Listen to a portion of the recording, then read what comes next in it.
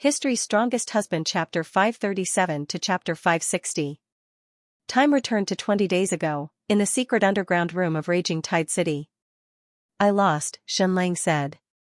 Mirror seemed a bit embarrassed, but also a bit pleased with himself, because he had won again. His chess skills had reached a terrifying level, and Xianxia simply couldn't use words to describe it. This was because Xianxia had almost lost even with his AI. Go was the most test of strategy and intelligence, and it was also an important position for humans in terms of intelligence. Even when computers were very powerful, computers still lost to humans. It wasn't until the appearance of AlphaGo a few years ago that computers defeated the human Go champions for the first time. And the chess skills of this mirror in front of him had undoubtedly surpassed the human champions. This was also very normal because he had been playing chess all his life, with himself. This mirror was almost the smartest person Xianxia had ever seen, even if his intelligence was limited to a very narrow field. Mirror, do you have a girl you like? Xianxia asked. Mirror shook his head shyly and said, no. Xianxia said, why not? Because they aren't beautiful enough? Mirror shook his head and said, no, they are too beautiful. The mirror was a very special person. He was almost indifferent to a woman's appearance because he himself was already handsome enough. Of course, Xianxia was also incomparably handsome because the two of them looked exactly the same. But Xianxia didn't often look for a mirror, and Mirror was always looking at himself in the mirror, so he was already immune to beautiful faces. Xianxia said, Mirror, you are the strongest person I have ever seen at Go, second to none. You are also the smartest person I have ever seen, second to none. Then you should know what a strategy is, right? Mirror nodded and said, 3 steps ahead, 4 steps, 5 steps. Xianxia said, yes, the so-called strategy is to always see further than others. There is a saying in this world, the mantis stalks the cicada, unaware of the oriole behind. There is another saying, when the sandpiper and clam fight, the fisherman benefits. The mirror understood every word that Xianxia said because it was well read. Xianxia said again, there is another saying, when you feel despair, you are actually close to victory. But just when you think that you have won a great victory, a calamity may come. The mirror nodded again because it still understood. He had almost no contact with anyone, but he had read countless books. His way of reading was different from others. It was a kind of self-interpretation. He had put his whole soul and spirit into the book. Moreover, it wasn't just the main character. It could also be a supporting role, or even an antagonist. That was why he could read a book many, many times, because once he put himself in the shoes of a different character, it was as if he was reading a new book. Xianxia, you are very pure, you are very smart, you are very powerful, and you are very kind. The mirror lowered its head shyly. Xianxia, come on, let's play the mirror game again. The mirror raised its head. What happened next could be considered a miracle. Because no matter what expression Xianxia made, the mirror could make the exact same expression. Whether it was his eyes, his temperament, or even the slightest expression, it was exactly the same. It was exactly the same as looking into a mirror. Chaplin only got 3rd place in the imitation Chaplin contest. In the competition where Xianxia imitated Xianxia, he only managed to get 2nd place. Of course, even if the mirror was exactly the same as Xianxia, it couldn't hide from some people, such as Xianxia's women and Yao Yao. Xianxia's women could smell the scum smell on him from a few meters away. There were also some other smells that they didn't need to rely on their eyes to recognize. Yao Yao seemed to be in another realm. She relied on her spirit to recognize her father. As for Shenmi and Shenli, they would sometimes fall into doubt and couldn't distinguish clearly. These 2 children didn't know the existence of the mirror. When it appeared, Shenmi would be a little confused. Xianxia, mirror, if something happens next, you can do it, right? The mirror said, yes, I can do it.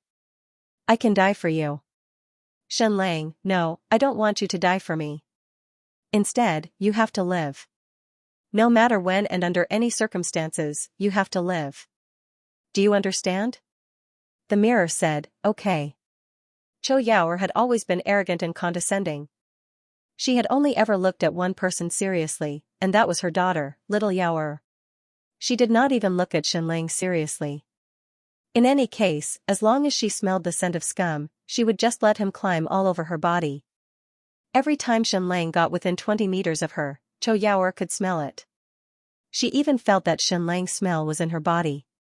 She couldn't get rid of it in this lifetime, and of course, she didn't want to get rid of it. This was because Shenlang made her more like a woman. There were only two people in her world. One was Shenlang, and the other was Yao Yao. She didn't even really exist. Now that Shenlang had grasped her weakness, no matter what he wanted to achieve, he just had to keep pestering her. Once she was annoyed, she would be willing to do anything, including anything. Emotions were the fulfillment of one's life, but they were also the hindrance of one's life. The carefree Chou Yaoer was once again tied down. Before coming to Dingyuan City, Shenlang wanted to have a private talk with Chou Yaoer. He wanted to clarify some things, such as the mantis stalking the cicada, unaware of the aureole behind Ying Guang and Ying Wuming, the Supreme Emperor, and the true battle at the pinnacle of this world. In the end, Chou Yaoer waved her hand and said, "If you want me to do something, just say it. If I can do it, I'll do it. If I can't, I'll just frown and do it. But if you want to tell me something, then forget it. I don't want to know anything. In any case, I only have Yao Yao in my eyes, and you." Originally, Shenlang wanted to tell her something, and it was something very important. But after hearing her words, he dispelled that thought, and the words became a different kind of request. As a result, Chou Yaoer frowned and agreed. In the sky above Dingyuan City, a scene of destruction was still playing out.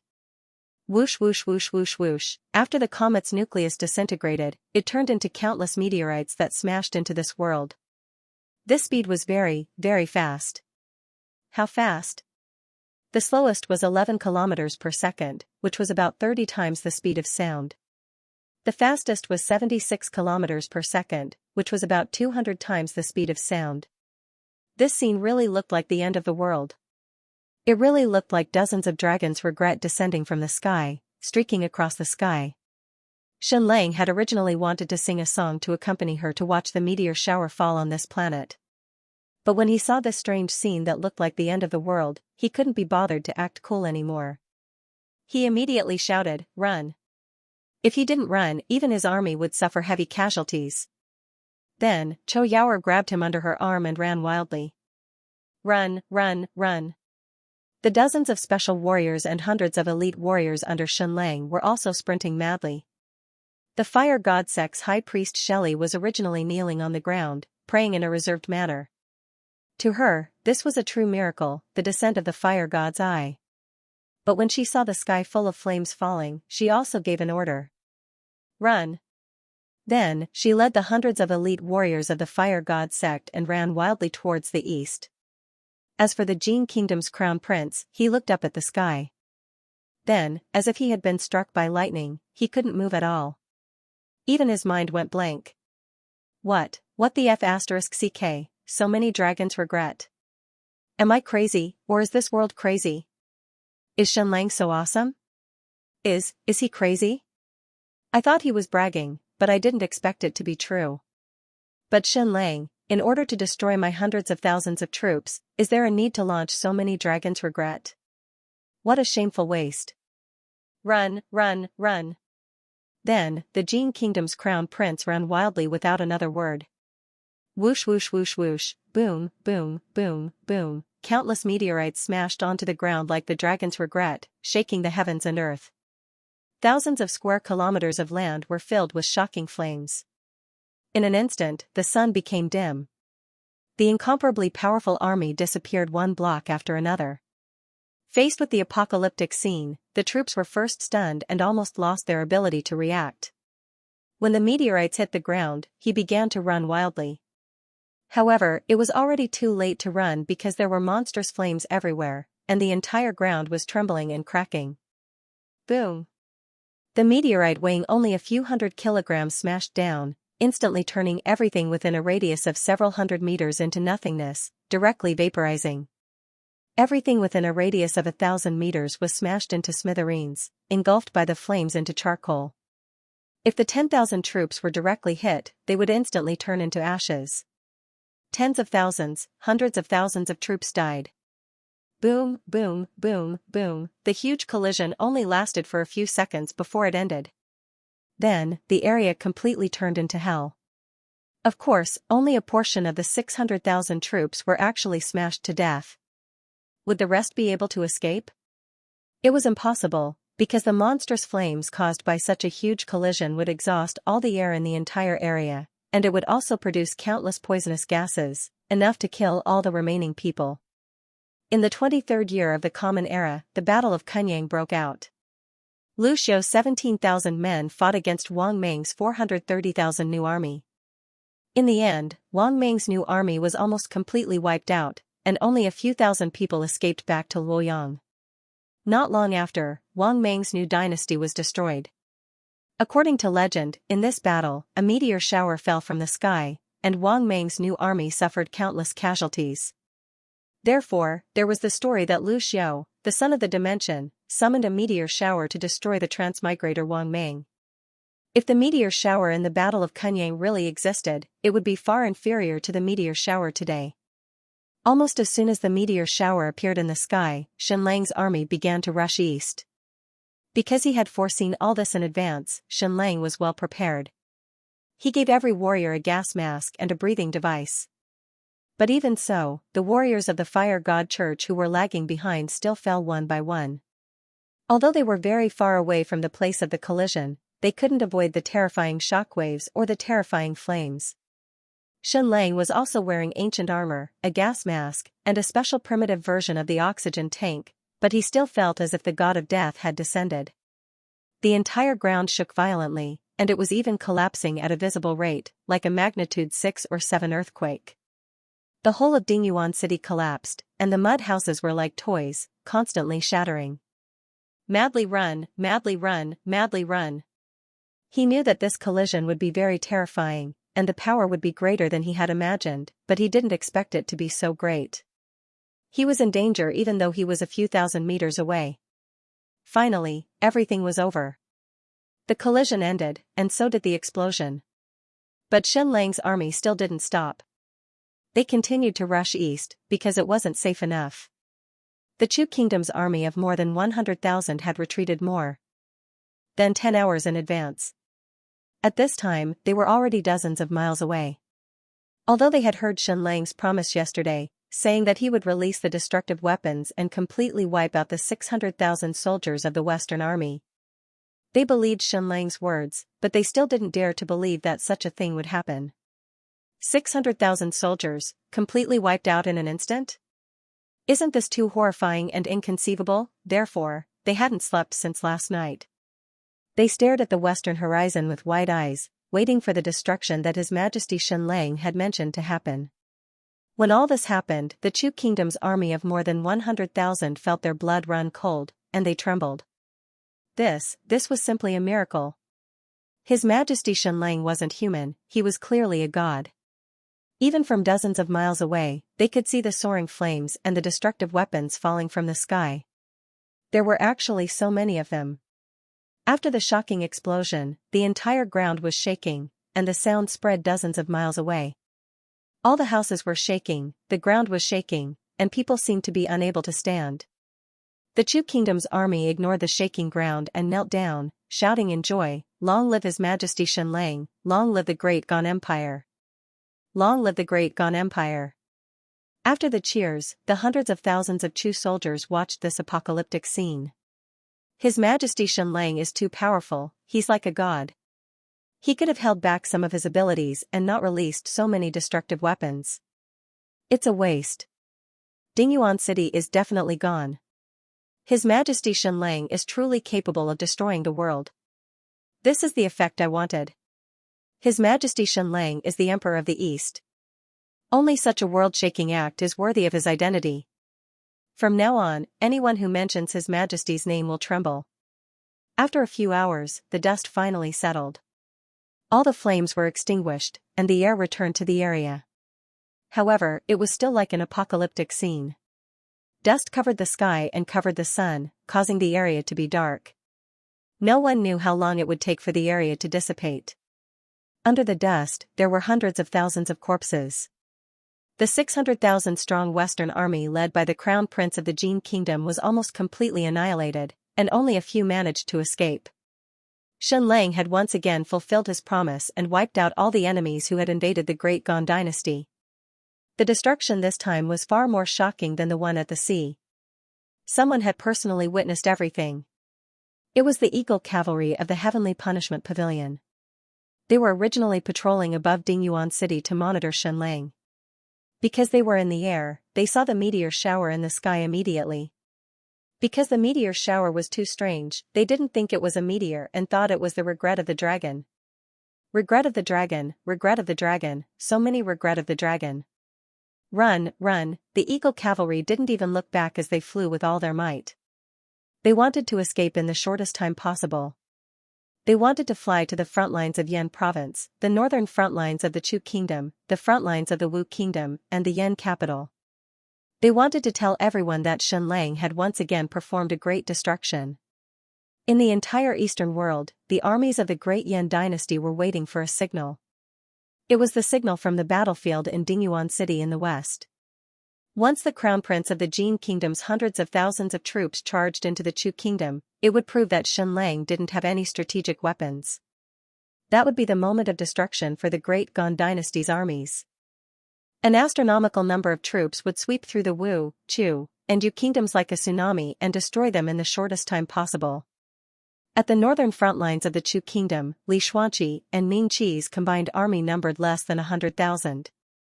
Similarly, they had to face the allied armies of several kingdoms. At the eastern front lines of the Wu kingdom, King Wu was in an even worse state. Most of the Wu kingdom's troops had fled, and only a few 100,000 soldiers were left in the entire kingdom. Even so, they had to face the powerful main force of the Great Yan Empire. In that case, which battlefield in the Great Gan dynasty was the most crucial? Yanzhou. Duke Bian Shao led a dozen armies to guard the entire defensive line in Yanzhou. He had to face three armies. The army of the Liang Kingdom in the north, the army of the Great Yan Empire in the east, and the army of the New Gan Kingdom in the west. The 10,000 square kilometers of Yanzhou had become a huge battlefield. The Great Yan dynasty had invested a shocking amount of troops, including a secret army of tens of thousands of transcendent forces. This was to ensure that once the war started, they would be able to instantly defeat Bian Zhao's main force. This was the best breakthrough point. Once Yanzhou was breached, they would be able to march straight in and break through the barrier between the three kingdoms. The commander of the central army was Ying Wuming, but he wasn't at the battlefield in Yanzhou. In that case, who was the commander of the Great Yan dynasty at the battlefield in Yanzhou? Lan Mo. That's right, it was the same Lan as Lan Shao and Lan Feng. Lan Shao had disciples all over the world, while Lan Feng was loyal to Zhongli until his death. In that case, who was this Lan Mo? He was Lan Zhao's younger brother, Lan Feng's older brother, and the first person in the Lan family to truly obtain the title of Grandmaster. He also had another identity. He was the deputy of the Privy Council of the New Gan Kingdom. He was once a subject of the Great Gan Empire, but he betrayed the Great Yan Empire with Yingguang. Another traitor. Right now, he had the highest authority over the entire battlefield in Yanzhou. With a single order from him, tens of thousands of secret legions and hundreds of thousands of soldiers could charge into Yanzhou. In his eyes, Bian Zhao's hundreds of thousands of soldiers were like chickens and dogs. In the past, Zhu Hongxue had used 10,000 soldiers of the Blood Soul Army to annihilate Bian Zhao's 100,000 soldiers in less than a few hours. In at most an hour, he would be able to break into Yanzhou and kill Bian Shao. The only thing he was waiting for was the signal from the western battlefield. He definitely didn't believe that Xianxia still had any dragon's regret. That pretty boy liked to put on a show and bluff. Martial Grandmaster, Marshal Lan Mo looked at the sky. The sun was already setting in the west. He was really getting impatient. This show had gone on for too long. Hurry up and end it. It was about time. News from the western battlefield would soon arrive. At this moment, a figure appeared in the western sky, accompanied by a bird's cry. The eagle rider had arrived. News from the western battlefield had arrived. Marshal Lan Mo suddenly pulled out his sword and shouted, "Army, get ready!" Instantly, countless soldiers and tens of thousands of secret legions pulled out their weapons and prepared to attack the city. Lan Mo narrowed his eyes and gazed at Bian Shao on the walls of Yenzhou, a faint killing intent rising in his heart. An hour. At most an hour to end the battle. As soon as news of the Eagle Rider arrived, he would start a massacre and wipe out the hundreds of thousands of soldiers in Yenzhou. He was a traitor of the great Qian dynasty. As for how to redeem his reputation, it was very simple. He just had to kill everyone in the great Qian dynasty, including his two brothers, Lan Shao and Lan Feng. Without enemies, he would be righteous. The Eagle Rider from the Punishing Heaven's pavilion swooped down and shouted in a trembling voice, "Where is the Crown Prince? Where is the Crown Prince?" Lan Mo said, "Does a battle of this level require the Crown Prince's presence? I am the Deputy Envoy of the Bureau of Military Affairs of the New Qian Kingdom, the Supreme Commander of the Yenzhou battlefield, Lan Mo. What business do you have with me? Has the Western battlefield ended?" The Eagle Rider from the Punishing Heavens pavilion said in a trembling voice, "The Battle of Dingyuan City has ended. The Crown Prince's 600,000 Western troops have been completely annihilated." Lan Mo was horrified. All the surrounding generals, including the generals of the secret army, couldn't believe their ears. It was as though they had been struck by lightning. How was that possible? That was an army of 600,000, including tens of thousands of secret army. The Eagle Rider from the Punishing Heavens pavilion said, "I saw it clearly. When the battle broke out, Shenlang only used a few hundred people to defend Dingyuan City against the Crown Prince's army of 600,000. We felt that it would be easy to crush them. In the end, dozens of Regret of the Dragon shot over from the horizon. Our Western troops, which numbered hundreds of thousands, were completely annihilated." Even after such a long time had passed, the Eagle Rider was still trembling, as though he had lost half his soul. "I will never forget that scene for the rest of my life. It was truly apocalyptic." Shenlang fulfilled his promise once again. Anyone who entered the New Qian dynasty would be completely wiped out by him. As the Eagle Rider from the Punishing Heavens pavilion spoke, he looked towards the horizon.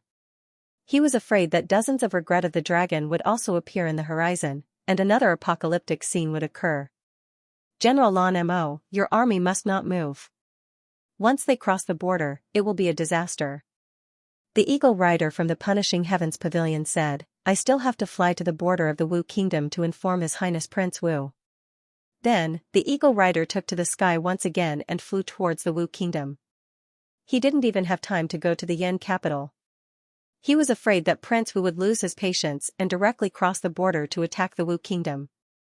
At this moment, the gates of the Yan province's border were opened. A woman rushed out. She was Bian Zhao's daughter, Bian Miao. Female General Bian Miao even rushed to the front of Lan Mo's army and said coldly, "I will once again announce His Majesty Shenlang's edict. No one is allowed to take even half a step into the Great Qian dynasty's territory. Otherwise, they will be destroyed and completely wiped from this world." Little White, P. The white horse she was riding on was a little embarrassed. However, after hearing its mistress's order, it still peed. Bian Miao urged the war horse to gallop. The white horse's pee drew an uneven line on the ground. Then, she pointed to the line and said, "If any army of the Great Yan dynasty crosses this line, we will launch a strategic attack and kill you all. Do not say that I did not warn you." Then, Bian Miao rode the war horse back into the city. What was even more arrogant was that the gates of the Yan province's city were not closed. They were left wide open, as if to tell the enemy that they could attack if they had the guts. Was Bian Miao's acting too good? No, it wasn't. It was because she truly believed that Shenlang still had a trump card. She truly believed that once the enemy crossed the border, they would be destroyed. That was why her acting was flawless. This woman's actions were a great humiliation to Lan Mo. It was a great humiliation to the entire army. However, they really didn't dare to cross the border. Lan Mo couldn't bear the responsibility. Next, they would have to wait for the Yan capital's edict. At the border of the Wu Kingdom, the two armies faced each other. The battle could break out at any moment. The sun was already setting. However, Prince Wu believed that they would be able to break through the Wu Kingdom's border in an hour at most. The enemy's army was too weak. The only thing they had to wait for was the signal from the western battlefield. The Eagle Riders should be relaying the message and should be arriving soon. The morale of the hundreds of thousands of soldiers at the Wu Kingdom's border was completely low. Compared to the high morale of the Chu Kingdom, the Wu Kingdom was far inferior. Xianxia looked at his daughter and sighed. You shouldn't have come with me. I asked you to go to the Raging Tide City, but you refused. Xianxia said, You are shameless. Shenlang is also shameless, but I am. Then, Xianxia said, Father, is what Bai Wuchang said true? Is he bragging? Can he really wipe out the Jin Crown Prince's Western army? This person's words are like farts. Xianxia was helpless. He had told her countless times to address him as His Majesty Shenlang and not Bai Wuchang. However, Xianxia was extremely rebellious and wouldn't listen to anyone. Even if her mother smacked her in half, she would still be stubborn. No one could do anything to her. Fortunately, His Majesty Shenlang was magnanimous. No, fortunately, His Majesty Shenlang was shameless. He acted as if he didn't hear anything and didn't care about her at all. He also had no intention of taking responsibility. He also never admitted that he was Bai Wuchang, nor did he deny it. What could Xianxia do as a subject if the ruler was shameless? Moreover, he was a subject of the state of Yu. Only his next generation would be directly loyal to Shenlang. Then he would play dumb. Anyway, no one would dare to marry Xianxia. She was going to be 28 soon, and she had been alone all this time. Let's see if His Majesty Shenlang would feel guilty or not. However, all of this was for the future. He had to get through this crisis first. Hopefully, His Majesty Shenlang would create another miracle. No, it would be a miracle. Otherwise, the Great Yan Empire's Prince Wu would just have to charge and the Wu nation's borders would collapse. Xianxia's heart was filled with resentment. She felt terrible being despised by others. She would die here. She didn't die in the Battle of West Garrison City. She didn't die in the Battle of Tianyue City. Now, she would die at the Wu nation's borders. No matter what, she would die for the great Qian dynasty. Let's see if that shameless scum, Shenlang, would feel guilty or not. Shameless and shameless. She was clearly the Bai Wuchang and had tainted her innocence, but she didn't dare to admit it. Die here. At this moment, an eagle rider appeared in the sky. Xianxia and King Wu almost couldn't breathe. They didn't know what message the eagle rider would send. Would His Majesty Shenlang create another miracle, or would he be destroyed? The eagle rider swooped down and knelt in front of the Great Yan Empire's Prince Wu. He said, Your Highness, the Battle of Dingyuan City has ended. The Jin nation's crown prince led hundreds of thousands of Western army troops to be completely annihilated. Shenlang fired dozens of Regret of the Dragon and completely annihilated the Western army. In the Yan capital, the emperor was still in seclusion in the Forbidden Grounds, and the crown prince was still in charge of the court. In the crown prince palace, the empire's crown prince and the new Qian king, Yingguang, were quietly playing chess. The two of them were evenly matched and locked in a stalemate. Yingguang didn't have any intention of giving way. Both of them played chess and drank tea in silence. They didn't say a word. That was because they were waiting for news from the Western army. Before the news arrived, no one was willing to speak. They were focused on the chessboard. Soon, the Great Yan Empire's crown prince seemed to be at a disadvantage. He was surrounded, and the game seemed to be in a desperate situation. However, in the next few seconds, with a few moves, he was immediately killed. The chess pieces in Yingguang's corner were all gone. In terms of chess, the two of them were much better than Shenlang. Every time they were about to kill each other, there would be changes. Suddenly, both of them stopped playing. The chess pieces in their hands were suspended in the air because they heard hurried footsteps coming from outside. Moreover, the footsteps sounded a little panicked and fearful. Perhaps it wasn't good news. The crown prince and Yingguang's eyes narrowed at the same time. They held their breaths and waited for the sound outside.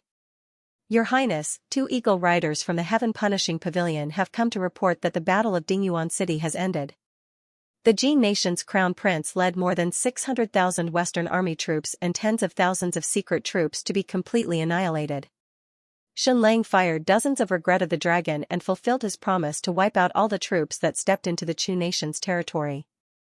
What should we do next? Where should the million-strong army that surrounded the Wu nation, Chu nation, and Yu nation go? Your Highness, please tell us. After hearing the news, Guang's tall body trembled. His face twitched, and the chess piece in his hand instantly shattered.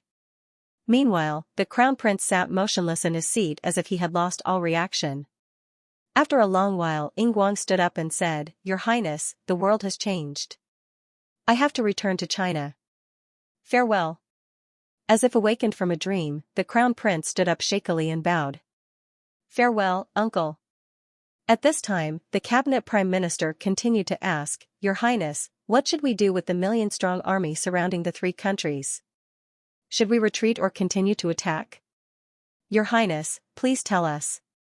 The crown prince said, Shenlang, really fired dozens of regret of the dragon?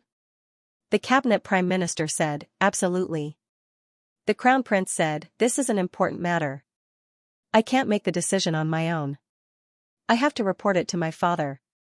After that, the crown prince left the crown prince palace and rushed to the palace to report the shocking news to the emperor who was in seclusion. Note, the next chapter is very important. Brothers, it's the last 2 days of double monthly votes. Will you vote for me? I'll kowtow to you, thanks to Bayonet H, Wang Jin, Zay/Min, Vanish, Neo AI, and the others for their 10,000 yuan tips. This forbidden area of the royal palace was still empty. In reality, countless people found it hard to understand.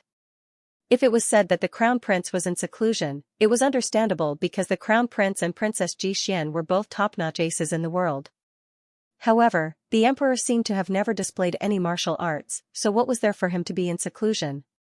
And why did he have to go into seclusion at such a critical moment? However, the authority of this supreme emperor was too great, and no one dared to question his words.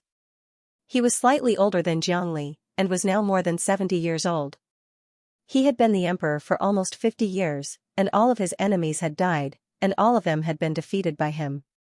The forbidden area of the empire's palace was a tall tower that was over 100 meters tall. From the top of the tower, one could overlook the entire Yan capital. No one was allowed to approach within 100 steps of the top of the taboo tower. Once they approached, no matter who it was, they would be mercilessly shot to death, no matter how high their martial arts were. Therefore, the crown prince stopped when he was 100 steps away from the taboo tower. He knelt down and kowtowed. Father. There was no response from the taboo tower. The crown prince said, the western army led by the crown prince of Jin was completely annihilated. Dingyuan city suffered a destructive attack, and everything within 100 miles was destroyed. The attack was equivalent to the power of several dozen regretful dragons. A moment later, the emperor's voice came from inside, Guang has left?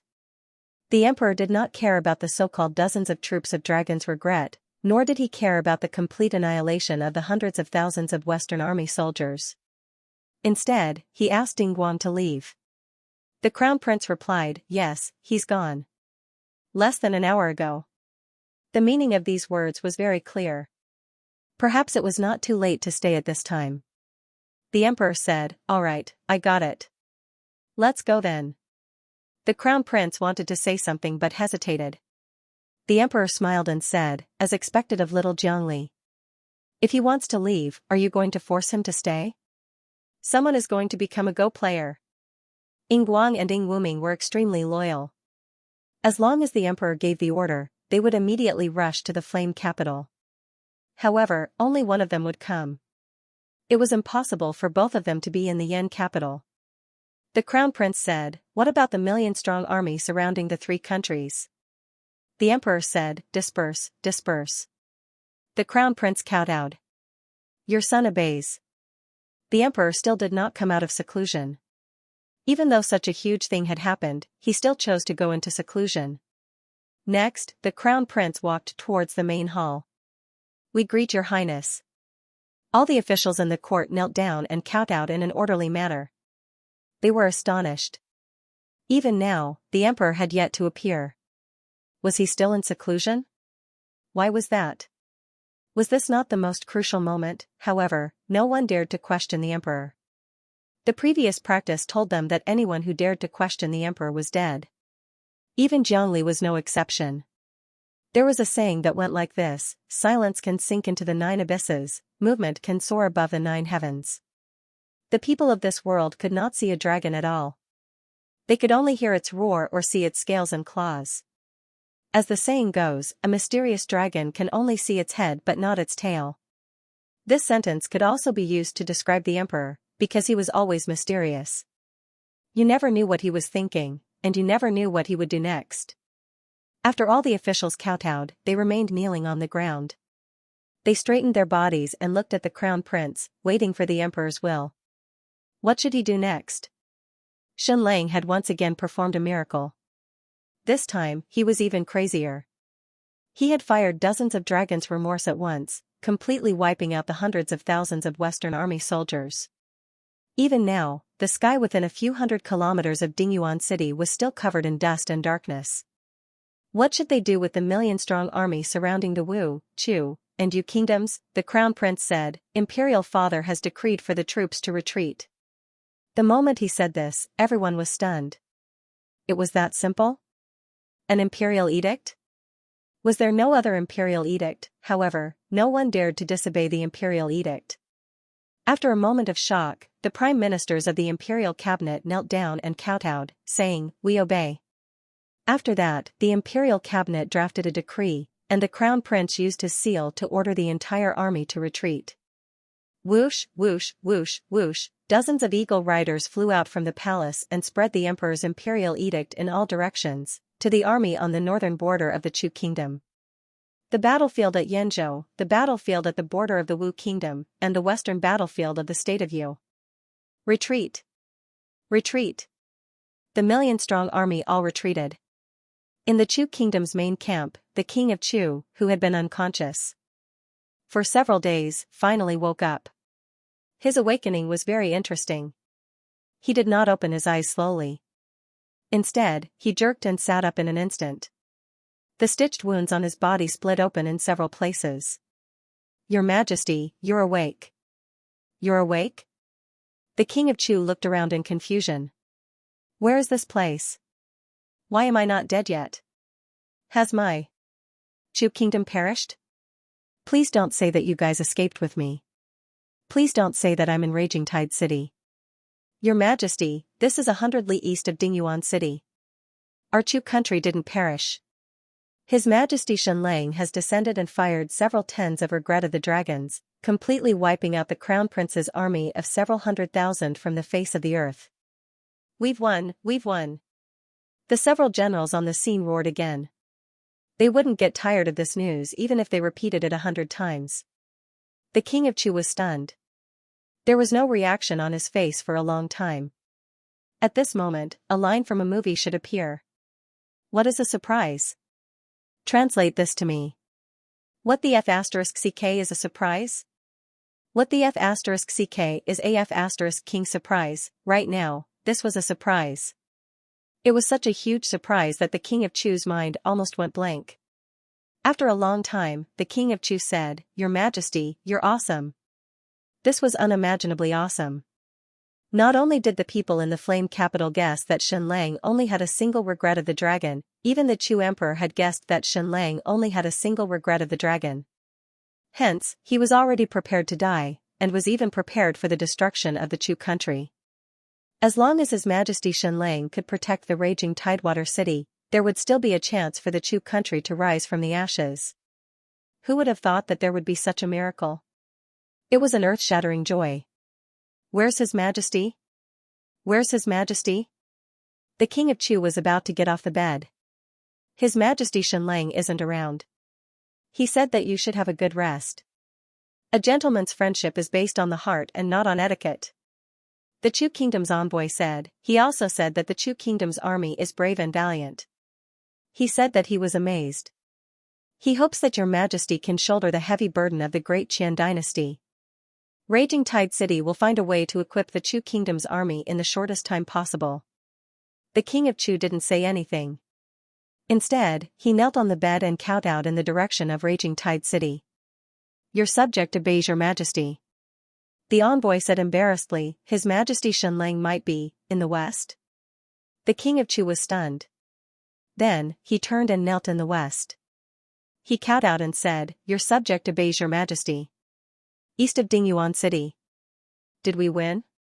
Princess Duola asked. Shenlang said, "From what aspect?" Princess Duola said, "From the eyes, of course." Shenlang said, "From the eyes, of course, we won. A complete victory. The great Yan Emperor might give the order to retreat soon. There will be no more wars between the Wu, Chu, and Yu kingdoms." Princess Duola said, "Then what about from another angle?" Shenlang said, "Where am I looking from?" "From the back of my eyes? I want to see." Princess Duola said to Qiu Yaoer, "Your Majesty, are you not going to do anything?" Qiu Yaoer said, "You'll get used to it. Also, you should rejoice that he was only joking with you."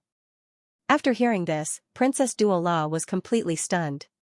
She stared at Qiu Yaoer for a long time, trying to determine if she was joking.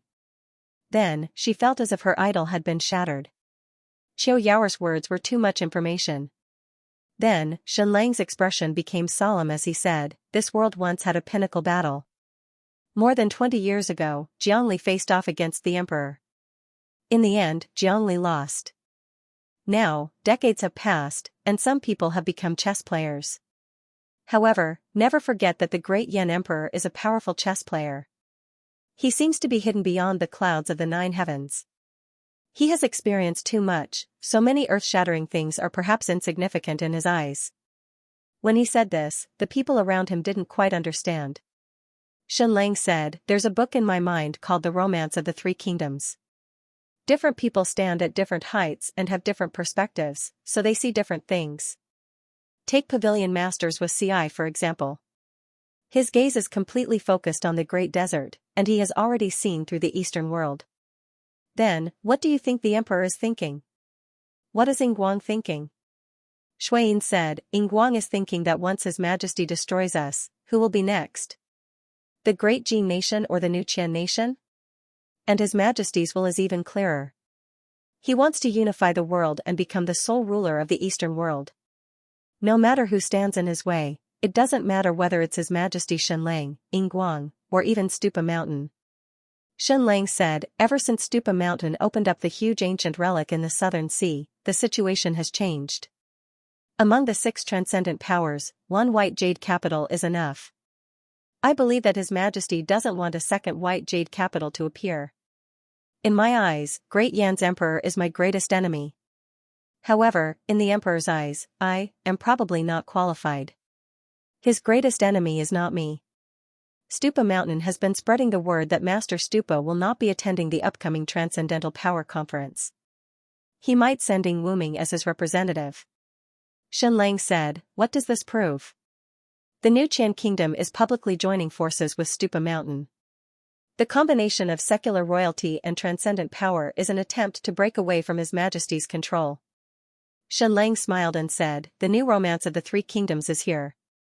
This world is very strange. When you are in despair, it might give birth to endless hope. Victory is just around the corner. When you are overjoyed with victory, it might give birth to a terrifying black hole. His Majesty, Yingguang, Stupa Mountain's master, and the others are the best chess players in the world. Even if our strength is far inferior to theirs, if we want to survive and develop, we must stand on the same level as them. A complete victory. A complete victory." Shenlang smiled and said, "Yes, we have won a complete victory. However, the real battle at the pinnacle has only just begun." Everyone was silent as they listened to Shenlang's words. This was because they did not understand much. There was too much information contained in his words, and it was something very terrifying. There was a brand new house in front of him. It had just been built a few days ago. Shenlang said, "I'm going in to pee. Do you want to come with me, Dora?" "Get lost," Princess Dora said. Shenlang said, "Then I'm going in. Please don't peek." Then, Shenlang walked into the brand new house and did not come out for a long time. "So long?" Princess Dora asked. After a while, Shenlang walked out and said to everyone, "Let's go. The poisonous gas at the big impact site has almost dissipated. We should be able to survive. Let's go and dig for the treasures." High Priest Shelley of the Fire God Church had been waiting for this sentence for a long time. This was because when the blazing dragon comet passed by this planet, there would be small impacts. They would bring precious materials and even directly lead to the birth of the Fire God Church, making it stronger. It could be said that the strategic materials that the Fire God Church had were mostly obtained from the blazing dragon comet. This time, the blazing dragon comet had completely disintegrated and caused an unprecedented impact. It would definitely bring even more shocking treasures and strategic materials. With a command, a few hundred people rushed toward the big impact site and prepared to dig for the treasures. 2 hours later, Xianxia and the others arrived at the Gobi Desert in the west of Dingyuan City. In fact, the real big impact site was thousands of meters away from Dingyuan City. However, it still destroyed the entire Dingyuan City. The earthquake caused by the impact turned the entire city into ruins. There were countless corpses everywhere, piling up like a mountain. Those who were crushed to death by the meteorite were considered lucky because they were instantly turned into ashes and didn't feel any pain. However, those who died later died in pain. They were either roasted to death by the high temperature, poisoned to death by the poisonous gas, or suffocated to death. Therefore, this place had become hell. There were twisted corpses everywhere. Even though a day had passed, this place was still very dangerous. Dust shrouded the area, and the air was still thin. Moreover, there was burnt smoke everywhere, as well as poisonous gas that had yet to dissipate. In particular, the high temperature around the impact site still hadn't subsided. A total of dozens of meteorites had hit the ground, creating dozens of huge craters. These craters were more than a few thousand meters wide, and the smallest was more than a few hundred meters wide. The deepest was more than 1,000 meters deep, and the shallowest was still a few hundred meters deep. Although these meteorites didn't directly hit the natural gas mine, the earthquake behind them still tore the ground apart. Hundreds of natural gas kept spewing out and burning continuously. Of course, this was a good thing. Fortunately, the natural gas was still burning. That way, there wouldn't be a destructive explosion. If it only leaked and didn't burn, then it would be covered by the dust. If there was a big explosion, it would be terrifying. Your Majesty, this place is too dangerous. We can't stay for too long. We need to go in and out many times, High Priest Shelley said. Xianxia ordered, split up and explore. All the strategic materials and treasures should be at the bottom of the crater. Yes. Next, the few hundred people under Xianxia split up into a few teams and went deep into the crater to explore. It was even more dangerous here. The temperature was still shockingly high, and there was almost no air. There was poisonous gas everywhere. The energy from this massive impact was simply too terrifying. The crater was no longer filled with dirt but with crystalline rocks that were incredibly tough. The high temperature from the impact had caused them to undergo intense changes. Xianxia was wearing ancient armor and 2 layers of gas masks. He carried a large oxygen tank on his back, so he was unable to walk. Zhou Yao carried him under her waist and continuously jumped down into the crater. This crater was incredibly deep, and they had not reached the end even after 2,000 or 3,000 meters.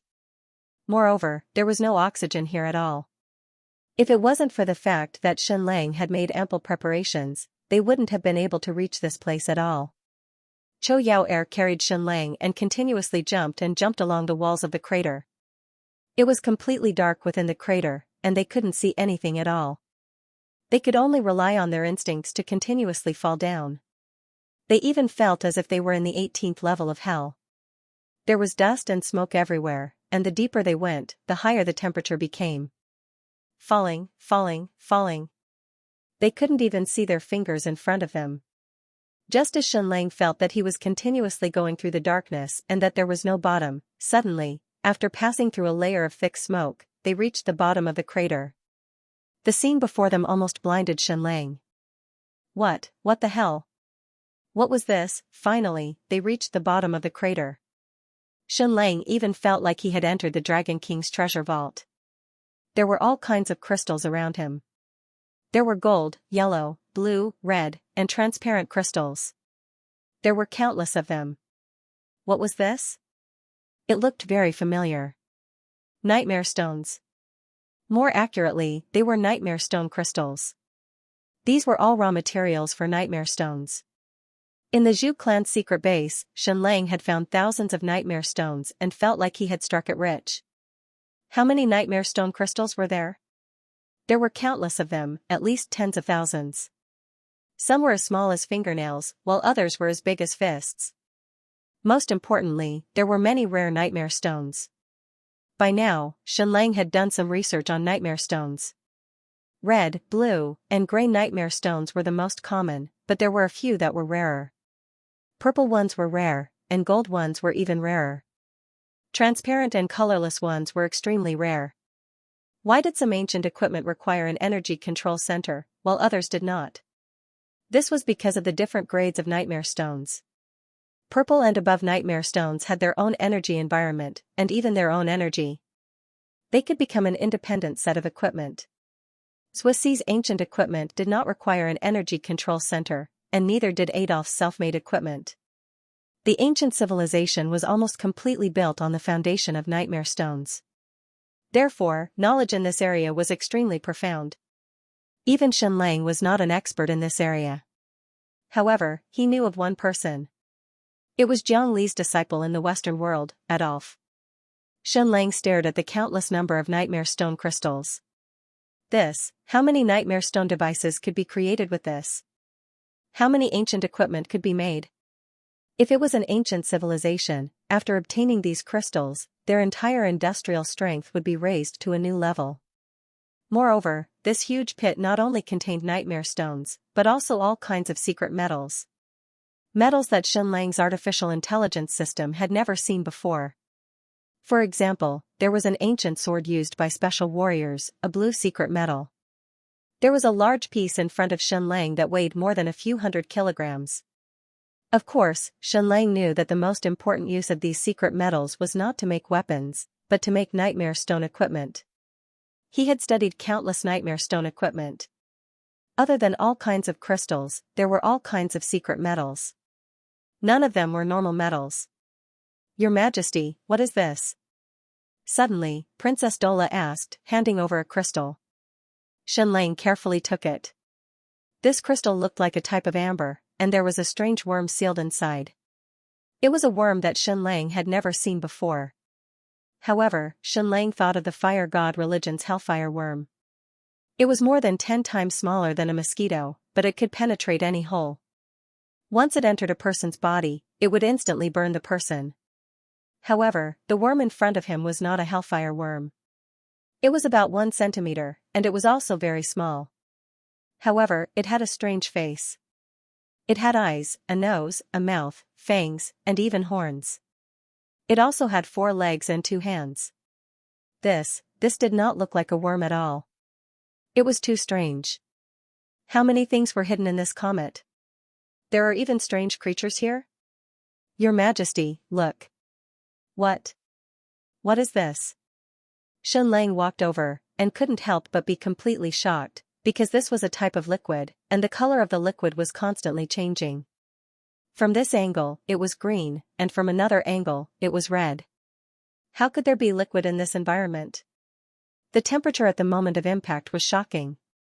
No matter what kind of liquid it would immediately turn into ashes and evaporate. This pool of liquid in front of him was especially glaring and strange. Xianxia used his X-ray eyes to scan it, but he could not see anything. When he used the AI to analyze it, he could not get any data. He had no idea what kind of material it was. Suddenly, Chou Yaoer said, "I feel that its energy aura is very familiar. It's like Regret of the Dragon." Xianxia could not help but be stunned. Regret of the Dragon, because he came from modern Earth, he only had one impression of Regret of the Dragon, a nuclear bomb. Of course, after Regret of the Dragon exploded, there would be no nuclear radiation, but in Xianxia's mind, this Regret of the Dragon must be the fission of some very special material. However, this liquid in front of him did not look like uranium or plutonium at all. However, Chou Yaoer's intuition would not be wrong. She did not speak easily, but when she did, what she said was basically correct. Of course, even if this thing was a material for Regret of the Dragon, it was useless. There seemed to be very little of it, and Xianxia could not make it at all. It could only be used for research. Take all the resources in this crater, Xianxia ordered. Yes. Over 100 Amazon warriors replied. They then took out boxes and put all the nightmare stone crystals, secret gold, and special biological fossils into them. Suddenly, Princess Gila said, "Little brother, does every crater have treasures?" Xianxia, should be. Gila, then isn't it too easy for the fire god religion? Xianxia was stunned. These are strategic resources, but it requires a long period of research to achieve results. Don't take everything for yourself at this time. Gila pouted. All right. Next, a few hundred warriors transported these resources out of this hellish area and sent them to the secret camp. After that, they would use the fastest speed to transport them back to Raging Tide City. After resting outside for a while, they put on new gas masks, put on the special version of the oxygen tank, potassium permanganate or potassium chloride oxygen generator, and once again entered the crater to dig for treasures. Along the way, Xianxia and Chou Yaoer exchanged a few words. Chou Yaoer, are you sure? Xianxia, I'm sure. Chou Yaoer, okay. Then, she rushed into the crater alone. Almost all of the craters had been explored, and there was only one left. This crater was the most special. First, it was very small, only a dozen or so meters in diameter, but it was so deep that one could not see the bottom. It was far deeper than any other crater. This was extremely abnormal. Any crater would be deeper the bigger it was, and the smaller it was, the shallower it was. And this crater was so small yet so deep. What did it prove? It proved that although this crater was very small, its energy was extremely shocking. That was why it was more than 10,000 meters underground. Any meteorite would explode, break down, and burn during the impact, but this crater clearly did not break down or burn. It was still intact, so it should be a treasure, an extremely precious treasure. Xianxia's team and High Priest Shelley's team surrounded this huge deep pit. Both sides knew that there was definitely a strategic treasure in this 10,000 meters deep pit, and there should only be one. This treasure's value might be more than the combined value of the other 10 pits. So, who should the treasure belong to? High Priest Shelley's eyes were filled with passion as she looked at the bottom of the crater with infatuation. Many words appeared in her mind. This fire dragon comet was discovered by the Fire God sect and was even named the Fire God's Eye. The Fire God sect was even born because of this comet. Almost every 100 years, the Fire God sect would chase this comet's trajectory. The Fire God sect's strength was all because of this comet. So, even though this fire dragon comet crashed into the eastern world, the Fire God sect should have the rights to it. Moreover, Xianxia had already gained a lot from this collision. High Priestess Shelley thought of countless reasons for the Fire God sect to possess the last treasure. But in the end, High Priest Shelley bowed and said, "It belongs to you, Your Majesty." Xianxia bowed and said, "Thank you, Miss Shelley." Shelley said, "But I feel that my generosity and the Fire God sect's generosity should be rewarded." Xianxia said, "Please say it. You can choose whatever you want from the treasures that have already been excavated." High Priest Shelley said, "I don't want anything. I only want one thing, your seed. Because I have seen Duchess Deborah's child and Queen Aida's child. As my only condition, I hope that you can give me a seed when I leave the Raging Tide City." No wonder you never wear clothes in front of Xianxia. I thought you were born like this. Xianxia smiled bitterly and said, "Deal, Miss Shelley." High Priest Shelley said, "Then we will take our leave first. See you again." High Priest Shelley left with a few hundred warriors of the Fire God sect. This was a declaration that she would not use force or schemes to fight for this last treasure. Looking at this deep pit, Xianxia, Chou Yaoer, Princess Dola, and Chou Yaoer all held their breaths. They could not imagine what kind of treasure would be in this deep pit, and how precious it would be. "I don't know why, but I have a feeling that I am witnessing history," Princess Gila said. "What do you think is in this deep pit?" Princess Doris said, "The ancient civilization was built entirely on the Nightmare Stone, and this blazing dragon comet is the foundation of the entire civilization. In that case, this last crater might be the core of the entire ancient civilization?" Princess Gila said, "Little brother, this pit is very narrow, and it can only fit 2 people. Why don't I go down with Chou Yaoer while you wait up here?" Xianxia shook his head and said, "No need. I will go down with Cho Yaoer. Hila said, my dear little brother, don't you trust me? Shenlang said, because you are my sister. You are my family. Sister Yaoer, let's go down. Hila was stunned. What did Shenlang mean by that? Cho Yaoer and Shenlang were both wearing the ancient armors. They took a deep breath, then jumped down into the bottomless pit. Hila said, Dola, what do you think is at the bottom of this pit? Can it change this world? The last pit seemed to penetrate all the way to the center of the earth. It was the true 18 levels of hell, and there seemed to be no end to it. They kept falling, and falling. Suddenly, Cho Yaoer said, can this treasure really change the world? Shenlang said, this world, this history, is already changing. Note, these few chapters are very important and difficult to write. I will go eat and write the second chapter. Brothers, if you have monthly votes, remember to give them to me. I am bowing to everyone. Over 20 days ago, in Raging Tide City. Mirror, you've read so many books. Which type of person do you think is the most pathetic? Shenlang asked. Mirror thought for a while and answered, ignorance. Shenlang, yes, ignorance. Mirror, ignorance and complacency.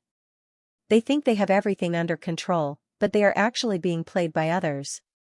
Shenlang, then, when do you think people are in the most danger?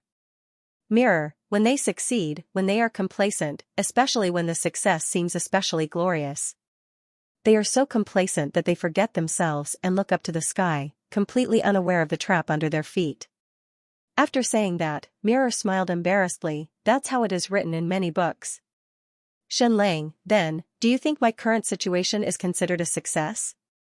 You know everything that happened to us because you read the reports every day. Mirror, if you can completely wipe out the great Yan Empire's Western army, end this world. War that was stopped before it even started, and protect the Wu, Chu, and Yu empires, then you will have succeeded. It will be the greatest success and glory of your life, until now. Shenlang, then, do you think I'm complacent? Mirror, you are complacent. You are complacent all the time, but you do not forget yourself. Shenlang, there's a saying in a poem, I don't know the true face of Mount Jade, only because I am in the mountain. Many great people fall into the abyss when they are at their most successful and complacent because they are already in the game, but their vision is limited and they cannot see clearly. But there's another saying, I don't fear the clouds that cover my eyes, because I am at the highest level. In other words, when your vision is at the highest level, you don't have to worry about being deceived by illusions. Mirror heard this and suddenly laughed. I remember a line you often wrote in your book, I don't want the sky to cover my eyes, I don't want the earth to bury my heart. Now that I think about it, this line is very pretentious, but it's not as good as the two lines you just said. Shenlang, I want to be pretentious, as long as I am awesome. Then, Shenlang continued, there's another saying that goes, it seems like there are thousands of paths in front of you, but in reality, there isn't a single path. But sometimes, when you see a dead end, the road is right under your feet, even if it looks like a bottomless abyss. Yes. The mirror said, I understand. As long as you can see it clearly, no matter how dangerous, terrifying, or confusing the path before you is, it will still be the way out. In the last crater of the collision, Shenlang and Cho Yaoer continued to falling. It was unknown just how deep this pit was. It was said to be a bottomless abyss, but perhaps it had already exceeded that. It truly felt as if it was going deep into the earth's core. Of course, this was just an illusion. It was just that he felt too out of control when he fell, so he felt that time was especially long. Although the pit was deep, it was not that deep. Bang! He reached the bottom. Cho Yaoer grabbed onto the cave wall in advance as a buffer. By the time she reached the bottom, she no longer had any momentum and easily stopped. Shenlang looked up at the sky, but he could barely see anything. It was really King deep. He didn't even know how to climb back up. What on earth could have created such a deep pit in the great desert? When Shenlang explored the first pit, he felt as if his eyes were about to go blind because it was densely packed with shiny treasures. And in this last crater, there was only one thing, which lay quietly at the bottom. An egg that was about a foot in diameter. It was this thing that created a 10,000-meter deep crater. Shen Lang went forward to touch the egg. It was cold and did not feel any warmth, as if it was a normal stone. If not for the patterns on its surface, Shen Lang would have thought it was a large pebble. But it was undoubtedly an egg. The surface of the egg was covered in scales and filled with very special folds. It was the last thing the fire dragon comet smashed down. It was the true core of the comet. Then what kind of egg was it? A dragon egg? But why would it appear on the comet in the sky? This was too strange. Shen Lang held it with both hands. The egg was very heavy, at least a few dozen kilograms. But it was only a few dozen kilograms. What did it use to create a 10,000-meter deep crater? It was too bizarre. But if it was a dragon egg, then it would indeed change history and the entire world. Shen Lang couldn't help but think of the sound when the dragon's regret was launched. It really sounded like the sigh of the dragon. Why was that strategic weapon called the dragon's regret? And these nightmare stone devices, those shiny gems, what were they? Shen Lang held the possible dragon egg tightly and pressed it against his face. He said obsessively, "We are really going to change the world. We are really going to create history. If this is a dragon egg, then its value far surpasses all of the previous items.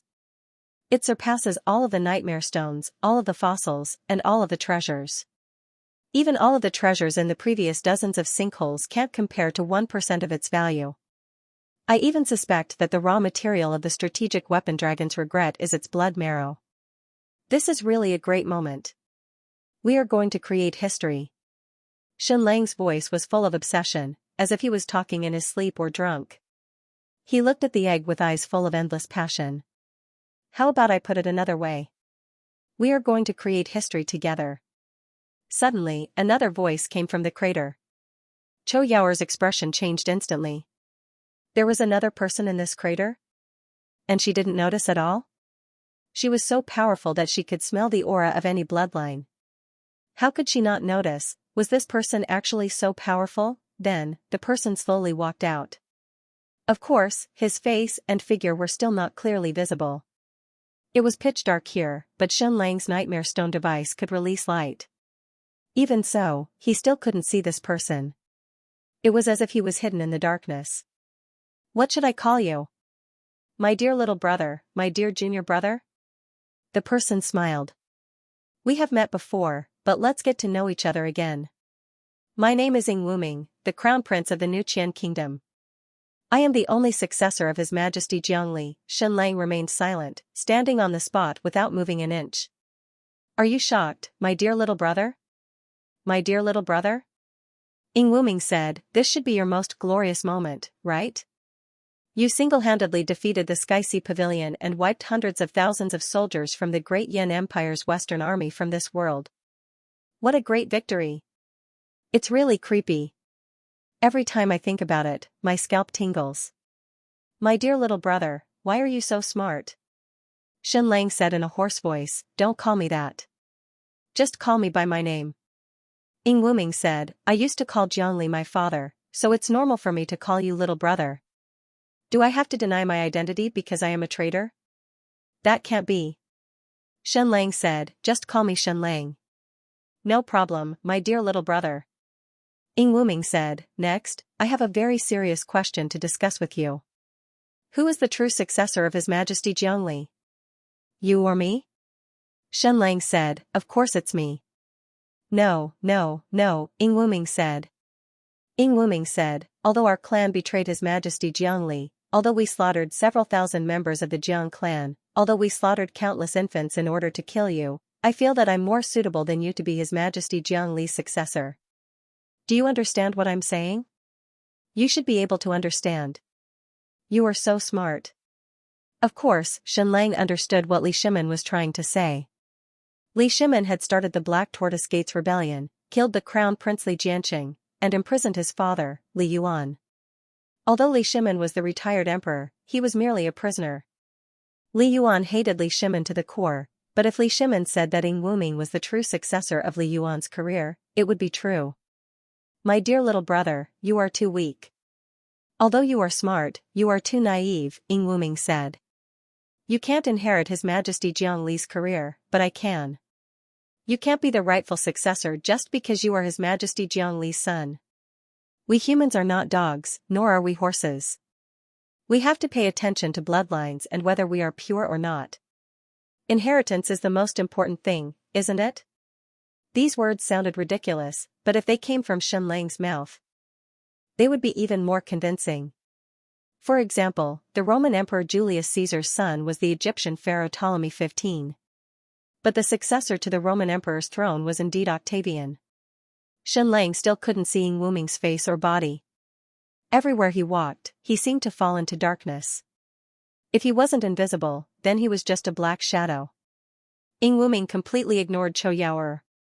He just walked around the bottom of the pit, circling around Xianxia. My dear little brother, have you always been this pompous? Do you always like to be extravagant? Ying Wuming said, use one dragon's regret to wipe out Ning Han's 80,000 fleet from the face of the earth. Oh, no, it's 100,000. Ying Wuming's tone was full of ridicule and sarcasm. Of course, he knew the exact number was 80,000, but Xianxia had exaggerated it to 100,000. Speaking of which, I have always wanted to marry Ning Han, but she has always refused. Ying Wuming sighed. My dear little brother, she seems unwilling to have anything to do with the Jiang family. Isn't it good for her to marry me? This represents the alliance of Sky Sea Pavilion and Stupa Mountain, and the state of you joining the great Qian dynasty's camp. Isn't that good? Why didn't she agree? I really don't know what she is thinking. My dear little brother, the countries in the western region are just as pompous as you. Do you know what their kings like to be called? King of the world? King of kings? Ying Wuming said, Zhu Hongxiu has less than 20,000 troops can beat them up to 1,000,000. How can he still be called the king of kings? In this regard, you are equally matched. You, with just Furious Tide City, can be called the emperor of the great Qian dynasty. We have the entire New Qian kingdom, several affiliated countries, and Stupa Mountain, but we still don't dare to call ourselves the emperor of the great Qian dynasty. You, with just Furious Tide City, dare to call yourself the emperor of the great Qian dynasty. When it comes to bragging, my dear little brother. Xianxia had always been good at bragging, even if his bragging always came true. Ying Wuming said in a Western accent, and that imperial edict of yours, it is so domineering. No one is allowed to enter the great Qian dynasty's territory, or I will give you a devastating blow and wipe you off the face of the earth. Do you have to be so scary? My dear little brother. You used the dragon power to launch the energy core and blew up the Sky Sea Pavilion's library. Then you claimed to have wiped the Sky Sea Pavilion off the face of the earth. Awesome, awesome. You were even more awesome the day before yesterday. You wiped out the 600,000 troops of the great Jin Kingdom's Western Route Army. You shocked my father, Ying Guang, and made the Yan capital tremble. By now, His Majesty should have given the order for the 1,000,000 troops that surrounded the Wu, Chu, and Yu kingdoms to retreat. This world war has ended before it even started. My dear little brother, you are really awesome. You wiped out 1,000,000 troops all by yourself. Oh right, it's also rounded up. 650,000 is 1,000,000, no problem. You saved the Wu, Chu, and Yu kingdoms all by yourself. This is a miracle, a miracle. Ying Wuming began to applaud, exclaim, and cheer. My dear little brother Xianxia, you are so awesome. I am so proud of you. Right now, King Wu, King Chu, and King Yu must be fanatically worshipping you. They wouldn't hesitate to go through water and tread on fire for you. Ying Wuming said, my dear little brother, why do you have so many dragon's regrets? Dozens of regret of the dragon. Not only did you wipe out the 600,000 troops of the Western Route Army, oh, sorry, the 1,000,000 troops, but you also turned the entire Dingyuan city into ruins. Don't you think it's a waste? What grudge do you have against Dingyuan city? You said there is no grudge in this world. Is Dingyuan city on the list? Speaking of no grudge in this world, am I on your list of enemies? Ying Wuming asked. Xianxia said, yes, and it's very high on the list. That's good, Ying Wuming said, I'm relieved that you remember me and hate me so much that you can grit your teeth. Oh right, where did you get the regret of the dragon that wiped out the great Jin Kingdom's crown prince's army? Dozens of regret of the dragon? Shen Lang shrugged. Ying Wuming said, don't tell me you borrowed it from the heavens? God, when those meteorites fell, they really looked like the regret of the dragon. Even the green light they emitted was exactly the same. My dear little brother, why are you so good at bragging? It was clearly the comets that fell and hit the world, but you insist that it was your contribution and your power. Once every 100 years, right? Ying Wuming said, my dear little brother, but you're still awesome. We can't calculate it so accurately, do you know? Our people's calculation error was more than 8 days. It's simply unforgivable. But we can't blame anyone else, because the speed of the comets in the sky always changes.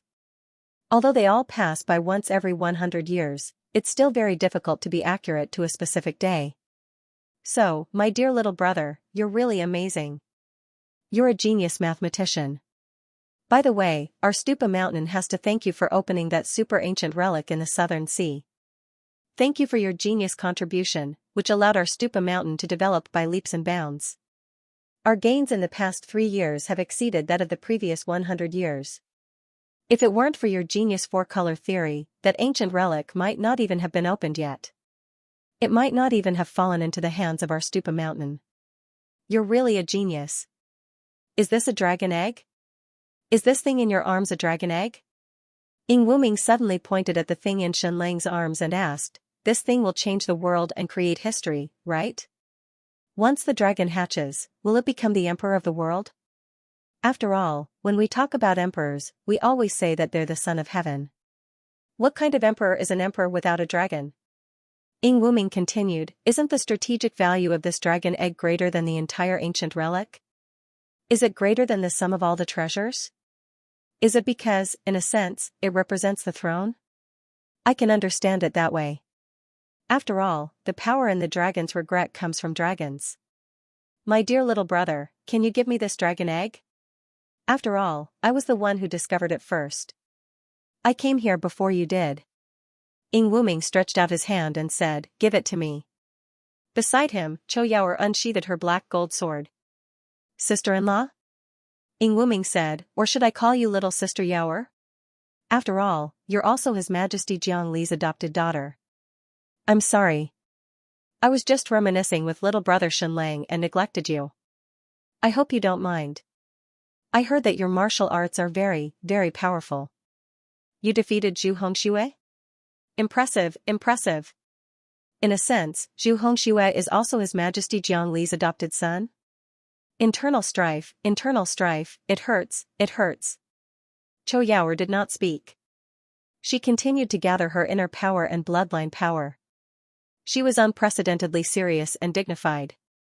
She wanted nothing more than to explode with all the power in her body. All the previous battles added up could not compare to this one, even though they had not started yet. The one fighting Sauron was Queen Medusa, not Cho Yaoer.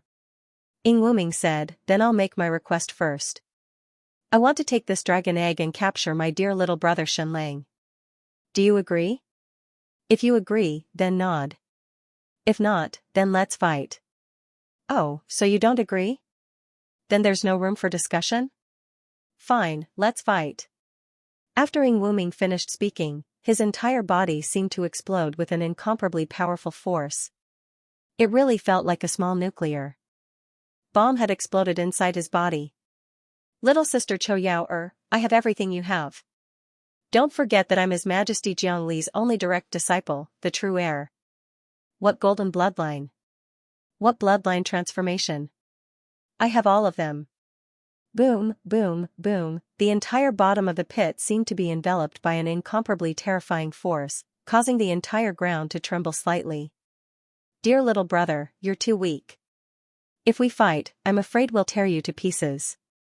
Ying Wuming said, that's why I brought you a special coffin when I came here.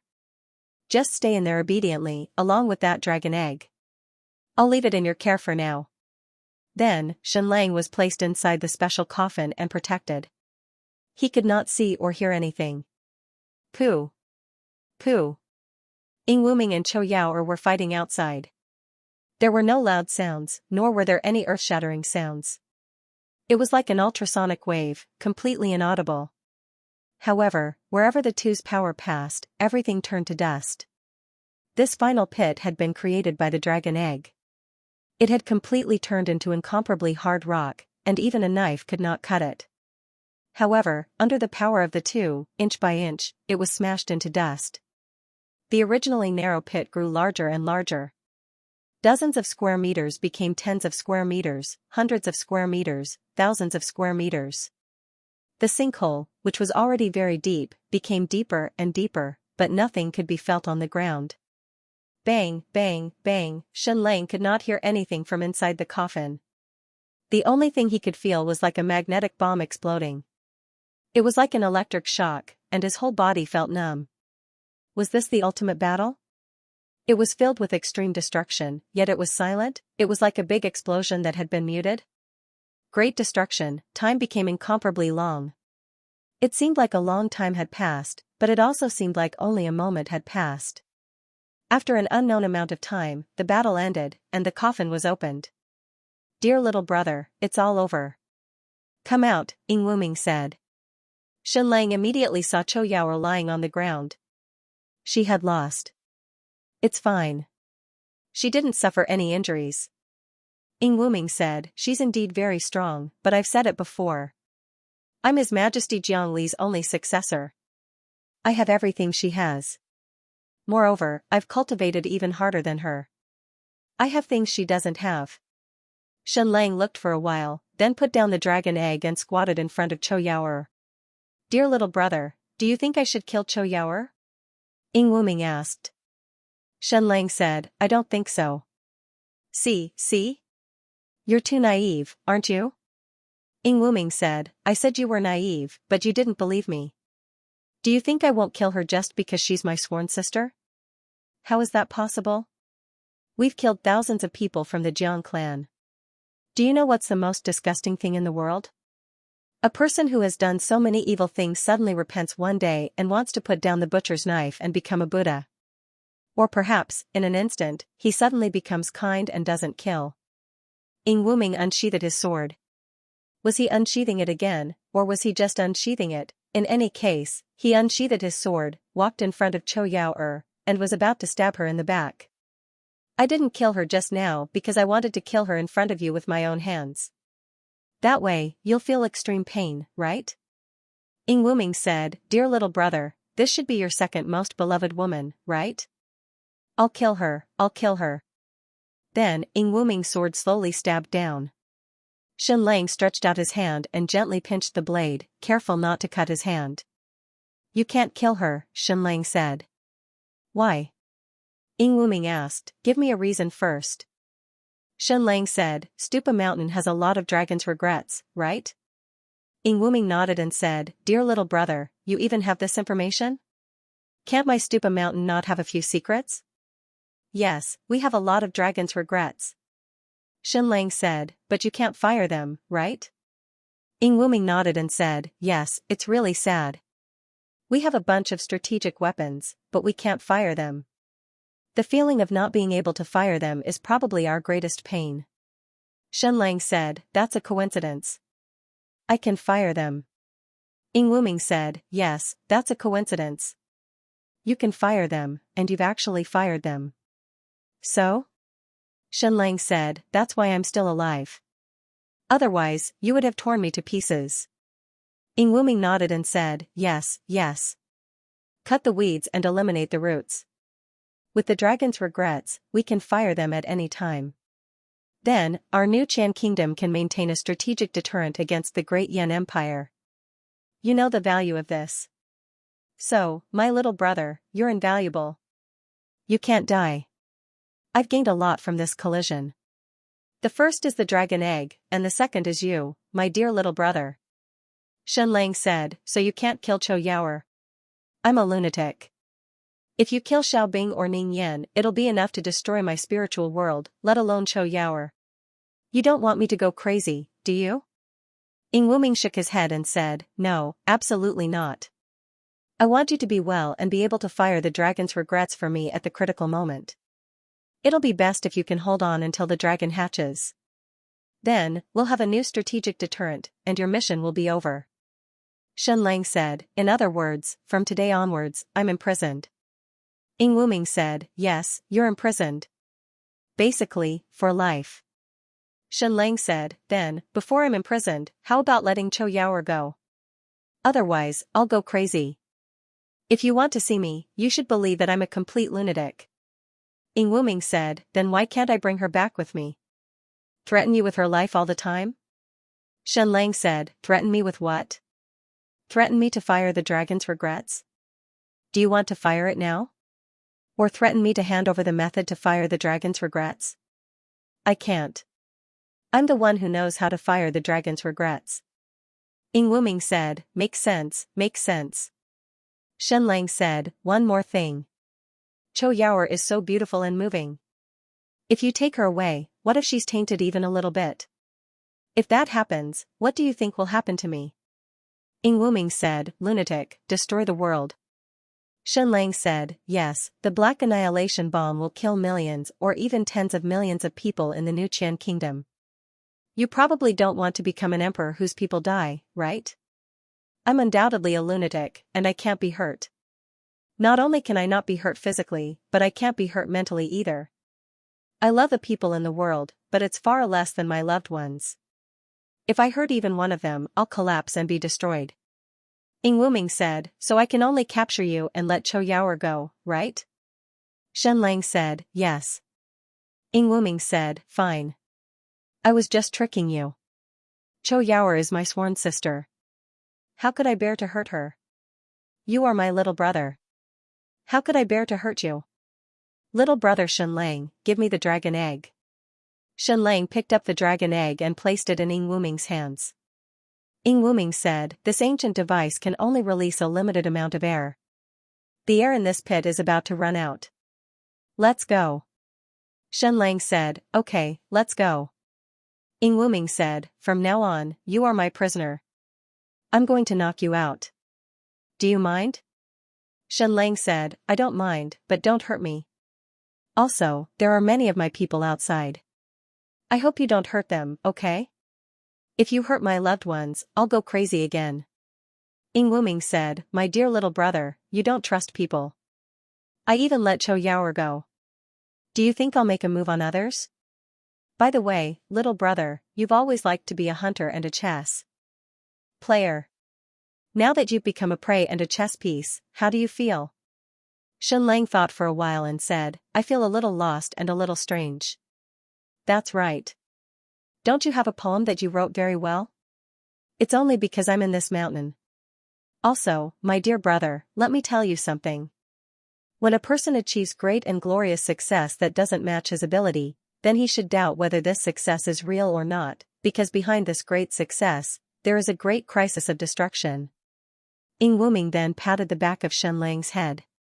Shen Lang's vision went black, and he fainted. Ing Wuming put him and the dragon egg in the coffin. Then, he carried the coffin and quickly climbed and jumped on the ground. His speed was as fast as lightning. After rushing out of the 10,000-meter deep pit, there was no one Shen Lang's people above. They were fighting, chasing, and killing those who tried to enter the pit.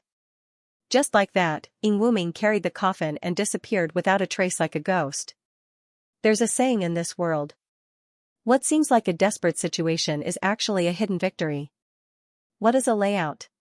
It's taking one step and looking ahead 2 steps, 3 steps, 4 steps. There's another saying in this world. The mantis stalks the cicada, unaware of the oriole behind. But most of the time, you can't even tell who the oriole is. There are only a few chess players in this world. One is the emperor, little Jiangli Ing Guang, and the other is me, Shen Lang. Why should I be a chess player? How can a weak person like me be a chess player? That's because I stand tall enough and see far enough. I can see through the layers of clouds and see the truth.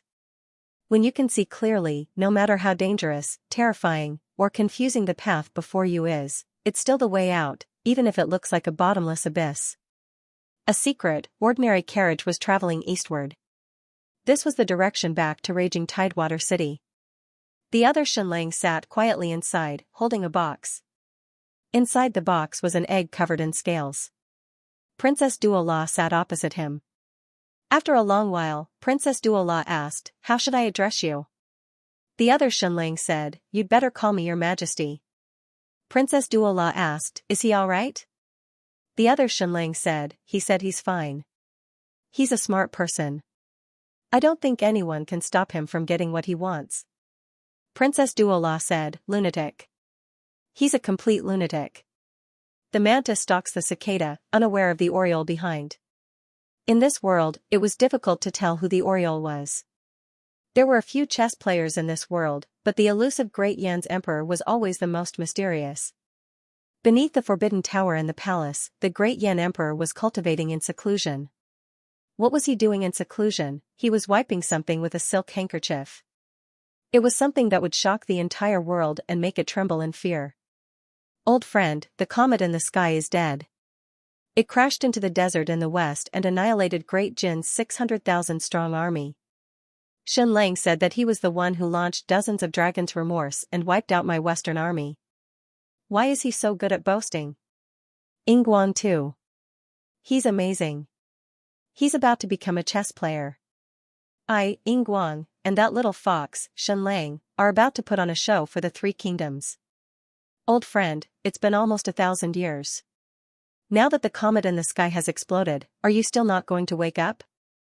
The Great Yan Emperor gently wiped an eyelid that was even bigger than his body. What was he wiping? A giant dragon. There was a giant dragon hidden beneath the Forbidden Tower in Great Yan's palace. It was a giant dragon that seemed to be asleep and dead at the same time. It was a true giant dragon that made the entire world tremble. This was the fate of the Great Yan Empire. In the past, Shenlang had asked the fire god Sek's high priest Shelley, "Did the fire dragon comet first appear in the sky about 1,000 years ago?" High priest Shelley nodded. "What's wrong?" Shenlang had said that it was nothing because the appearance of the comet was about the same time as the birth of the Great Yan Empire. Note, these 2 chapters are so hard to write. My brain is about to explode. I would like to ask for a few monthly votes for my brothers. The double monthly votes are coming to an end. Vote for me, thank you, book friend, for your 10,000 coins of 20190320213109799. I want to write a battle between a few kings and decide the fate of the entire Eastern world. My enemies are awesome, but I feel like Shenlang is even more awesome. 6 days have passed this month. I'm really counting the days on the calendar.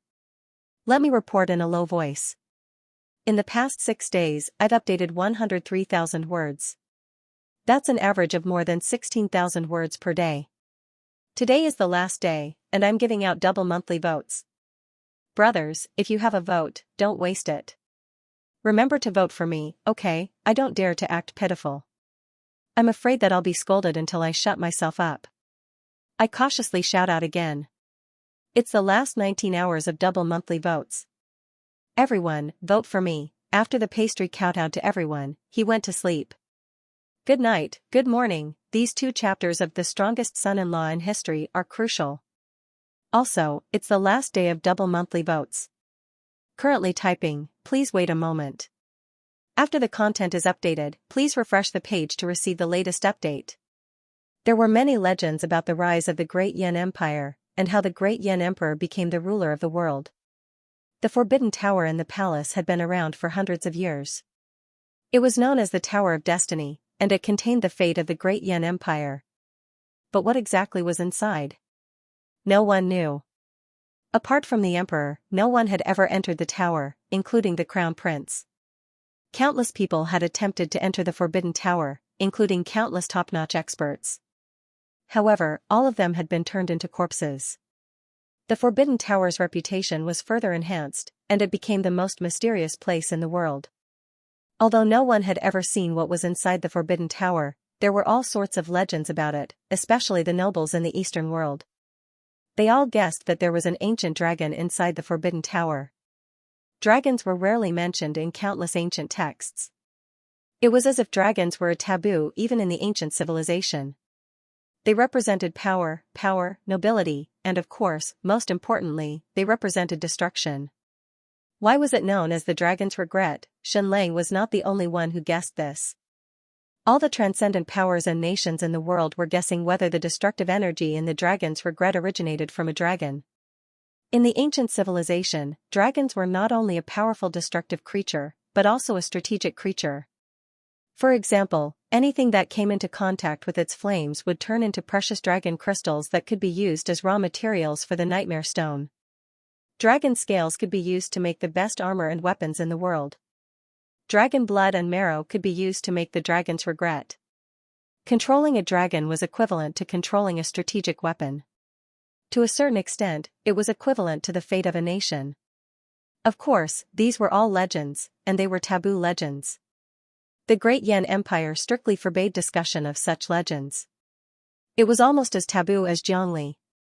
It was also rumored that Jiangli was defeated by the Great Yan Empire's emperor because Great Yan controlled the fate of the nation and controlled a dragon. There was even a rumor that the reason why all the transcendent forces had to obey His Majesty the Emperor's will was because he controlled the supreme energy contract and the supreme strategic weapons.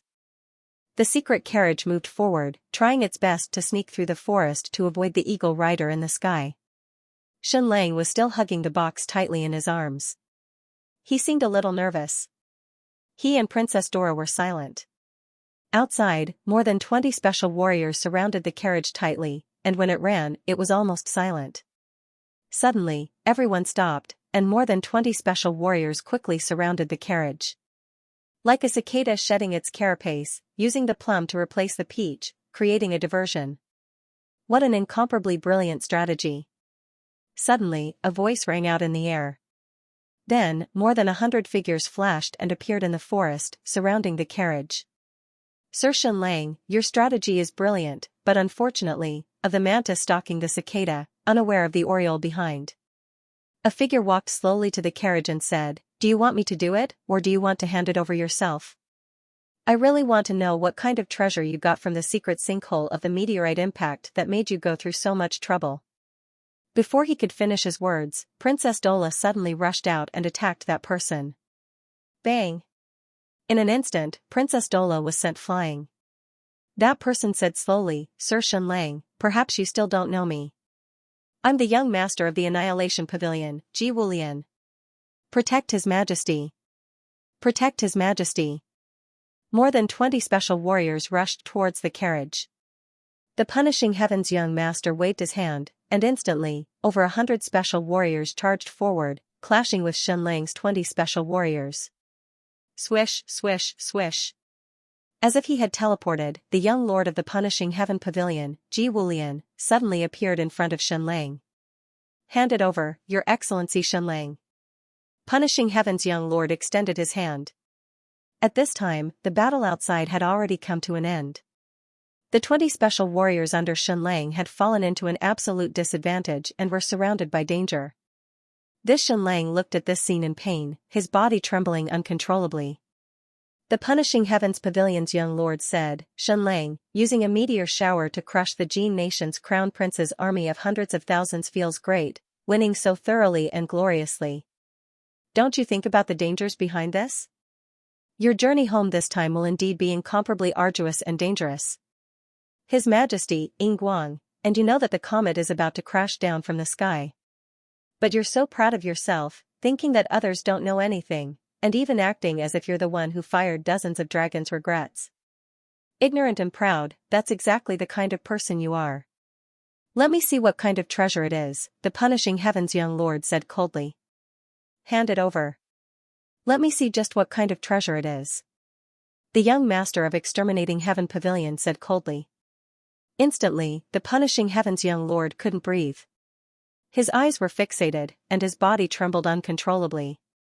It was actually a dragon egg. It really was a dragon egg. The patterns and scales on the eggshell were almost exactly the same as the legendary dragon scales. Instantly, the Punishing Heaven's young lord couldn't breathe. His eyes were fixed on the egg, and his body trembled uncontrollably. It was indeed the final impact of the comet, and it was indeed the final treasure. The value of this dragon egg far exceeded the sum of all the other treasures in the meteorite crater. It could completely change history, change the world. Dragons represented destruction, unparalleled power, and even the fate of a nation. No wonder Shenlang had abandoned the entire team. No wonder Shenlang had schemed so much and used so many schemes, and paid such a huge price. It was all for this dragon egg. As long as this dragon egg was successfully delivered back to Raging Tide City, even if all the other resources were lost, even if the entire team was wiped out, it would be worth it. However, there was something else tied to this dragon egg. It was a complicated nightmare stone device. This Xianlang, this is a nightmare stone bomb. It can't be dismantled by any violent means. Otherwise, it will explode immediately and destroy the dragon egg. You won't get anything. Hearing this, the punishing heaven's young Lord Ji Wulian's expression changed. This Xianlang, I know this journey home will be very difficult. I also know that the mantis stalks the cicada, unaware of the oriole behind, so I had to make preparations. So I had no choice but to make preparations. You can give it a try. At most, I'll just perish together with this dragon egg. Punishing heaven's young Lord Ji Wulian took half a step back. Everyone, stop. This Xianlang, young Lord Ji Wulian, the journey back to Raging Tide City will be very dangerous. So, I want to ask you to escort me all the way to the seaside. Can you make no mistakes? Ji Wulian, of course. Next, punishing heaven's young Lord Ji Wulian boarded the carriage and sat opposite this Xianlang. Set off, escort Sire Xianlang all the way to the east. The punishing heaven's pavilion's young Lord, Ji Wulian, gave an order. Immediately, more than 100 punishing heaven's pavilion's special warriors and the 20 special warriors under Xianlang's command moved forward, facing each other. They escorted the carriage in the middle to the east. As for Xianlang's other team, there were a few hundred people in total, and they were escorting dozens of carriages. They were majestically heading east, and there were countless nightmare stone crystals, secret metals, and other treasures inside. But compared to the dragon egg, these treasures weren't worth mentioning. But even so, the number of soldiers escorting these treasures kept increasing. The Chu state used tens of thousands of soldiers. Soon, from the direction of Raging Tide City, more and more warriors wearing the new armor of the Blood Soul Army joined the escort. These warriors were all equipped with ancient crossbows, and some even had recently repaired ancient swords. In short, these escorts were getting stronger and stronger. But this team's journey back to Raging Tide City was very smooth, and they didn't encounter any battles. After more than 20 days, they finally arrived at the eastern port of the state of Yu. The Raging Tide City fleet was already there to receive them.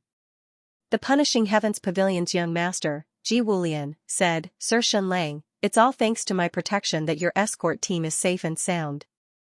Otherwise, who knows how many battles they would have encountered, and those precious resources of yours might not have been able to be preserved. More than 100 special warriors from the punishing heaven's pavilion followed Xianlang's carriage. These days, punishing heaven's young Lord Ji Wulian didn't leave Xianlang's side. Sire Xianlang, can you hand over the dragon egg now? Ji Wulian said. After saying that, punishing heaven's young Lord Ji Wulian easily snatched the box from Xianlang's arms. He could even sense that this dragon egg was filled with mysterious and powerful energy. Sire Xianlang, how do you solve the nightmare dream bomb on this dragon egg? Tell me. Punishing heaven's young Lord Ji Wulian said, I really don't want to torture you. You're such an exquisite person. If I do anything, you'll shatter. This Xianlang, let my people go and let them board the ship. I'll help you solve the nightmare dream bomb on this dragon egg. Punishing heaven's young Lord Ji Wulian waved his hand, let them pass. This Xianlang said to Princess Dora, all of you, leave. Princess Dora and the 20 special warriors stared at this Xianlang motionlessly. This Xianlang, go, quickly go. Obey the order. Immediately, Princess Dora led the 20 or so special warriors away. At the same time, a few hundred warriors also boarded the warship with dozens of boxes and headed for the Raging Tide City. Punishing heaven's young Lord Ji Wulian said, Sire Xianlang, it's only the two of us now. Hurry up and solve the nightmare dream bomb on this dragon egg. Otherwise, it won't be fun if I fall out with you. This Xianlang went forward and activated the nightmare dream bomb on the dragon egg. He used extremely precise steps to solve the problem. This process couldn't be wrong at all. If there was a single mistake, it would explode. The punishing heaven's young lord felt his scalp go numb. He was afraid that this Xianlang's hand would shake and explode, blowing this precious dragon egg into smithereens. After a full 10 minutes, the nightmare stone bomb on the dragon egg was completely undone and removed from the egg. The punishing heaven's young lord quickly snatched the dragon egg and heaved a long sigh of relief. He had endured for more than 20 days and even became Xianlang's bodyguard just to protect this dragon egg. Now, the danger was finally over. Do you want to kill me now? Xianlang asked. Kill you? How is that possible? The punishing heaven's young lord sneered. You don't know how precious you are now. However, we want to invite Sire Xianlang to be our guest. Please. This Xianlang, am I a captive? The punishing heaven's young lord, yes, you can say that. At this moment, 2 streams of blood flowed out of this Xianlang's nose. He then smiled. Do you know what happened outside the Devil's Triangle? Do you know how I escaped from Ninghan and Princess Jixian? The Black Plague, the Black Plague.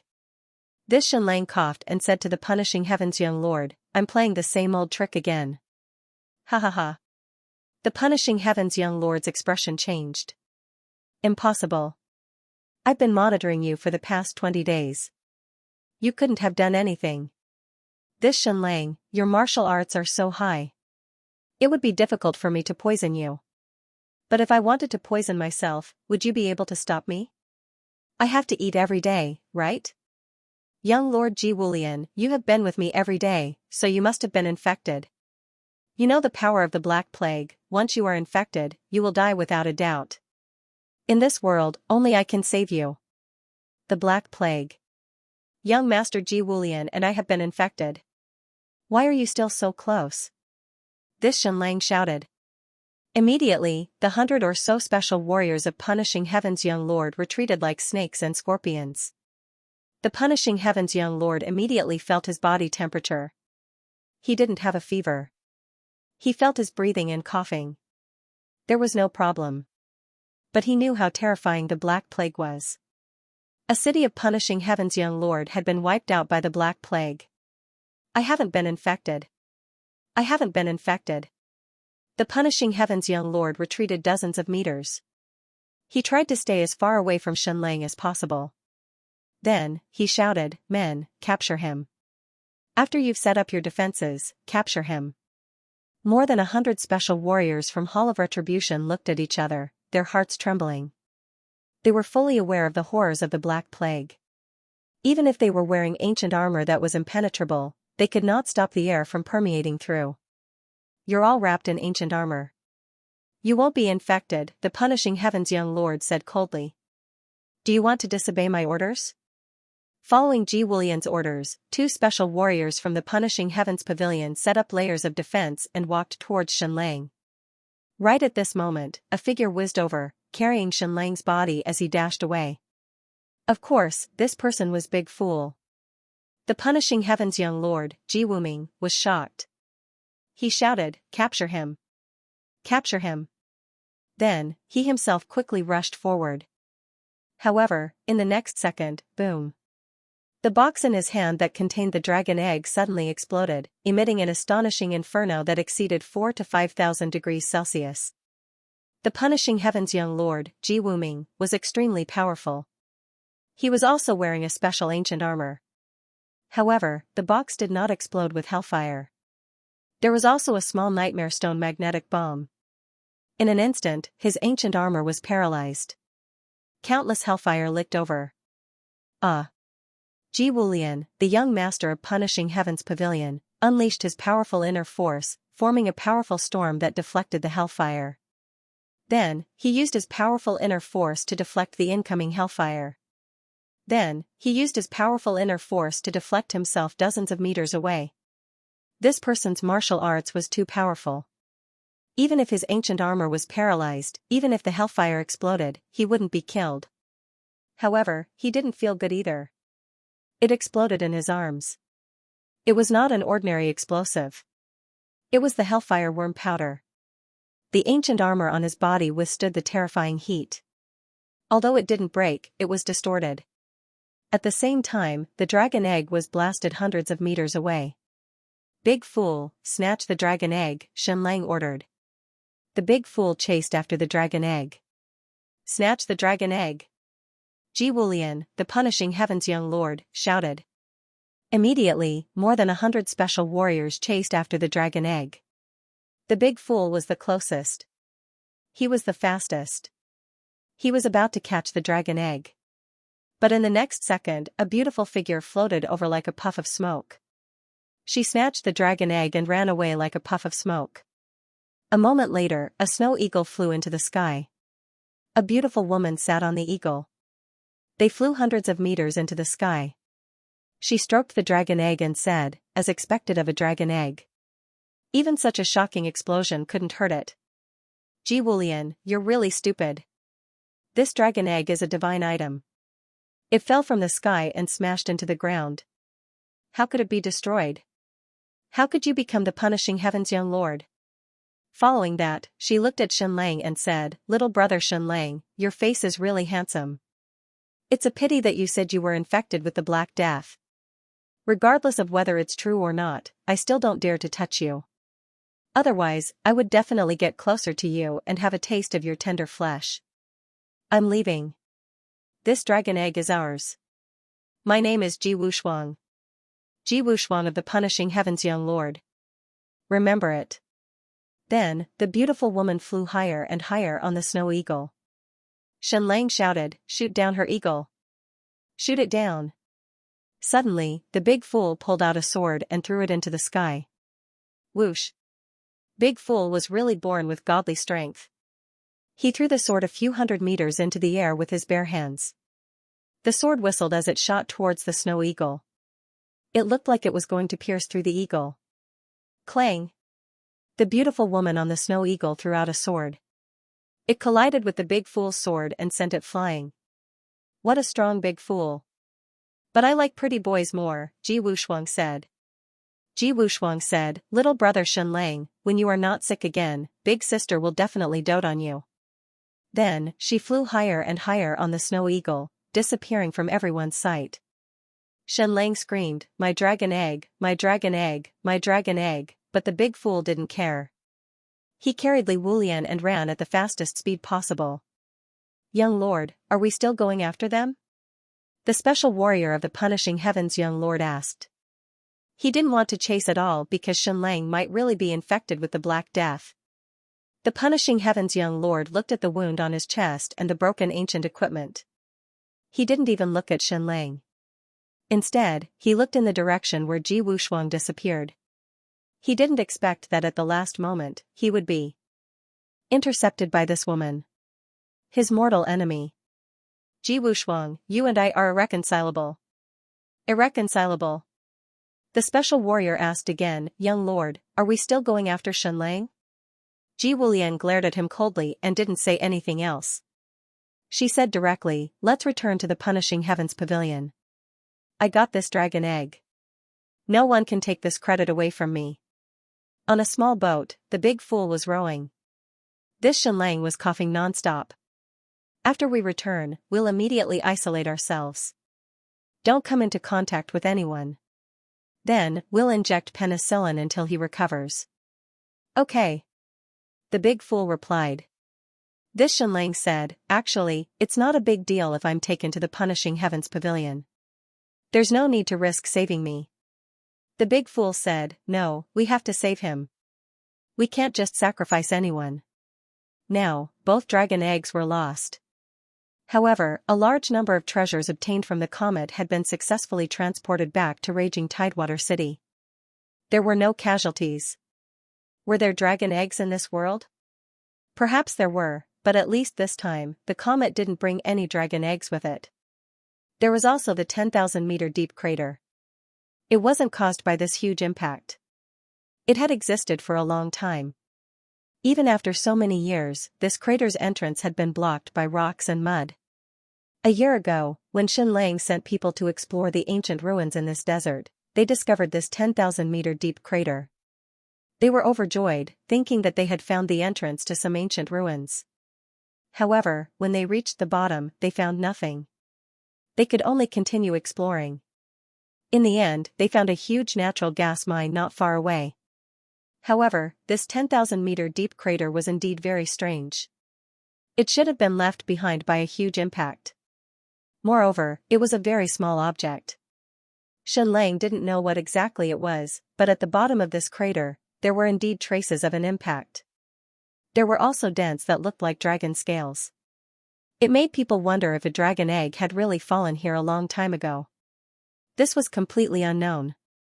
However, this didn't stop Xianxia from putting on a vicious plan. Was there a dragon in the Forbidden Tower in the Great Yan Palace? Xianxia didn't know. The emperor of the Great Yan Empire was able to intimidate the heroes of the world. He must have mastered something strategic, but was it not a dragon? Xianxia didn't know either. However, the word dragon egg would definitely attract everyone's attention. Many forces would even go crazy for it. Therefore, Xianxia created 2 dragon egg fossils in advance. They looked more real than the real thing. Moreover, they were completely forged with a very special material and forged with plasma flames. What was inside the dragon egg? Remember the extinction bomb number 2 mentioned before? It was the extinction bomb number 2 that Xianxia almost launched when Xianxia came to Furious Tide City.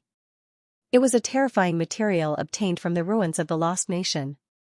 This was the terrifying radioactive material, uranium. Although the concentration was not high, it still contained terrifying radiation.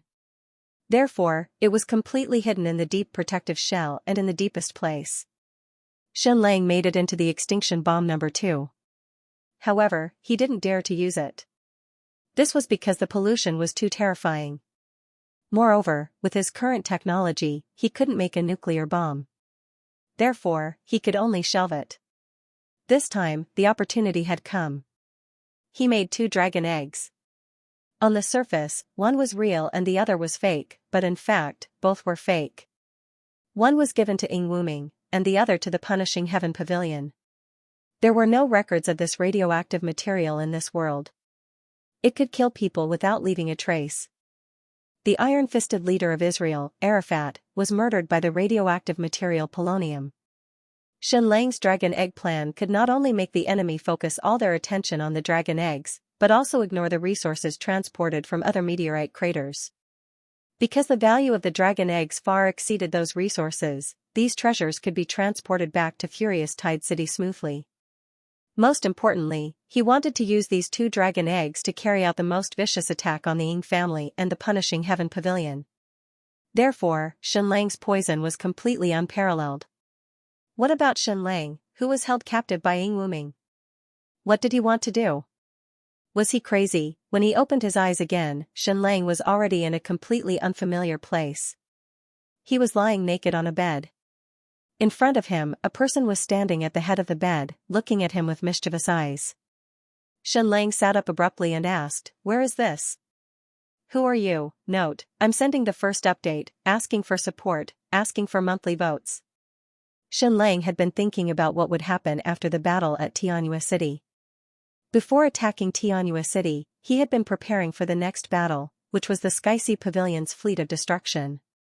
Because of the remorse of the dragon, this battle would be a piece of cake. Although the battle at Dingyuan City was earth-shattering, it was just an aftershock. It might even be a conspiracy. Therefore, long ago, Xianxia had been thinking about what to do after the Xianxia Pavilion retreated. There were 2 things that surprised him. First, Stupa Mountain had developed too quickly. After obtaining the great primordial relic in the Southern Sea, Stupa Mountain's development over the past 3 years had exceeded that of the previous few decades. It had far surpassed the Xianxia Pavilion. It even wanted to become the second White Jade Jing and break away from the Eastern World Order controlled by Great Yan's emperor. Second, Stupa Mountain had a large number of remorse of the dragon. This created a fatal crisis. Originally, Xianxia thought he could rely on the ancient equipment to protect Raging Tide City. Now, it seemed very difficult. After using up the remorse of the dragon, Xianxia would lose his strategic deterrent. Of course, he had wanted to use strategic blackmail to make the world think he had a lot of remorse of the dragon. He was halfway to success. Now, almost everyone thought he had a lot of remorse of the dragon. After all, he had used dozens of them in the battle at Dingyuan City. However, he could not have any illusions about the enemy at this critical moment. Especially when he thought about the first impact of the flaming dragon comet, which coincided with the rise of the Great Yan Empire. Therefore, Shenlang had to be mentally prepared. He and the Fire God sect were not the only ones who knew about the comet's impact. The great Yan Emperor, Yingguang, Yingwuming, and a few others all knew about the comet's impact. The Jin nation and the Tongtian temple were the biggest victims of this conspiracy. Of course, there was one thing that Shenlang was puzzled about. Did the execution pavilion know the truth about the comet's impact? First, the execution pavilion had a close relationship with the great Yan Emperor. It was actually a transcendent force controlled by the great Yan imperial family. If the execution pavilion knew the truth about the comet's impact, why did they send a secret army of 20,000 to join the Jin nation's crown prince's western army? If the Punishing Heavens Pavilion didn't know, then why would the experts of the Punishing Heavens Pavilion appear at the scene of the collision? Shenlang had created 2 fake dragon eggs. One of them was definitely meant for Yingguang and his son. He intended to give the other egg to Great Yan's imperial family. However, he had no idea who would try to snatch the fake dragon egg. However, one thing was certain. No matter who snatched the fake dragon egg, they would not run to Yingguang and tell him that they had obtained a dragon egg. Back to the topic at hand. Since someone had seen through the truth of the comet collision, the fact that Shenlang did not have the regret of the dragon in his hands was completely exposed. Then what would he rely on to protect Raging Tide City? Protect the 3 kingdoms of Wu, Chu, and Yu, of course. Due to the rapid rise of Stupa Mountain and its integration with the new Qian kingdom, the situation in the world had changed. On the surface, Shenlang's so-called Great Qian dynasty was the Great Yan Emperor's greatest opponent. However, in reality, it was no longer the case. The alliance of Yingguang and Stupa Mountain was the emperor's greatest enemy. This was because Stupa Mountain had repeatedly sent out signals for Yingwuming to represent Stupa Mountain in the Transcendent Forces Conference. This was even more fatal to the Great Yan dynasty. This meant that a huge force was about to establish itself. The combination of the new Qian kingdom and Stupa Mountain was far more powerful than Shenlang. Once it announced its independence, it would be a huge blow to the Great Yan dynasty. Originally, the Skysi Pavilion could still restrain Yingguang and Stupa Mountain. However, they did not expect Ninghan's fleet to be defeated by Shenlang. Sui decisively withdrew from the state of Yu and staked everything on the development of the desert. Therefore, the entire eastern world had become the Great Yan Empire, the new Qian kingdom, and the Great Qian dynasty's romance of the 3 kingdoms. The Great Yan Emperor took the opportunity to go into seclusion. He admitted that Shenlang had dozens of dragons' regret and ordered the army to retreat. In reality, Shenlang's temporary existence was already beneficial to the Great Yan Emperor. It could restrain Yingguang and Stupa Mountain to the greatest extent. In the eyes of the world, Shenlang would definitely deal with Yingguang and his son first before dealing with the Great Yan Empire. This was because the new Qian kingdom was an old country. There could only be one Great Qian in the entire eastern world. Thus, a very serious problem was placed in front of Shenlang. How could he resist Stupa Mountain and Yingguang? Once they launched a fatal attack on Raging Tide City, could Raging Tide City be protected without the dragon's regret? Originally, Shenlang thought that it was possible. After all, he had many large-caliber cannons and ancient giant crossbows. He had also seized a large amount of ancient equipment from the Skysi Pavilion. However, from the information provided by the Stupa Mountain observer, Shenlang discovered that Stupa Mountain was no longer the Stupa Mountain of the past. It was much stronger than he had imagined. It was no longer possible to protect Raging Tide City with ordinary means. Therefore, while everyone was celebrating their victory, Shenlang was racking his brains for a way out. The result was completely unexpected. That was why he said to the mirror that although it seemed like they had won on the surface, it was actually the most dangerous moment. Hell was beneath his feet.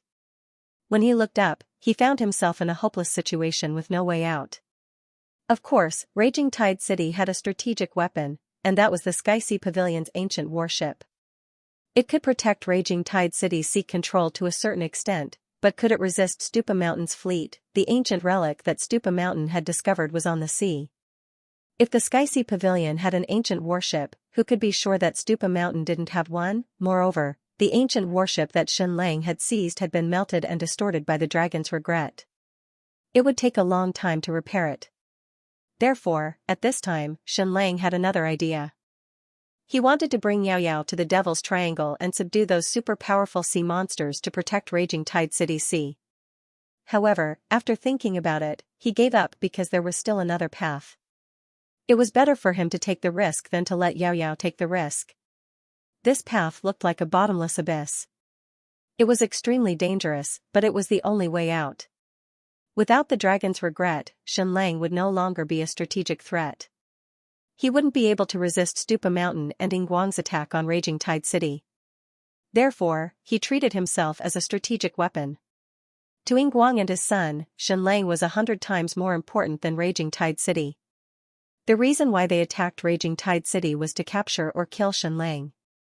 Originally, they would definitely kill Xianxia, but everything changed after Xianxia successfully fired the dragon's regret. Xianxia became invaluable to Yingguang. Not only could he not die, he had to live well. This was because Stupa Mountain had many dragons' regret, but they couldn't fire them. A dragon's regret that couldn't be fired could not be a strategic threat, especially not the Great Yan Empire. Therefore, as long as Xianxia fell into the hands of Yingguang and his son, Raging Tide City would become safer.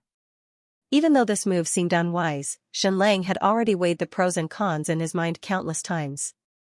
In the end, he still made this decision. He originally wanted to discuss it with Chou Yaoer, but she said that it was not necessary. She just needed to tell him what to do. Then what was Xianxia's goal in entering enemy territory and falling into the hands of Yingguang and his son? What did he want to do? The first important goal was to obtain Dragon's Regret. Even if there was only one, it could be a huge strategic threat and protect Raging Tide City.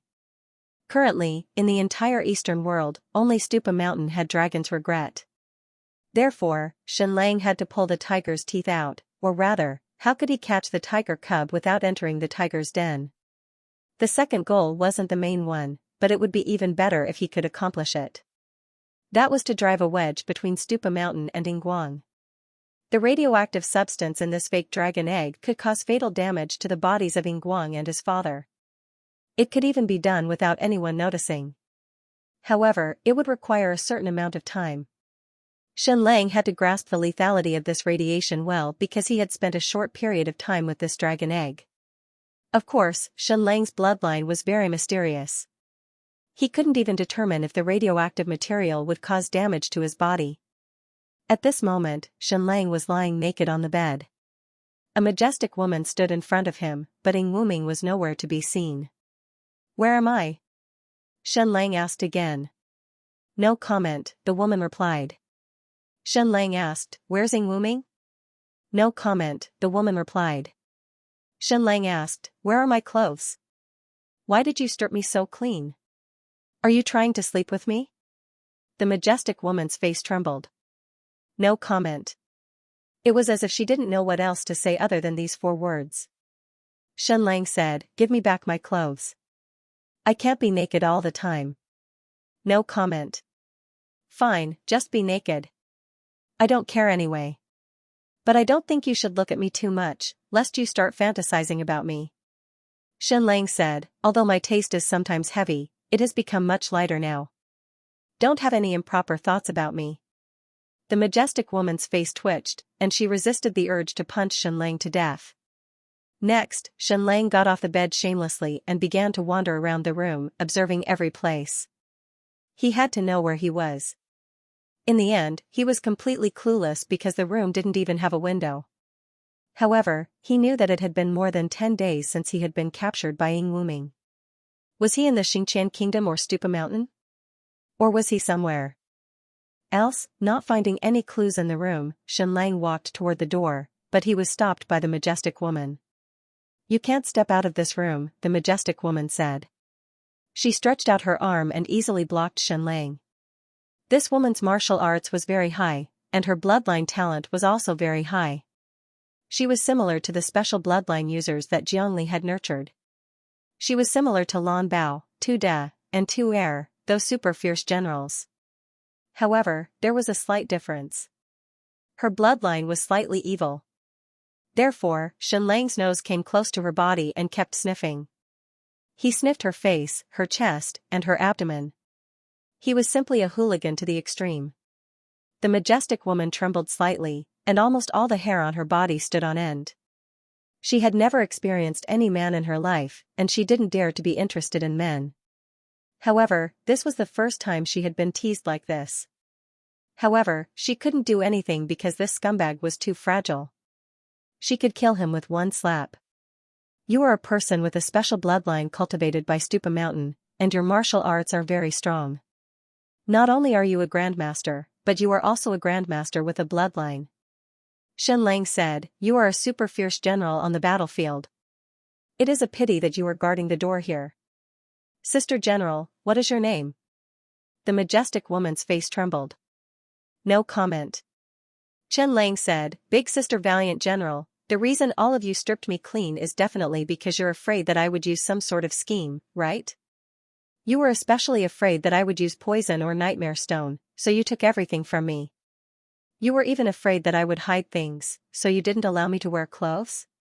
However, don't you know that many prisoners hide things in their buttocks? The majestic woman's face twitched again. Xianxia said, do you want to check? Maybe there is something hidden in my buttocks. The sound of teeth gritting could be heard in the air. The majestic woman couldn't imagine that such a despicable person was actually the great Qian Emperor. He was actually Jiangli's son. The heavens were simply blind.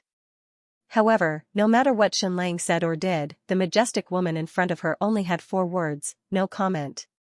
Xianxia was completely imprisoned in this room of 20 square meters and couldn't go out at all. However, he was not in a hurry because the opportunity would come. Ying Guang held the dragon egg and carefully observed it. Ying Wuming said, the scales on it match perfectly with the pit, and the shell of this dragon egg is extremely strong. It is not afraid of any swords or flames. Ying Guang closed his eyes as if he wanted to feel the energy inside. He had never seen a dragon, but he had seen Regret of the Dragon. He could really feel a very mysterious and strange power, and he could even faintly smell the aura of Regret of the Dragon. The most important thing was that the radioactive material inside was too mysterious, and the Eastern world had never seen it before. It continuously released radiation energy, which made people feel that there was a dragon inside. Therefore, this dragon egg was more real than the real one. Xianxia had never seen a real dragon egg before, so perhaps there was no energy seeping out of it. Next, the most important thing for Ying Guang and his son was how to hatch it. This was because there was no precedent, and this dragon egg was too precious, so they didn't dare to try. They could only desperately read ancient books, hoping to find relevant information. You can't tell anyone about this dragon egg, including your fiancé, Ying Guang said. Yes, Ying Wuming said. Ying Guang said, will Xianxia tell them? Ying Wuming said, no, he is the smartest person in the world, and he doesn't even need to be threatened. If he dares to say half a word, I will castrate him. This person cherishes his life and body the most, so he won't say a word. Ying Guang continued to play with the dragon egg in his hand, feeling as if he was holding the emperor's jade seal. A real dragon was the son of heaven, and anyone with a dragon was the son of heaven. Ying Wuming said, Father, how did the emperor react to me representing Stupa Mountain to participate in the Transcendental Forces meeting? Ying Guang said, the emperor won't say anything, but the crown prince said he wants to see you at the Transcendental Forces meeting. Ying Wuming said, that means he won't allow it. Ying Guang said, of course not. One white jade capital is enough. Jiangli appeared more than 20 years ago and tried to overthrow the order of the Eastern world. In the end, Jiangli died. Now, of course, he won't allow anyone else to overthrow his order, but we have no other choice. Great Yan's emperor would definitely unify the world. Not only would he attack Jin Nation, but he would also attack New Qian Nation. Now, Jin Nation had lost more than 600,000 soldiers, and the crown prince's fate was unknown. It was a huge blow. The biggest obstacle preventing the emperor from unifying the world was Ying Guang and Stupa Mountain. This Transcendental Forces meeting is very important. Once you officially represent Stupa Mountain, you will officially represent New Qian Nation's union with Stupa Mountain and officially break away from the current order of the Eastern world. Ying Guang said, therefore, His Majesty will definitely do everything possible to prevent all this from happening. He might even launch a terrifying attack on China. Ying Wuming said, therefore, we need a strategic deterrent, and Xianxia has become very important. Yinguang said, shoot a dragon's regret at the critical moment to warn Great Yen not to act rashly. Once you successfully attend the Transcendental Forces meeting and Great Yan's royal family can't do anything, we will have succeeded in this step, and we will officially take the first step of independence. Ying Wuming said, actually, the emperor still has high hopes for Shenlang. He hoped that he could obstruct us and create trouble for us. However, Shenlang disappointed him. 1 day, 3 days, 5 days, 10 days, half a month, for the next few days, Shenlang was still under house arrest in this room of more than 20 square meters. He couldn't step out of the room, and he still didn't know where he was. He still didn't see anyone else. He only faced this majestic woman. Apart from saying no comment, she would never say anything else. In fact, Shenlang didn't even know her name. During these few days, he only slept and ate like a pig. He couldn't talk or read. If it were someone else, he would have gone crazy. He had been confined in this room for more than 10 days without any entertainment, and no one to talk to. If he didn't have the AI, he wouldn't even know the time. He wouldn't know whether it was day or night, and he wouldn't know how much time had passed. Every day felt like a year. However, only an ant that didn't know its direction would run around on a hot pan. Shenlang was an extremely intelligent person. He didn't even have the slightest abnormality, let alone going crazy.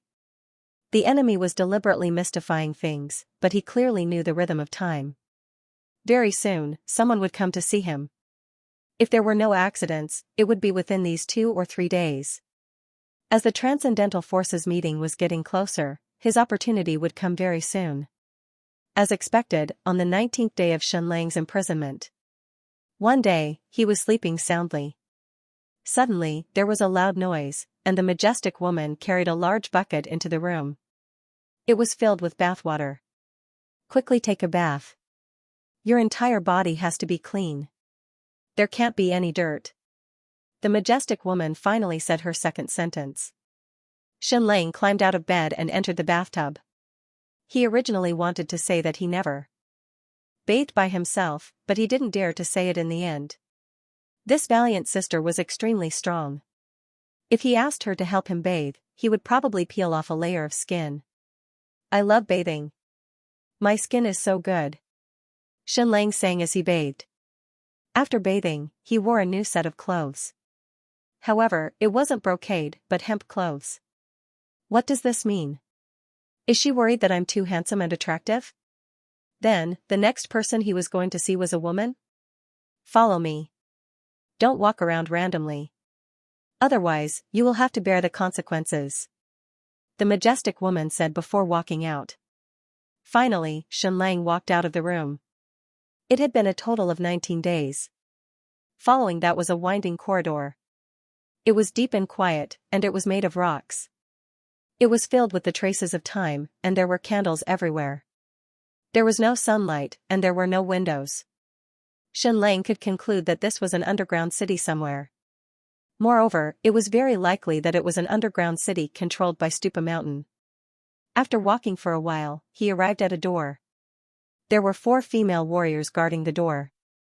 Each of them had a special bloodline and were very strong in martial arts. Creak. The stone door opened. Go in, the majestic female warrior said. Shenlang walked in. It was a huge stone room. It was grand and simple, but it didn't have any luxurious atmosphere. Instead, it was very deep and cold. The temperature was much lower than outside. Shenlang. A cold voice rang out. It really sounded like a piece of ice shattering. Ninghan's coldness was deliberately suppressed all year round. However, the voice of the woman in front of him was really cold. Just listening to it made people feel bone-chilling. I'll let you see an old friend, the cold woman said. Then, a flame lit up at the side, and a cage made of thick iron pillars appeared. There was a person locked inside. His hair was disheveled, and he was covered in wounds. He was unconscious. Shenlang couldn't help but tremble. He thought that it would be his teacher, Wu Tuzi. He didn't expect it to be Bitter Joy. How could it be him? Shenlang's heart couldn't help but seethe with excitement, because Bitter Joy was together with Prince Jean, as well as tens of thousands of soldiers. At that time, they were defeated by Zhu Hongxue and forced into desperate straits. They entered a deathly forbidden mountain range, and never came out again. Now that he saw bitter joy, did it mean that Prince Jin's whereabouts were known? And Prince Jin's army? It wasn't just Prince Jin. There were also the Lan brothers, Lan Bao, Tu De, and Tu Er. In short, all the people loyal to Shen Lang were there. The woman said, Shen Lang, this person is bitter joy. He is your most loyal subject. You shouldn't be willing to see him die, right? After a while, an executioner walked out of the prison. He held a demon-headed saber and placed it on Bitter Joy's neck.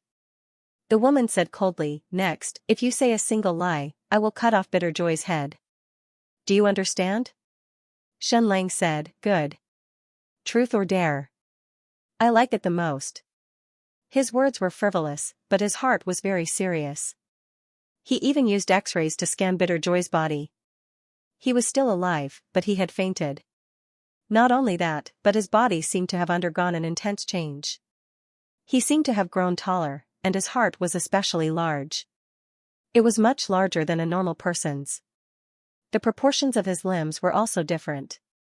In short, he didn't look like a human anymore. Furthermore, he was much stronger than before. Bitter Joy's body must have undergone a huge change. But was it just Bitter Joy's change alone, or did Prince Jin and the others change together? Also, why did he fall into the hands of Stupa Mountain? Was he the only one captured, or were there many others? Shen Lang quickly concluded that Prince Jin was definitely not captured. Otherwise, the other party would definitely use Prince Jin to threaten him. After all, Prince Jin was more important than Bitter Joy. The woman said coldly, I'm going to ask the first question. If you lie, Bitter Joy will die. First question, Shen Lang, did you accidentally get captured by Ying Wuming, or did you get captured on purpose? Damn, the first question was already so tricky. This woman was amazing. Moreover, she directly addressed him as Ying Wuming. Her status must be very high. Think carefully before you answer. Once your head is cut off, it can never be reattached again, the woman said coldly. Shen Lang replied, I got captured by Ying Wuming on purpose. It was all part of my plan. The woman sneered and said, very good. Bitter Joy is temporarily alive. Shen Lang tried to search for her location, but her voice seemed to come from all directions. This woman's martial arts were very strong. Perhaps not inferior to Ning Han? Then let me ask the second question. Shen Lang, why did you deliberately let yourself be captured by Ying Wuming? As soon as this question came out, Shen Lang suddenly fell silent. Don't even think about lying. I can definitely tell, the woman said coldly. And don't even think about not answering. Bitter Joy will still die. Shen Lang still didn't answer. The woman said, I'm going to start the countdown. Once the countdown ends and you still haven't answered, Bitter Joy will be beheaded. 5, 4, 3, suddenly, the executioner in the cage slowly raised his ghost head knife, ready to chop down at any time. 2, 1. The countdown was about to end. Shen Lang shouted, stop, I'll answer. Then, he let out a long breath and said, respected princess of Stupa Mountain, you are Ying Wuming's fiancé, right? I deliberately let myself be captured by Ying Wuming for only one purpose, and that is to sleep with you and make Ying Wuming a cuckold. Note, I spent several hours thinking about this. Although the number of words in this chapter is small, I can still write 5 points. I'm sorry. Dear benefactor, I'm begging for monthly votes and support. Thank you, Third Young Master Feng, for your service fee, as well as the 10,000 credits from Bayonet H and the others. Cough, cough, cough, who was coughing? Could it be that the truth couldn't be spoken these days? You were the one who wanted to hear the truth, but you were also the one who couldn't accept it after hearing it? The air fell into a strange silence. Even Shen Lang could feel the blade of the executioner behind Bitter Joy trembling. Ranwina brother, you must hold the blade firmly. Don't tremble. If you do, my brother's head will be gone, Shen Lang said. The executioner gripped the blade tightly and looked away instinctively, as if waiting for an order. After a while, the woman's voice rang out again.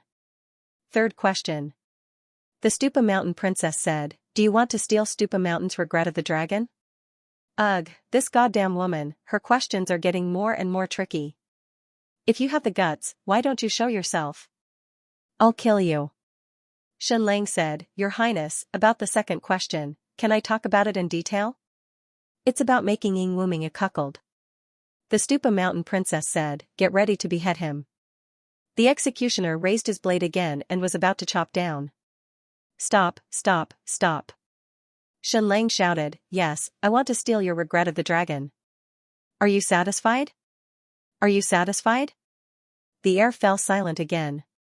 Stealing regret of the dragon from Stupa Mountain was originally an impossible task.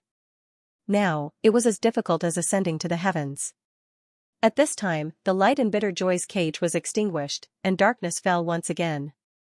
Obviously, this woman had finished asking her 3 questions. Xianxia said, Are there no more questions? Your Highness, I still have a lot of questions to answer. Feel free to ask as many as you can. The other party remained silent. Xianxia said, Your Highness, about your second question, I really want to discuss it. You might want to know why I made Ying Wuming a cuckold.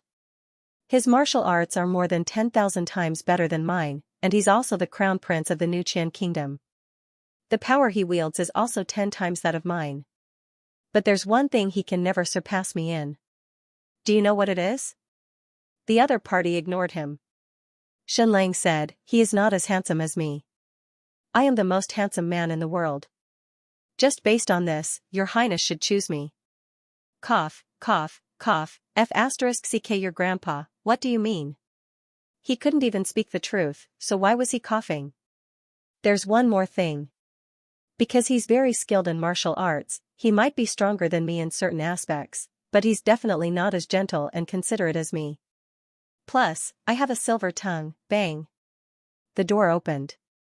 You can leave now. The cold voice sounded again, and all the lights in the room went out. The majestic female warrior walked in and stood behind Xianxia, saying, Please. Xianxia said, I don't want to go. I want to talk more. Your Highness, come out and meet me.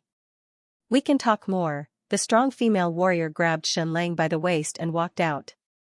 Your Royal Highness, please show yourself and give each other a chance. Just like that, Xianxia was forcibly taken back to his room. From beginning to end, the Princess of Futu Mountain only asked him 3 questions. She didn't show herself and didn't say anything else. After returning to his room, Xianxia immediately took off his clothes and continued to walk around the room naked. The strong female warrior's face twitched again. He didn't have clothes before, but now that he had clothes, he was still naked? Am I not handsome enough? Or is my figure not good enough? Why is your Royal Highness not even willing to give me a chance to meet? Xianxia walked in front of the strong female warrior. The strong female warrior looked away and looked at the ceiling. Xianxia said, All right, I have nothing to do anyway. I'll start training my body. Then he began to do push-ups. 1, 2, 5, 10, almost there, almost there. Exercise was about time, not too much at once. Then he began to do sit-ups to train his abdominal muscles. Sister General, can I trouble you to come over and help me hold down my feet?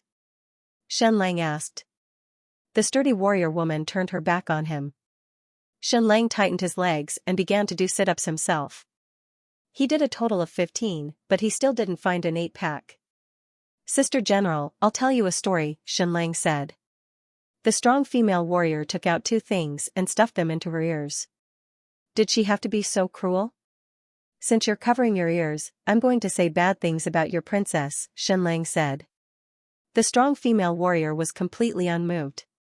Xianxia said, The Princess of Futu Mountain is 6 years older than me. Back then, my father said he wanted me to marry all the princesses in the world. I wonder if she was one of them? I know.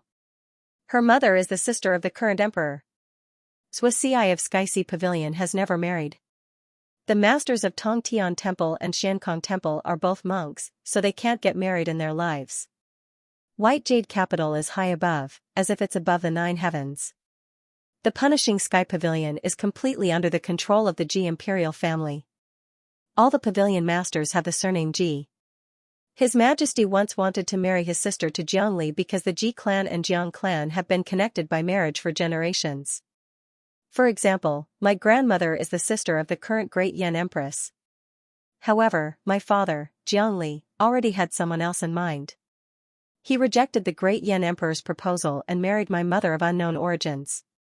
After that, the Great Yan Emperor married my sister to the elder of Futu Mountain.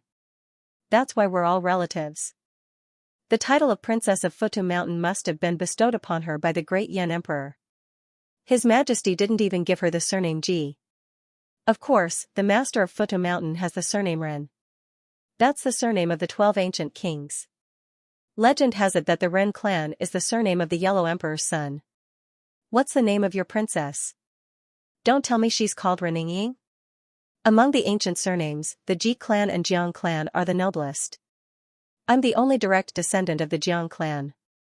That's why your princess was rude to me earlier. Ning Han wouldn't act like that, and neither would Ji Xian. Why did she act like that? Why didn't she show her face? Shen Lang paused for a moment and said, is she ill? Otherwise, why hasn't she shown her face? Even my teacher, Wu Tuzi, has never seen her. The elder of Futu Mountain doesn't have a son, but even his daughter can inherit Futu Mountain. Why did she make Wuming the young master of Futu Mountain? Why did she make him represent Futu Mountain in the meeting of the transcendent powers? The majestic female warrior's face twitched slightly, but she didn't dare to react. Shen Lang said, as the princess of Futu Mountain, why wouldn't she show her face? Is there some sort of unspeakable illness?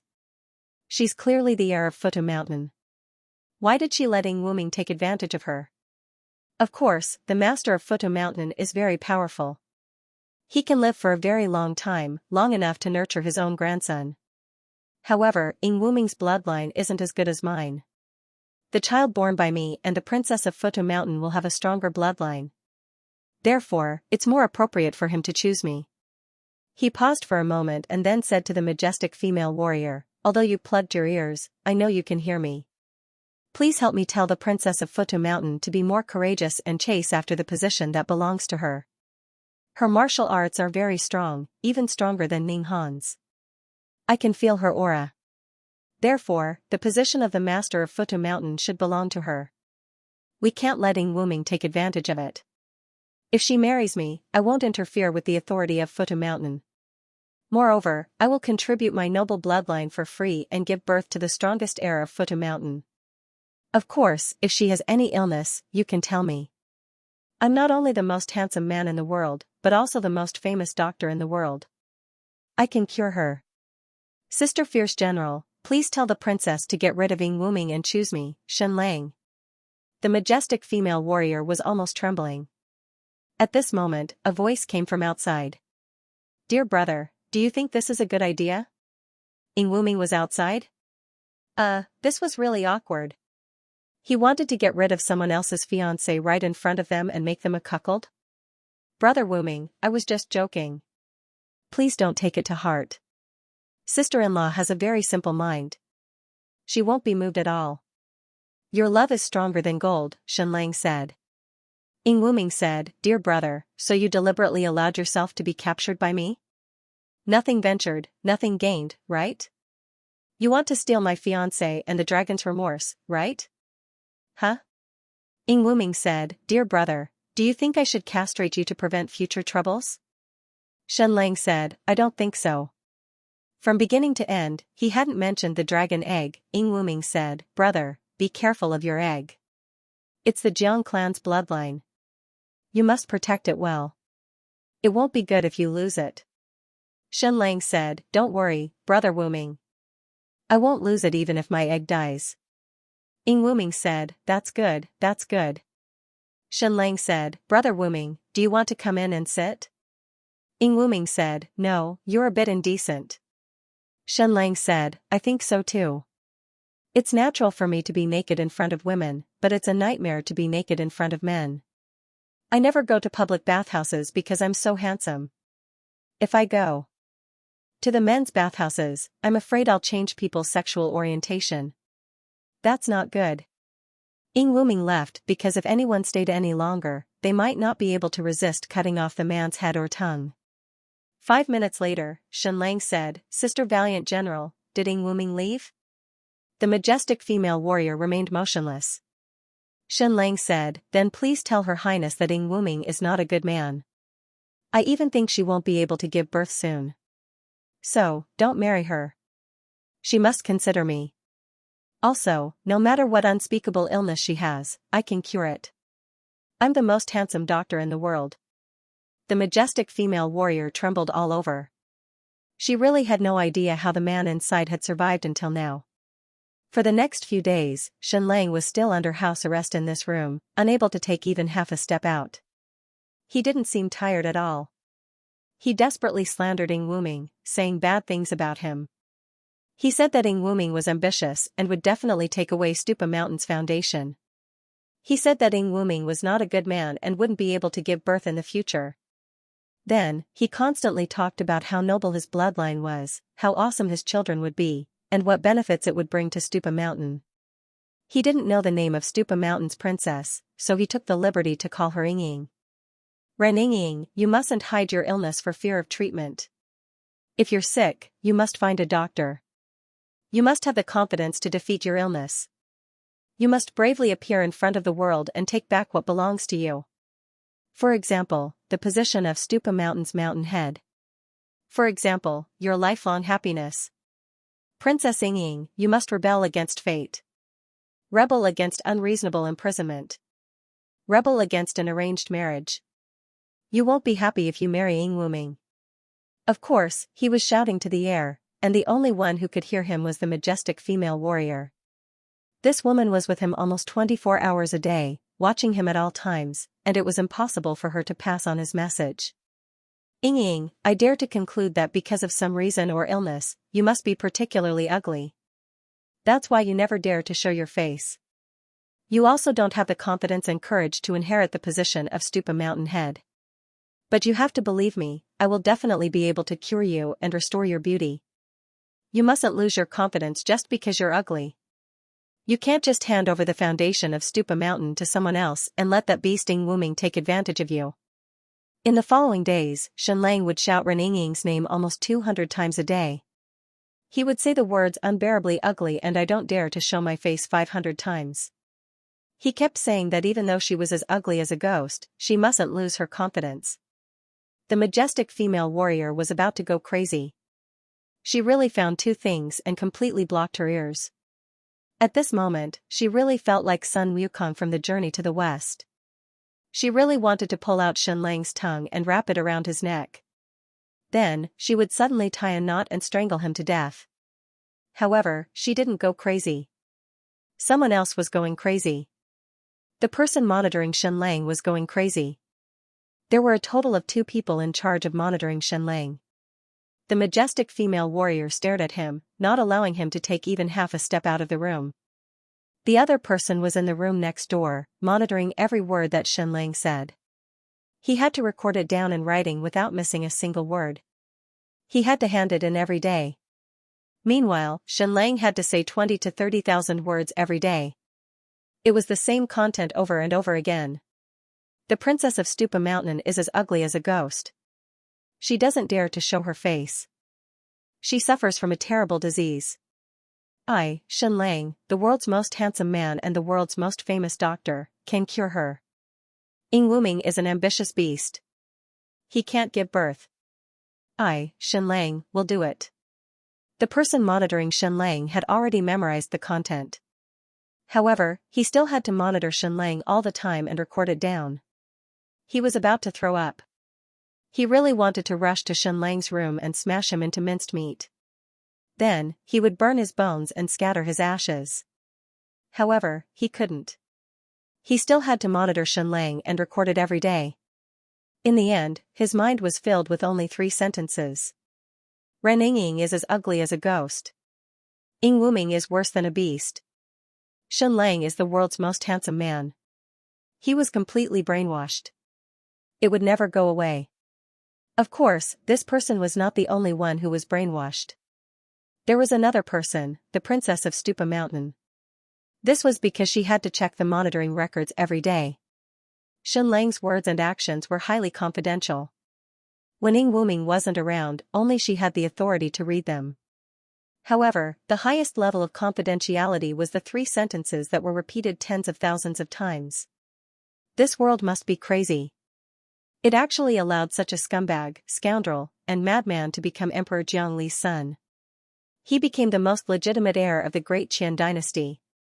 Someone like this was going to become the emperor of the Eastern world. The heavens were really blind. However, she had to read the monitoring records. She couldn't even miss a single word. Therefore, she was about to throw up. She had to read tens of thousands of words of brainwashing every day. She was a woman with almost no emotions. She was almost emotionless. However, her emotions were about to be ignited. There was a strong urge in her heart to kill this scumbag.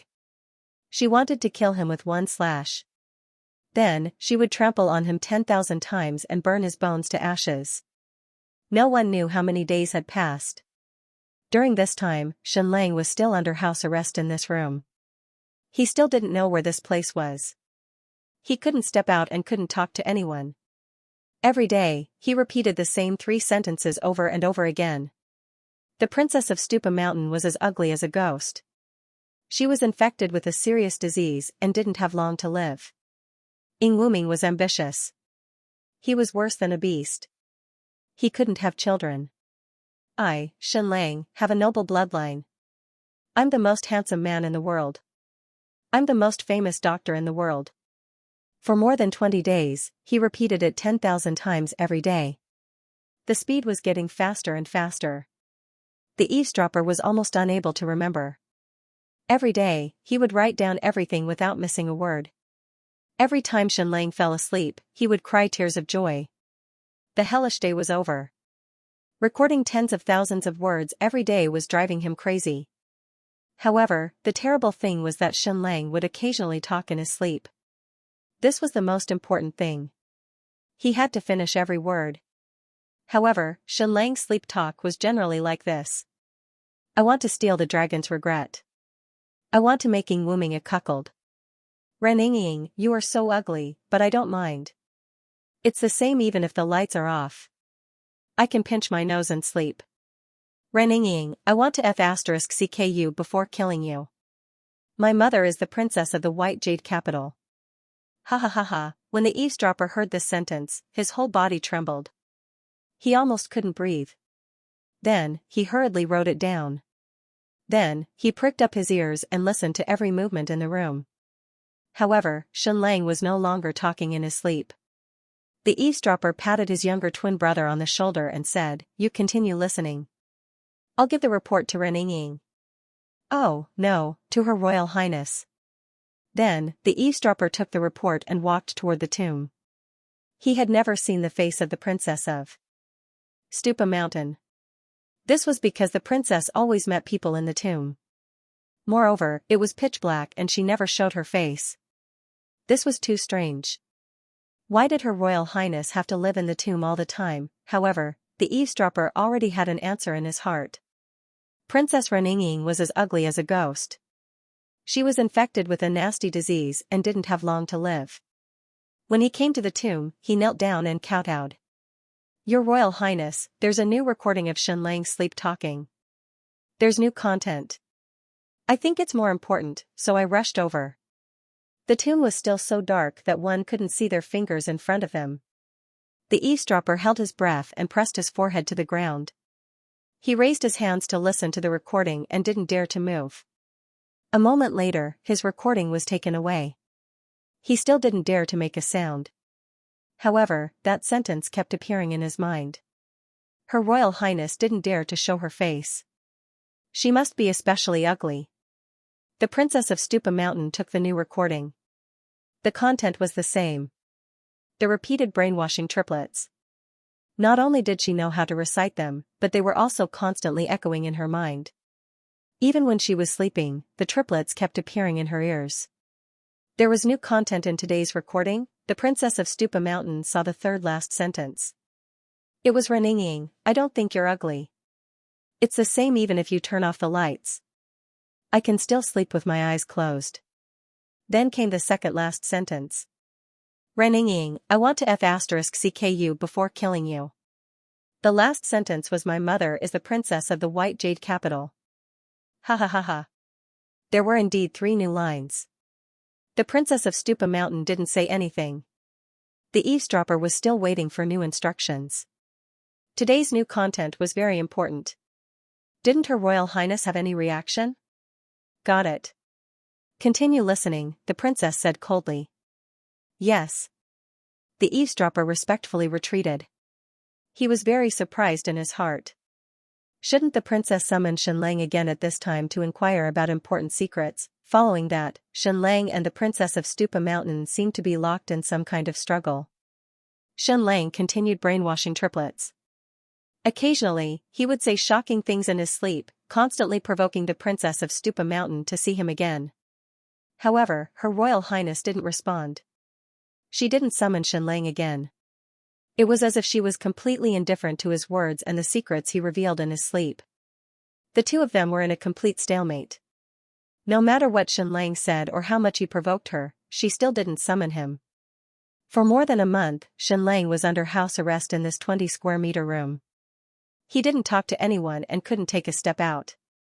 The battle between the two continued. Xianxia waited for the other party to be completely stimulated, while the princess of Stupa Mountain seemed to be waiting for Xianxia to completely break down. It had been more than 2 months since Xianxia was imprisoned in this small room. Almost anyone would have broken down, but he was still in high spirits. Until one day, Xianxia's sleep talk added another content, causing the eavesdropper to tremble in fear. The master of Stupa Mountain has already withered. He can't make it, so he can't have a son. He had practically risked his life to write this sentence. If he could, he really wanted to pretend that he didn't hear it, but he didn't dare to. That day, when he sent this eavesdropper to the princess of Stupa Mountain, his heart was strategic, and his neck was cold. He felt that he might not be able to keep his head. In the end, when the princess saw the new content of the eavesdropper, she remained motionless and silent. She still didn't summon Xianxia, nor did she give any new orders. The eavesdropper was shocked. It couldn't be, right? Xianxia had launched such a vicious attack on the mountain elder, who was the supreme master of Stupa Mountain, yet the princess didn't have any reaction. Logically speaking, he should have directly grabbed Xianxia and castrated him. Or perhaps he should have just stomped on his balls. But the truth was that Xianxia's vicious attack was like a stone sinking into the sea. Thus, Xianxia's brainwashing triplet became 4. The master of Stupa Mountain had withered, so he couldn't have a son, and he repeated it thousands of times every day. The eavesdropper almost cried as he wrote these words. They already felt that they didn't have long to live. Once the eavesdropper ended, it would be the time of their death. They could also see that Xianxia was crazily provoking the bottom line of Stupa Mountain, crazily courting death. But no matter how Xianxia provoked her, it was like a stone sinking into the sea. The princess of Stupa Mountain didn't respond at all. And this eavesdropper was extremely emotional. Xianxia, you still haven't given up? You still haven't collapsed. I'm about to collapse from recording these brainwashing triplets every day. You're under house arrest in a small room every day, without freedom, unable to communicate, and no matter what provocation you say, it's like a stone sinking into the sea. You don't even know if anyone can hear you. How can you not collapse? How could Xianxia collapse? Fighting with the heavens was endless joy. Fighting with the earth was endless joy. Fighting with people was endless joy. He was having the time of his life. And soon, he was about to put on a show against the princess of Stupa Mountain. Little guy, I'm watching you pretend? What stone sinking into the sea? What cold as ice? After another 3 days, Xianxia woke up again. The eavesdropper pressed her ear against the wall in agony, preparing to be ravaged by Xianxia's brainwashing triplets again. But today, Xianxia was especially silent. He didn't say a single word. The eavesdropper was stunned. Why? Could it be that Xianxia admitted defeat? Had he broken down? He'd persisted with his brainwashing speech for 2 whole months. Why wasn't he saying it today? But even if Xianxia stopped talking, the eavesdropper's ears still seemed to be playing Xianxia's voice automatically. She was actually hallucinating. Was this the so-called unforgettable? It was quiet for a few hours. Xianxia suddenly said, Reninging, let's make a bet. Within 5 days, the Great Yan Empire will launch a strategic attack on you. It will be a destructive attack, and it will be carried out in my name, Xianxia. The great Yan Emperor is going to launch the dragon's remorse, and I know where his target will be. If you want to know, then let's meet up and talk about how you cuckolded Ing Wuming. When she heard this, the eavesdropper trembled again. She was so excited that she couldn't control herself.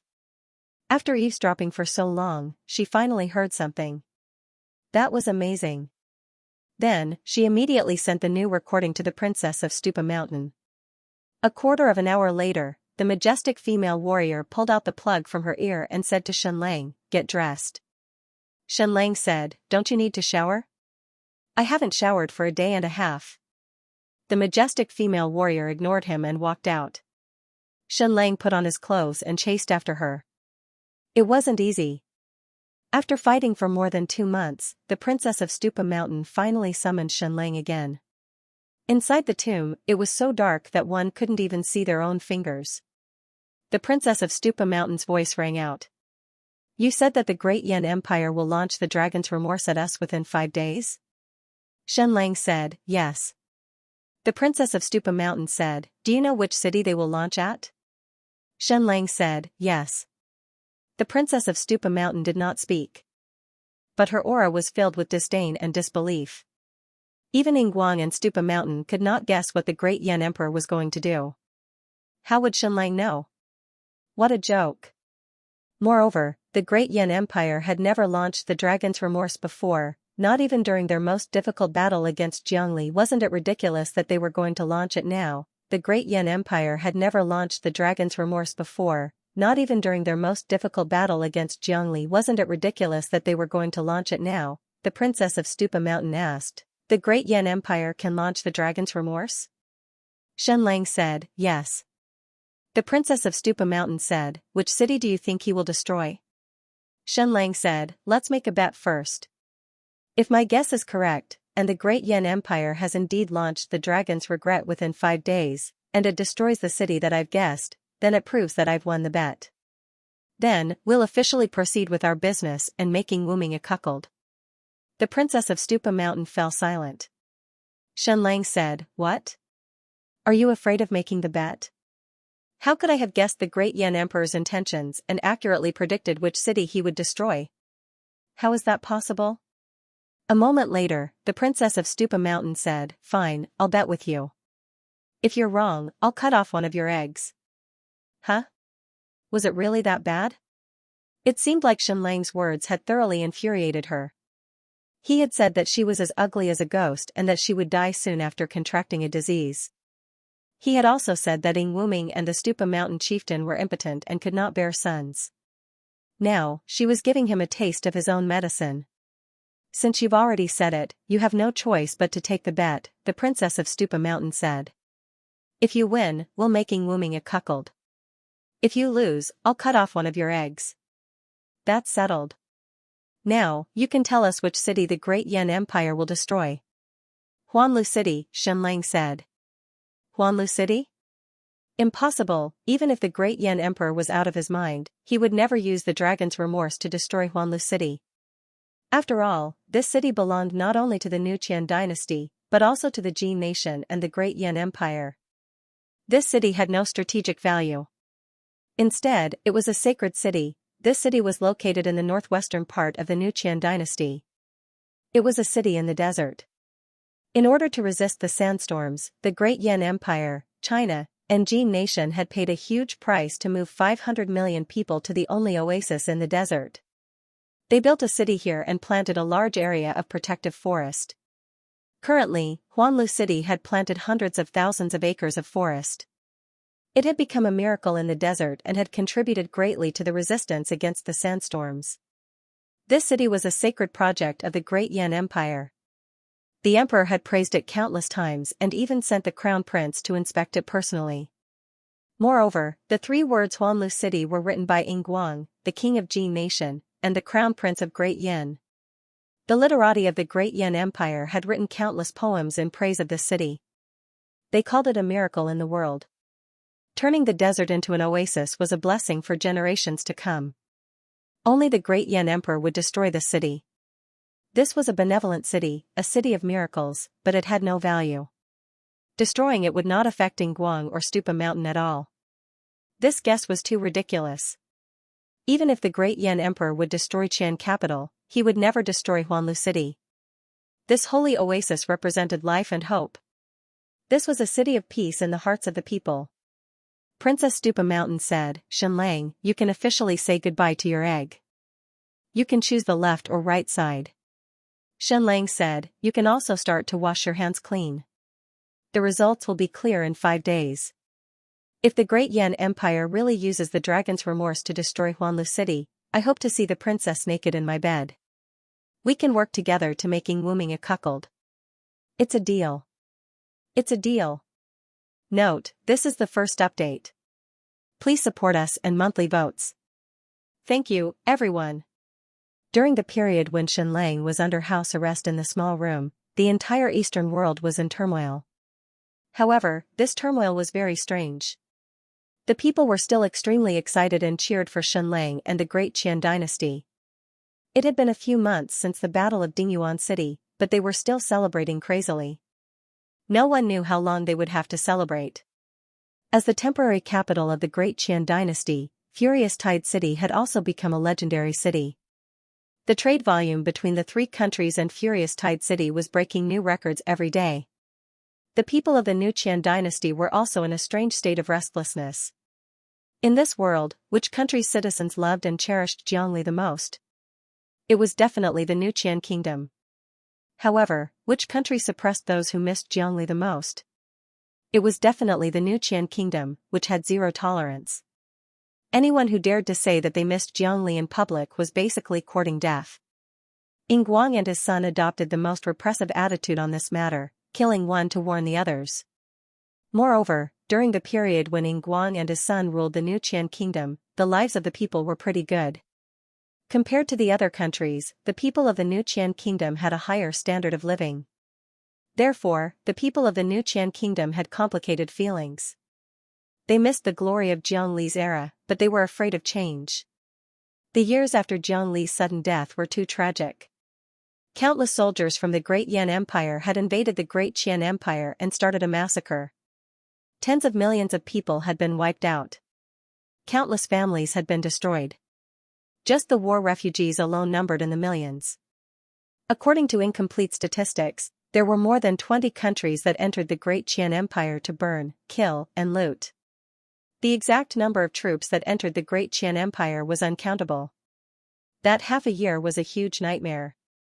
More than hundreds of thousands of innocent women were defiled, more than 1 million innocent people died, and more than half of the families were looted.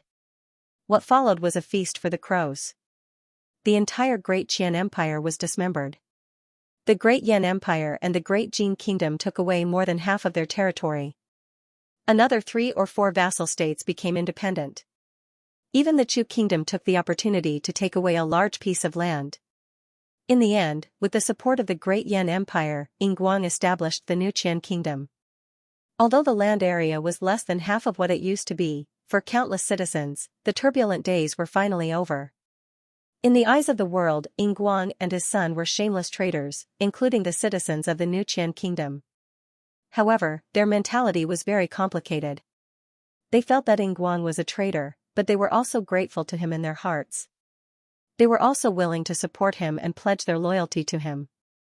Therefore, after Shenlang returned, the people of the new Qian Kingdom should be the most excited and the ones who should be most loyal to Shenlang. However, that was not the case. The tens of millions of people of the new Qian Kingdom had a very strange attitude towards Shenlang.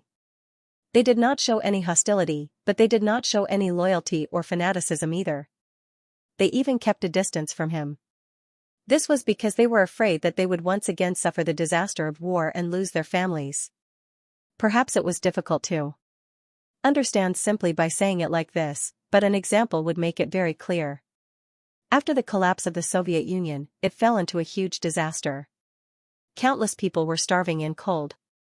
After that, Russia recovered some of its national strength with great difficulty. Ask the Russians, do they miss the glory of the Soviet Union? They definitely do. However, if you ask them, would they be willing if the Soviet Union came to Russia again? Their answer would be no. Therefore, Putin's words had already explained the mentality of the Russians. If they forgot about the Soviet Union, they would have no conscience, and if they wanted to return to the Soviet Union, they would have no brains. Of course, the Great Qian Empire was not the Soviet Union. The Soviet Union had collapsed under the circumstances of being besieged from the inside and the outside, while the Great Qian Empire had collapsed at its most glorious moment. Jiang Li's sudden death had led to the annihilation of the Great Qian Empire. In the hearts of countless people in the new Qian kingdom, Ying Guang and his son were traitors, but they were also their saviors. Therefore, after the Battle of Dingyuan City, although Xianlang seemed to have won, the new Qian kingdom fell into a strange state of worry. They were worried that Xianlang's army would kill their way into the new Qian dynasty, and the flames of war would ignite once again. The entire eastern world was like a pot of boiling water, constantly boiling. However, this was only the unrest of the people at the bottom. On the contrary, the upper echelons of power had fallen into a suffocating silence. It was the kind of silence that came before a storm, the kind of peace that came before an earthquake. At this moment, there was only one word in the minds of the higher-ups of the various countries and the Great Yan Empire: the Transcendental Forces Conference. The Battle of Dingyuan City had determined the division of the world, and the Transcendental Forces Conference had completely determined the situation of the entire world. It would decide whether the new Qian Empire and the Great Yan Empire would collude again or break off. 3 years ago, Stupa Mountain had discovered the huge ancient relic in the southern sea. Their strength had increased by leaps and bounds, and today's scene had been decided.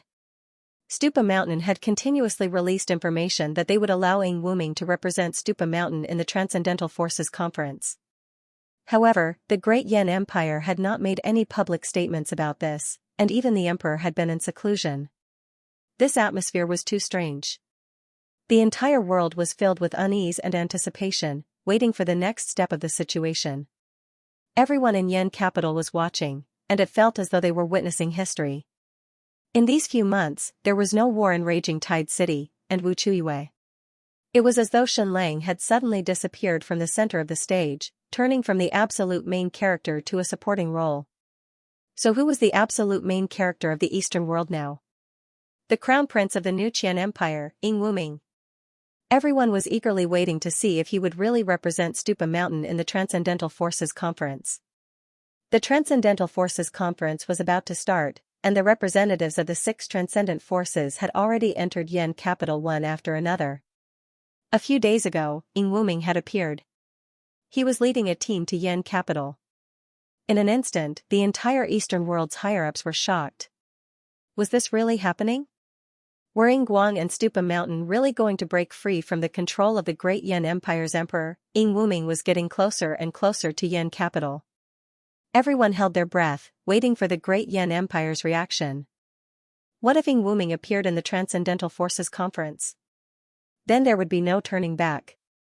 It would mean that the new Qian Empire and Stupa Mountain had officially become independent. Therefore, the Great Yan Empire would definitely react and use strategic forces to deter and obstruct them. Then, what would the Great Yan Empire do? No one knew, but everyone was looking forward to it. Why was Xianlang so sure that the Great Yan Empire would launch the Remorse of the Dragon within 5 days, and that the target would be Huanlu City? This was a city that symbolized miracles and peace, the symbol of the unity of the Great Yan Empire. This was not just an oasis city in the desert, it also had hundreds of thousands of hectares of man-made forests. These were planted by countless people, one by one. To anyone, this city had no value other than its reputation. Destroying it would not be a significant blow to Ying Guang. Was Xianlang a deity? Could he predict the future? Of course not. The story started from the Zhu family's secret base. The group of scholars had spent more than 10 years trying to crack the Remorse of the Dragon, but the relevant information was innumerable. Before Xianlang's army landed on the island, they had already thought of ways to destroy most of the information. However, these scholars were still naive and could not bear to destroy their hard work. Therefore, they had hidden a lot of information in every secret corner of the island. After these people were captured, they had thought that their willpower was absolutely strong and that it was impossible for them to confess. However, Xianlang directly used a chemical drug to invade their brains. This group of Zhu family scholars, who had been injected with the drug, completely fell into a state of confusion. They completely lost their minds and confessed. Not only did Xianxia obtain this information, but he also obtained 90% of the blueprints for the dragon's power. He also obtained many fragmented confessions that sounded meaningless. For example, White the Arch City, Red Sea, King Kong Peak, and Huanlu City. Moreover, they repeatedly mentioned the 9th of September. At that time, Xianxia did not understand the specific meaning of these words, and he had never even heard of those places. The only place he knew was Huanlu City. Then, Hila used torture to interrogate them. What was in Huanlu City? However, he did not obtain any answers. Apart from the Double Yang Festival, the 9th of September was also very close to an important date, the 23rd of September. It was the date of the Transcendence Conference that was held once every 5 years. Xianxia sent a secret team of over 1,000 people to explore the world, hoping to find new ancient ruins. They explored the Gobi Desert and explored countless islands. After obtaining the confessions of the Zhu family scholars, he ordered this group of people to secretly explore Huanlu City. This city was located in an oasis in the desert in the northwest corner of the Great Yan Dynasty. In the end, they still did not find anything. It was just an extremely green city. It was definitely a miraculous city. It had forcefully created a Jiangnan in the desert. Originally, Xianxia wanted to explore it himself, but he did not have the time. However, after the Battle of Dingyuan City, the situation in the world suddenly became clear. The cracks between the Great Yan Emperor, Yingguang, and Stupa Mountain also became clear. Even Xianxia could see it. Therefore, the information that seemed to be in a mess suddenly became clear. Xianxia made a bold prediction. The Zhu family's secret base on a deserted island had set the deadline to crack the regret of the dragon to be the 9th of September, and the target was Huanlu City. Furthermore, the Zhu family's secret base wasn't the only one carrying out this mission. Xianxia's speculation was very reasonable. Others might not know about the cracks between the emperor and Yingguang, but the emperor was very clear about it. He must have already made plans for the upcoming crisis. What could Yingguang do to prevent Yingguang and Stupa Mountain from establishing themselves? Using the regret of the dragon as a strategic deterrent was the most effective, but it definitely could not be done in the name of the Great Yan Empire. In the modern era, some overlord even knew to use the name of terrorists. Among the secret locations that the Zhu family scholars had confessed to, White Sovereign City sounded like it was in the extreme north. He had never heard of Vajra Peak. The Red Sea seemed to be in the west of the various countries in the western regions. The only place that was closer to the New Qian kingdom was Huanlu City. In that case, Huanlu City must be hiding some kind of secret, and it was related to Yingguang's interests. However, Xianxia had not discovered it, and it seemed that Stupa Mountain had not discovered it either. Therefore, Princess Stupa Mountain felt that Xianxia's words were especially ridiculous. First of all, the Great Yan Empire had never launched the regret of the dragon, and there was no evidence that they could launch it. Secondly, even if they did launch the regret of the dragon, it would not reach Huanlu City. Ying Wuming, the new Qian crown prince, walked slowly, but once again arrived outside the Yan capital. The entire Yan capital fell silent. The imperial cabinet did not express any opinion, nor did they send any prime ministers to welcome him. Ying Wuming walked the last 50 kilometers of the road for 3 days, and he was moving at a snail's pace. Furthermore, he had to write a memorial every day to greet the emperor, the empress dowager, and the wise and far-sighted crown prince. This was to give the Yan capital time to react and figure out what kind of reception they should give him. At this time, Ying Wuming had become the absolute protagonist of the Eastern world, the real focus of attention. All the countries in the world had garrisons in the Yan capital. Either the son of the monarch was stationed there, or it was an important minister. The Yan capital was the absolute center of the Eastern world, and the focus of the world's attention. Everyone was waiting for the Yan capital palace's response. Should they issue an edict to reprimand Ying Wuming? Or should they use more drastic measures? On the 6th of September, the Yan capital palace did not let the people wait for long. The crown prince personally led several important ministers to welcome the new Qian crown prince, Ying Wuming, and he personally came to the Vermilion Bird Gate. That's right, it was the Vermilion Bird Gate again. All the countries in the Eastern world had these 4 gates, green dragon, vermilion bird, xuanwu, and white tiger. However, the 4 gates of the Yan capital were of the highest standard, and they were even larger than the historical Chang'an city of the Great Tang. Under the watchful eyes of the public, the crown prince of the Great Yan Empire welcomed the new Qian crown prince, Ing Wuming, outside the Vermilion Bird Gate. They had a brief discussion, and both sides condemned Shenlang's fake Great Qian dynasty. "Brother, it's been a tough journey," the crown prince of the Great Yan Empire said. Ing Wuming bowed and said, "Every time I leave the Yan capital, I start to miss it. So this time I'm really eager to return. I want to see your majesty's heavenly face again. I want to see the majesty of the crown prince again. Come, come, come." The crown prince of the Great Yan Empire held Ing Wuming's wrist and said, "Let us brothers enter the capital together." Ing Wuming quickly took 3 steps back, bowed, and said, "Your Majesty, I don't dare to be rude." Next, the crown prince of the Great Yan Empire showed a courteous attitude, and wanted to hold Ing Wuming's hand and enter the Yan capital together. Ing Wuming refused, and his attitude was extremely humble. In the end, he even knelt on the ground. "If your highness, the crown prince, you don't dare to enter the Yan capital anymore," Ing Wuming said with his forehead on the ground. The crown prince said, "Fine, fine. Up to you. Brother, you're too polite." A general of the Great Yan Empire shouted, "All troops, fall into formation." Immediately, 3,000 guards of the empire lined up neatly, drew their sabers, and welcomed Ing Wuming into the city. "Welcome, Crown Prince." A deputy prime minister led a few hundred officials and bowed in an orderly manner. The Yan capital's welcoming ceremony for Ing Wuming was very grand, even exceeding the ceremony of a prince. "Brother, please. Your Highness, please." Then, the crown prince and Ing Wuming mounted their warhorses and inspected the guards of the Great Yan Empire one after another. "Welcome, Your Highness, Crown Prince. Welcome, Your Highness, Crown Prince." The pace of the crown prince and Ing Wuming's warhorses was not fast, but it was very elegant, as if they were performing dressage. Wherever they passed, the guards of the empire stood upright, shouted in unison, and drew their sabers to salute.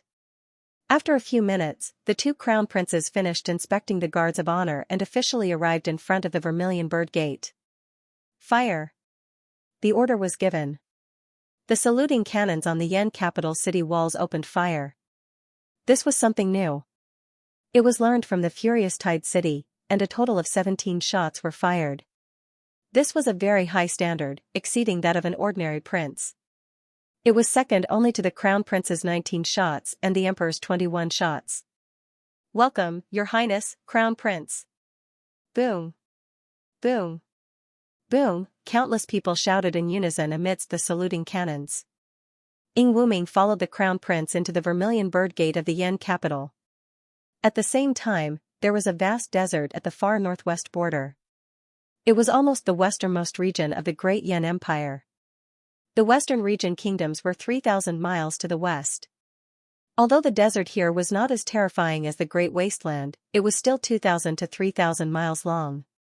Huanlu City was the largest oasis in this desert. It was also the front line of the Great Yan Empire against the desert. This city was indeed very beautiful. It was like a piece of jade embedded in the desert. The hundreds of thousands of acres of forest brought vitality to the city.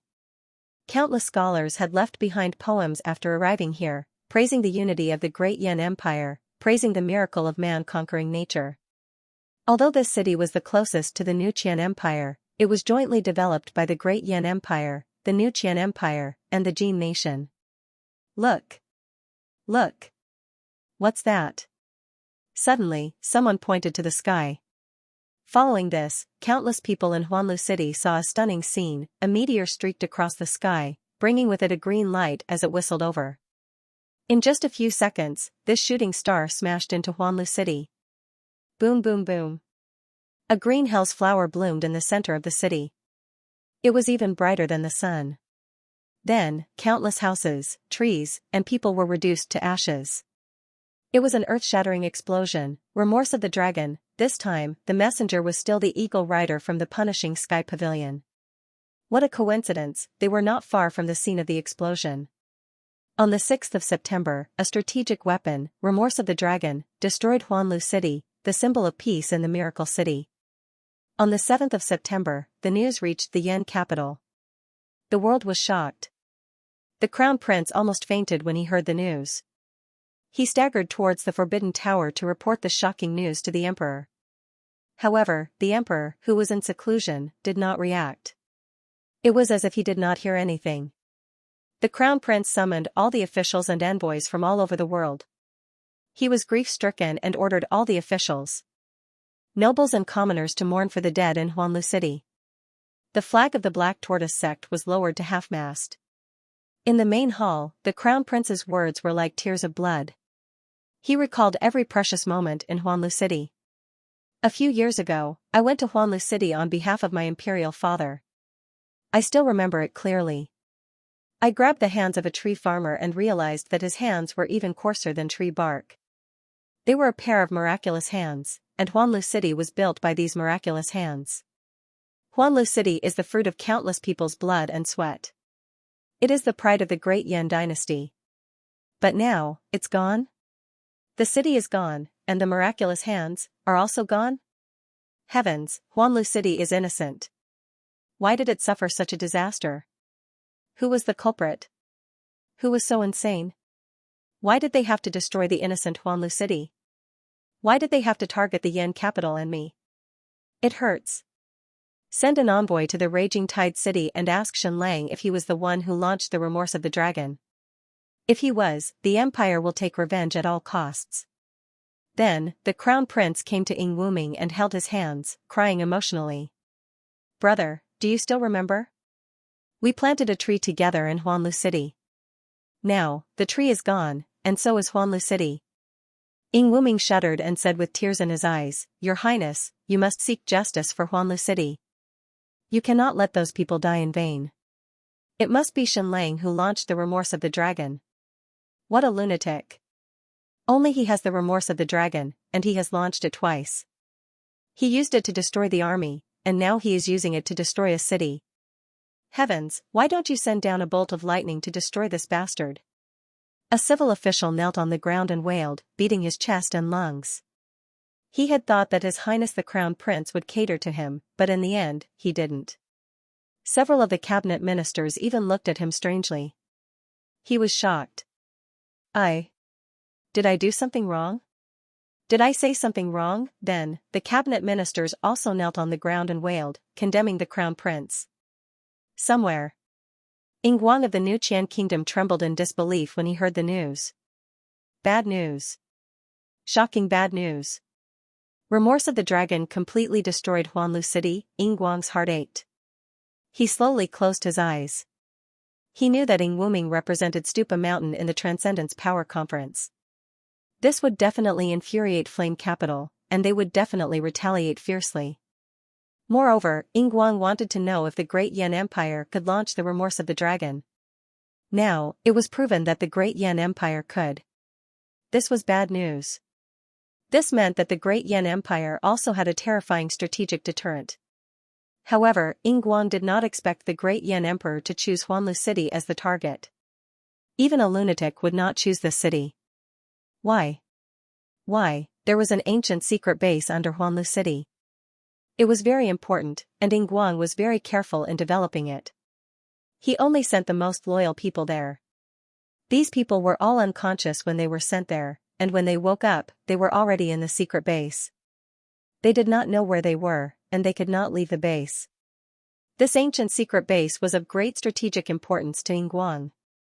There were no more than 3 people who knew about it. None of them would betray him. How did the emperor know about it?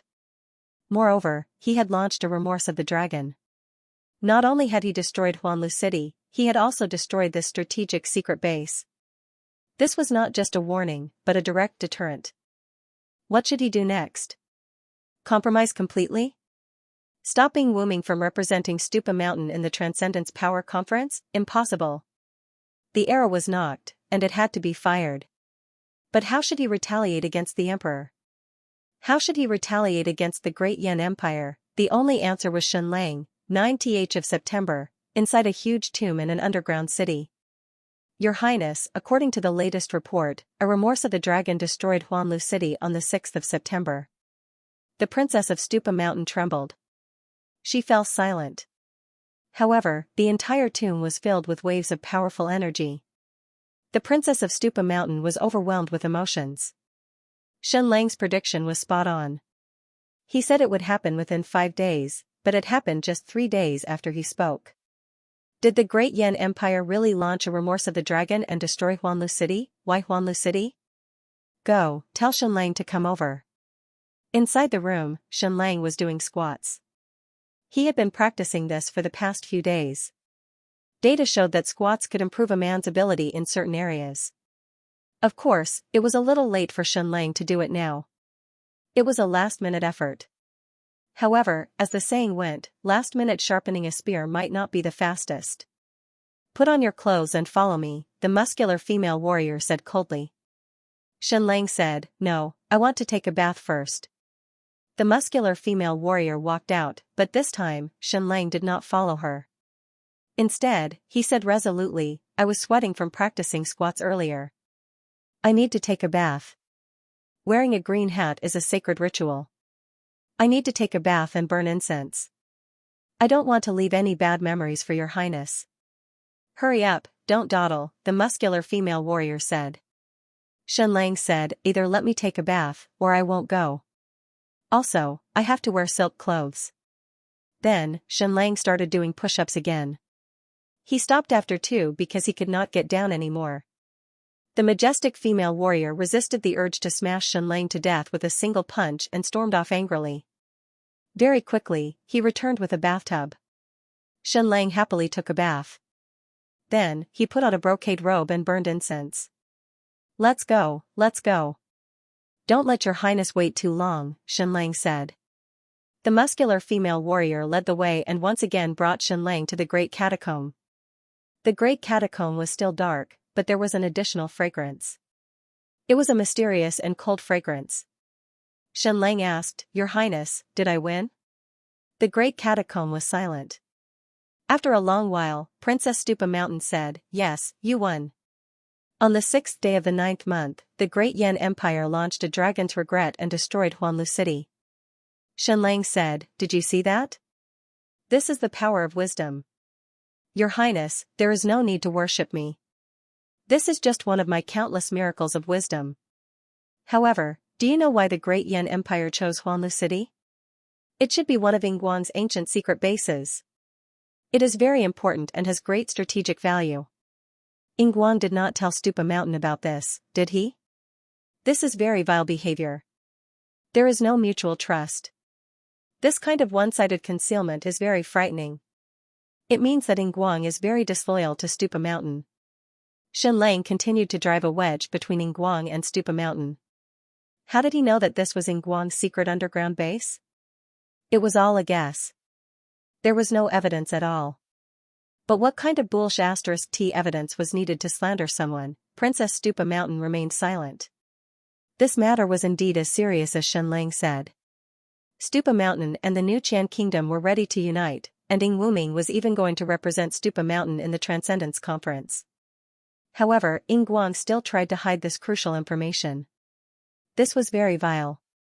Did he not want mutual trust? Shen Lang said, Your Highness, I wonder if you still remember the bet between us?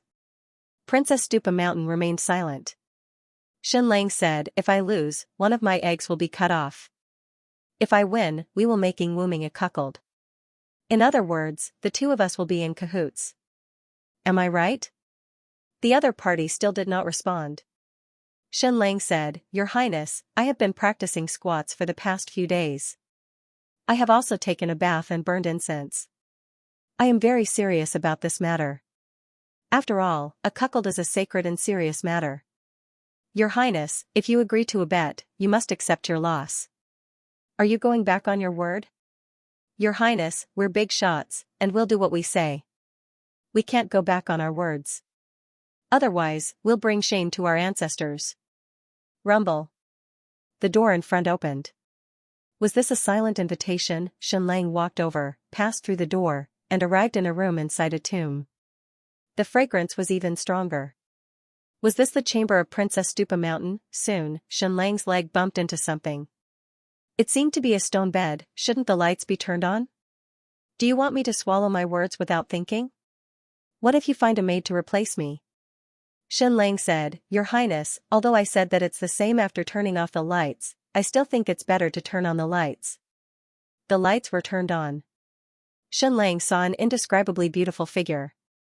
It was so graceful that it could not be described with words. Princess Stupa Mountain's figure was much more beautiful than he had imagined. There was even a very special kind of magic about her. Her curves were even more alluring than Ning Han's, even a little metaphysical. Shenlang, if you agree to a bet, you must accept your loss. You have won the bet. But are you sure you want me to make this bet? Are you sure you want to make Wuming a cuckold? Princess Stupa Mountain asked. Shenlang said, Yes, of course, of course. Princess Stupa Mountain said, Good. I hope you won't regret it. She then tore off her veil and untied her dress, revealing her body, a body full of magical curves. Suddenly, Shenlang was completely stunned. His eyes widened to the limit, and then he could no longer close them. He could not believe the scene in front of him. Shenlang did not expect it to be like this, not even in his dreams. Was he seeing a ghost? Princess Stupa Mountain sneered. Shenlang, didn't you want to make Wuming a cuckold? Didn't you want me? Come on, don't be polite. Her face was perfect, so beautiful that it was unimaginable. Her curves were also perfect, even full of dreamy feeling. However, her entire body was transparent as crystal glass. It was too strange, too bizarre, and simply inhuman. Note, second update, today's 16,000 update. Seeking monthly votes and support. Kowtowing to thank you. Thank you for abandoning. Taihua's 10,000 yuan tip. Thank you DMR21 for the 50,000 coins. Thank you. Now, Shenlang finally understood why this princess of Stupa Mountain had never shown herself. He had originally thought that she might be ugly, have some scary scars on her body, or have lupus. But now that he thought about it, even if this woman was ugly, even if she had a terrible birthmark or scar, she would not have never shown herself. As the successor of Stupa Mountain, looks were not important. Martial arts, wisdom, and willpower were the most important. However, being transparent was too strange and inhuman. Stupa Mountain would probably find it difficult to accept such a person as the future master of Stupa Mountain. Crystal person? Glass person? It was unimaginable that a person's body could be transparent. Was she an alien? Seeing Shenlang's reaction, Princess Stupa Mountain said coldly, Come on, don't stand on ceremony. Shenlang said hoarsely, Why don't we turn off the lights?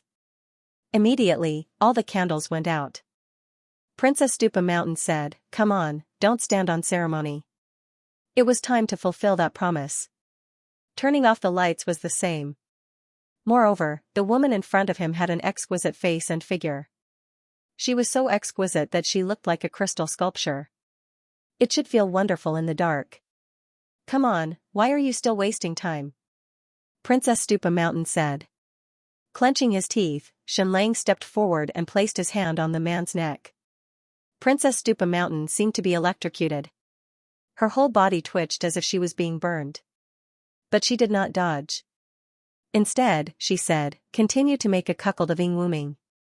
After a long while, Shenlang retracted his hand and said solemnly, Your Highness, I was only joking with you. I am a gentleman. How could I take advantage of others? She sneered and did not speak. Shenlang said, The relationship between a man and a woman is extremely sacred, and having a relationship without a foundation of feelings is completely a form of illicit sexual intercourse, and it's immoral. The reason why we're different from beasts and animals is because we're reasonable, and we understand shame. Come. Your Highness, put on some clothes. It's cold here. Don't catch a cold. Then, Shenlang picked up the nightgown from the ground and put it on Princess Stupa Mountain. Even though he couldn't see anything and couldn't see his own fingers, he still felt relieved, as if he had hidden something dangerous. He really couldn't do it. He was a transparent person, and his internal organs could be seen clearly. Your Royal Highness, we are having a friendly and peaceful conversation. What matters between a man and a woman? It's too vulgar, said Xianxia. The princess of Futu Mountain sneered and sat down leisurely. She asked, Your Excellency Xianxia, you claim to be the #1 doctor in the world. Can you cure my illness? He really couldn't, because he no longer belonged to the category of a disease. In fact, he was more like a mutation. In fact, Xianxia had seen 3 similar people. One of them was her teacher, Wu Tuzi. Her skin was abnormally white, even whiter than Caucasians. It was really like snow. Her skin was also a little transparent. Even her blood vessels could be seen clearly. However, she was still a normal human after all. It was just that her skin was especially white, so white that it gave off a feeling of translucency. The other one was Xianxia's younger sister, Princess Jining, who was raised in the Great Yan's palace. She was also so white that she was almost translucent. She had to live in a dust-free room at all times, and she couldn't be exposed to sunlight. The other one was Xianxia's darling, Yao Yao. She had to stay in a special dust-free room for a long time, and she slept every day.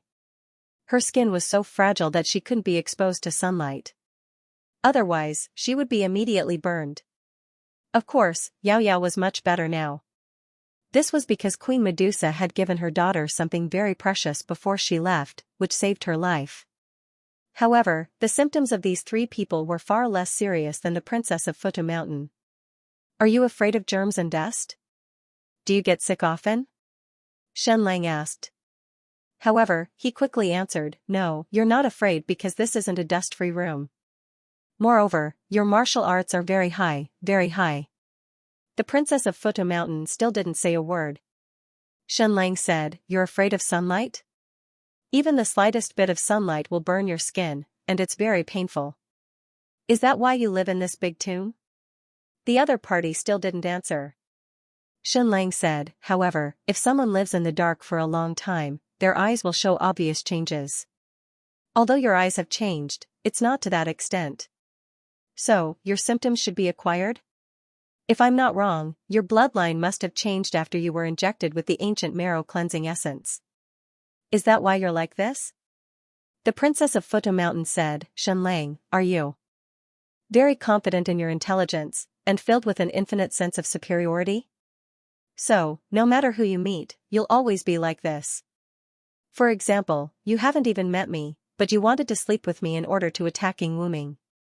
Because I didn't dare to meet anyone, they judged that I was extremely ugly and that I wouldn't be able to live for long. Because my father didn't have a son, they immediately concluded that he couldn't give birth to a son. You're really an arrogant person who thinks that all the women in the world should fall in love with you. You think that you're smarter and nobler than anyone else. I've never seen someone as egotistical as you. This should be an attack on Xianxia, and it was very accurate. Xianxia said, Look, there are already results from our communication. Her Highness already has a preliminary understanding of me. This is a very good start, and we should maintain this state. Huh? Don't you have any shame? The princess of Futu Mountain is dissecting you and criticizing you. The princess of Futu Mountain said, You think I'm not human? Then let me tell you, when I was young, I was even more unlike a human. I was more terrifying than you can imagine. Xianxia was stunned. Then he had guessed wrong. Had this woman not mutated because she was injected with the ancient marrow cleansing essence, or was she born abnormal, and then injected with the ancient marrow cleansing essence to transform her bloodline? A combination of many factors caused her to mutate into this? The heavens made me like this, so I have to accept it. The princess of Futu Mountain said, The reason why I didn't return to the surface and inherit the foundation of Futu Mountain, but chose to marry Wu Ming and let him represent Futu Mountain, is because I can't return to the surface. I don't care if others see me like this, and I don't care about other people's strange gazes. It's simply because I can't shine in the sun. Xianxia was quiet for a while, then said, Then you must pay attention to your calcium intake. Without sunlight, it's very detrimental to calcium absorption. The princess of Futu Mountain said, Xianxia, don't waste your energy. It's useless. You won't be able to leave this place in this lifetime. You won't be able to sow discord between Futu Mountain and the Ying family, and you won't be able to steal the dragon's regret. Xianxia said, Your Highness, if one day you can return to normal, does that mean that you don't need Wuming, and that you can manage Futa Mountain yourself? The princess of Futa Mountain said, that day won't come. Moreover, Xianlang's thoughts are very complicated. On one hand, you want to sow discord between Futa Mountain and the Ying family. On the other hand, you want Wuming to continue representing Futa Mountain in the Transcending Forces meeting. This way, we can continue to tear apart the Great Yan Empire, and your Great Qian dynasty can continue to benefit from it. Xianlang didn't directly answer the other party's words. Instead, he continued to ask, can you let me see the joy of suffering? The princess of Futa Mountain said, no. Xianlang said, Your Highness, even though the chances are very slim, I will still try my best to find a way for you to return to normal. Once I find that way, I hope that you can consider cooperating with Futa Mountain and the Great Qian dynasty. Although some of my words are very absurd, they are indeed true. My bloodline is much nobler than Wuming's. The children I have given birth to are all the best in the world. The child I will give birth to with you will definitely have the highest bloodline talent. It will allow Futa Mountain to challenge the White Jade Capital's position. The princess of Futa Mountain said, I have already taken off my clothes once, and I am willing to accept my loss. Now, the bet is still in effect. You can come and collect the wager at any time. Do you need me to take it off again? Xianlang said, Stop bullshitting, your translucent skin is extremely sensitive, it won't be able to withstand any kind of touch. Earlier, when I touched your neck with my hand, you felt as if you were being burned. If I'm not wrong, your neck should be burning as if it has been burned by fire. There are obvious burn marks on it, I don't know how long it will take for it to recover. I almost thought that I had learned the fire sand palm. Even if I made myself drunk and slept with you with my eyes closed, I would still be smashed into pieces by you. Goodbye, Your Highness. Think about what I said. A person should still have hope. What if this strange mutation of yours can be cured one day? Don't forget that I am the #1 doctor in the world. Even if I can't cure it now, it might not be impossible in the future. After that, Xianlang left the room. After a while, the lights in the tomb chamber lit up again. The princess of Futa Mountain came before the big mirror. Sure enough, there were 5 scars on her transparent neck. Just now, Xianlang had only touched it with his finger, but now it looked like she had been burned by a red-hot iron palm. So, even if Xianlang didn't mind her transparent body and really slept with her, such a large area of physical contact would make her feel like she was dying. Her whole body would feel as if it had been burned by fire. Moreover, her martial arts were so high that if she struggled even a little, the delicate Xianlang would be smashed to pieces. Looking at herself in the mirror, the princess of Futa Mountain wanted to show a calm gaze at first because she kept saying that this was a body given to her by the heavens. She would accept it, and she didn't care about how others looked at her. But soon, she revealed her true gaze and interest. She felt extreme disgust and pain. She felt extreme disgust for her own body. Why did the heavens do this to me? I am clearly a human, and an exquisite and beautiful woman at that. Why did they give me a transparent body that was as terrifying as a ghost? I am clearly a human, so why do I have to live in the catacombs forever, never daring to return to the surface? I am clearly so skilled in martial arts, but I can't even withstand half an inch of the scorching sun. I am clearly so smart, so strong, so powerful. Why can't I directly control the foundation of Futa Mountain? Why do I have to borrow it from others? Why? Xianlang returned to his room. It was only a small room of about 20 square meters, so he couldn't take a step out. For the next few days, he resumed his routine of eating, sleeping, and eating. There were no more brainwashing quadruplets, no more sleep talking. The 2 eavesdroppers in the rooms next to him were drowsy, but they had to keep their ears open. They couldn't miss a minute or a second. For some reason, at this time, they missed their previous life in hell and Xianlang's brainwashing quadrilaterals. Sigh, people are so strange. When you type tens of thousands of words every day, you feel like you're in so much pain that you want to die. It's like suffering in hell. But when you don't even need to write a word, you feel empty, lonely, and cold. Suddenly, one day, Xianlang said, I want to work hard to cure your princess and make her a normal person again. Bring me all the relevant ancient books.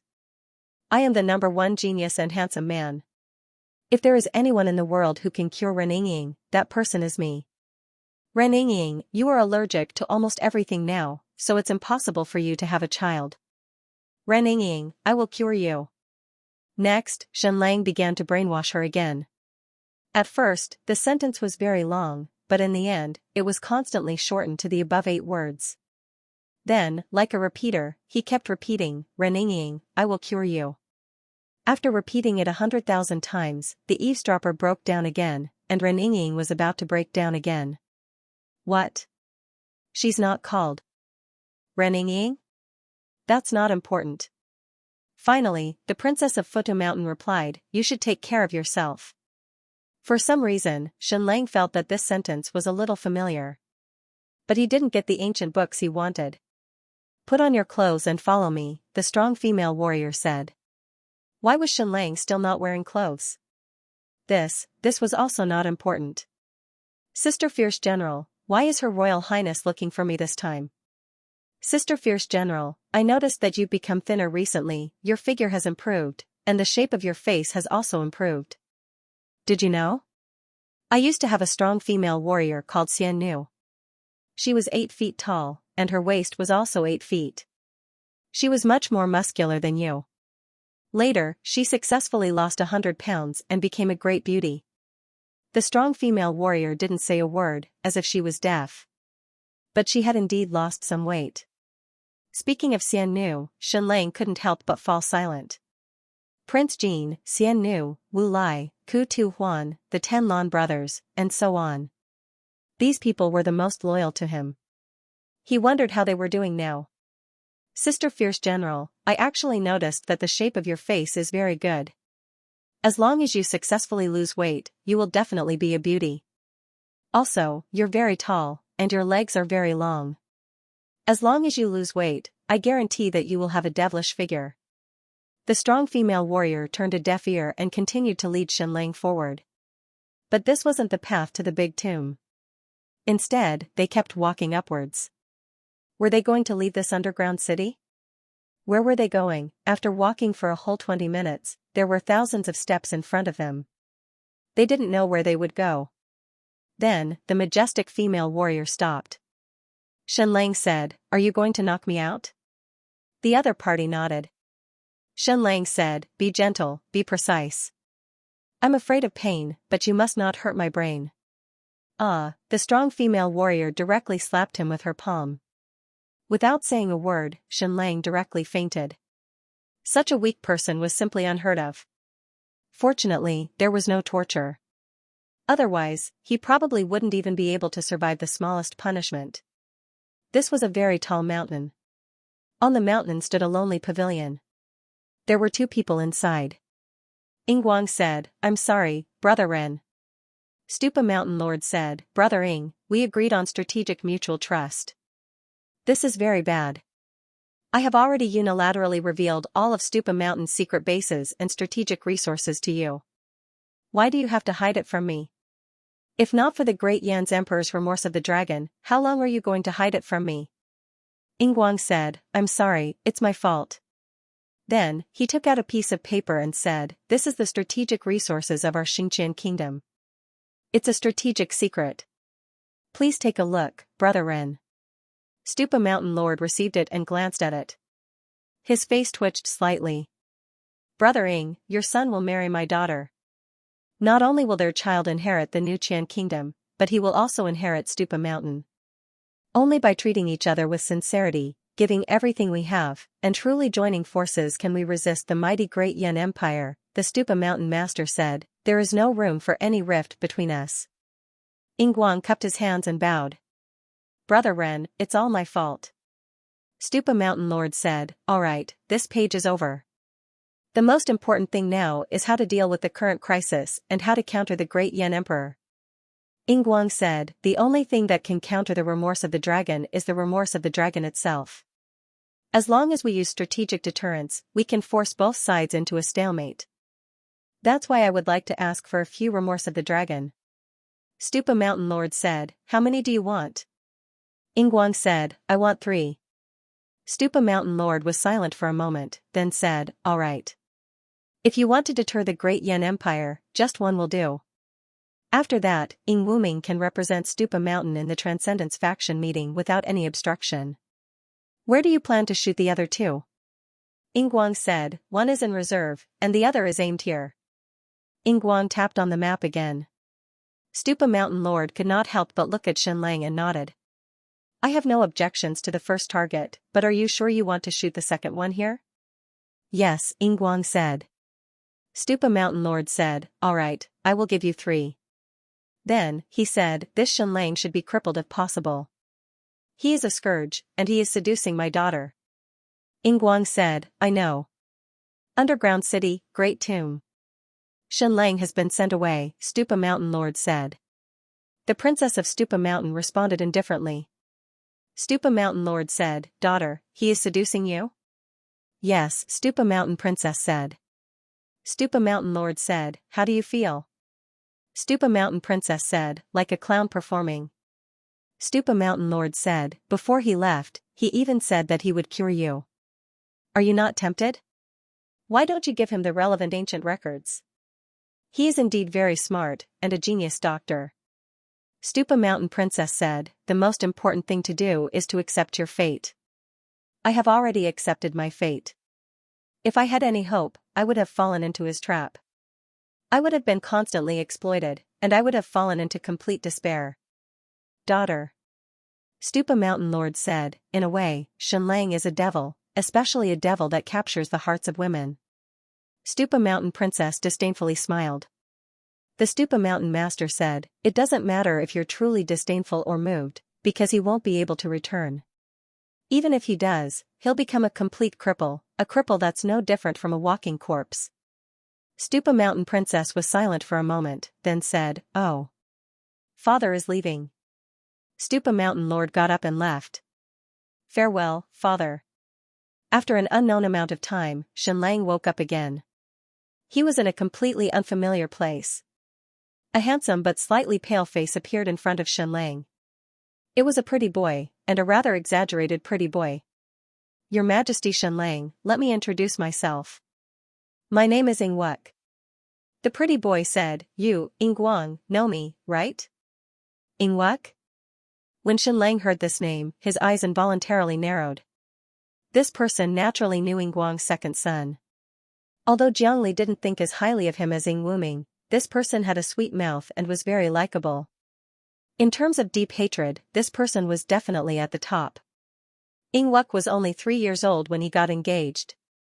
The woman was Jiang Lin's daughter, Xianxia. Jiang Lin, the great Qian Empire's Duke Lin, Jiang Li's younger brother.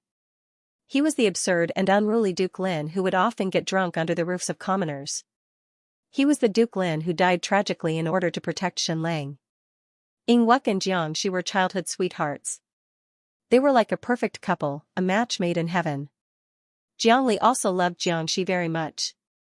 Although her father, Jiang Lin, was only a duke, he conferred Xianxia the title of a princess.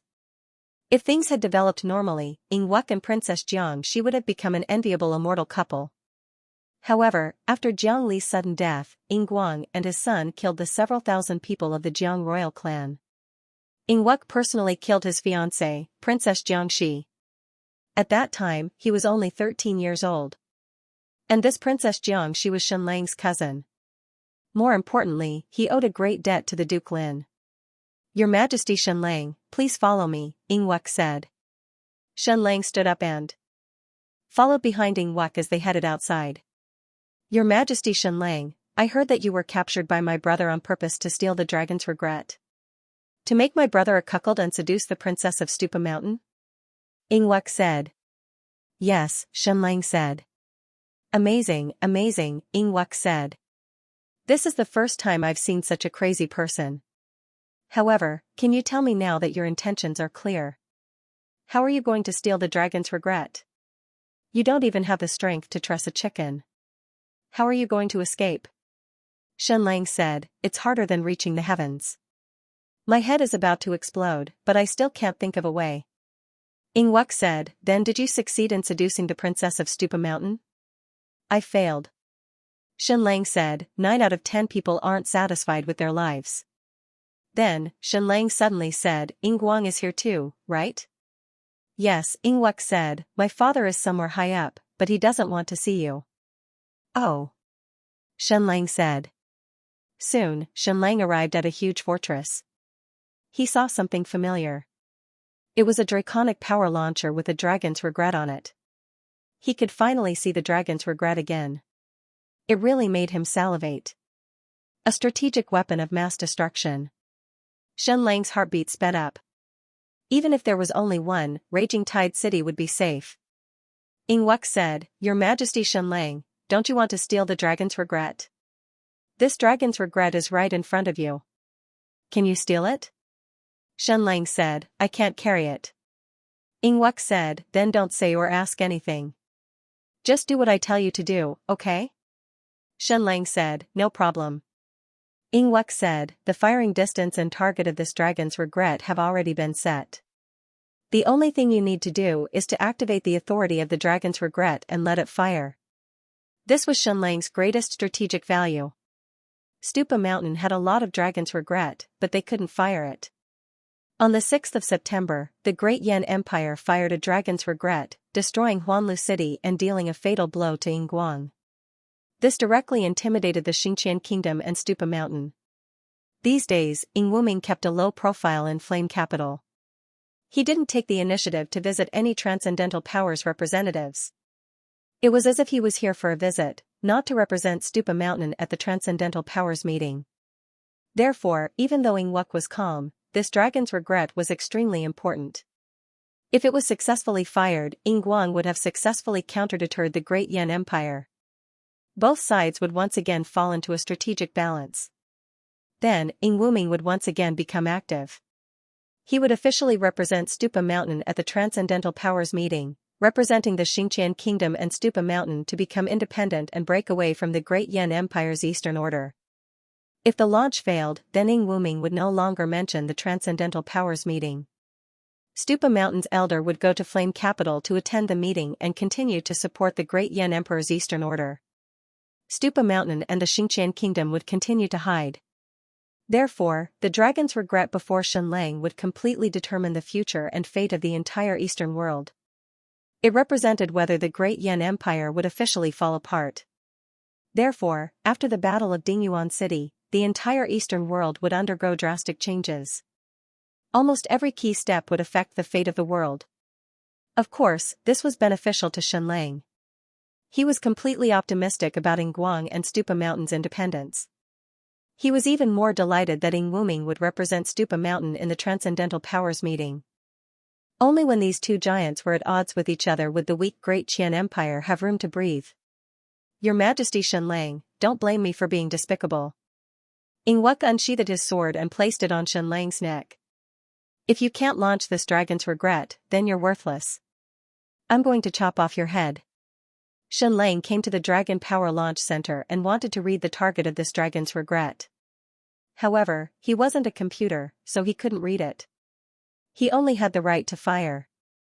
As for where this dragon's regret was going to be shot, he had no idea. Your Majesty Shenlang, let's begin, Ingwek said. Then, he placed his sword close to Shenlang's neck. Shenlang said, bring me my box. The golden box that you took from me. A moment later, Ingwek placed the box in front of Shenlang. It was already opened. Inside was the blood fossil of an ancient human. Shenlang said, dagger. A dagger appeared in his hand. He lightly cut his finger and dripped his blood into the box. The blood completely fused with the ancient human's blood fossil, forming a mixture of blood the color of the sun. Ingwek immediately held his breath. Yinguang, who was watching everything from the shadows, narrowed his eyes. Sun-colored blood, His Majesty Shenlang's bloodline talent is truly unique. It's 1 in a billion. This world was truly unfair. No matter how weak Shenlang was, no matter how powerless he was still irreplaceable. He directly grasped the highest strategic authority in this world. What about Great Yan's emperor? Why was he able to launch the dragon's regret? Why did he have the authority to do so? There shouldn't be a second person in Shenlang's bloodline. Following that, Shenlang dipped his finger in the mixture of blood and smeared it on the words dragon's regret. Instantly, the words dragon's regret shone brightly. the air trembled violently. It truly felt like the awakening of a dragon. Ying Guang, in particular, felt an incomparably powerful force. It was as if a dragon was roaring soundlessly. The entire castle and base was enveloped by the immense power of the dragon's regret. It's done. Shenlang said, you can launch it now. Ying Wuck said, it's that simple? This process was too simple. All he had to do was smear Shenlang's blood on the words dragon's regret. It was not as complicated, sacred, or solemn as he had imagined. Father, Ying Wuck said. Ying Guang appeared. He walked up to the dragon power launch device, twisted the switch, and fired. Whoosh, like a dragon's roar, the dragon's regret shot out. After flying for several hundred meters, it suddenly spat out a blue plasma tail. Bang, bang, bang, the dragon's regret continued to accelerate in the air. 2 times the speed of sound, then 3 times the speed of sound. A series of deafening sonic booms rang out. Then, like a meteor, it streaked across the sky, heading for its target several hundred kilometers away. A few minutes later. Boom, boom, boom, an earth-shattering explosion rang out. Another huge Hell's Lotus burst out from the ground. Another city was completely reduced to ruins. Success. Ying Guang excitedly closed his eyes. His counter-deterrence against the great Yan Empire had succeeded. Yan capital and the emperor would be shocked to the core. Ying Wuming representing Stupa Mountain at the Transcendent Forces Conference was already a foregone conclusion. In the dark, the Stupa Mountain master's heart trembled. Over the past few years, he had thought of countless methods and paid an astronomical price. Yet, he could not even fire a single dragon's regret. Even if he detonated it on the spot, it would not work. However, all Shenlang needed to do was to swipe his finger lightly. This world was really unfair. Some people were born with the highest authority. What right did they have? Ying Guang suppressed his excitement and did not converse with Shenlang. He left immediately and said to Ying Wuck, do it. Ying Wuck smiled at Shenlang and said, Your Majesty Shenlang, it turns out that firing the dragon's regret is so simple. We already know the method. So, you have no value anymore. I'm going to cripple you. Don't worry, you won't die. I will only cut off a part of your brain and turn you into a walking corpse. Anyway, when you need the dragon's regret, just cut your finger and let out some blood. Then, you can wipe it on the dragon's regret. Your Majesty Shenlang, it will be a little painful. Please bear with it, Ying Wuck said. Then, he aimed his rapier at Shenlang's head and slowly pierced it. He wanted to completely cripple Shenlang's brain and consciousness. Shenlang smiled disdainfully and said plainly, you are all idiots. Note, first update, please support, please vote. Thank you, benefactor. You are all F***king idiots. Shenlang sighed. Ying Wuck, do I look like an idiot? Everyone, do I look like an idiot? No one spoke. If Shenlang was an idiot, then the entire world was an idiot. You could say that Shenlang was weak, Shenlang was scum, or Shenlang was shameless, but you definitely couldn't say that he was an idiot. How many miracles had he performed since the beginning? How many people had he played with in the palm of his hand? Shenlang continued, if I dipped my finger in the mixed blood and smeared the words regret of the dragon on it, would I be able to fire it? Would I still come? Would I come to die? Ying Wuck's eyes narrowed. What do you mean? Shenlang said, do you know what's inside the regret of the dragon? It's a very mysterious and powerful force. Most importantly, it's not an inanimate object. It's like a living energy. When I activated the regret of the dragon, didn't you feel anything strange? They felt it, especially Ying Guang and the Stupa Mountain Master. They could feel it clearly. In that instant, it really seemed like something had awakened, or rather, come to life. And when it was fired, there was even a dragon's roar. This dragon's roar wasn't a mighty roar, but a sigh. Therefore, this regret of the dragon really didn't seem like an inanimate object or a pure weapon. Shenlang said, therefore, just relying on the blood mixed with sunlight is not enough to activate it. It needs to resonate with my spirit. It needs to sense my spirit, sense my will. This is a strategic weapon. Even in the ancient empire, one needs extremely high authority to fire it. It needs the will of the person in power to fire it. Otherwise, as long as someone with authority is knocked out, using his finger, anyone can fire it. Then, the world will be in chaos. Ingwuk laughed coldly. Why should we believe you? What can't you do and say to save your life? Shenlang sneered and said, it's very simple to prove this point. The mixed blood in this golden box hasn't been used up yet, and it hasn't lost its effectiveness. Knock me out, dip my finger in the mixed blood, and rub it on the words Dragon's Regret. See if it can activate it? When these words came out, Ingwuk couldn't help but look at Ingguang. Come on, give it a try? Practice is the only criterion for testing truth. Shenlang said, knock me out, but be gentle. I'm a delicate person. If you use a little more force and knock me out, I won't be able to use Regret of the Dragon anymore. Ingwuk stepped forward and slapped the back of Shenlang's head. Instantly, Shenlang fainted again. This exquisite man was so straightforward, fainting with a single slap. There was no hesitation at all. Royal father. After that, Ingwuk bowed respectfully to Ingguang. Ingguang looked at the Stupa Mountain Master and asked, Brother Ren? Stupa Mountain Master said, let's give it a try. Ingguang said, place the new Dragon's Regret on the shelf. Very quickly, a few special warriors moved out and carried out a huge special box. Ingguang personally stepped forward and twisted the nightmare stones one after another to open this special box. These special warriors then lifted the new Dragon's Regret onto the Dragon's Strength launcher. In any case, it wouldn't be fired or exploded. It was just a test to see if it could be activated. There was no way they would waste the Dragon's Regret. Ingwuk grabbed Shenlang's finger, dipped it in the mixed blood in the golden box, and then rubbed it on the words dragon. From start to finish, Shenlang was unconscious. He didn't make any moves, but he didn't resist either. In the end, there was no reaction from the Dragon's Regret. Was it because it had been too long? Had the mixed blood lost its effectiveness?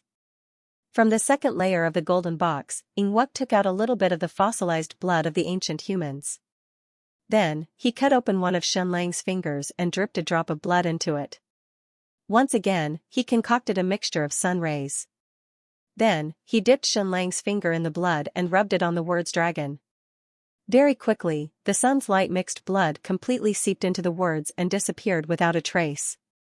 It still wasn't activated, and it didn't emit any light. Ingwuk's expression instantly became extremely ugly. Reality proved that Shenlang was right. Wake him up and let him try again, Ingguang said. Ingwuk took out a needle and pierced it into a few acupoints on Shenlang's body. Instantly, Shenlang quivered and woke up.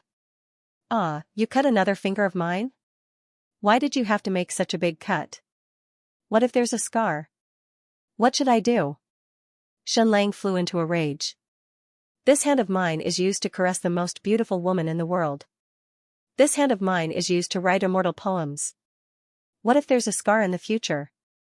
Then, Shenlang grinned and looked at the 1 centimeter cut on his finger. F***ck, a wound of this level wasn't easy to stitch up. If it wasn't necessary, it couldn't leave a scar, no matter how small it was. It would ruin this pair of perfect hands. Ingwuk said coldly, Shenlang, prove that what you said is true and activate the Dragon's Regret. Otherwise, it won't be your finger that gets cut, but something even more fatal. Don't, that thing is still waiting for your sister-in-law to use, Shenlang said. Then, he dipped his finger in the sun's light mixed blood again and rubbed it on the Dragon's Regret. The mixed blood once again seeped into the 3 words. Then, the 3 words Dragon's Regret suddenly lit up. Bang, the entire space seemed to tremble again, as if some powerful creature had awakened. The power of the Dragon's Regret shocked everyone once again. Without a doubt, the Dragon's Regret was activated again. Instantly, Ingguang, the Stupa Mountain Master, and Ingwuk's expressions became extremely ugly. Reality proved that Shenlang was right. Activating the Dragon's Regret required not only blood, but also spiritual resonance. This was really strange. Didn't this mean that not only could they not kill Shenlang, they couldn't cripple him either? They even had to provide for him like an ancestor? Remove the Dragon's Regret, Ingwuk said. A few special warriors stepped forward and lifted the astonishingly heavy dragon's regret away from the dragon power launch device. Very quickly, the light on the words dimmed, and the terrifying energy disappeared as well, as if it had once again fallen into a deep slumber. Shenlang spread his hands and said, "See, I didn't lie, did I? Ingwuk, are you still going to cut off part of my brain and turn me into a zombie?" Ingwuk's face twitched violently, then he smiled and said, "How is that possible? Your Majesty Shenlang, I was just joking with you. Why would I destroy your brain? There's no such thing, no such thing." Shenlang said, "Then it seems to be a misunderstanding. It's good that we've cleared things up." Ingwuk said, "Then, Your Majesty Shenlang, please have a good rest." Shenlang said, "Sure, arrange for an absolute beauty for me." Before he could finish, his vision darkened, and he fainted again. Ingwuk had accurately smacked the back of his head. F***ck your grandpa, I can't smack my head twice in a day. Royal father? What do we do next? Ingwuk said, "Are we just going to let Shenlang continue to be so arrogant?"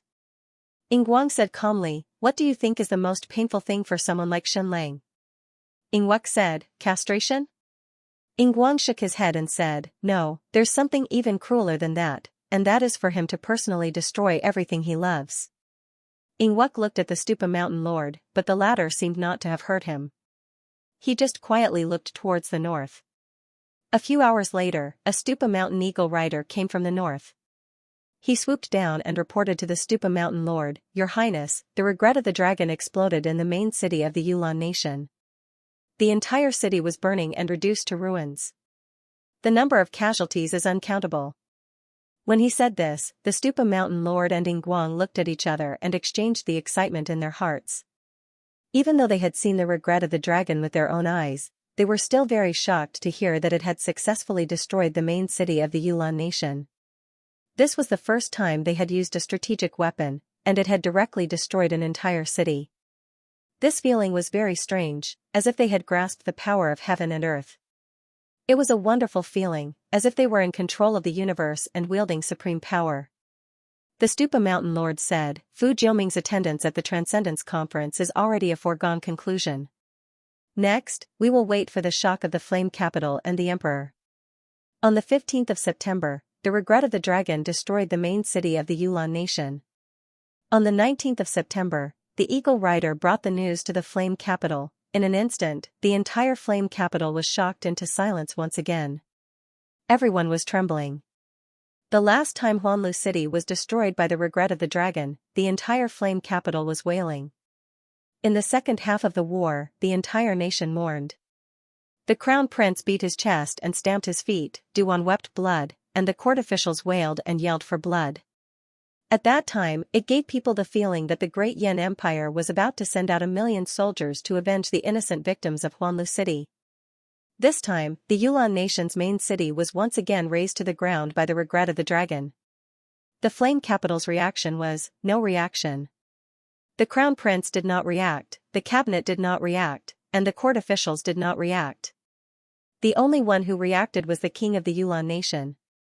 He had just come to the Flame Capital to meet the emperor to seek justice for his beheaded son. He was the Crown Prince of the Yulan nation, a disciple of the Retribution Heaven Pavilion, and a Grandmaster expert. He was the one who was split in half by Chou Yaoer. He was the pride and hope of the king of the Yulan nation. Now that he had been killed by Shenlang's men, the king of the Yulan nation was naturally not willing to let the matter rest. He immediately entered the Flame Capital and requested the Great Yan Empire to send troops to avenge him. He was also willing to be the vanguard marshal. The emperor was in seclusion, and the Crown Prince vowed to avenge the Yulan nation's Crown Prince. Soon, the Great Yan Empire would send troops to destroy the Great Qian dynasty. The king of the Yulan nation could rest assured that the Great Yan Empire would share the same hatred. Hence, the king of the Yulan nation stayed in the Flame Capital and roped in the loyal court officials. He called for an immediate attack on the Raging Tide City, the Wu, Chu, and Yu nations. He constantly shouted about how much the Yulan nation had sacrificed for the Great Yan Empire. Not only did they lose tens of thousands of people, but they also lost their wisest crown prince. The crown prince of the Great Yan Empire once again summoned the king of the Yulan nation and rewarded him with many things. Hence, the king of the Yulan nation became more and more active. He became the absolute pro-war faction. No matter what the occasion was, he only had one thing to say: tear Xianlang into pieces, raze the raging tide city to the ground, and kill Xianlang's entire family.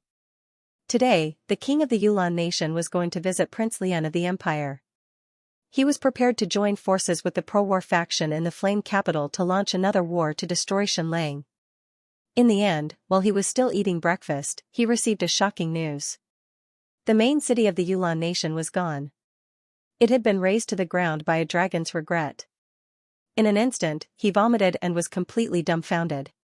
After a long while, he let out a beast-like cry. Why me? Why me again? His crown prince was killed, and his 20,000-strong army was gone. He had yet to seek justice for this, and now his Yulan kingdom's main city was destroyed? Based on what? Do you think we're easy to bully? Next, the king of the Yulan nation cut his finger and wrote a memorial in blood. Once again, he entered the palace to meet the crown prince, asking the empire to give him justice. The crown prince expressed his condolences and sympathy for the victims of the Yulan nation. He also expressed that he would help the Yulan nation rebuild unconditionally. Disasters are heartless. This time, the Yulan nation suffered a huge earthquake. The entire Great Yan Empire will accompany you to tide over this difficult time. Please rest assured, King of the Yulan nation. We will definitely not let a Yulan citizen starve or freeze to death, the crown prince said sincerely. The king of the Yulan nation was stunned. What earthquake?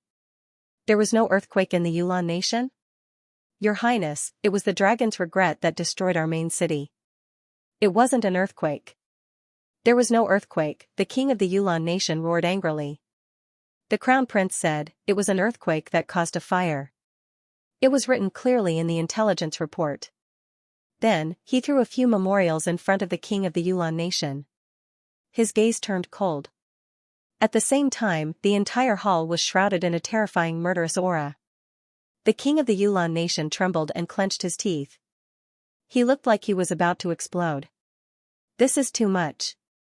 My main city was destroyed by someone with the dragon's regret. Not only does the Great Yan Empire not seek justice for me, but it even says that it was destroyed by an earthquake? Preposterous. Preposterous. How could a person be shameless to this extent? The crown prince said plainly, King of the Yulan nation, do you see it clearly now? The king of the Yulan nation wailed and kowtowed. I see it clearly. It was the earthquake and fire that destroyed the main city of the Yulan nation. It wasn't the dragon's regret. It wasn't the dragon's regret. After saying that, he could no longer hold it in. He collapsed on the ground and cried so hard that he was about to vomit blood. After that, the king of the Yulan nation shut himself in and fell ill. The Great Yan Empire expressed its serious concern about the earthquake disaster in the Yulan nation. It mobilized the nobles and merchants to donate various resources. Even the crown prince donated a year's salary to help the Yulan nation rebuild the main city. No one said that the main city of the Yulan nation was destroyed by the dragon's regret. This world was too ridiculous.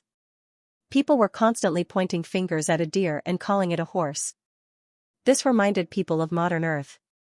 Some countries were desperately crying and screaming, saying, we don't have nuclear weapons, we don't have weapons of mass destruction. How unjust. In the end, a certain overlord country said, no, you do. Then, they sent troops to destroy it. In the end, after an inspection, they found that there were really no weapons of mass destruction.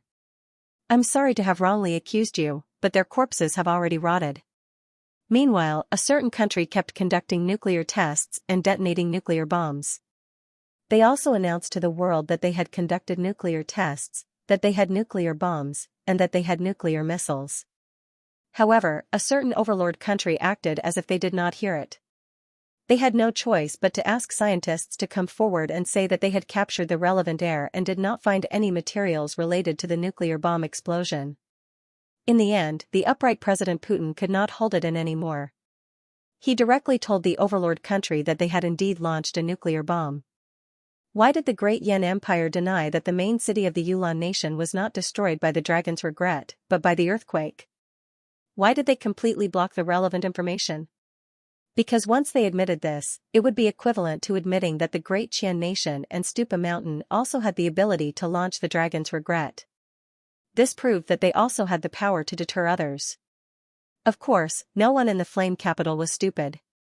Everyone knew that it was Yinguang who launched the dragon's regret that destroyed the main city of the Yulan nation. Why the main city of the Yulan nation? Because it was a small nation, because it was weak, and because it was a vassal of the Great Jin nation. This meant that Yinguang only wanted to tell the Great Yan Empire that they also had a weapon of mass destruction. However, they did not want to completely fall out with the Great Yan Empire, nor did they want to start a war. They only wanted to be independent and peaceful. However, the entire Flame Capital was completely shocked. The entire cabinet and the nobles were completely speechless. This matter was too terrifying. The emperor had the dragon's regret, and it could launch it. In order to warn Yinguang, he directly used it to destroy Huanlu City. However, they did not expect Yinguang and Stupa Mountain to also have the dragon's regret, and it could also launch it. This time, it was launched in the main city of the Yulan nation. If negotiations did not come to an agreement, would it land in another city next time? Would it land on everyone's head?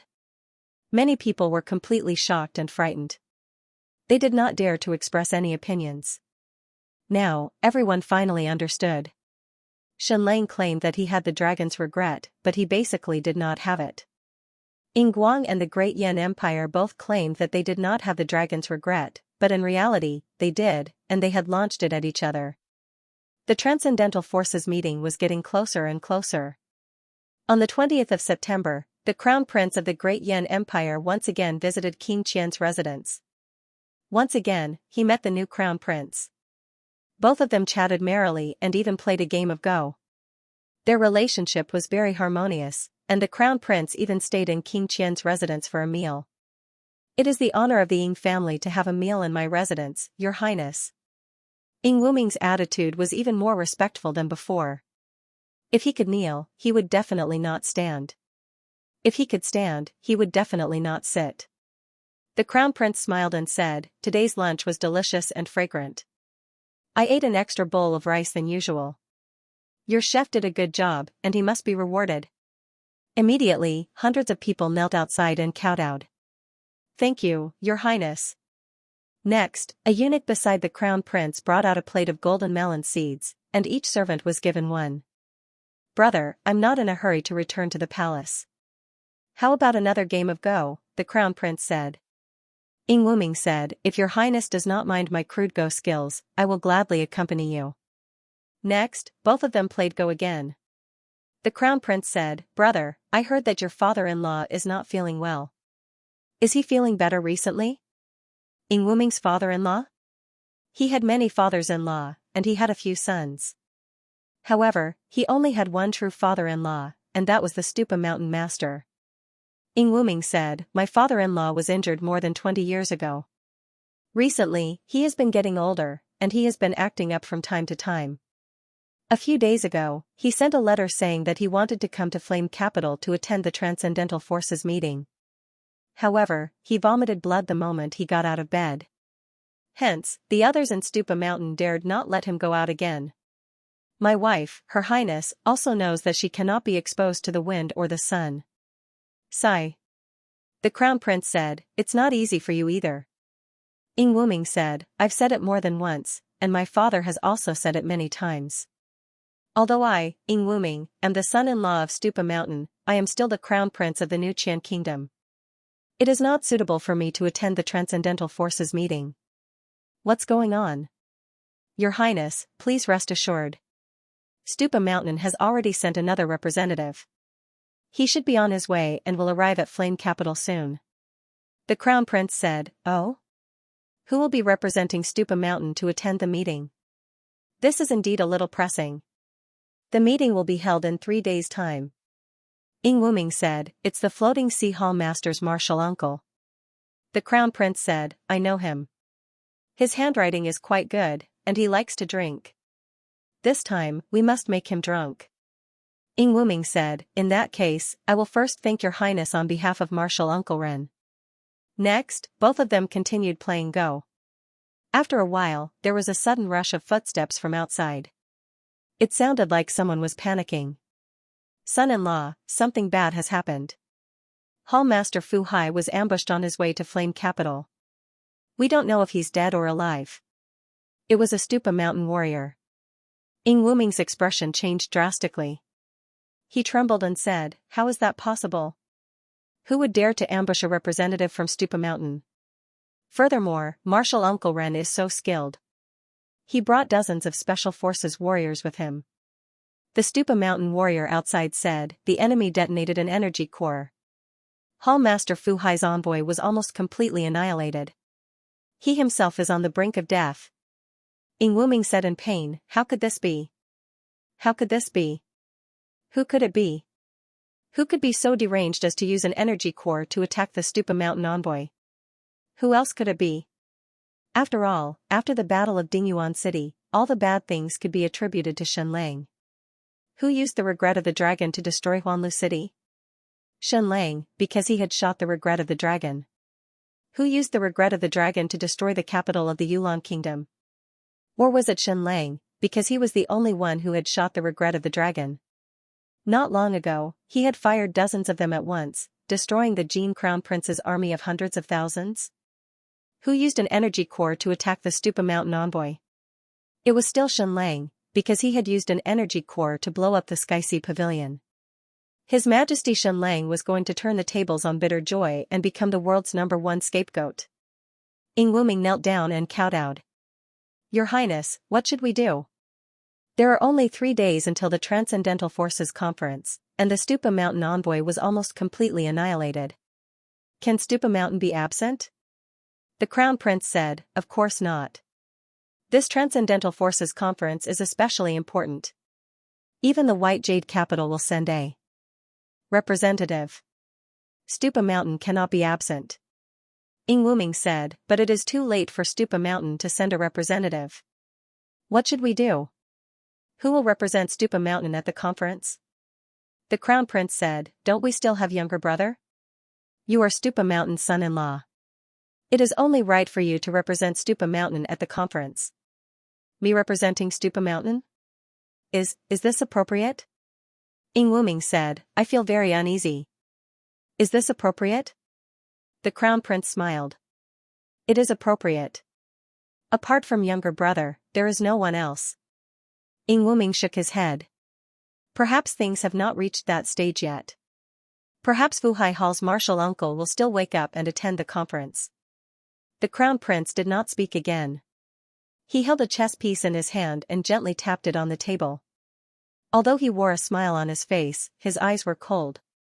After a long while, the Crown Prince said, "This matter must be investigated to the end." Huanlu City was razed to the ground by Dragon's regret. The world was shocked, and the people were devastated. There is enough evidence to prove that this was done by Shen Lang. We already have enough witnesses and material evidence. Ying Wuming gritted his teeth. This person is really insane. He wants to destroy the hearts of people. The Crown Prince said, "Although we have not thoroughly investigated, the attack on the Stupa Mountain envoy with an energy core was clearly done by Shen Lang. How is his behavior befitting of a ruler? How is he befitting of the great Qian Emperor? He is a complete terrorist. This crime cannot be forgiven. He must be punished." Ying Wuming said, "Yes, he must be punished." The Crown Prince said, "Give him a taste of his own medicine. This is the most appropriate way to use it on Shen Lang." Ying Wuming's face trembled. Obviously, the Crown Prince had already stated his conditions. "Ying Wuming, you want to represent Stupa Mountain to attend the Transcending Forces Conference? Sure, you can use Dragon's regret to raise Raging Tide City to the ground." Ying Wuming immediately deduced the Crown Prince's intention. First, he wanted to force Ying Guang and Shen Lang to fight it out first. This way, the Great Yan Empire would be in a relatively transcendent position, able to watch from the sidelines.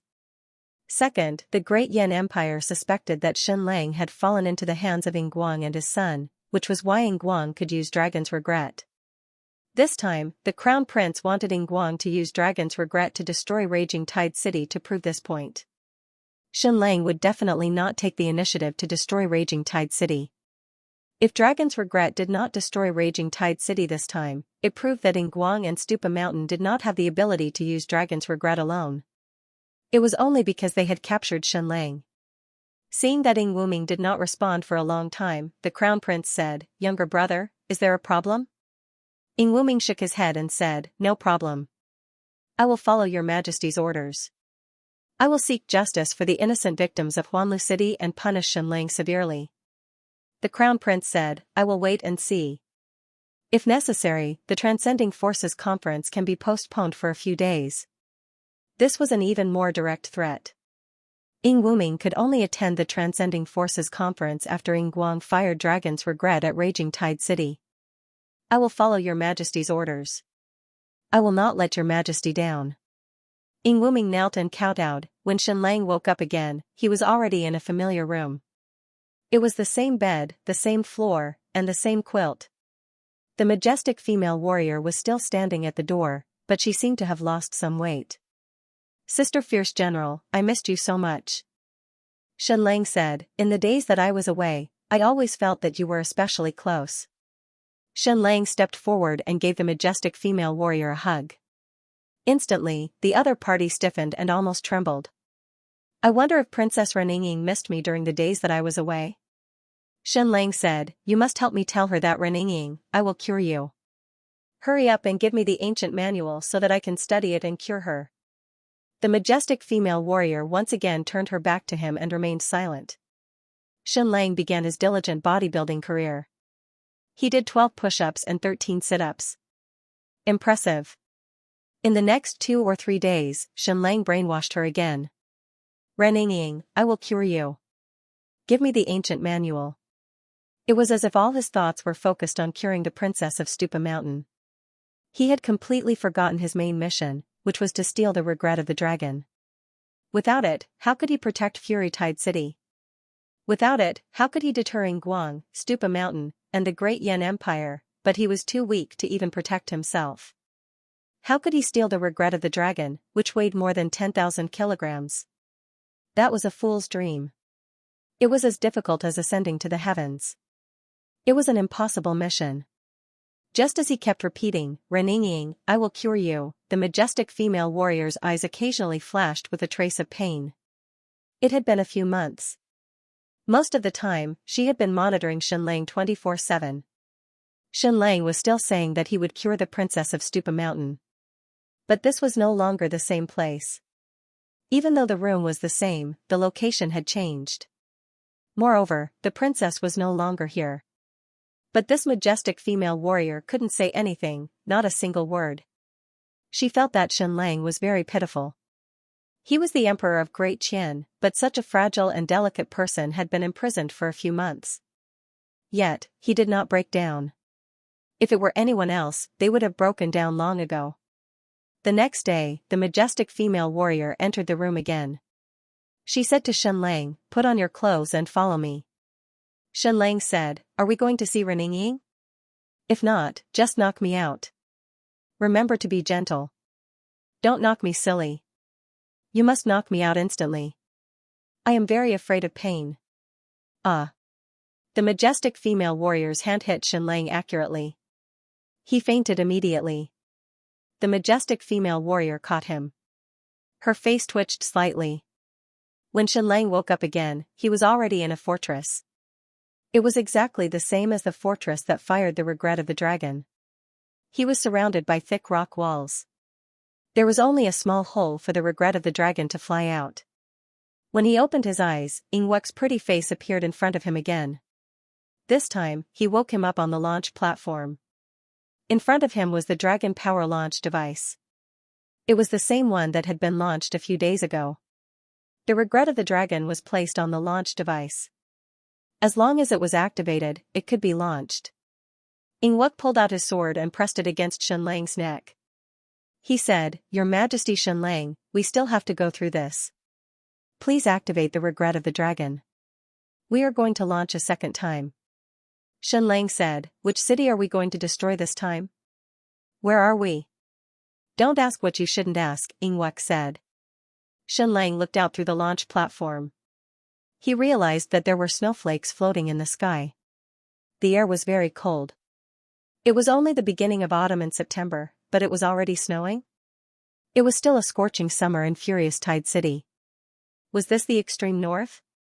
Was that why winter came so early? Ever since he had been captured, Shenlang had never seen the sun outside. He had never seen the scenery outside. He never knew where he was, and this time was no exception. Ingwek exerted a bit of force with his sword and actually made a shallow cut on Shenlang's neck. He said coldly, "Your Majesty Shenlang, please activate the regret of the dragon. Otherwise, I will cut your neck. You definitely won't want to see such a bloody scene." No problem, no problem. Don't do anything. I can't have a scar on my neck. I still have to wear low-collared clothes. Shenlang hurriedly said, "Give me the golden box." The golden box was opened. There was already a bit of fossilized ancient human blood inside. Shenlang carefully made a small cut on his finger and let his blood drip into the golden box. It mixed with the blood of the sun. He dipped his finger in the golden blood and smeared it on the words "Regret of the Dragon" very seriously. Suddenly, the 3 words lit up again. The strategic weapon of mass destruction, Dragon's Regret, was activated. Everyone felt the aura of the awakening dragon again. The entire castle was suppressed by some terrifying energy. Ingwek stepped forward and twisted the nightmare stone switch. Fire! Whoosh! The strategic weapon Regret of the Dragon shot out. After flying for a few hundred meters, plasma flames appeared on its tail. Boom! The Regret of the Dragon kept accelerating and soon reached 3 times the speed of sound. There was a series of sonic booms. Soon, it was like a green meteor streaking across the sky, shooting toward an unknown target. Instantly, Ingwek revealed a sinister and cruel smile. "Ha ha ha ha, Shenlang, to think you would have such a day. Aren't you so intelligent? Aren't you so smart? What is the most painful thing in this world? It is to destroy everything you have with your own hands. Do you, Shenlang, know where this Regret of the Dragon is headed? Raging Tide City, the capital of your Deqian Empire. All your assets are there, your army is there, ha ha ha. You see the snow outside and think that this is the northernmost place because of the cold weather. This is all a lie. This is an island 500 miles away from Raging Tide City. Shenlang, weren't you so arrogant before? Weren't you dreaming of stealing the Regret of the Dragon and cuckolding my brother Ingwuming? Didn't you call us idiots? You are the real stupid one, so what now? You destroyed Raging Tide City. Is there anything more tragic than this in this world? Ha ha ha ha, your Deqian Empire is finished. There is only one Deqian in this world, and that is my Ying family's Deqian. Whoosh whoosh whoosh, the Regret of the Dragon left a dazzling trail in the air and shot toward Raging Tide City, filled with destructive power. Note, today's update is more than 17,000. Brothers, can you give me your monthly votes? Thank you, everyone. I'm counting on you. The moment the Regret of the Dragon was launched, the 3 eagle riders from Stupa Mountain flew into the sky and stared at the direction of the Regret of the Dragon. Normally, Regret of the Dragon wouldn't be able to fly more than 500 to 600 kilometers, and this Regret of the Dragon was about the limit of the firing range of Fury Tide City. It was more than 400 kilometers on a deserted island to the east of Fury Tide City. Stupa Mountain and the New Chan Kingdom had put in a lot of effort to launch the Regret of the Dragon. They could have launched the Regret of the Dragon from the warship, but they were worried that Shenlang would find out that it was out at sea. Therefore, they built an identical stone fortress on this deserted island in the shortest time possible. In order to prevent Shenlang from seeing the sea, the opening of the fortress was facing the sky. It was night time, and it even created a whistling sea breeze and fluttering snow. 3 minutes was more than enough for the Regret of the Dragon to cover a distance of more than 200 miles. The eagle riders from Stupa Mountain flew higher and higher as they chased after the Regret of the Dragon. They wanted to see if it had been successfully detonated in the city. About 3 minutes later.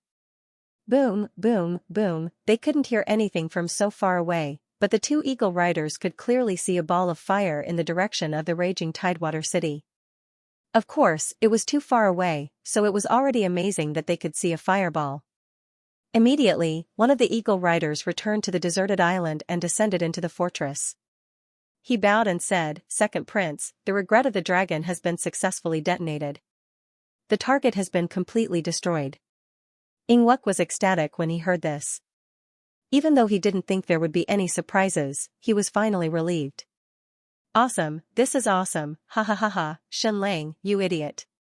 You just destroyed the Raging Tide City and your great Qian Empire with your own hands. How many people would die if this regret of the dragon exploded in the city? Shenlang's secret laboratories and bases would all be razed to the ground, his army would almost be wiped out, and the fleet docked at the port of the Raging Tide City, especially the ancient warship seized from the Xianxia pavilion, would all be destroyed. This is all retribution. Shenlang, you had such a good time when you bombed others. Now it's finally your turn." However, it was a pity that he couldn't tell Shenlang about such a good thing. He couldn't slap his face like crazy, so he could only feel happy in his heart. Shenlang seemed to have seen some clues from the other party's expression. His expression changed slightly as he said, "What's wrong? Where was the target you destroyed just now? Which city is it?" Ingwuk said, "It's nothing. You don't have to worry about this and don't ask any questions. In any case, as long as you listen to me obediently, you'll be safe and sound." Then, he lightly patted the back of Shenlang's head. The delicate man's vision once again turned black, and he completely fainted. At this moment, Ingwuk laughed sinisterly in Shenlang's ear. "Shenlang, what you destroyed just now was the Raging Tide City, your Raging Tide City. You killed 100,000 of your own people and all the people of the great Qian dynasty. Does it feel good? Who's the idiot here?" However, the unconscious Shenlang did not show any reaction at all. This made Ingwuk somewhat displeased. He felt as though he was walking in the dark with embroidered clothes. "Retreat, retreat immediately," Ingwuk ordered. Immediately, dozens of Stupa Mountain special warriors went forward and quickly dismantled the dragon power launcher before transporting it back to the warship. They were obviously very familiar with it. In just 10 minutes, they had finished dismantling the launcher and reassembled it on the warship. This was a Stupa Mountain warship, and it was not one of the main warships. Although it was not comparable to the ancient warship of the Xianxia pavilion, it was still far superior to most warships in this world. "Let's go." Following Ingwuk's order, this small fleet left this region of the sea at the fastest speed possible. Its speed was astonishingly fast. It had sails and ancient propulsion systems, and its speed was over 35 kilometers per hour. It was impossible for ordinary ships to catch up to it. Mount the regret of the dragon. Dozens of Stupa Mountain special warriors lifted the regret of the dragon and placed it on the launcher. As they were in enemy territory, they had to be on guard at all times. If an extremely powerful enemy appeared, they could use the regret of the dragon to destroy them. Of course, the extremely powerful enemy here was not Shenlang's Raging Tide City, but the Great Yan Empire. Before this operation, Ingguang had warned them to be careful of a sneak attack from the Great Yan Empire. Ing Wuming was attending the Transcendental Forces Conference in Yan capital, and Ingguang had to take charge of the overall situation in the country. Hence, the task of destroying the Raging Tide City was handed over to Ingwuk and a Stupa Mountain Elder. Dozens of special warriors, hundreds of top-notch warriors, and a small fleet from Stupa Mountain were dispatched. Although it was a small fleet, all of them were powered by ancient propulsion systems.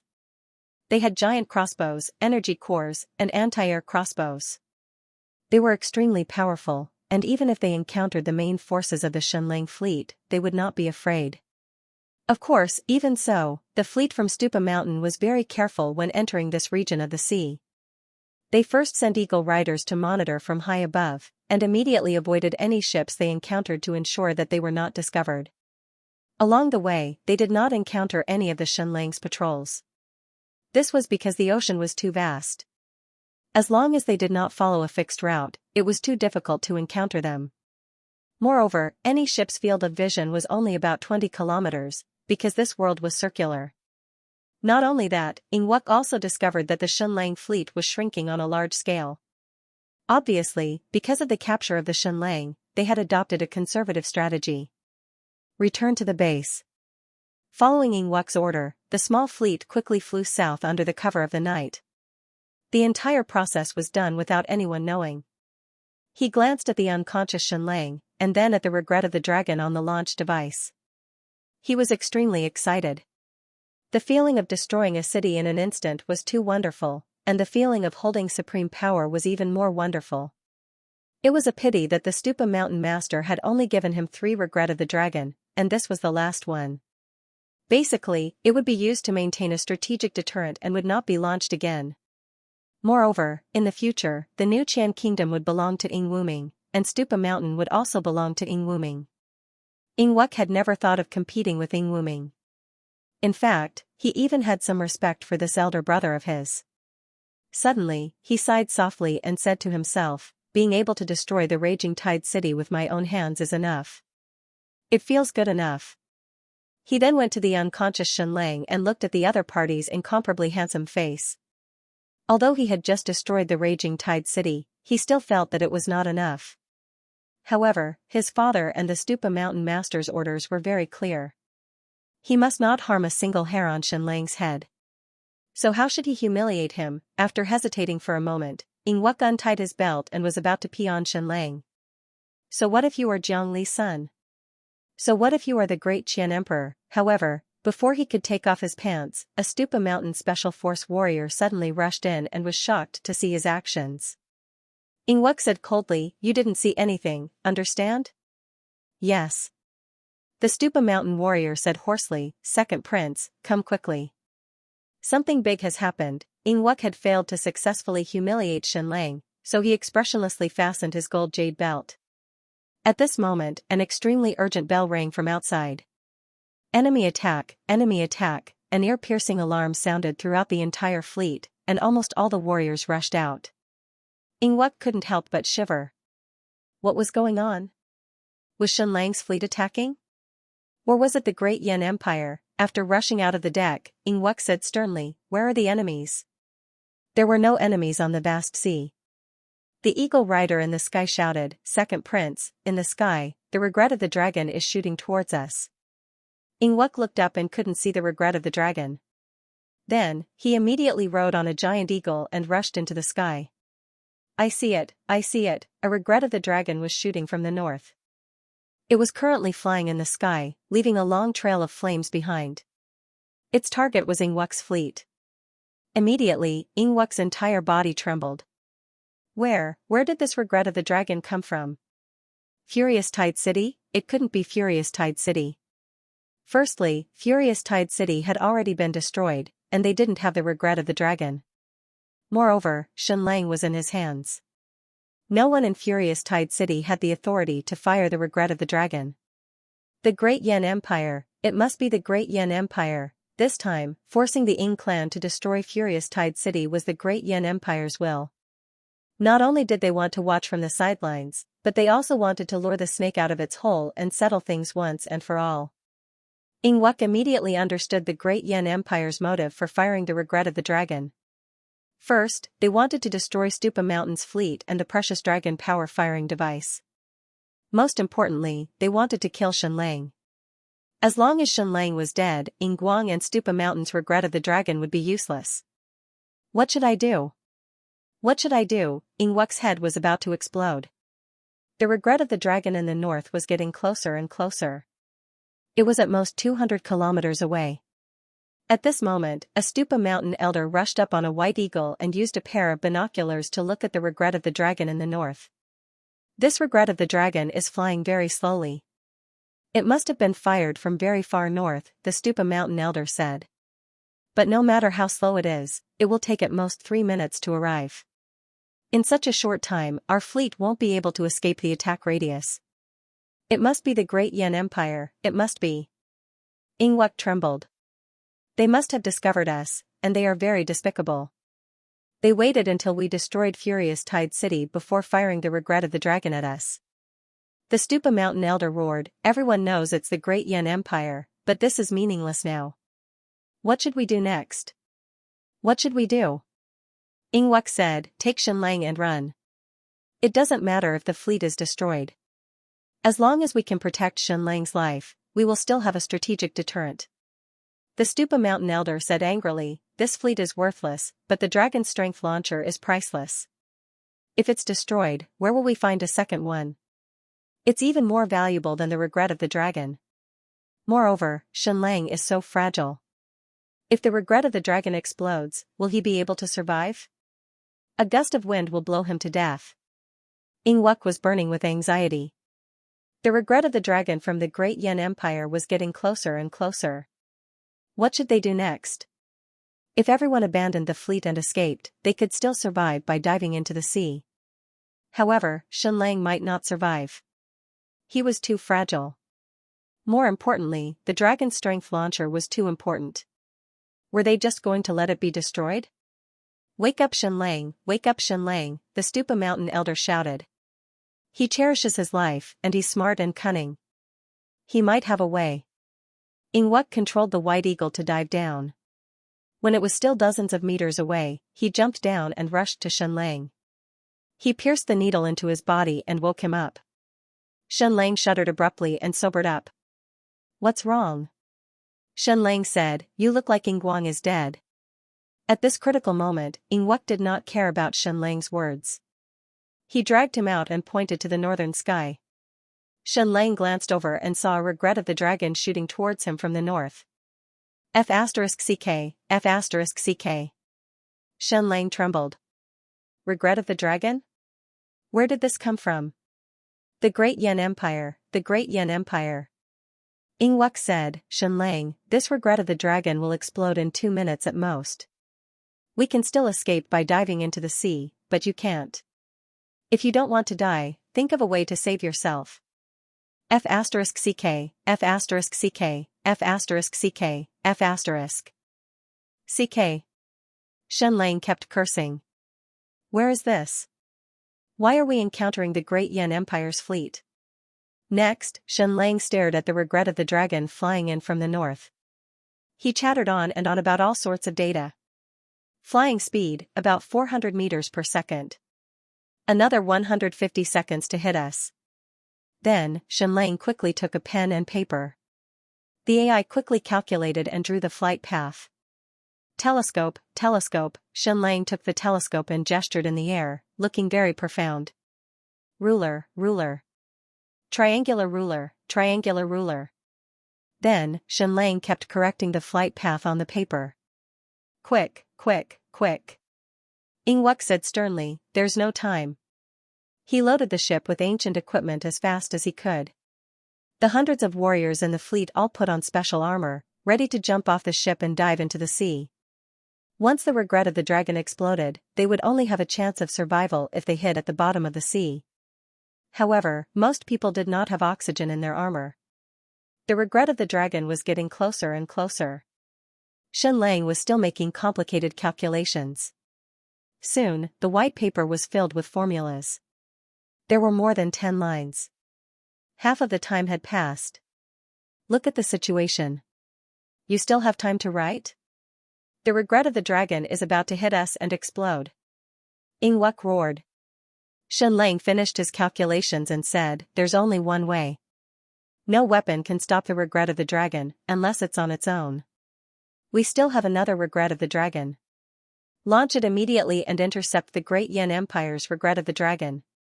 Ingwuk's expression changed. Didn't that mean that the last of the regret of the dragon was going to be used? However, it was useless even if he did not use it.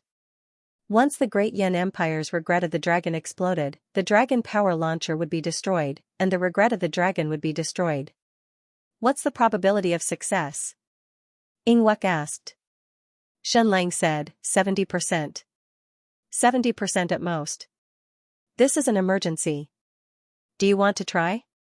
Do you want to try? Ingwuk was in a dilemma. However, the Great Yan Empire's regret of the dragon was getting closer and closer. Let's try. The Stupa Mountain Elder said, "Xianxia, you're saving your own life. Once the Great Yan Empire's regret of the dragon explodes, we might survive, but you're dead." Without saying a word, Xianxia directly rushed to the draconic power launcher.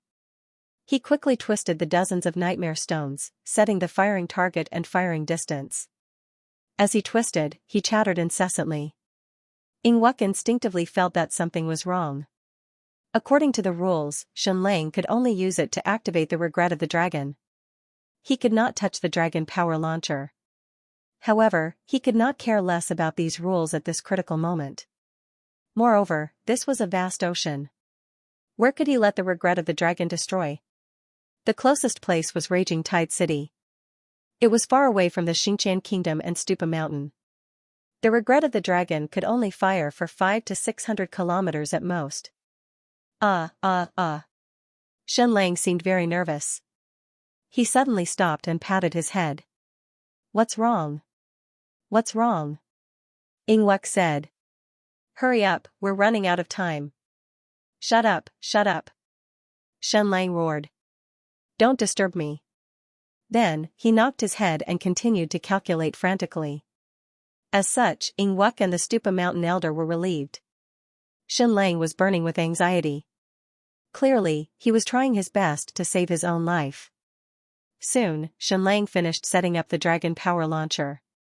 The firing distance and the firing target were all calculated. Golden box, golden box. Xianxia roared. The golden box appeared in front of him.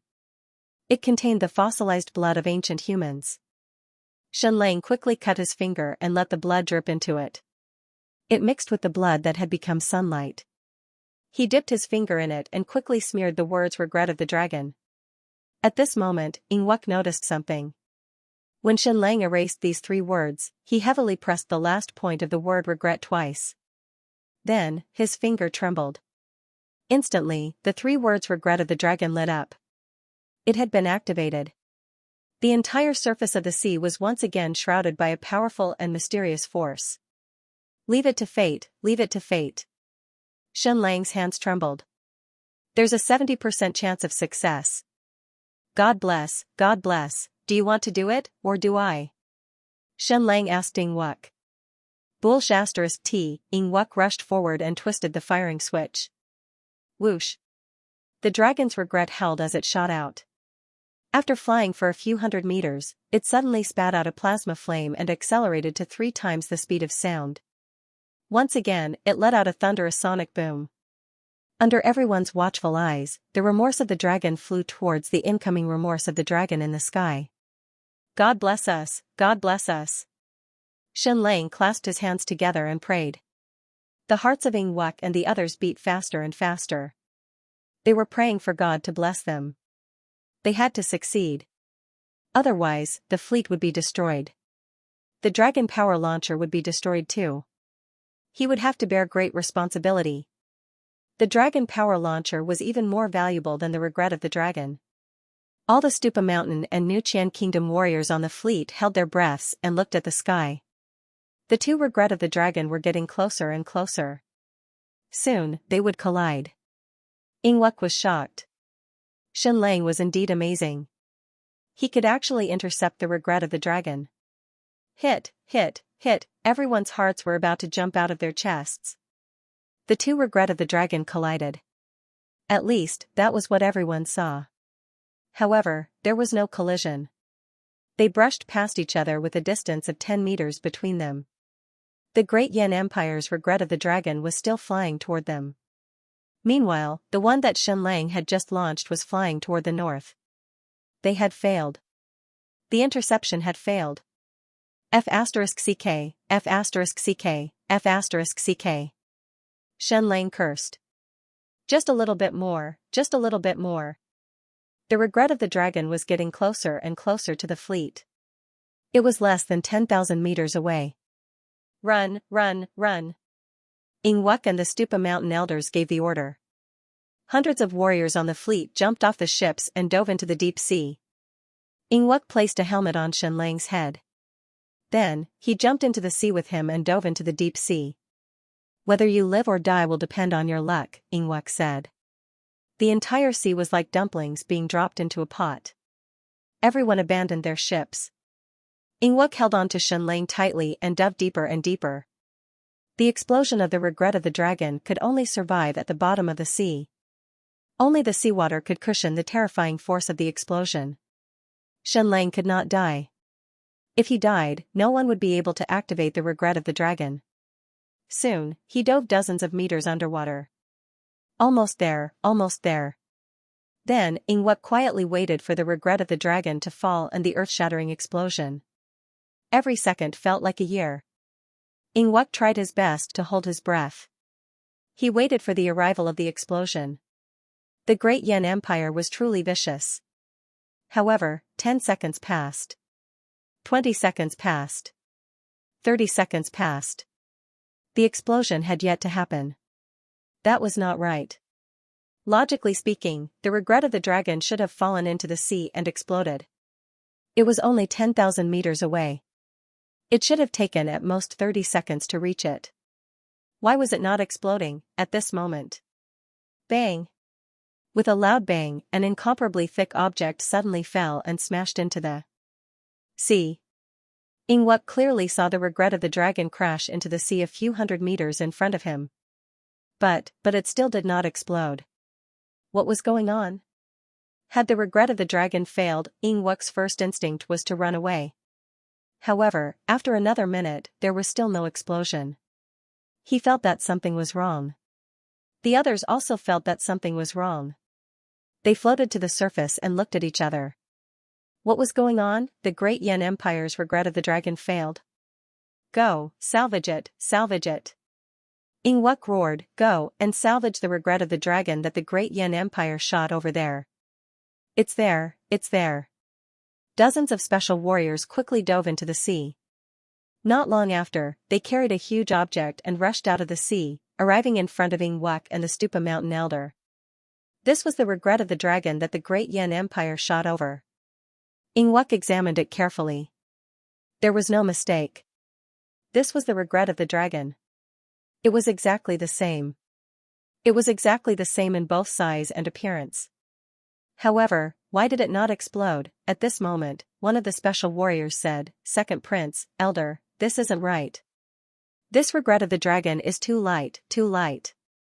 Ingwek stepped forward and tried to lift it. It was actually so light. A normal regret of the dragon would weigh tens of thousands of kilograms. This one was less than 5,000 kilograms at most. What was going on? Ingwek was a little confused. He vaguely felt that he had fallen into a huge trap, but he could not figure it out. This regret of the dragon is fake, fake. The Stupa Mountain Elder said with a trembling voice. He could feel that this regret of the dragon did not have a terrifying energy aura. Immediately, he and Ingwek turned to look at Xianxia. It's you. It's your scheme. Ingwek hissed at Xianxia. Clap, clap, clap.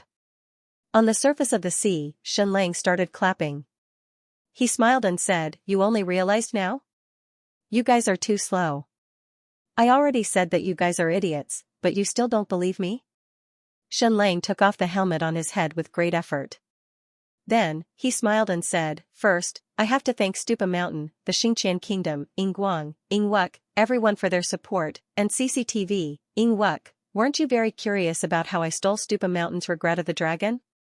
I'm just going to steal it in broad daylight. Also, I only wanted to steal one, but you guys were too stupid and forced me to steal two. Now that both regret of the dragon have flown to the Fury Tide City, we will keep them. Thank you for your gifts. Ingwek started trembling.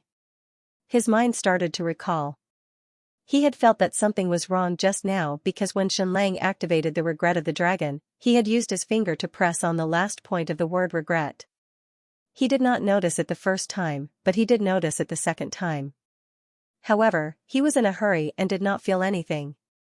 Xianxia smiled and said, You remember it now? I pressed on the last point of the word regret twice. Do you know what that means? It means exactly what it means. Regret. Regret. I rescinded the order, so the regret of the dragon did not explode. Ingwek trembled and said, Impossible, impossible. Then how could it be fired? Xianxia said, The firing of the regret of the dragon was decided by the power of the dragon, but whether it exploded or not was decided by the regret of the dragon itself. So both regret of the dragon flew to the Fury Tide City, but they did not explode. I stole both of them right in front of you. Ingwuming said angrily, Impossible, impossible. Our eagle rider clearly saw the regret of the dragon explode in the Fury Tide City, and there was even a fireball. Shenlang said, "That was fake. My men detonated an astronomical amount of kerosene in the open space of the Fury Tide City to create the effect of the explosion. You could see the flames from so far away, so you naturally thought that the regret of the dragon exploded. In fact, it didn't. Ingwuk, you're right. Before I was captured by you, I had already made all the preparations.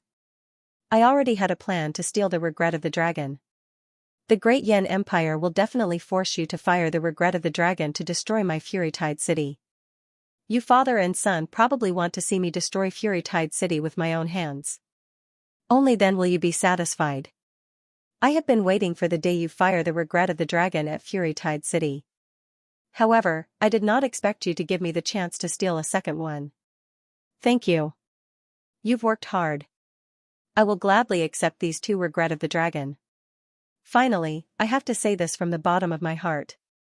Idiot. Note, first update. Brothers, if you have a monthly ticket, please vote for me. I bow to everyone. It was time to use that classic movie line. Not only did you insult my character, but you also insulted my intelligence. Ingwuk was trembling. His face was red, and he felt like his chest was about to explode. This was too humiliating. From the beginning, the Ing clan and Stupa Mountain had been toyed with by Shenlang. What was even more humiliating was that Shenlang had told them the truth from the beginning. He had come to steal the regret of the dragon. Shenlang had already told him his intentions, and he had already made all the necessary preparations. In the end, Shenlang still succeeded. What was even funnier was that the Ing family had actually delivered the two regret of the dragon to him. Did you, Shenlang, think of everyone as fools? You had planned everything from the beginning. You had calculated everything from the beginning. Ingwuk clenched his fists, his heart was filled with an intense impulse. With a ferocious slap, he directly smashed Shenlang's handsome yet repulsive face into pieces. Or he could just pull out a knife and castrate him. Shenlang said, "Ingwuk, how about this? You take me as a hostage to exchange for the regret of the dragon? I am the ruler of the great Qian dynasty. They will definitely be willing." "Shut up. Shut up." Ingwuk roared angrily. At this moment, his mind was in a mess. He felt that every word Shenlang said was a trap. He felt that there could be an ambush everywhere. Bam! He suddenly slapped his palm over. Suddenly, Shenlang's vision turned black, and he fainted again. Go now. Ingwuk roared. He felt that if he didn't leave now, Shenlang's men would appear. Or perhaps the Great Yen Empire's men would appear. He was extremely furious, and he wanted nothing more than to dismember Shenlang into 1,000 pieces. However, the last shred of reason he had told him that this matter had already exceeded his authority. He had to bring Shenlang back immediately. Only his father, Ingguang, and the Stupa Mountain chieftain had the final say. In reality, his intuition was correct. Soon, a dozen condors appeared in the sea. Leading them was Ji Wushuang from the Punishing Heavens Pavilion. Each of them wore independent ancient armor. They quickly discovered the Stupa Mountain fleet, but did not attack. Although the fleet was small, it was still very powerful. If they attacked rashly, both sides would suffer heavy losses. Moments after the Stupa Mountain fleet left, a few figures appeared on the sea. It was Cho Yaoer and a few special warriors. Their ambush location was close enough, and they had appeared quickly enough. However, there was only a split second to save Shenlang. In fact, there was not even a split second of opportunity. This was because Ingwuk and the Stupa Mountain Elder were still holding Shenlang hostage. More than 10 Grandmaster-level experts were wearing ancient equipment and were constantly surrounding Shenlang.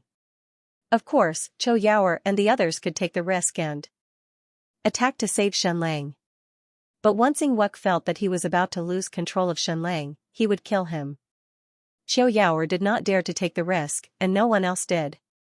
Furthermore, their appearance here was not part of Shenlang's plan.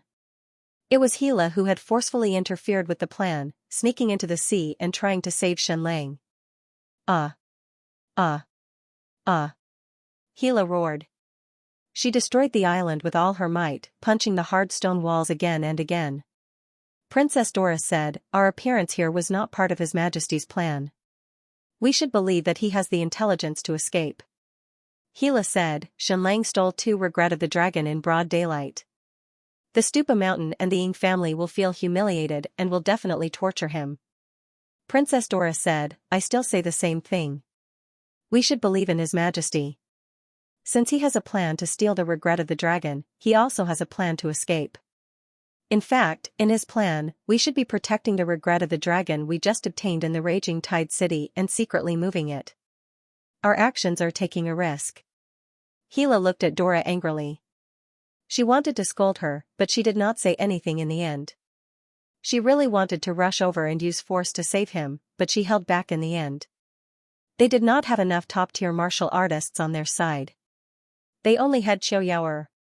On the Stupa Mountain's side, there were dozens of special warriors and more than a dozen grandmasters in ancient armor. If they acted rashly, not only would they not be able to save Xianlang, they might even ruin Xianlang's next plan. Let's go back, Xiaoyaoer said. Hila looked in the direction the Stupa Mountain's fleet disappeared and stomped her foot. Princess Dora was right. They needed to return to the Raging Tide City as soon as possible. Otherwise, they would give the enemy a chance. Flame Capital City, the Crown Prince's condition was for Yingguang to use the regret of the dragon to destroy the Raging Tide City before holding a meeting. But after Ying Wuming agreed, the meeting was held as scheduled. This meeting was too important. It was the first time in decades that the White Jade capital had sent someone to participate. It was not something the Crown Prince could postpone just because he wanted to. Ying Wuming had his wish fulfilled. He represented the Stupa Mountain at this meeting. Even though the Sky Sea Pavilion had completely withdrawn from the State of Yu and staked everything on developing the Great Desert, Pavilion Master Xuezi was the one who personally attended this meeting. The mysterious Xiankong Temple's abbot was also there. The White Jade capital's representative was a snow-white woman. Her face could not be seen, but she wore a snow-white mask. This was the most important meeting for the transcendental forces in the past 30 years. But the entire process was behind closed doors. No one knew what was discussed. Even the outside world did not care about the topic of this meeting. Something else was more important in their minds. Ying Wuming's appearance officially represented the union between Stupa Mountain and the New Qian Kingdom. It also represented that they were officially moving toward independence and breaking away from the Great Yan Emperor's control over the Eastern World Order. Of course, it also meant that a huge crack had appeared in the Great Yan dynasty. Even though Ying Wuming had publicly declared on numerous occasions that the New Qian Kingdom was absolutely loyal to the Great Yan dynasty and was willing to go through fire and water for the emperor, everyone knew that the two sides were gradually drifting apart. At least in this crucial political battle, Yingguang and the Stupa Mountain Lord had succeeded. Yingguang in Qian capital. This was a crucial moment for him. To him, the most important thing was the meeting of the transcendent forces. Once the Crown Prince, Ying Wuming, successfully attended, it would represent the Great Yan Empire's compromise. Then, the world would see the emperor's weakness. At that time, all the countries and forces in the world would be shaken. Therefore, Yingguang could not leave Qian capital. He quietly waited for the results of the meeting. In a certain basement of the New Qian Palace, Yingguang was secretly meeting with someone. No one would have thought that it was the Crown Prince of the Jin Kingdom, the supreme commander of the Great Yan dynasty's Western Army. Wasn't he already dead? When the comet crashed into this world, the meteor shower exploded.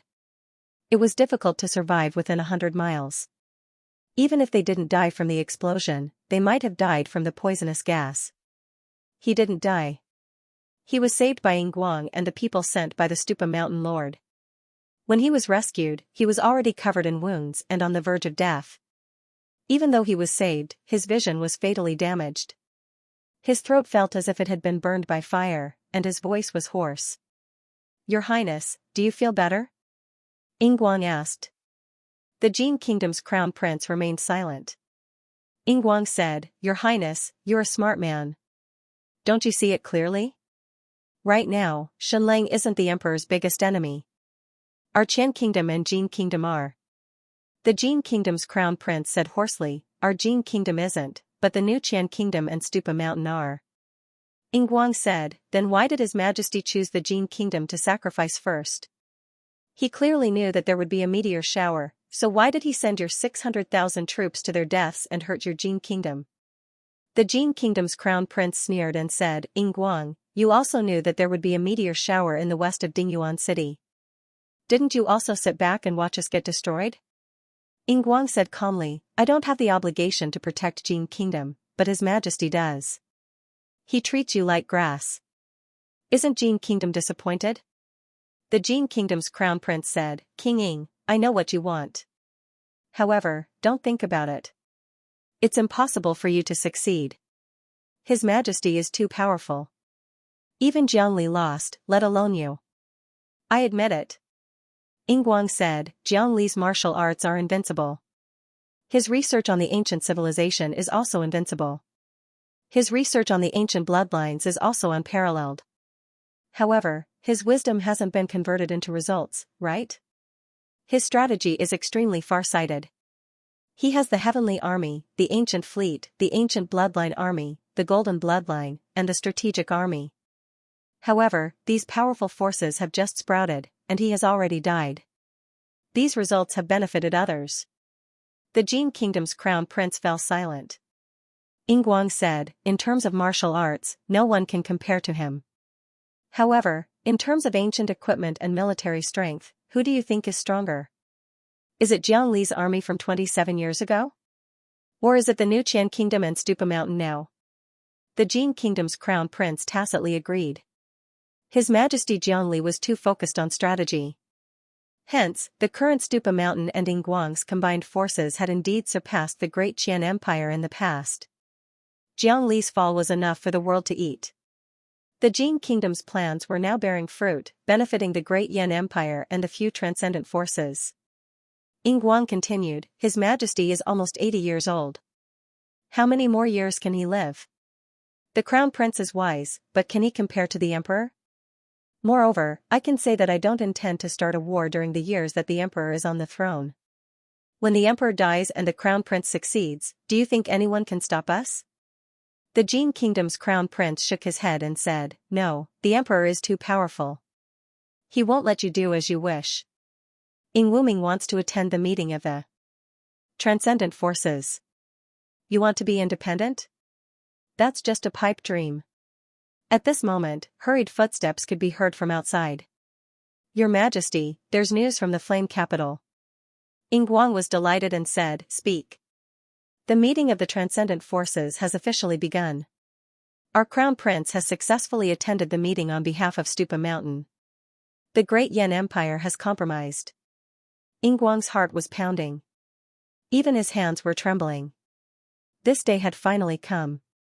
In the face of regretful dragon's strategic deterrence and the combined strength of Stupa Mountain and the new Qian Kingdom, the great Yan Empire had no choice but to compromise. To think that the arrogant great Yan Empire would have such a day.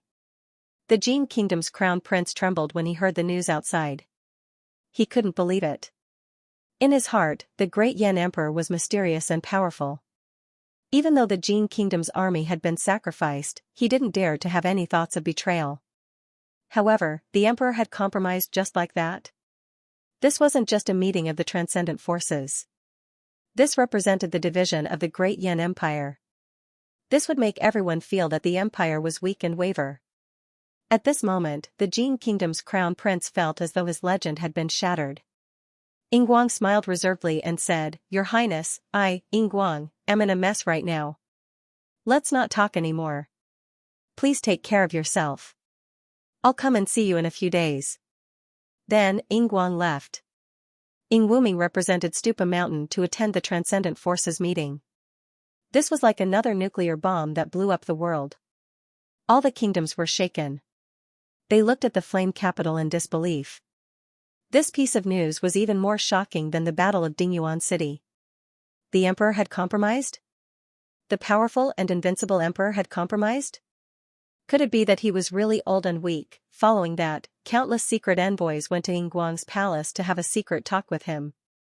Of course, these secret talks wouldn't yield any results. They wouldn't sign any contracts or leave any evidence. They were just trying to get in touch with him. However, it was still very important. This meant that the direction of the world had changed slightly. Hence, Yingguang would be very busy. He had to meet with various secret envoys. Moreover, they were the kind of envoys who wouldn't reveal their identities. Your Majesty, they're here. There are dozens of them. They're waiting for you. Yingguang asked, are there any familiar faces? No familiar faces. The Great Yan Empire is too powerful. The Emperor's invincible aura is still around. The other kingdoms don't dare to make any moves. Yingguang said, there's no hurry. Let them wait. Next, he opened the secret room and turned the Nightmare Stone's password. He opened layers of mechanisms and finally revealed the dragon egg. Is that familiar feeling coming again? For some reason, every time he came into contact with the dragon egg, Yingguang would have a very strange feeling. It was as though he had mastered some kind of extremely mysterious power. His entire body would enter a strange state. This feeling was even a little addictive. Hence, whenever he was free, he would play with the dragon egg. He had tried his best and flipped through countless ancient books. However, he still couldn't find a way to incubate the dragon egg. He didn't even have a clue.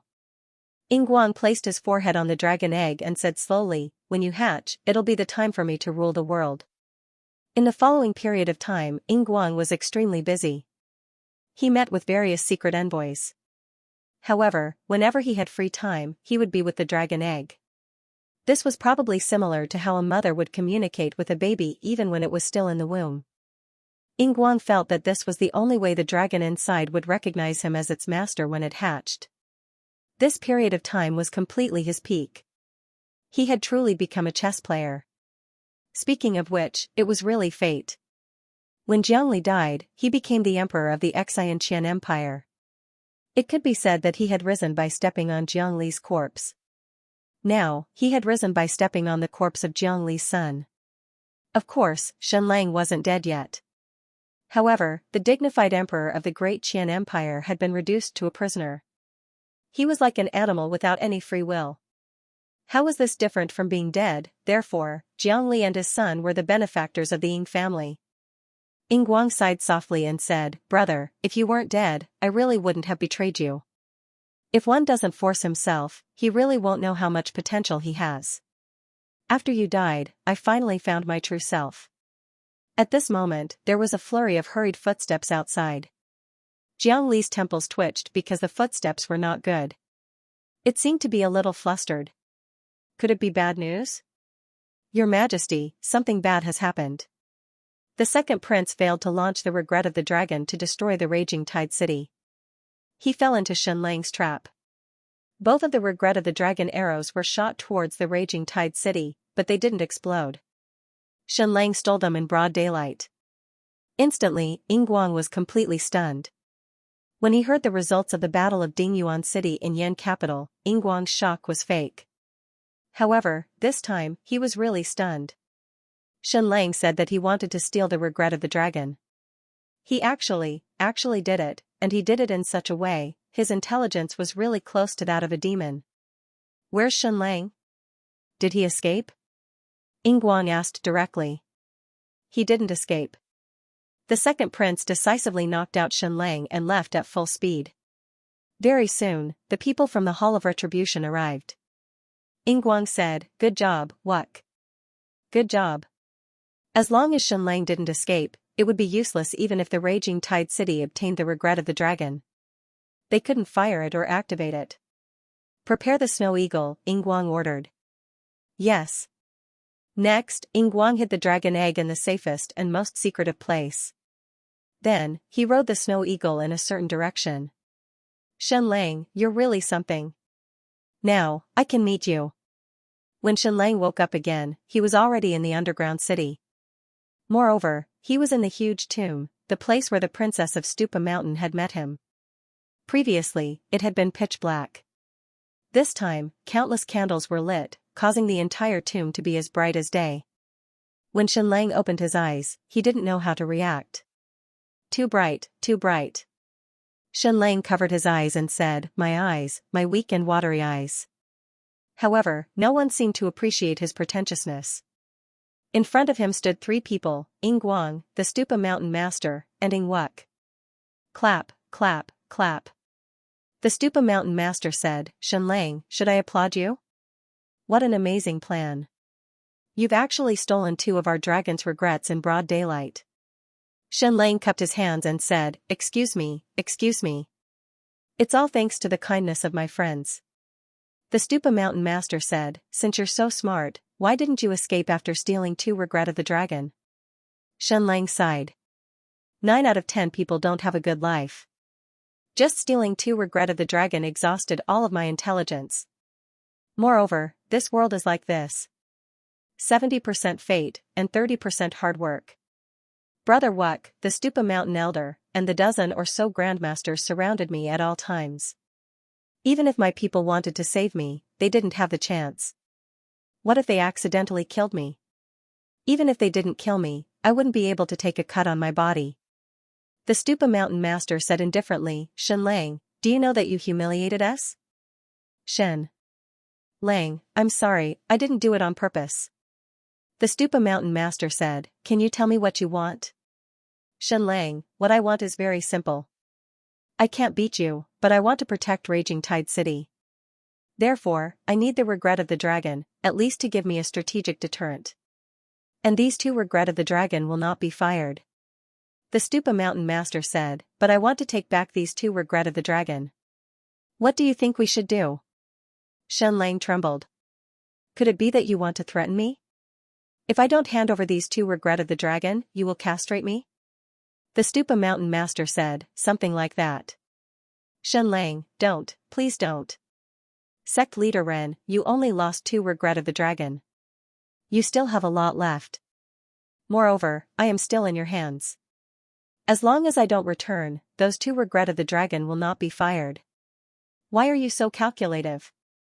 Ying Wuk said coldly, Sect leader, father, there is only one way to deal with people like Shenlang. Don't give him any chance to speak. Just take action. Shenlang Yu, I didn't say anything when I stole the two regret of the dragon. It was all your cooperation. Hearing this, the faces of the three people present twitched. Shenlang, are you tired of living? Not only do you want to tear open our wounds, but you also want to pour salt on it? Have you always liked to court death so much? Ying Wuk said, This person is too delicate and has never been tortured. That's why he is so fearless. My plan is very simple.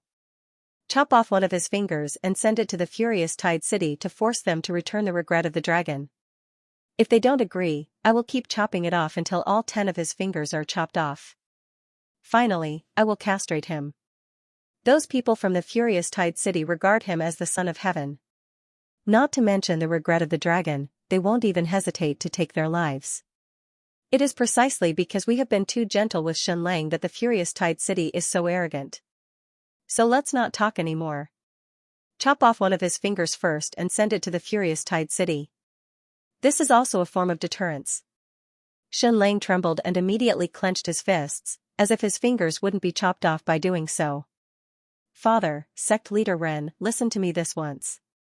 It is the most direct way to deal with people like Shenlang, Ying Wuming said sternly. Shenlang said, No, if any of you dare to harm a single hair on my head, then my people will not hesitate to drop a black annihilation bomb on you. In their hearts, even the lives of 1,000,000 people are inferior to a single finger of mine. Ying Wuk said coldly, I don't believe you. The people of the New Qian kingdom are also your people to a certain extent. They used to be people of the great Qian Empire. Are you going to slaughter them? Moreover, once the Black Death spreads, countless people will die in the Wu, Chu, and Yu kingdoms. Are you willing to do that? Shenlang said, I'm not willing, but Qiu Yaoer and Hila are willing. In their hearts, there is only me and no one else. Ying Wuk said, Is that so? Then we want to try. With that, Ying Wuming pulled out his dagger and walked toward Shenlang. Ying Guang and Stupa Mountain Master remained silent as if they didn't want to stop him. Shenlang said, Sect leader Ren, how about we make a deal? Didn't I steal 2 of your regret of the dragon? I will return 10 of them to you within half a month. Not only that, I will also cure your daughter so that she can return to normal and return to the surface. How about that? I am willing to make a military pledge. If I can't do it, not only can you cut off one of my fingers, you can also chop off my entire left hand. As soon as he said this, Stupa Mountain Master's face trembled slightly, and his eyes narrowed. Behind the tomb, there was also a surge of energy. It was the princess of Stupa Mountain. Ingwuk said, "Sect leader Ren, you mustn't agree. Don't give Xianlang any chance. He is too cunning, just like a ghost. As long as you give him a chance, you will fall into his trap." "You mustn't agree." Stupa Mountain Master still did not respond. Xianlang said, "Half a month, 10 regret of the dragon, and curing your daughter. Isn't this deal worth it?" "I will definitely do what I say." Ingwuk shouted, "Sect leader Ren, you are blinded by greed. You mustn't give Xianlang any chance to take advantage of you." As soon as these words came out, Stupa Mountain Master's face twitched again. Following that, he remained silent and didn't say a single word, as though he was tacitly agreeing to everything before him. Clearly, be it him or Ingguang, they both wanted to teach Xianlang a bloody lesson so that he wouldn't be so unbridled. Ingwuk laughed sinisterly and said, "Xianlang, no one will answer your cries now. Next, I will slowly cut it. The 10 fingers are connected to the heart, and it will be very, very painful. You must endure it. Xianlang, you are the most exquisite person. You must have never suffered such pain before, right? Furthermore, after this finger is cut off, we will send it to the Fury Tide City. Therefore, you will never have the chance to reattach it. Your incomparably handsome body will be completely crippled. Next, you can scream and wail in pain. This is the sound of nature to us." Ingwuk came in front of Xianlang and placed the dagger in front of him, allowing Xianlang to fully feel the sharpness of the dagger. He wanted to see Xianlang's fear and trembling, and he wanted to hear him wail and beg for mercy. However, Xianlang quietened down and placed his hand on the table without saying a word. "Cut it. Not to mention one finger, even if it's 10 fingers, I will let you cut them off." All the excitement and exaggeration on Xianlang's face disappeared completely. He said coldly, "As long as you can bear the price." Ingwuk sneered and said, "Are you threatening us? Isn't it just a Black Death annihilation bomb? We don't believe that you dare to throw it, so we want to give it a try." With that, Ingwuk placed the dagger on the pinky of Xianlang's right hand and said slowly, "Say goodbye to your pinky." Xianlang said, "Not only am I Jiangli's son, but I am also the son of the White Jade Capital's princess. I am the grandson of the ruler of the White Jade Capital. Do you really want to cut off my finger?" Ingwuk sneered and said, "Who would believe that? Your mother's background is unknown, so who knows her identity? If she is really the princess of the White Jade Capital, where was the White Jade Capital when Jiangli died? Your mother died after giving birth to you, so where is the White Jade Capital? You suffered all kinds of hardships, and you were pursued by the Great Yan Empire when your identity was exposed. Where are the people of the White Jade Capital?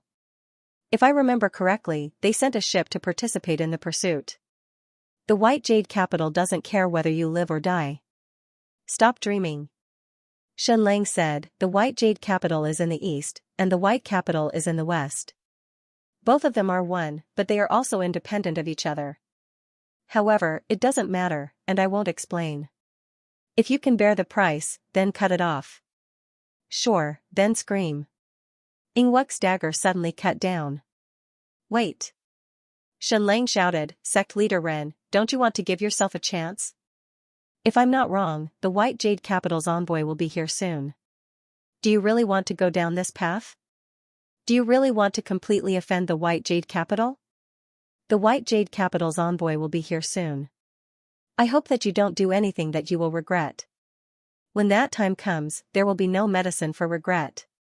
Stupa Mountain Master closed his eyes and did not speak or express his opinion. Ingwuk shouted, "Sect leader Ren, don't believe him. Don't give him a chance. Cut off his finger first." Stupa Mountain Master remained silent. At this moment, Princess Stupa Mountain said, "It has been a few days since the Transcendental Forces meeting. If the White Jade Capital's envoy is coming, it will be within a few hours. Xianlang, I will give you 4 hours. If the White Jade Capital's envoy comes for you, then you can keep your finger. Otherwise..." Xianlang, 4 hours? He quickly calculated in his mind and smiled. Alright, for hours it is. Let's wait together. Perhaps we don't even need 2 hours. Note, Master Lang still has a big plan, and it will be even more fun. Brothers, please give me your monthly votes. Thank you, Taihuhu, for your 10,000 coins. How did Shen Lang know that the White Jade Jing envoy would come? Did he know how to predict things? Of course not.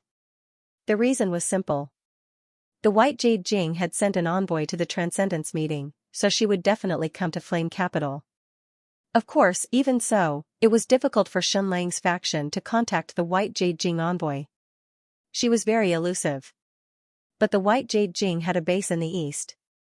There was an ice pyramid at the top of a snowy mountain in the north. That was the White Jade Jing's base.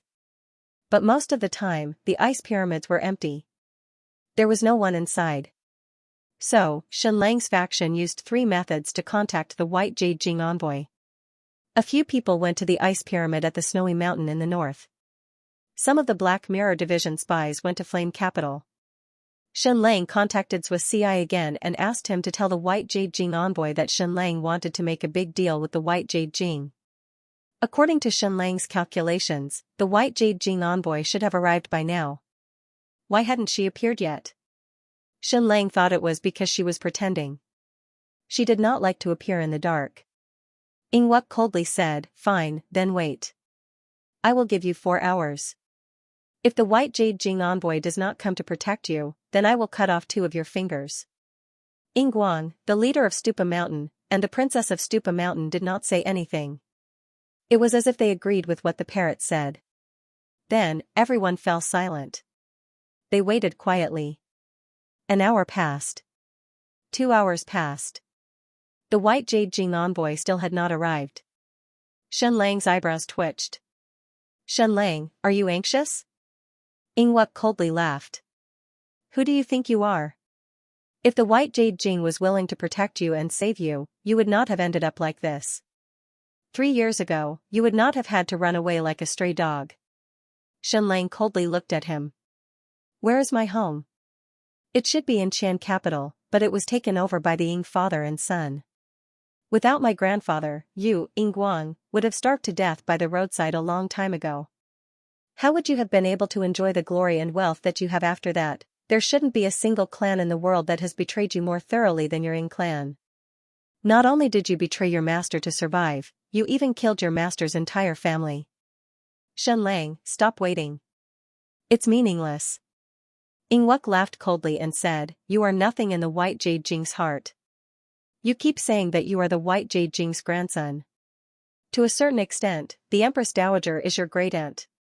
Would the Great Yan Empire show mercy to you? Great Yan's emperor and Jiangli were cousins? Did he spare Jiangli back then? Shen Lang, you're nothing. You're as light as a feather to White Jade Jing. Stop dreaming and just obediently watch as I cut off 2 of your fingers."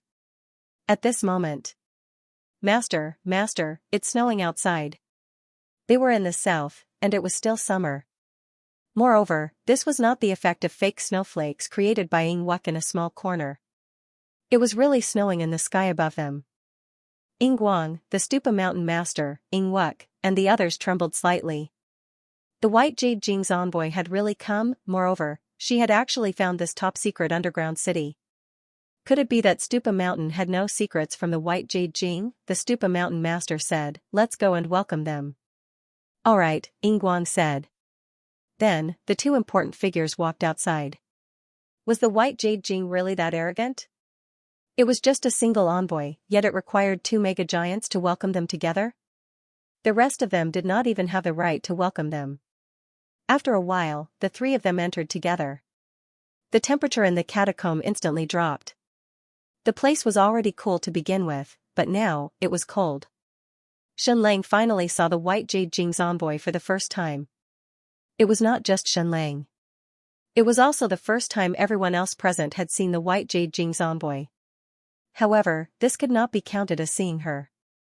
This was because she was wearing an ice mask and did not reveal her face. She was also wearing a snow-white dress, which made it seem as if she was dancing in the snow. "Shen Lang, you tried so hard to make a deal with us. You can speak now," the White Jade Jing's envoy said. As soon as this was said, Ingwek's cold eyes shone with pride. Shenlang, you keep saying that you are the White Jade Jing's grandson, but what happened in the end? How cold is her attitude? You are just being cold-shouldered. She is not here to protect you. She just wants to see what kind of deal you have with her. Shenlang said, how about we talk in private? The White Jade Jing frowned slightly. Then, a strange scene appeared. The air around them became colder and colder. Then, a snow-white cold air came out of her body and spun quickly. It wrapped around Shenlang and the envoy, completely isolating them from the outside world. It was really too awesome. It actually created an ice and snow vortex in the air, creating an absolute private space. You can speak now, the White Jade Jing's envoy said. What do you want in exchange? What do you want in exchange? Shenlang said, I want you to be a middleman. You will be the judge of a deal between me and the master of Stupa Mountain. The White Jade Jing's envoy looked confused. You don't want me to save you? Shenlang said, if I asked you to save me, would you do that? No, the White Jade Jing's envoy said. You are not worth that. That was very direct. However, Shenlang had never wanted the White Jade Jing to save him. Plus, he still had an important mission to complete. How could he leave? Shenlang said, what I want is very simple. It's because I don't have the strength to even truss a chicken, and I don't want to suffer any physical harm before completing this transaction. So, I need you to be the judge of this transaction. Before the transaction is completed, the other party is not allowed to harm me in the slightest. The White Jade Jing's envoy said, tell me, what can you give me in exchange? Shenlang said, White Sovereign City. The Great Yan Empire may launch a destructive attack on White Sovereign City. The White Jade Jing's envoy frowned. This information is not enough. It is far from enough. Shenlang said, but I don't want you to do much. You only need to witness and judge this deal. What he meant was that the White Jade Jing's price was too high. The White Jade Jing's envoy said, yes, your request is not high. It is insignificant to the White Jade Jing. However, if you want me to make a trip, the value is high. He understood. A portion of fried rice noodles was not worth more than 20 yuan. However, if it was personally delivered by Ma Yun, it would be priceless. The White Jade Jing's envoy said, Shenlang, if you want me to protect you this time, you must take out a bigger bargaining chip and something more valuable. Shenlang was confused. Someone wanted to destroy White Sovereign City. Was this news not valuable enough? Shenlang did not know where White Sovereign City was.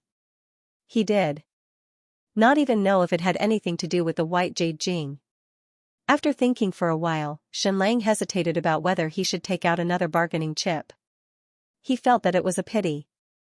Although this bargaining chip did not seem valuable, it seemed to be priceless.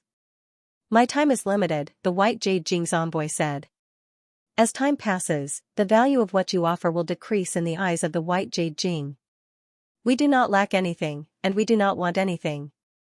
Shenlang said, the comet in the sky is the one that hit the ground not long ago and caused a big explosion. What do you think? The White Jade Jing's envoy asked. It is not a comet, Shenlang said. It is not even a celestial body. It is a product of an ancient civilization. The White Jade Jing's envoy was silent for a long time. She did not show any shock, but her calmness spoke for itself. Deal. The White Jade Jing's envoy said, it is a pleasure to work with you. However, please understand that we are not trading this information with you. We are simply exchanging what we need. I understand, Shenlang said. You bought this information because you want to completely seal it off. The White Jade Jing's envoy looked at Shenlang. He was indeed an extremely intelligent person. Unfortunately, she did not appreciate his intelligence or the direction in which it was directed. The snowstorm dissipated, and Shenlang and the White Jade Jing's envoy reappeared in the catacomb. For some reason, Shenlang wanted to do something.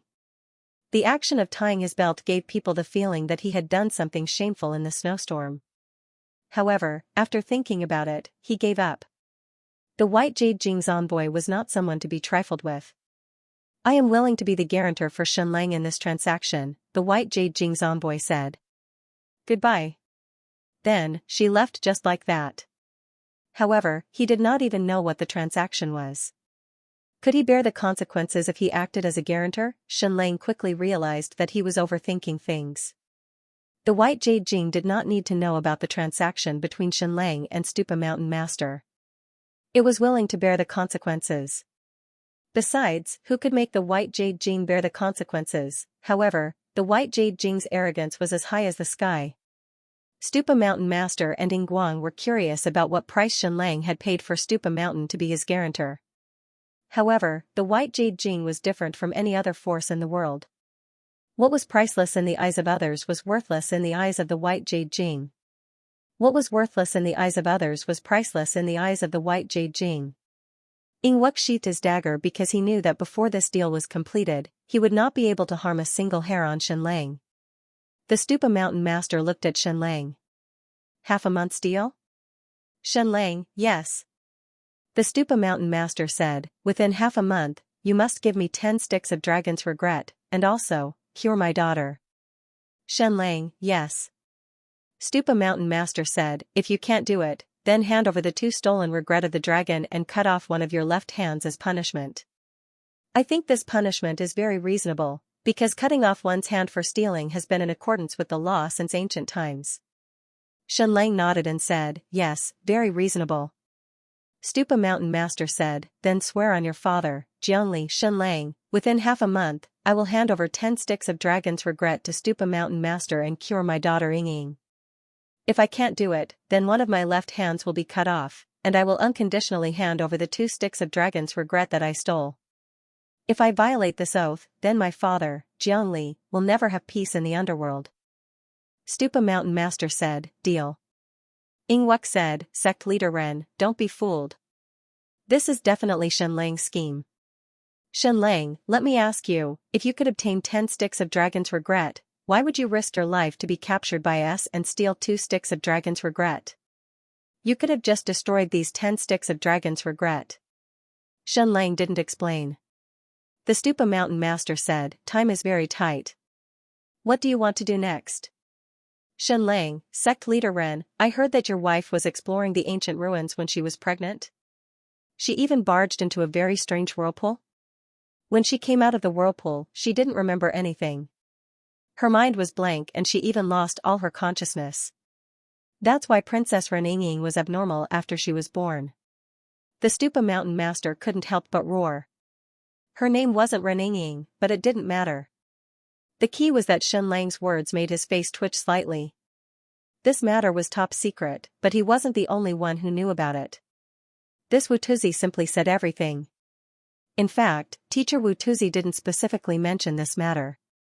Back then, when Mulan's remaining child, Xinyi, was in danger, Shenlang wanted to find a marrow cleansing essence for her. Wutuzi mentioned this matter because her situation was slightly similar to Mulan's. At that time, Mulan was in a long slumber, and her vitality was constantly weakening. On the other hand, the Stupa Mountain Master's wife had lost all her consciousness and memories. She was like a walking corpse. The Princess of Stupa Mountain had never appeared in public after she was born, so everyone knew that she was abnormal. Shenlang, this kind of energy whirlpool can be found in many ancient ruins. The whirlpool that your wife encountered was only a minor one. There are even more terrifying whirlpools. Once a person enters them, they will immediately be crushed into pieces and turn into ashes. As soon as this was said, the Stupa Mountain Master's face trembled slightly as if some memory had been evoked. Shenlang, it seems that the abnormality of Princess Reninging's body is closely related to the energy whirlpool that your wife passed through when she was pregnant. This sounded very familiar. It was just like how pregnant women couldn't go for X-rays, CT scans, or MRIs. Otherwise, the fetus might be abnormal. Shenlang, therefore, the treatment for Princess Reninging has to start from this root cause. The Stupa Mountain Master, what about the 10 Dragon's Regrets? I want to know how you are going to give them to me.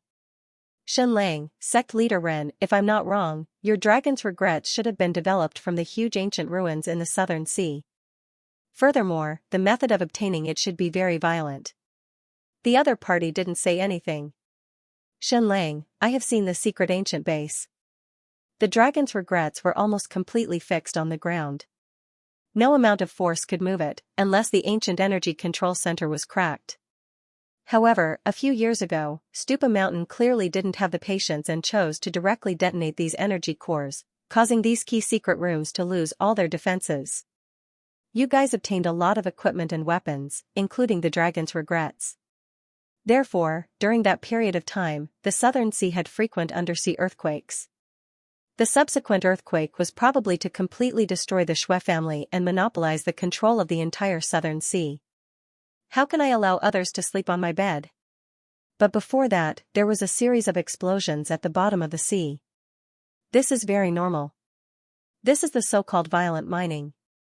Xianxia, because Stupa Mountain needs to obtain a huge harvest in the shortest amount of time. Any transcendent force is like this. In the beginning, it is violent mining, but it gets more and more detailed. Stupa Mountain Master tacitly agreed and even wanted to chase Xianxia out. Xianxia was very right. After obtaining the power of the ancient civilization, anyone would first eat their fill and become stronger. After that, they would slowly chew on the food and continue to develop. This was just like the development of industry. In the beginning, one would definitely not care about the environment. Big chimneys emitting thick smoke and wastewater, who cared so much? Develop first before governing. Although this was repeatedly denied and criticized, all countries in history had done this. After obtaining the power of the ancient civilization, they would not be arrogant or rash in their development. For fear of causing severe damage, they would not hesitate to plan for 10 years or even 100 years. That was Emperor Jiangli. However, his outcome was clear to everyone. Before he could develop these ancient powers, he had already died, allowing others to take advantage of him. Xianxia, therefore, there must still be some secret laboratories and secret bases in sect leader Ren's huge ancient ruins. It's very difficult to open them using normal methods.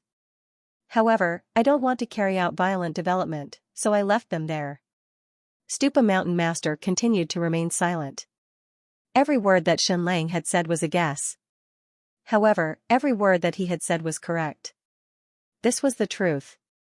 This ancient ruins was simply too huge. Stupa Mountain violently developed it for 2 years and reaped huge rewards. In just 2 years, it had developed more than 100 years and became extremely powerful. Therefore, Stupa Mountain was now qualified to carry out sustainable development. Previously? Talking about sustainable development, don't joke around. Fortunately, Stupa Mountain was so powerful. Otherwise, this huge ancient ruins in the Southern Sea domain would have been plundered by others. After confirming the scale of this ancient ruins, the Great Yan Empire and the punishing Sky Pavilion were not just eyeing it covetously. It wasn't without reason that Stupa Mountain and the New Qian Kingdom joined forces in an attempt to overthrow the existing order and break away from the control of the emperor. Xianxia, therefore, at this time, my impatience was revealed. My value shone so brightly that it almost blinded the dog's eyes. Sect leader Ren, do you know where my only dragon's regret came from? I obtained it from a secret base of the Zhu clan. In addition, I also exterminated everyone on that island. Thousands of people from the Zhu clan stayed in that secret base for more than 20 years, but they gained nothing. They couldn't even move the dragon's regret and couldn't even open the key secret rooms. When I went there, I easily opened all the secret rooms and easily got into contact with the energy control center. As for the reason? I don't have to explain. Of course, it's because I'm too awesome. My blood is like the sun, and I have the highest authority. The door will open automatically. Everyone's faces twitched. Xianxia, how long have you been out of danger? Why are you acting so arrogant again? Trembling? How dare you speak dirty in front of us, Xianxia, therefore, sect leader Ren, do you think it's easy for me to give you 10 dragons regret? As long as you bring me to that huge ancient ruins, I promise to get you 10 dragons regret within a day.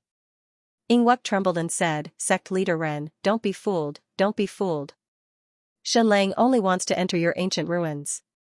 He has a conspiracy, he has a conspiracy. No, I have value. Xianxia said faintly, do people give up eating for fear of choking? Actually, sect leader Ren already had this plan, but it was interrupted by me because I stole 2 of your dragon's regret. Sect leader Ren, there must be an extremely important secret base and secret laboratory in your ancient ruins. Normal methods are completely unable to open it, but opening these laboratories is extremely important to you. Now is the time for me to create a miracle and let Stupa Mountain advance by leaps and bounds again. Sect leader Ren, what you need to do is very simple. You just have to knock me out and send me directly to the interior of the huge ancient ruins. There, you will arrive in front of an extremely important secret laboratory. I can easily open it because I have the highest authority. I can bring you not only Dragon's Regret, but also other strategic materials. Sect leader Ren, don't miss this once-in-a-lifetime opportunity. Don't break the rhythm just because I just stole 2 Dragon's Regret. Ingwuk shouted, Sect leader Ren, don't agree, don't agree. Shenlang definitely has a conspiracy. Stupa Mountain Master looked at Shenlang and said, you are really amazing. You are simply a demon. After stealing 2 Dragon's Regret, not only did you not run away, but you also want to continue your plan of being a captive. You even want to obtain greater benefits. Your audacity is simply unimaginable. You are simply a lunatic. Shenlang shrugged his shoulders and said, Sect leader Ren, are you willing to give it a try? Ingwuk said sternly, I will castrate you now and end all troubles once and for all. This will prevent you from causing even more trouble. Then, he suddenly pulled out his blade and rushed towards Shenlang. Cough. A soft cough came from behind, and Ingwuk's movements immediately stopped. Sect leader Ren said, Shenlang, you are so crazy and do whatever you want. Be careful not to invite trouble upon yourself. Shenlang said, Sect leader Ren, I just want to perform a miracle for you. You will definitely burn yourself if you play with fire, Stupa Mountain sect leader said slowly. You are a lunatic, a complete lunatic. Then, with a light pat of his palm, Shenlang immediately fainted. After an unknown period of time, when Shenlang opened his eyes again, he was already in a completely unfamiliar environment. Where is this? This is too strange. What kind of place is this? He had never seen it before. He couldn't even imagine it. It was like a fantasy world. Shenlang, didn't you want to perform a miracle? This is a secret room in the ancient ruins. You have never seen or heard of it before, right? There are no mechanisms in this secret room. There are no doors, no openings, no signs, no clues, no lights, and no special features. However, you have to open it within 30 seconds. If you succeed, we can continue with our deal. If you fail, then your hand will be useless and can be cut off. Didn't you claim to be able to perform a miracle? Then you can start. Countdown begins. 30, 29, 28, note, today, a few foreign readers came to look for me. I slept for less than 4 hours last night. Today, I accompanied them outside and only finished writing the first chapter now. Sorry. What kind of secret room was this? The secret room seemed to have no boundaries. There were no walls, no ceiling, no floor, and no sense of space. All one could see was a vast expanse of whiteness. There were no front, back, left, right, up, or down. Moreover, there were no switches, buttons, gaps, or light screens on the walls. There was not even a place to enter any ancient code. Those who saw it for the first time would even wonder if this was reality or a dream. Or perhaps it was not in this world at all, but had gone to some very mysterious space. Therefore, upon seeing this scene, one's instinctive reaction was to think that it was an ancient relic. Only an ancient relic would have such a mysterious space. However, after Shenlang scanned the entire space, he sighed in his heart. Amazing.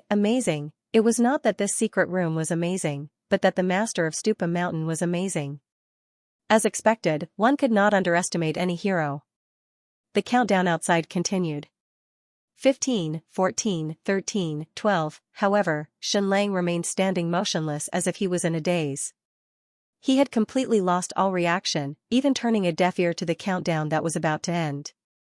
In fact, Shenlang did not like performing a last-second rescue at all. A last-second miracle was too thrilling, and if he was even slightly careless, it would be over. 5, 4, 3, 2, 1, the countdown was about to end, but Shenlang remained motionless. Didn't you want to perform a last-second miracle? Hurry up and do it. However, Xianxia still remained motionless. 0. The countdown was over. A total of 30 seconds had passed, but Xianxia had not moved. What was he trying to do? Was he crazy? Then, a cold voice sounded outside. The countdown is over. Xianxia, you did not perform a miracle, so you can't keep your left hand. Give it out, I'm going to cut it off. Xianxia still did not speak, and he even extended his left hand. Anyway, he had everything he needed. Even at the critical moment, he still had his right hand, so it did not matter if his left hand was cut off. But after a while, Xianxia put down his left hand. What a joke. He was someone who couldn't even bear to cut his own finger. How could he bear to lose his left hand? If you stretch out your left hand, I'll cut it off at the wrist. But if you hang your arm, I'll have to cut it off at the shoulder. That'll really cut it off at the root, the man said coldly. One could even hear the sharpness of the blade in his voice. Xianxia said calmly, don't joke around. This isn't a secret room in the ancient ruins. I'm still in the original place, and I'm still in the original underground tomb. The so-called secret room in front of me is just a spatial illusion.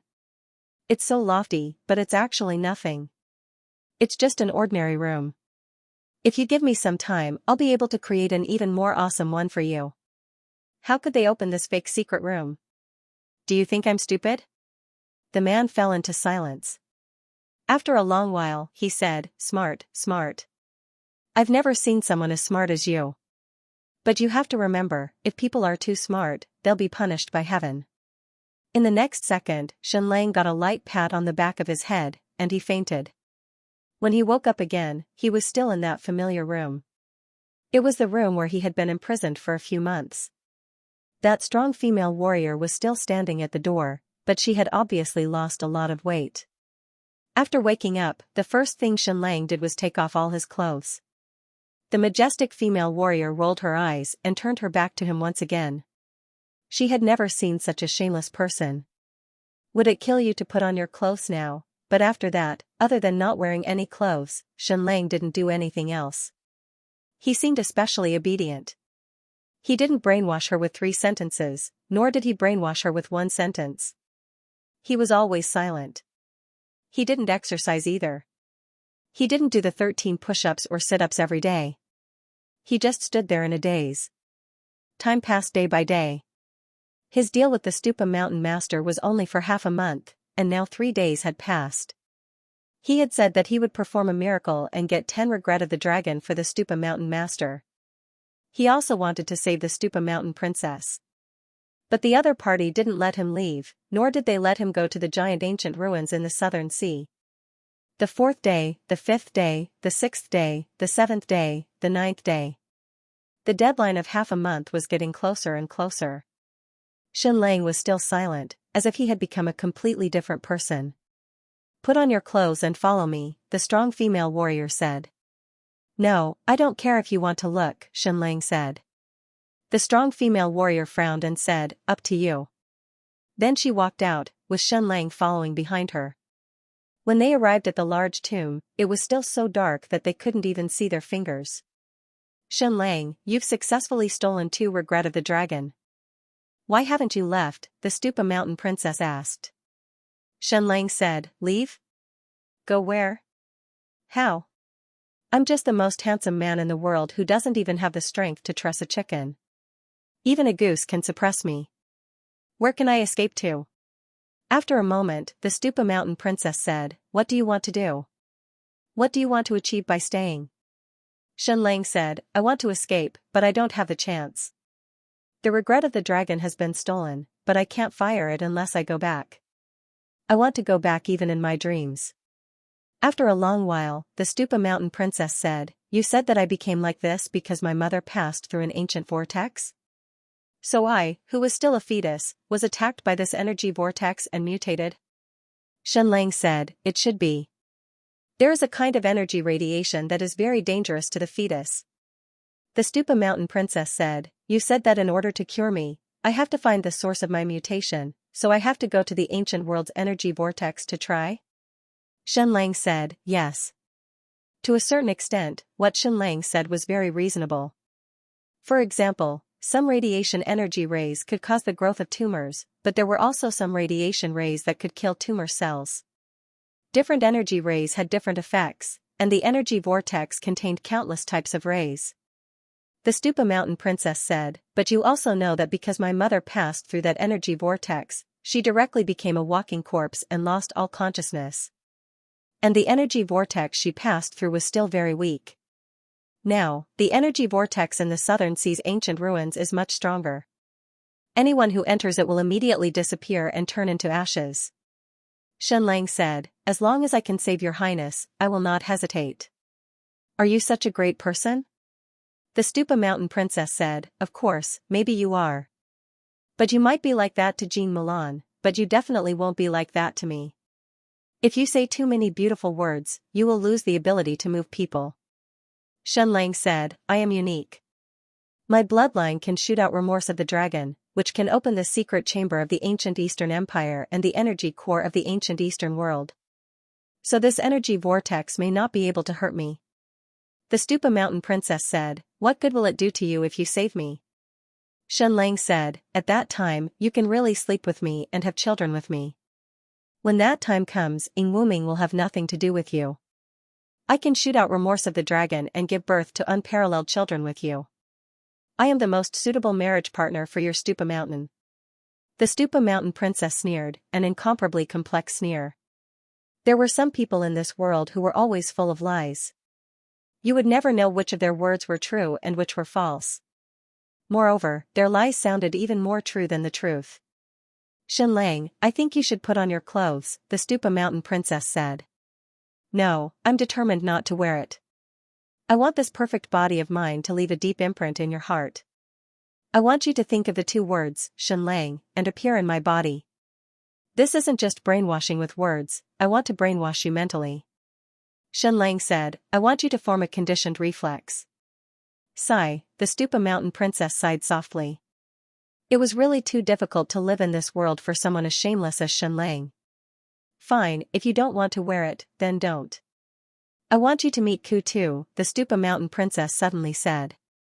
Immediately, Shenlang squatted down and even covered his body with both hands, lest even the slightest bit of erotic light leaked out. The Stupa Mountain Princess was even more speechless. "What were you doing just now?" "Acting like a hooligan in front of a woman, but in front of a man, you keep your chastity as jade, as if a piece of your flesh would be gouged out if you looked at it." Soon, a set of clothes was thrown in front of him. And Shenlang quickly put them on. When he was done, a candle lit up in front of him, and then a familiar yet strange figure slowly walked over. Familiar because he was ultimately Kutu Huan. Strange because he had changed greatly. His entire body had grown about 6 inches taller, his limbs had lengthened, and his back was slightly arched. The contours of his face had also changed, becoming more pronounced. Was this a kind of atavism? The key was the energy aura on his body. He was already very powerful, and now after the transformation, he was not just one level stronger. "Shui Chen? Shui Huan? Kutu Huan?" Shenlang shouted these 3 names, but the other party still did not respond. He was completely lost, as if he had never heard of this name before. It was as if he had lost all his memories and consciousness, and even his gaze had become very primitive. Ning Yuanxian had also acted out this amnesia act before, and not only had he lost his memory, but he had also lost his mind, becoming completely demented. For more than 2 years, there was not a single flaw in his act. But now, Kutu Huan really did not seem to be acting. His pupils were not scattered, and his gaze was not demented either. It just looked very primitive. He lost all his consciousness and all his memories, but he became a lot stronger. The Stupa Mountain Princess said, among the dozens of experimental subjects, only he survived.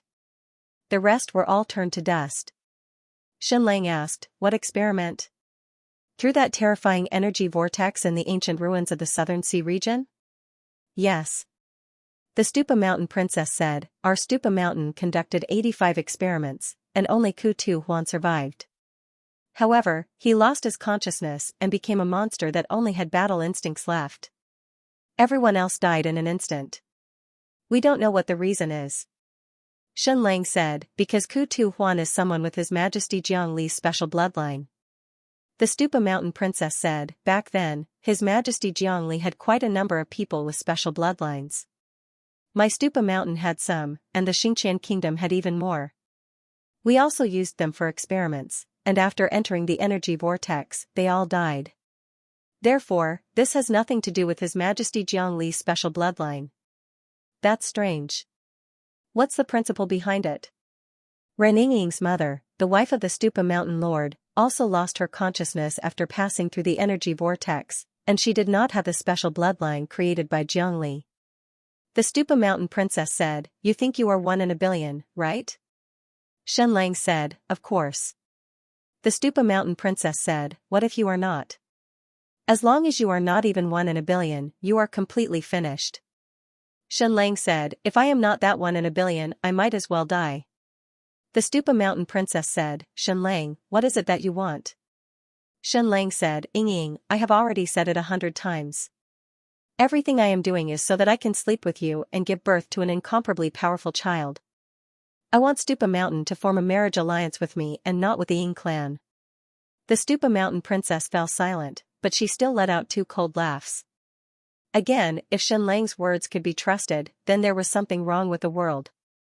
After a long time, the Stupa Mountain Princess said, now you have seen Ku Tu Huan's fate. You also know that the others who passed through the energy vortex in the southern sea were all turned to ashes. Are you sure you still want to take the risk?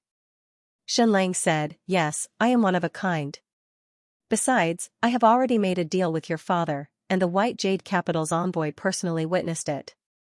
I also swore to the heavens, so how can I go back on my word?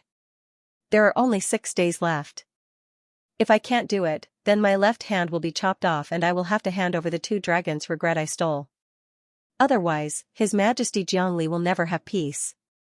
The Stupa Mountain Princess said, then you should bid farewell to Ku Tu Huan. This might be the last time the 2 of you meet.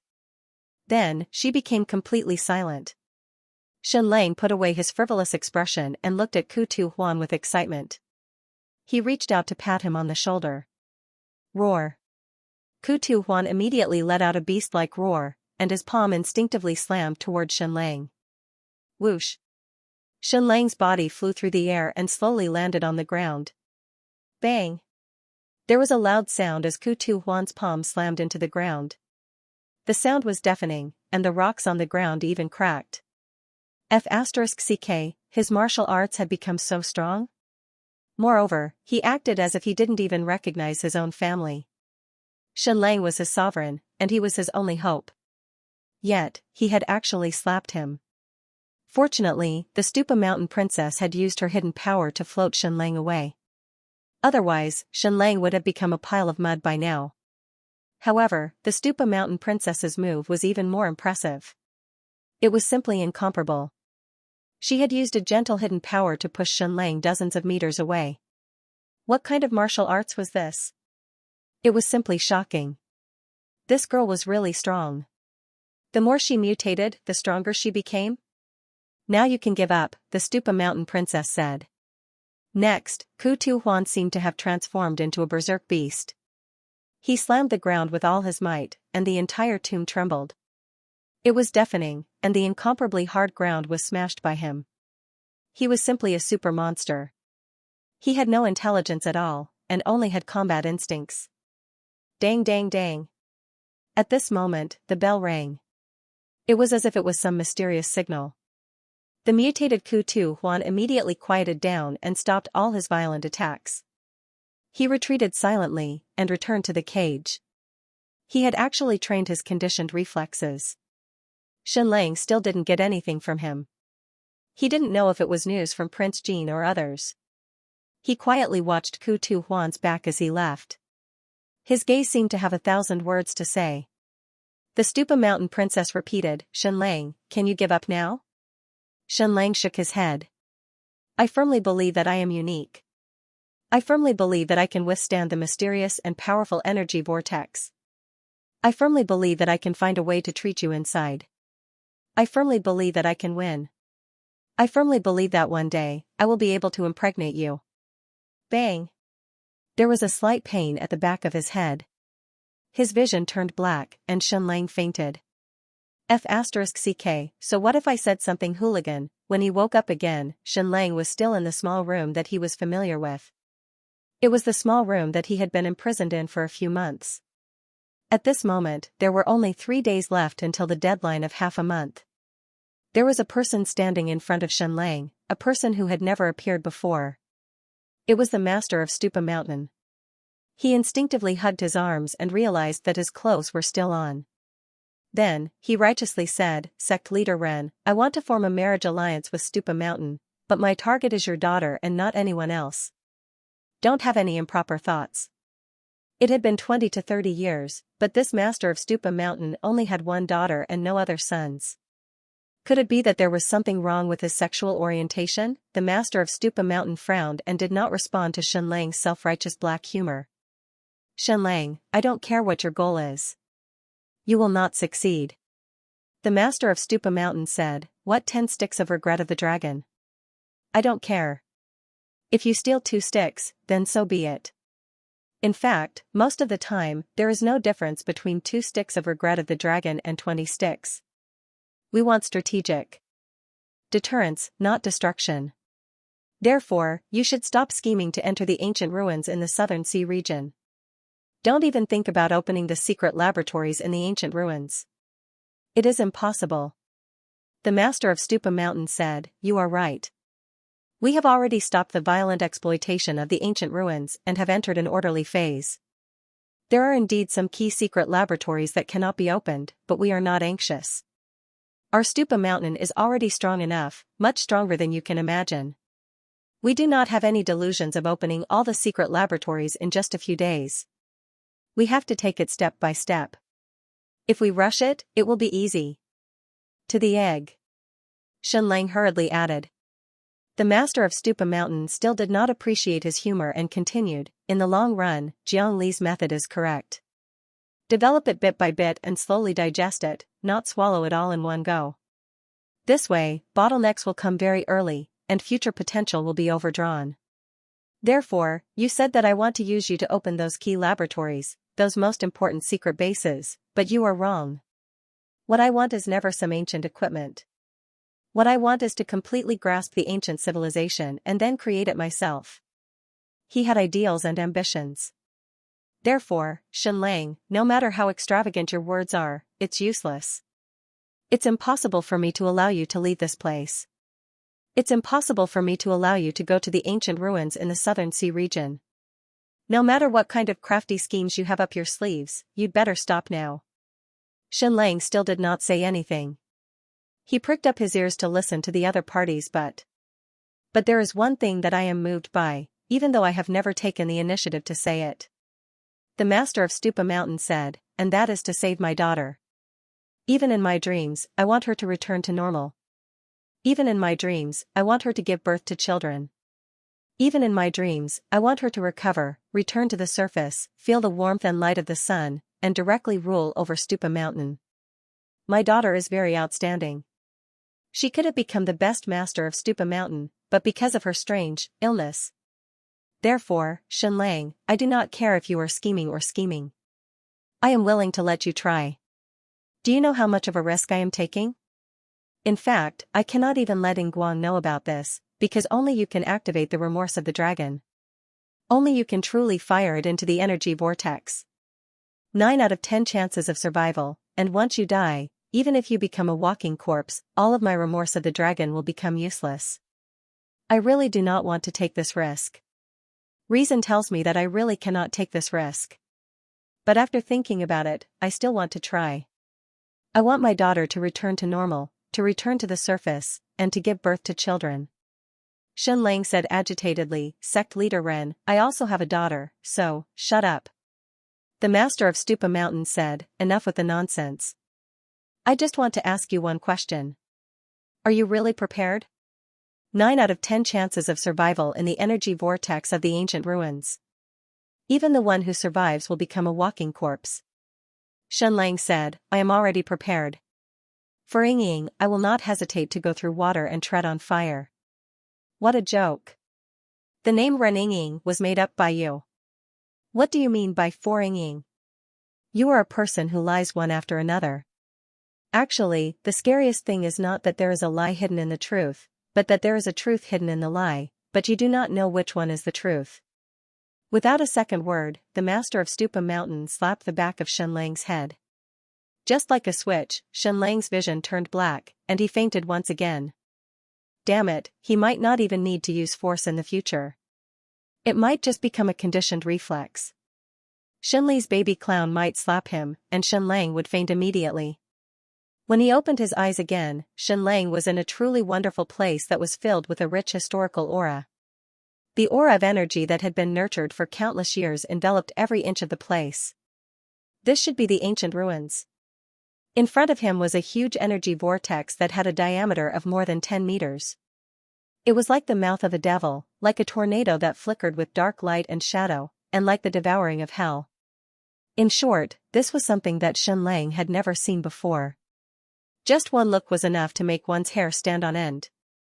Their bodies trembled, and their hearts surged with boundless fear. The master of Stupa Mountain said, "Shenlang, I carried out this operation behind Ingguang's back. I'll say it again, I don't know what tricks you have up your sleeves, but as long as there is a 1% chance of saving my daughter, I won't let it go. Let me tell you one more time, everyone who enters this energy vortex will be smashed into smithereens. And if anything happens to you, whether you die, escape, or become a walking corpse, it will bring about a strategic loss to me. Furthermore, it will cause an irreparable crack in my relationship with Ingguang. I've considered all these consequences very clearly, but I'm still willing to give it a try for you. I'll let you save my daughter. Are you sure you're ready now?" Shenlang said, "I'm really ready." The Stupa Mountain master said, "Then go. It doesn't matter if you really want to save your Reninging, or if you want to escape, or if you want to create a miracle. As long as there is hope to save my daughter, then go." Shenlang took a deep look at the master of Stupa Mountain and said, "Sect leader Ren, wait for my good news." Then, Shenlang resolutely jumped into the devil's mouth, the energy vortex that looked like a crack in hell. Note, I've finally finished writing the second chapter. I'm so tired that I'm about to collapse. I'm going to sleep. I have to wake up a little earlier tomorrow. Brothers who have monthly votes, remember to vote for me, please. What was inside this energy vortex? What would happen to Shenlang after he entered? Where would he end up? What kind of mutation would there be? When Princess Reninging's mother was pregnant, she passed through the energy vortex and lost her mind, turning into a zombie. Reninging, who was born, also mutated. Dozens of people from Stupa Mountain tried to pass through the energy vortex of the Southern Sea's giant ancient ruins. In the end, almost all of them died, including a few people with Jiang Li's special bloodline. The only one who survived, Bitter Joy, also turned into a zombie and underwent a strange mutation. However, Shenlang had been creating miracles from start to finish. It could even be considered a miracle. He firmly believed that he was one in a billion, as if he had been blessed by God. Hence, the moment he jumped into the energy vortex, his entire mind went blank. Then, there was no then. It was as if he had fallen into a complete blank. Many of the memories in his mind melted like snow under the strong sunlight. He did not pass through to another place. He did not escape. There was no mutation, no miracle. He had failed. After he entered the energy vortex, he ended up the same as most people, just slightly better. He did not die a horrible death. However, his memory was also messed up. His mind instantly went blank, as if the memory had exploded and turned into countless fragments. When Shenlang woke up again, he was already in that familiar room, the room where he had been imprisoned for a few months. When he opened his eyes again, he was sitting there in a daze. The majestic female warrior looked at him and then quickly looked away. However, she pricked up her ears and paid attention to Shenlang's every move. In the past, the first thing he did when he woke up was to take off his clothes and show off his naked body. He would either chatter endlessly or carry out his ridiculous exercise plan. But now, he was sitting there motionless. Who am I? Where am I? Shenlang suddenly asked instinctively. After hearing this, the majestic female warrior's face suddenly trembled. Then, Shenlang looked at her and said, "You, who are you?" Instantly, the majestic female warrior's eyes turned slightly red, and her entire heart began to tremble slightly. Then, a figure walked in. It was the Stupa Mountain Master. Xianxia, you failed. You failed to create a miracle. The Stupa Mountain Master said, of course, to a certain extent, you have also created a miracle. When the others passed through that energy vortex, almost all of them were smashed to pieces. The only one was turned into a walking corpse, completely losing his mind. But you only lost your memories. Xianxia slapped his head and looked at the Stupa Mountain Master. You, who are you? Who am I? The Stupa Mountain Master sighed and said, but at least you sincerely want to save my daughter. I thank you, so just pretend that nothing happened between us. I am still grateful for your risk and sacrifice. Reninging, reninging. Xianxia slapped his forehead again. I remember her, I remember Reninging. Stupa Mountain Master said, yes, Reninging. Xianxia, I have told you before that you have always created miracles. But this time, you have failed. In the end, you did not create the miracle that you are capable of. Xianxia. After hearing this word, memories appeared in Xianxia's mind. Countless past events surged in his mind. During this process, the Stupa Mountain Master stared closely at Xianxia's eyes. His mental strength even locked onto every pore and every reaction of Xianxia. He could even feel the countless information surging in Xianxia's mind. The Stupa Mountain Master said, Xianxia, you are 1 in a billion, but there is nothing wrong with becoming a slightly ordinary person. So, you should let nature take its course. You are ultimately different from others. Perhaps you can gradually remember some things and recuperate. Also, regarding the matter of risking my life to charge into the energy vortex to save my daughter. Although I did not succeed, I still want to thank you. The Stupa Mountain Master got up and said to the majestic female warrior, from now on, don't restrict his freedom in this underground city. He can go wherever he wants. If he wants to read, if he wants to play chess, if he wants to eat, satisfy him. Dragons regret, dragons regret. Xianxia seemed to be trying hard to read the memory fragments in his mind, constantly chanting new terms. Queen Medusa, Emperor Sauron, Princess Helen, Duchess de Bus. At this time, Xianxia's mind felt like it had exploded. His entire memory seemed to have exploded into countless fragments. What he had to do next was to piece these fragments together into a complete memory. And now, he was desperately trying to remember, piecing together the memory fragments. In the following period of time, even though the Stupa Mountain Master had said that he would no longer restrict Xianxia's freedom and that he would satisfy all his requests, Xianxia was sitting there in a daze all the time. Whether it was when he was eating or when he was bathing, he seemed to be in a daze. His pupils were scattered, and his mouth was chattering incessantly, constantly chanting one name after another. He was doing something. He was constantly piecing together the memory fragments, trying to recover his complete memory. He was doing this every moment of every day, without sleep or rest, as if he was burning oil. The originally exquisite Xianxia was now a completely different person. He did not care about his personal image at all. He used to bathe every day, but now he did not bathe for 3 days and 3 nights. His hair was as messy as a bird's nest, and soon, his face was covered with unshaven stubble. His image had completely changed, and he was unprecedentedly decadent.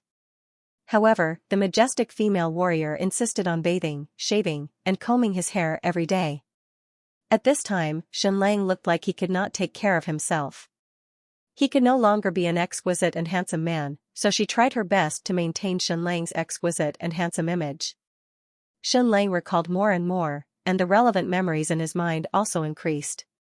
However, they were still full of fragments, and none of them were complete. At first, he was still piecing together the memory fragments in his mind without rest, but he gradually gave up later on. This was because many memories seemed to have completely disappeared, and even the fragments could not be found. He fell into complete decadence and depression. One day, the Stupa Mountain Lord appeared in front of Xianxia again and said, "We need you to do something." Xianxia nodded almost instinctively. He no longer pieced together memories, as if he did not dare to be interested in anything. His entire person was filled with numbness and depression. This time, he did not even get patted on the back of his head. The Stupa Mountain Lord said, "This is the strongest anesthetic. It's as if you have fallen asleep, and when you wake up, there will be no pain. I don't want to pat the back of your head anymore. Your brain is too fragile at this time." Then, the Stupa Mountain Lord injected a powerful anesthetic into Xianlang, and sure enough, Xianlang directly fell asleep. When he woke up again, he was already in a mysterious sea. Looking from the sky, there was a secret island about 150 kilometers ahead. There were many people densely packed on it, and they were mining for oil and natural gas. This was one of Xianlang's secret bases, and a very important one at that. Not only was this a place where he mined for oil, but it was also a chemical base. It was of great significance to the raging Tide City and the Great Qian dynasty. "Xianlang, I want to ask you to activate the regret of the dragon and destroy all the people on the island in front, as well as all the secret bases." "Oh." Without another word, Xianlang cut his finger and let out a bit of blood. He mixed it with the ancient human blood fossil, creating a sun-colored blood mixture. He dipped his finger in the blood mixture and smeared it on the words "regret of the dragon." This time, he did not heavily press on the last point of the word, but only gently touched it. Very soon, the words "regret of the dragon" released light, and it was activated once again. Ingwuk stepped forward and turned the Nightmare Stone's launch switch. Swoosh! The regret of the dragon shot out and flew towards the chemical base of Xianlang a few hundred kilometers away. At this moment, Xianlang's face twitched slightly, as if he was stimulated by something and wanted to remember something. The Stupa Mountain Master stepped forward and covered his eyes. "You didn't have to see this. Let's go, let's go." Then, the Stupa Mountain fleet immediately left. Not long after, a loud roar came from behind. Boom boom boom, Xianlang's face twitched, and his eyes were filled with fear. What did I just do? Nothing, nothing. Just pretend that nothing happened. The Stupa Mountain Master said, let's go home, let's go home." Xianlang returned to his room. The Stupa Mountain Master even gave the order that Xianlang could go wherever he wanted to and do whatever he wanted. However, he still sat in the room in a daze. It was as if his emotions had been castrated, and he had fallen into absolute indifference. Now, he did not even try to remember. He just sat there aimlessly, motionless for 2 days and 2 nights.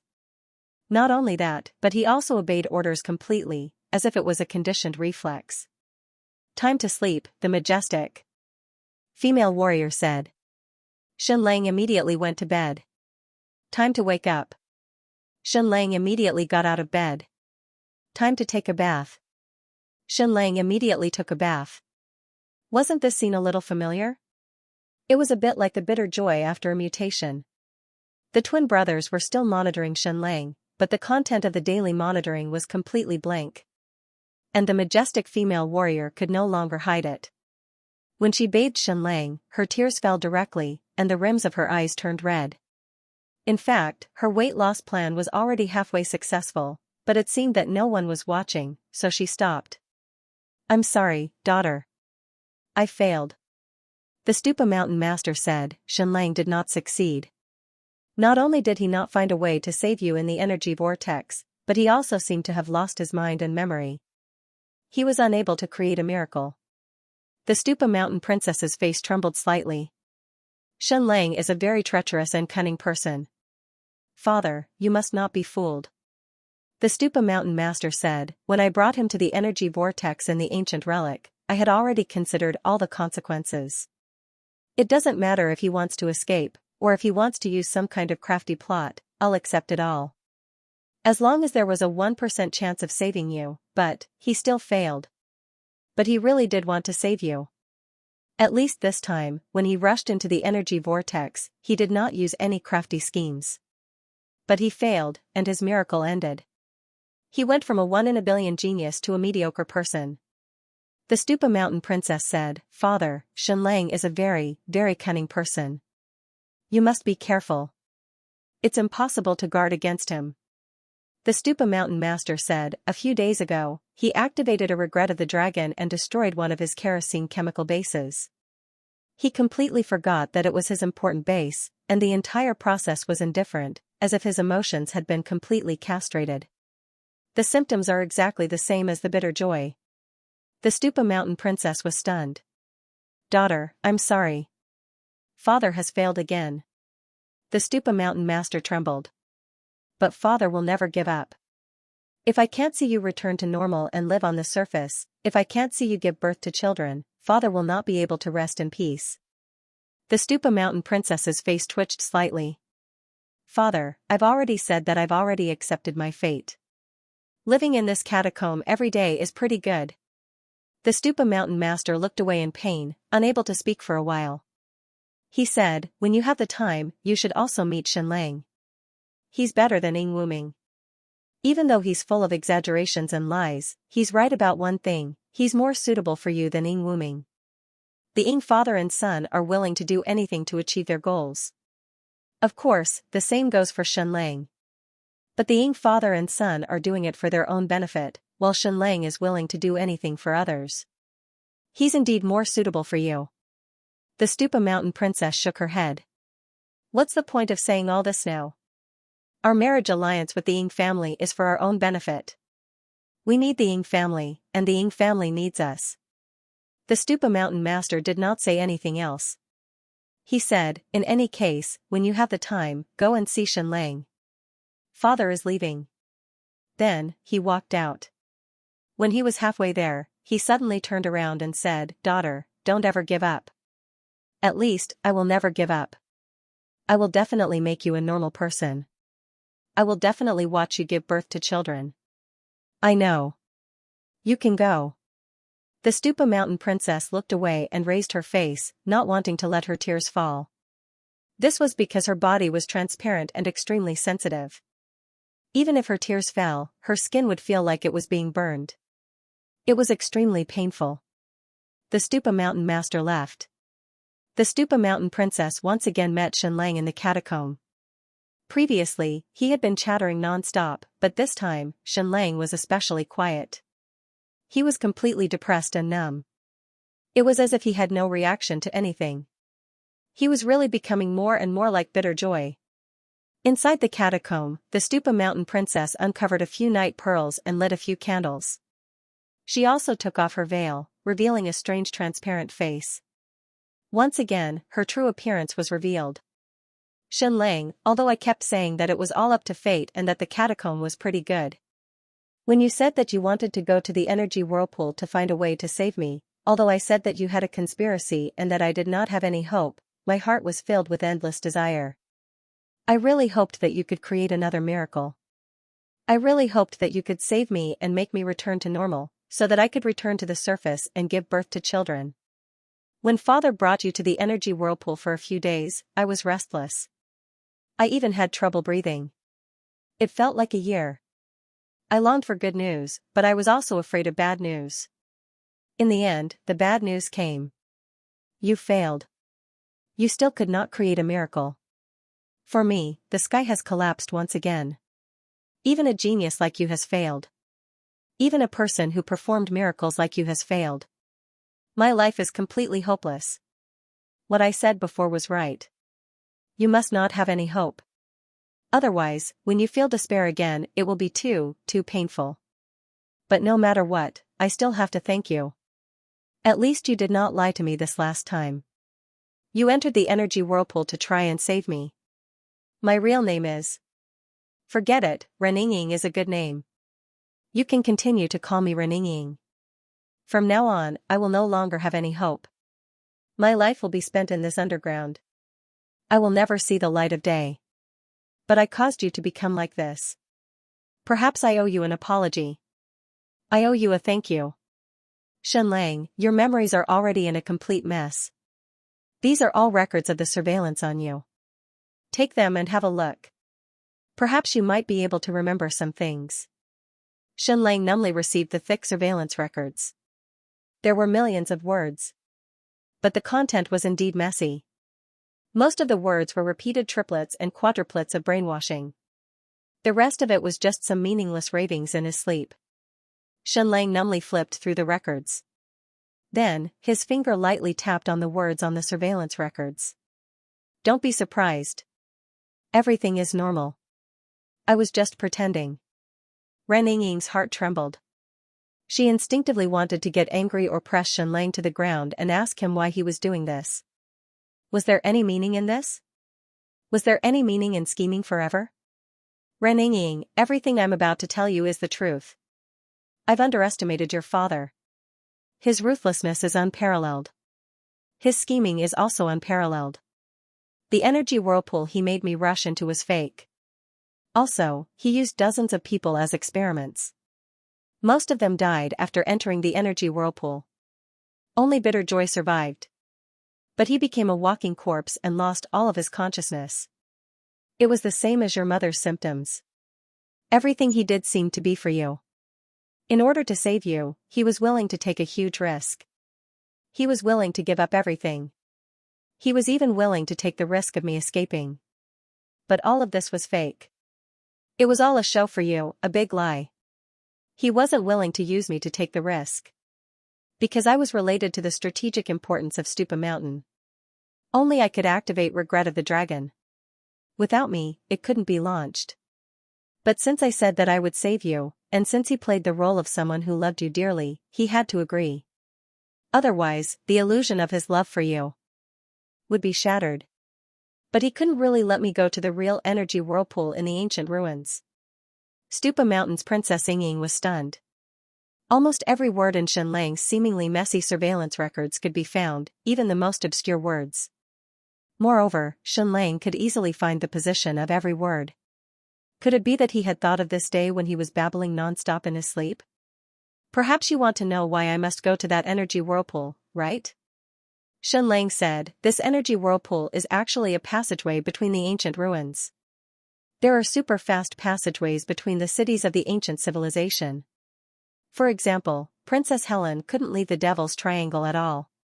Later, she discovered the undersea passageway and walked it for a few months to reach the ruins of the Lost Nation. And this energy whirlpool is just the entrance to the super-fast passageway between the ancient cities. This also requires authority. Those without authority will be crushed to pieces if they enter this energy whirlpool. Those with authority can pass through this whirlpool and enter another ancient city. 2 years ago, Zhu Hongshua's 10,000 Blood Soul army went south and slaughtered almost all of the Sand Barbaric tribe. Prince Jin led the remaining tens of thousands of troops and retreated south until they reached the end of the Sand Barbaric tribe. There was a mountain there. Prince Jin led the remaining troops to the southernmost mountain of the Sand Barbaric tribe. Half of this mountain is in the sea and the other half is on the land. It has always been called the Heaven's End Peak. Zhu Hongshua's Blood Soul army searched the mountain, but they couldn't find any trace of Prince Jin. So he set the mountain on fire. Not only did he burn all the trees on the Heaven's End Peak, but he also burned thousands of miles of the primeval forest of the Sand Barbaric tribe. If it weren't for the torrential rain that lasted for several months, the entire Sand Barbaric tribe would have been burnt to a crisp. He committed a great crime. The fire burned everything, but the remains of Prince Jin's remaining troops were not found. Perhaps they were burned to ashes, or perhaps they ran into the mountain. The most important thing is that after being burned for several days and nights, the mountain actually showed some characteristics of steel. In the secret base of the Zhu family, I got a few names from the confessions of the scholars of the Zhu family: White Emperor City, Huanlu City, and Jingang Peak. I didn't know what Jingang Peak meant. However, he soon realized that this was the heaven-ceasing peak at the southernmost tip of the Sand Barbaric tribe. After being burned by the fire, it had actually become as hard as steel. Moreover, in the Zhu clan's destruction plan, Mt Jingang was the last place where Prince Jin's army disappeared. Judging from these signs, this Vajra Peak should also be an ancient ruin. The Zhu family and the Sky Sea Pavilion have tried many ways to open this ancient relic, but to no avail. So they even planned to use the dragon's regret to blow up King Kong Peak. It was not entirely to kill Prince Jin, but to obtain this ancient relic. But there's another terrifying thing. Your Stupa Mountain's huge ancient relic in the southern sea is simply too huge. It stretches for thousands of miles and even extends to the foot of Vajra Peak. These are two independent ancient cities, but there are secret express passageways between them. It's just like the Devil's Triangle and the Lost Ancient Ruins, which are connected by secret passageways over 10,000 miles apart. And this energy whirlpool is actually the checkpoint between the ancient relic in the Southern Sea and the ancient relic in Mt. Jingang. However, the people of Stupa Mountain do not have the authority to enter this energy whirlpool, so all those who have tried have been annihilated. Regarding this, I was only guessing. Later, the appearance of Bitter Joy confirmed my guess. He had clearly disappeared in King Kong Peak with Prince Jean. Why did he suddenly appear and even become your captive? Previously, you asked me why I didn't escape after successfully stealing 2 dragons. Regret. Why did I continue to be a captive? Do you have some unspeakable goal? Yes, I want to pass through the energy whirlpool and enter the ancient relic in Mt. Jingang. I want to save Prince Jean and the remaining tens of thousands of people. These people are the most loyal to me. They have almost sacrificed their lives for me. I have to save them. Princess Ying was stunned, but her expression did not change. She was born expressionless, but her heart was surging like a raging tide. Now that the truth was out, she did not expect that Shen Lang continued to take the risk to save Prince Jean and the tens of thousands of people. Moreover, in order to do this, he had started planning a few months in advance. This was obviously much more difficult for him than stealing the dragon's regret. Shen Lang said, but my previous plans have all failed because your father is too clever and cunning. He did not give me any chance at all. Princess Ying looked at Shen Lang. Although she did not speak, what she wanted to express was clear. Shen Lang continued to tap on the words on the monitor and said, you want to ask me why I'm telling you the truth now when I've never spoken a word of truth to you before? Ren Ying, I really want to save you. I almost tried. Now, I have to tell you the truth. Your mother passed through an energy whirlpool when she was pregnant, causing the fetus in her womb to mutate, causing you to become so strange and terrifying after you were born. Moreover, your mother lost her mind after leaving the energy whirlpool and became a walking corpse. All of this is a lie, a lie. The reason why you became like this was not because of the mutation of your bloodline, nor was it because of the radiation from the energy whirlpool. It was because your father cultivated an extremely terrifying goo worm in your body.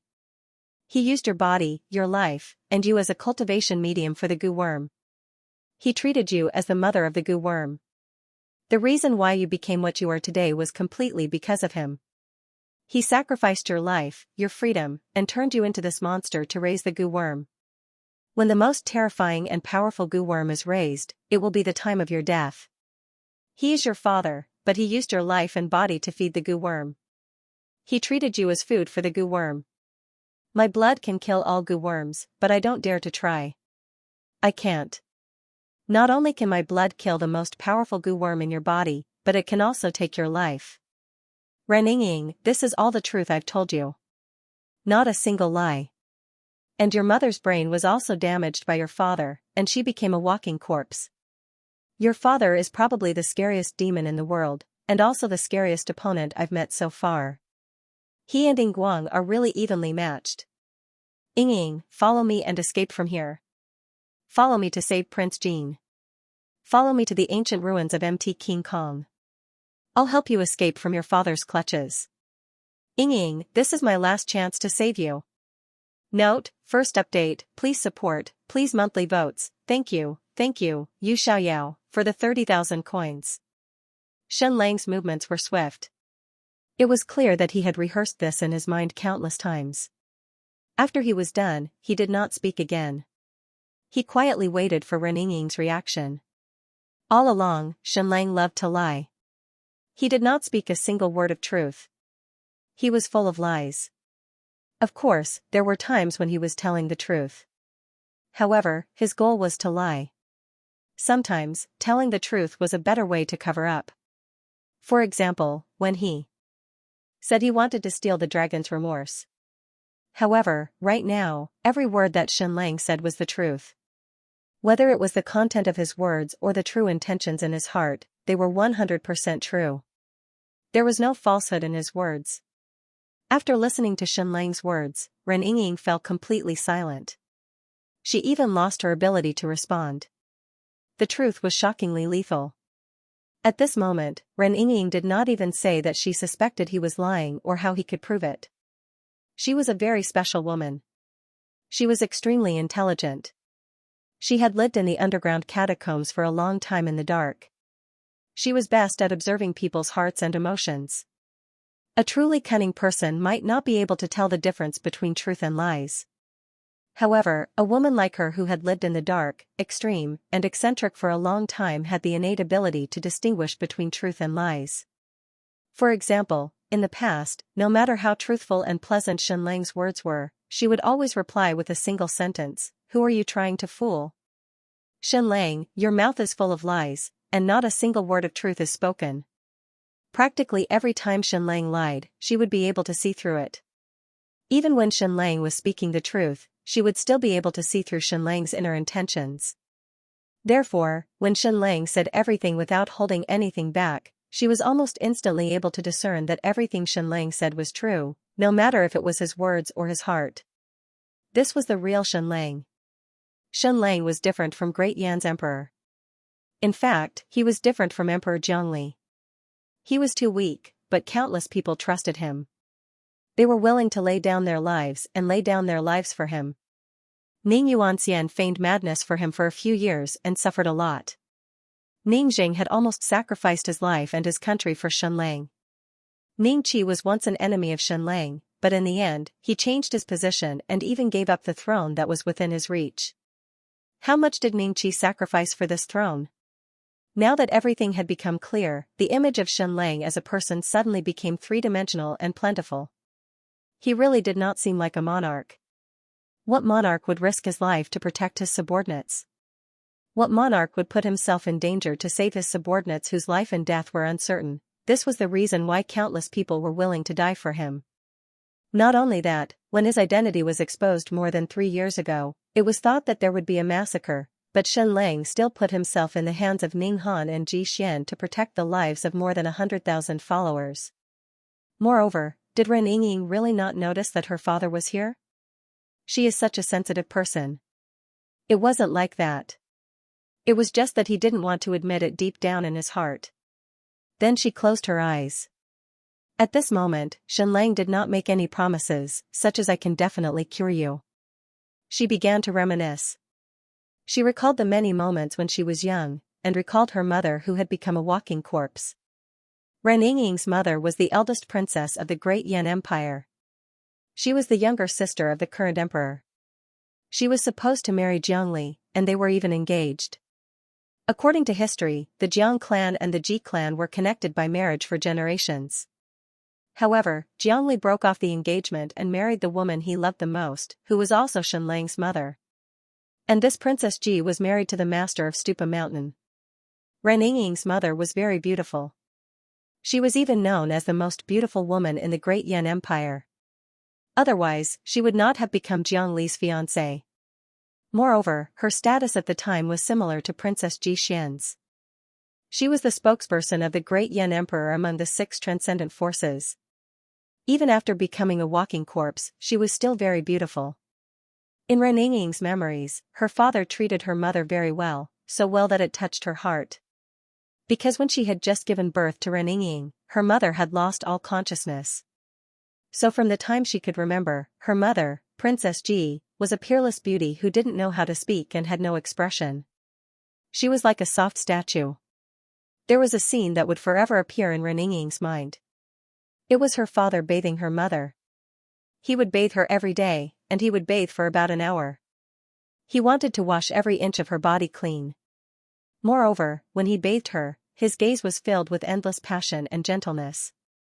This scene was filled with a sacred sense of ceremony. His infatuation was indescribable. After that, Stupa Mountain's master never married another woman, nor did he have a son. This made Ren Yingying feel that her father was absolutely infatuated with her. Therefore, the scene of her father bathing her mother was clear and engraved in her mind. It was not just one scene, but countless times. However, each scene was exactly the same, so it felt like there was only one scene. But after growing up, Ren Yingying gradually understood more. First, she knew that it was not suitable for her mother to bathe every day because she had lost her consciousness. Her brain had deteriorated greatly, and bathing every day would cause blood to seep into the capillaries of her skin, causing a lack of blood supply to her brain. This was the reason why she would feel dizzy after bathing for a long time. Secondly, even in the summer, he would definitely bathe her mother in warm water for an hour every time. This was even more detrimental to her mother's brain. If he wanted his wife to regain her consciousness, would he do this? Also, Ren Yingying felt that her father's gaze when bathing her mother was wrong. That kind of passion seemed to be filled with possessiveness, not like the feelings of a normal husband and wife. Not only that, every time he bathed, he had to make her mother's beautiful body rosy, as if this would fill her with vitality. Moreover, he had to pull her mother's body to do a lot of exercises every day. For this reason, Ren Yingying also moved. If she lay down for a long time, her muscles would become weak and degenerate. But her father's movements for her mother were very comprehensive, and the amount of exercise was very large. Not only did it prevent her limbs from degenerating, it also allowed her body to maintain its perfect state. Yes, this wasn't love, but complete possession. He had never wanted to restore her mother's consciousness. He only wanted her to maintain her absolute beauty. She even knew that her father and mother had sex very frequently. This wasn't something she wanted to know on purpose, but it was something she accidentally discovered when she was very young. At that time, she didn't understand anything. Her mother had completely lost her consciousness and was like a walking corpse. Which husband would still demand it every day? Wasn't this more like a kind of revenge possession? There were many memories that she didn't dare to delve too deeply into. Otherwise, there was only a thin line between hell and heaven, and there was only a thin line between angels and demons. Princess Ren Yingying didn't make a sound for a long time. Instead, she let her tears slide down her face. Very soon, a few burn marks appeared on her transparent face. Even her own tears couldn't withstand it. I promise you. Ren Yingying opened her mouth and said soundlessly, but I have a condition. Shen Lang nodded. Ren Yingying said, I don't ask you to save me, nor do I hope that I can return to normal. If I don't have hope, I won't despair. I also don't want to save my mother, because I know that the most extravagant thing in this world is a miracle. My only condition is that you liberate my mother in the future. Even if she's a walking corpse, let her be a walking corpse with dignity. She won't be played with like a puppet every day. She won't be desecrated and defiled. Puppet? Ren Yingying's words were very accurate. At this time, Stupa Mountain Master's wife, Princess Ji, was indeed like a puppet. She was like a 100% lifelike silicone doll. Furthermore, she needed to be cleaned and maintained every time she was used. Let's go while I still have the authority. Stupa Mountain Princess stood up and walked out. Meanwhile, Shen Lang remained in the large tomb. Your Highness, where are you going? As expected, the moment she walked out of the large tomb, several figures appeared in a flash. Ren Yingying frowned. Your Highness, your body is too special. It's best to stay in this tomb. The air outside is too turbid and will harm your body and skin. A few of the female servants of Stupa Mountain bowed. Their attitudes were extremely respectful, and their eyes were filled with love. Previously, every time Ren Yingying wanted to walk out, she would be stopped by these gazes. She didn't want to make things difficult for these people. I've stayed in this large tomb for too long. I want to come out and take a breath of fresh air, Ren Yingying said. No, you mustn't. You are a noble. You can't be harmed in the slightest. A few powerful nannies immediately knelt down and blocked Ren Yingying's path. If I insist on walking out of this door, are you going to use force? Ren Yingying asked. This old servant wouldn't dare, this old servant wouldn't dare. A few nannies said, and then a figure quickly left. Clearly, she was going to report to the master of Stupa Mountain. Why did they do this? Was there a need to overreact? Alright, I won't go out, Ren Yingying said. Then, she retreated into the large tomb. The nannies kneeling on the ground heaved a long sigh of relief. However, the person who ran out to report did not stop and even began to speed up. This is even more abnormal. I only want to leave this large tomb, not this underground city. Moreover, I already said that I won't go out. I've compromised. Yet, you still want to run out to report? What are you worried about? Ren Yingying sighed softly. Whoosh, whoosh, whoosh, whoosh, she drew her sword at lightning speed and directly pierced the heads of the 4 nannies kneeling on the ground. Then, she flicked her sleeves lightly. It was as if a golden thread flew out. With a flash of light, the person who was about to rush out to report fell from the sky and died immediately. Xianxia, who was watching from behind, was dumbfounded. Ren Yingying was very sensitive and was able to discern whether Xianxia was real or fake. Xianxia was also very good at reading people. He knew that Ren Yingying was an extremely sensitive and extreme person. Because of her special living environment, her way of doing things was different from ordinary people. However, he did not expect her to be so fierce and decisive. Once she made up her mind, she did not hold back. It was as if her world was either black or white. There was no third color.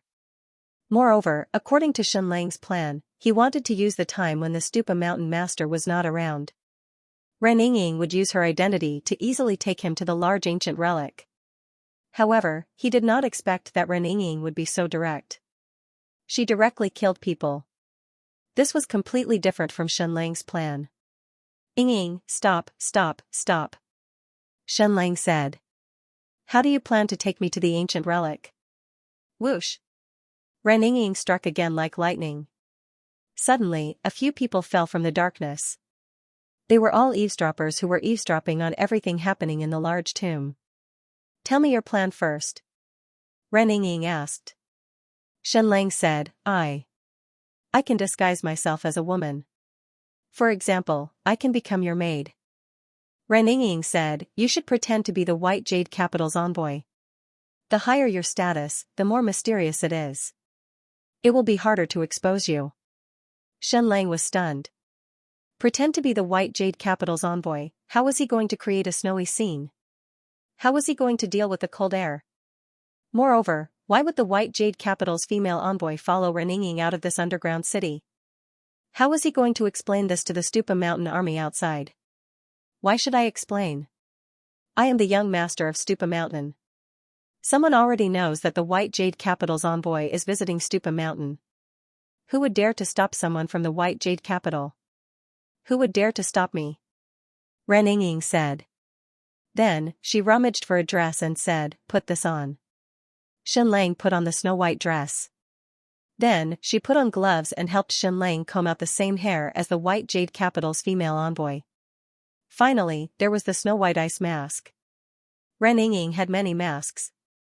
Most of the time, she was either wearing a mask or a veil.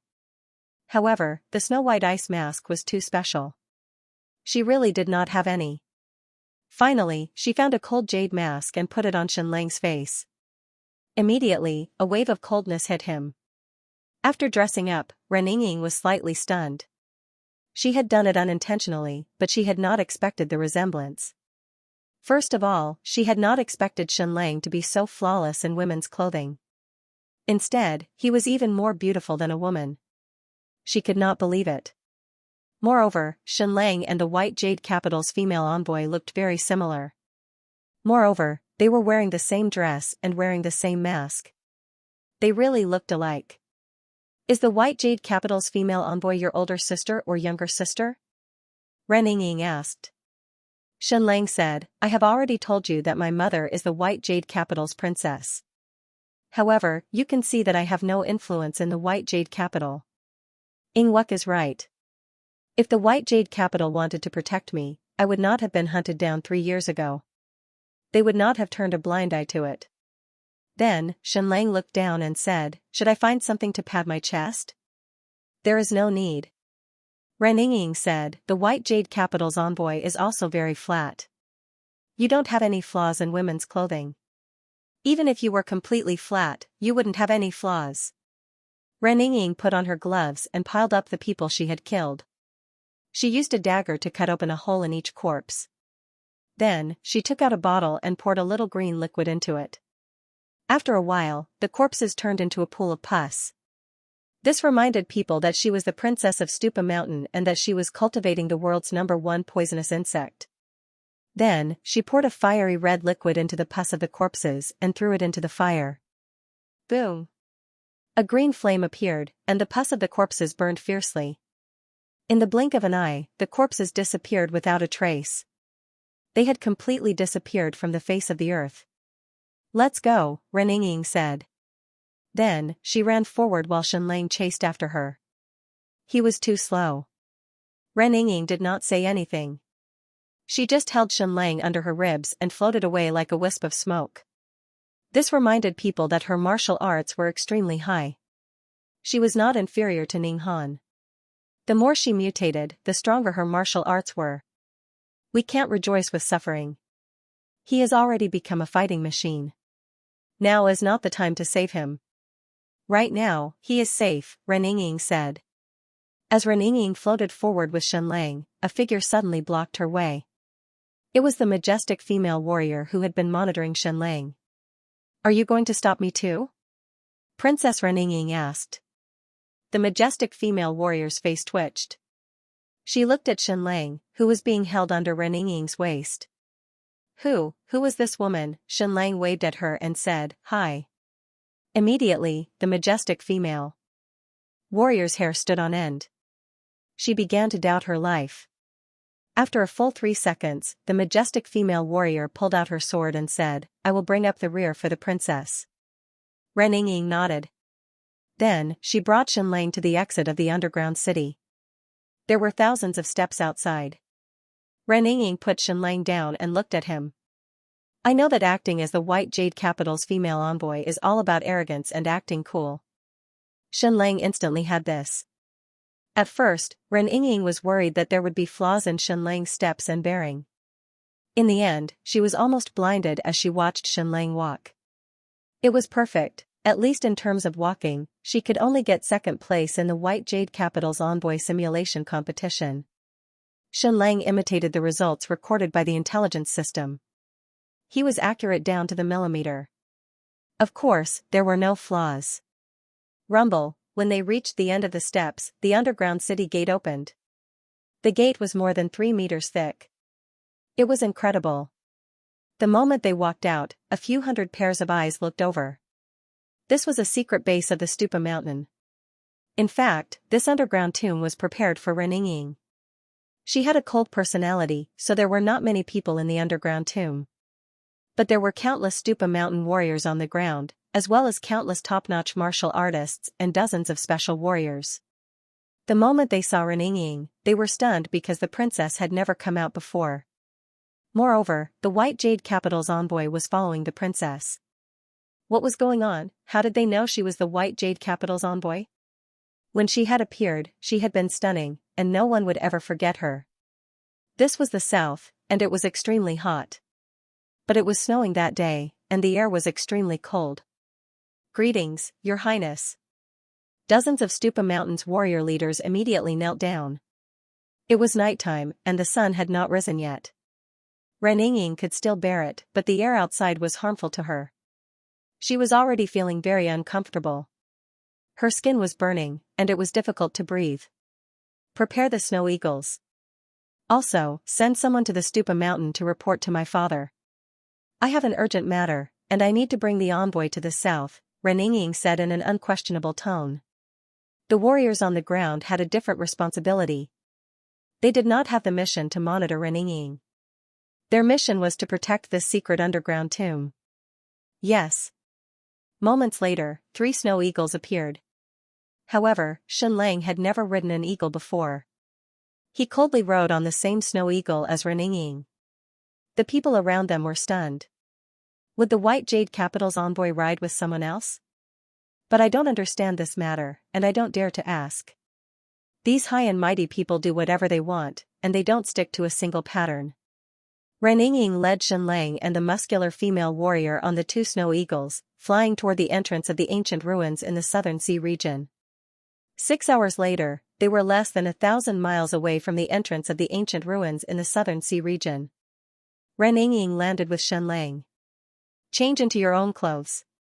Then I will bring you into the ancient ruins in a coffin," Reninging said. "You are right. My father is very tempted by your suggestion.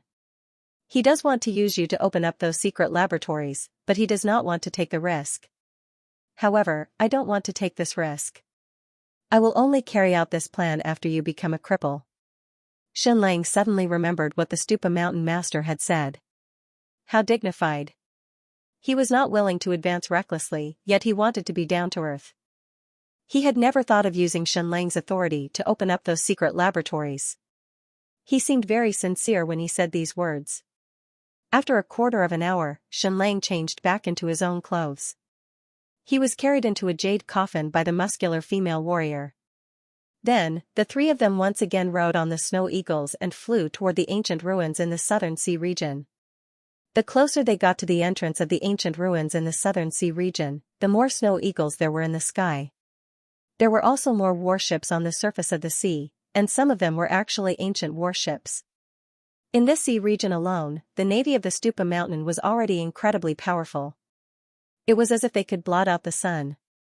Heavens, just how many treasures and weapons had they dug out from the ancient ruins in these 3 years? In the northern part of the Stupa mountain master and Yingguang were conducting an important handover ceremony.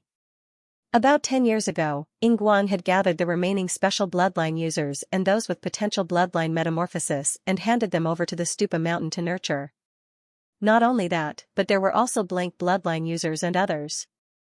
In short, all the bloodline users with spatial transformation abilities were all collected on a large scale and sent to the Stupa mountain for experimentation. Once the special warriors were transformed, the Stupa mountain would get 7, and Yingguang would get 3. Now, another batch of special warriors had entered the Xianxia kingdom's army. There were a total of 2,000 of them. Although these special warriors were not as powerful as the special warriors, they far surpassed the Blood Soul army. This was because the Stupa mountain had gone to the extreme in terms of bloodline transformation and was more eager for quick success. After Jiang Li's destruction, the Stupa mountain had obtained the most results in terms of bloodline. Therefore, when Xianxia used blank bloodline users to create the Nirvana army warriors, the Stupa mountain master was both disdainful and nervous. They were disdainful because they felt that Xianxia was just playing a child's game. They were nervous because they felt that this was exclusive to the Stupa mountain and could not be violated by others. Therefore, they sent Wu Ju to warn Xianxia to hand over all the information regarding the transformation of the Nirvana army. Brother Ren, has Xianxia really lost most of his memories? And the self-consciousness in his brain is gradually being castrated? Yingguang said. The Stupa mountain master said, has there been any accidents with our energy device? Yingguang thought for a while and shook his head. There had indeed been no accidents. Anyone who was attacked by the energy vortex of the device would either die, lose all their memories, or become a walking corpse. Brother Ren, you are decisive enough. Yingguang said, if there was a slight mistake and Xianxia's spirit was completely destroyed, then the regret of the dragon could no longer be activated, and we would have completely lost our strategic deterrent. The Stupa mountain master said, we have no choice. He is already closing in on us. Xianxia kept saying that he could find a way to save Princess Reninging from the energy vortex, which had indeed forced the Stupa mountain master into a corner. He was playing the role of a father who loved his daughter dearly. Seeing the opportunity to save his daughter right in front of him, would any father be willing to give up? Even if there was only a 1% chance, furthermore, Xianxia was too cunning. If he could completely eliminate his intelligence and cunning once and for all, but still maintain the integrity of his soul and spirit, that would be the best. Therefore, the Stupa mountain master played along and staged the touching scene of saving Reninging.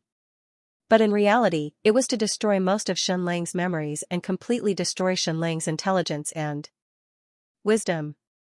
Of course, because he was worried that he would directly turn Xianxia into a walking corpse and completely lose his spirit and soul, he did not dare to turn this ancient energy weapon to its maximum.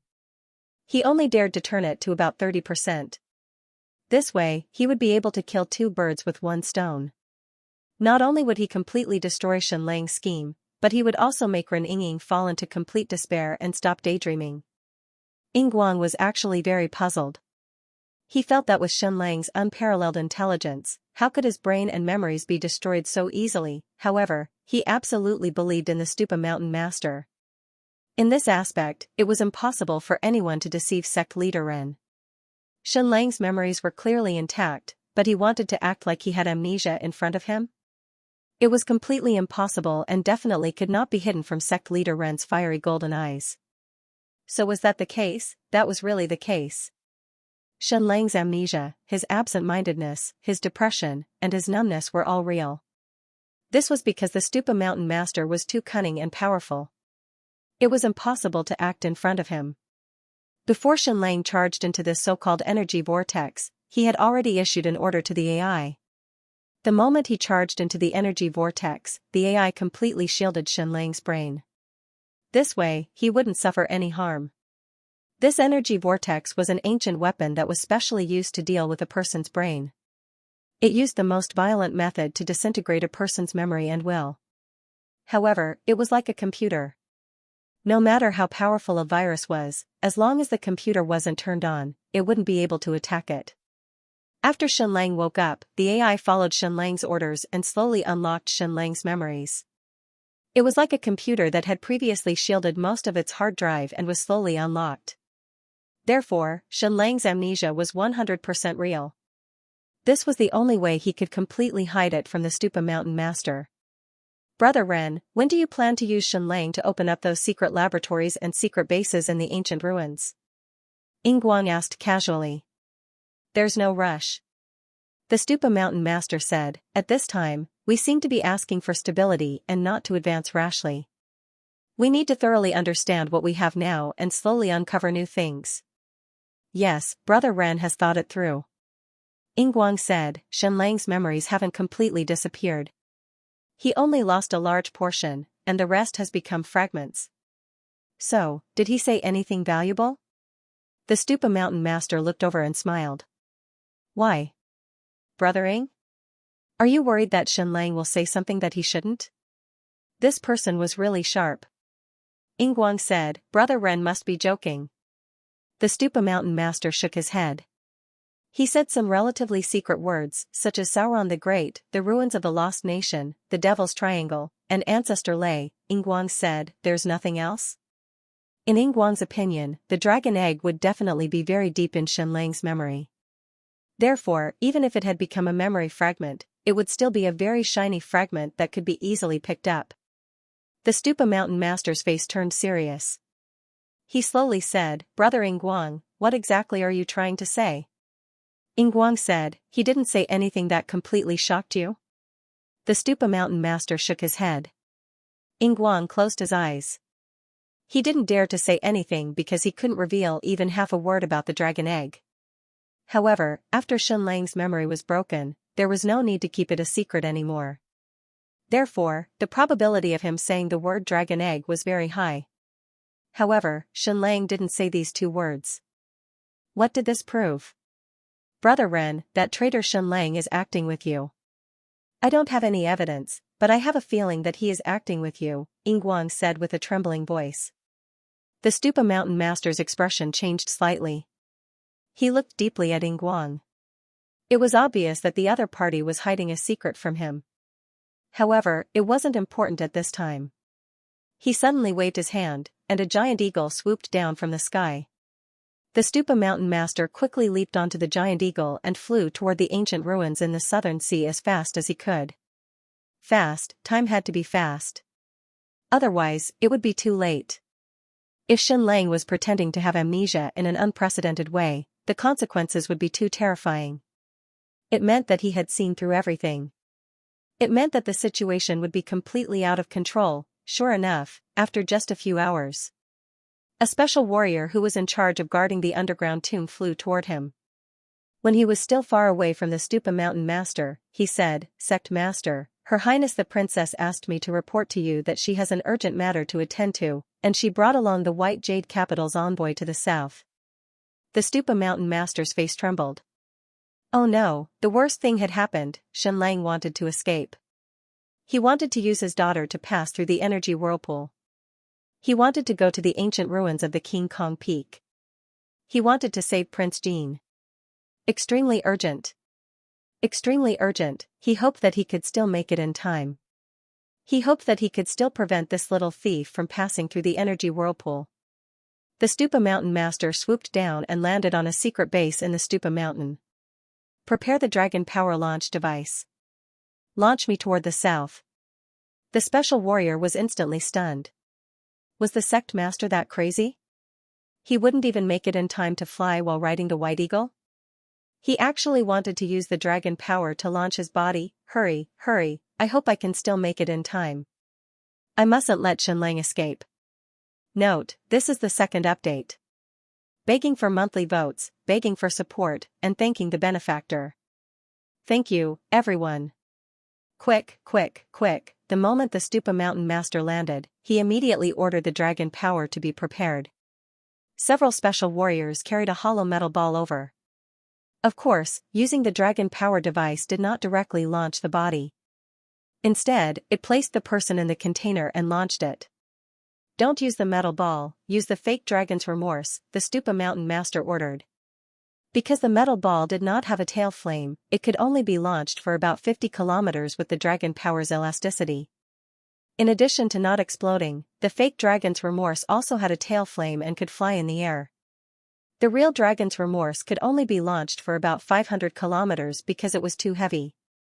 The fake dragon's remorse was much lighter, so it could be launched even further, more than 600 to 700 kilometers. Speaking of which, he still had to thank Xianxia. Back then, he had openly stolen a regret of the dragon and used a fake one to trick Xianxia into giving him a second one. However, this fake dragon's remorse fell into the hands of the Stupa Mountain Master and Xianxia. They had replicated a lot of them, and they were even more realistic than Xianxia's. Of course, they did not need Xianxia's bloodline to activate them, but if they were forcefully activated, they would have a flickering effect. The fake dragon's remorse was dismantled as quickly as possible. It was hollow, and the Stupa Mountain Master entered it as quickly as he could, then reassembled the fake dragon's remorse. Launch to the furthest distance. Target, the next secret base. Yes. The Supreme Commander of the secret base quickly keyed in the target, then turned the switch. Whoosh. The fake dragon's remorse shot into the air. After a few 100 meters, it spat out a tail flame and accelerated, whistling towards the south. Of course, a fake dragon's remorse was a fake. Even if it could spit flames, it could not exceed 500 meters per second. However, this speed was already far faster than the flying speed of the snow eagle. 10 minutes later, the fake dragon's remorse was in the air above a secret base below Stupa Mountain, shooting like a meteor. Immediately, everyone in the secret base felt their hair stand on end. What was going on? Why was a dragon's remorse fired from the north? Was a world war about to break out? Was the Great Yan Empire coming?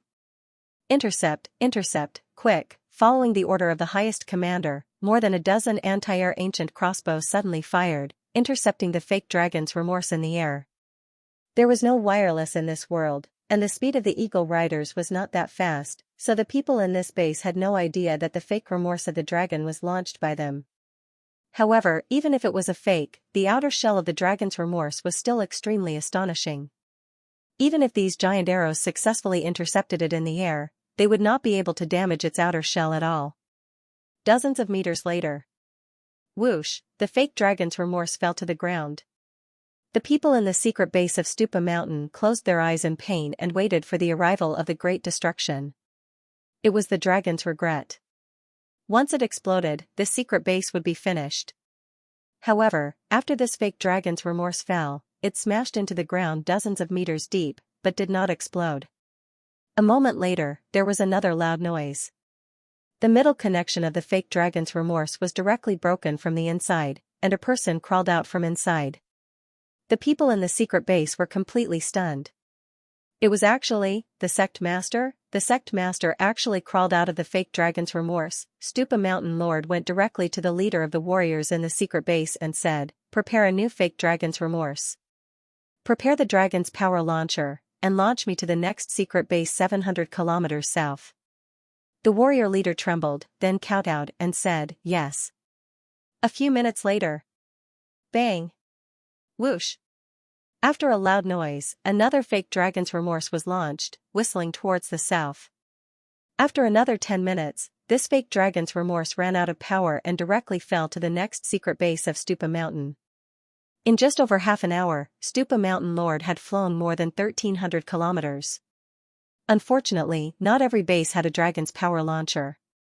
As mentioned before, the dragon's power launcher was even rarer than the dragon's remorse, and it was priceless. After landing, Stupa Mountain Lord once again came out of the fake dragon's remorse, rode on the snow eagle again, and continued to fly south. He hoped that it was not too late. He must not let that little thief Xianxia succeed.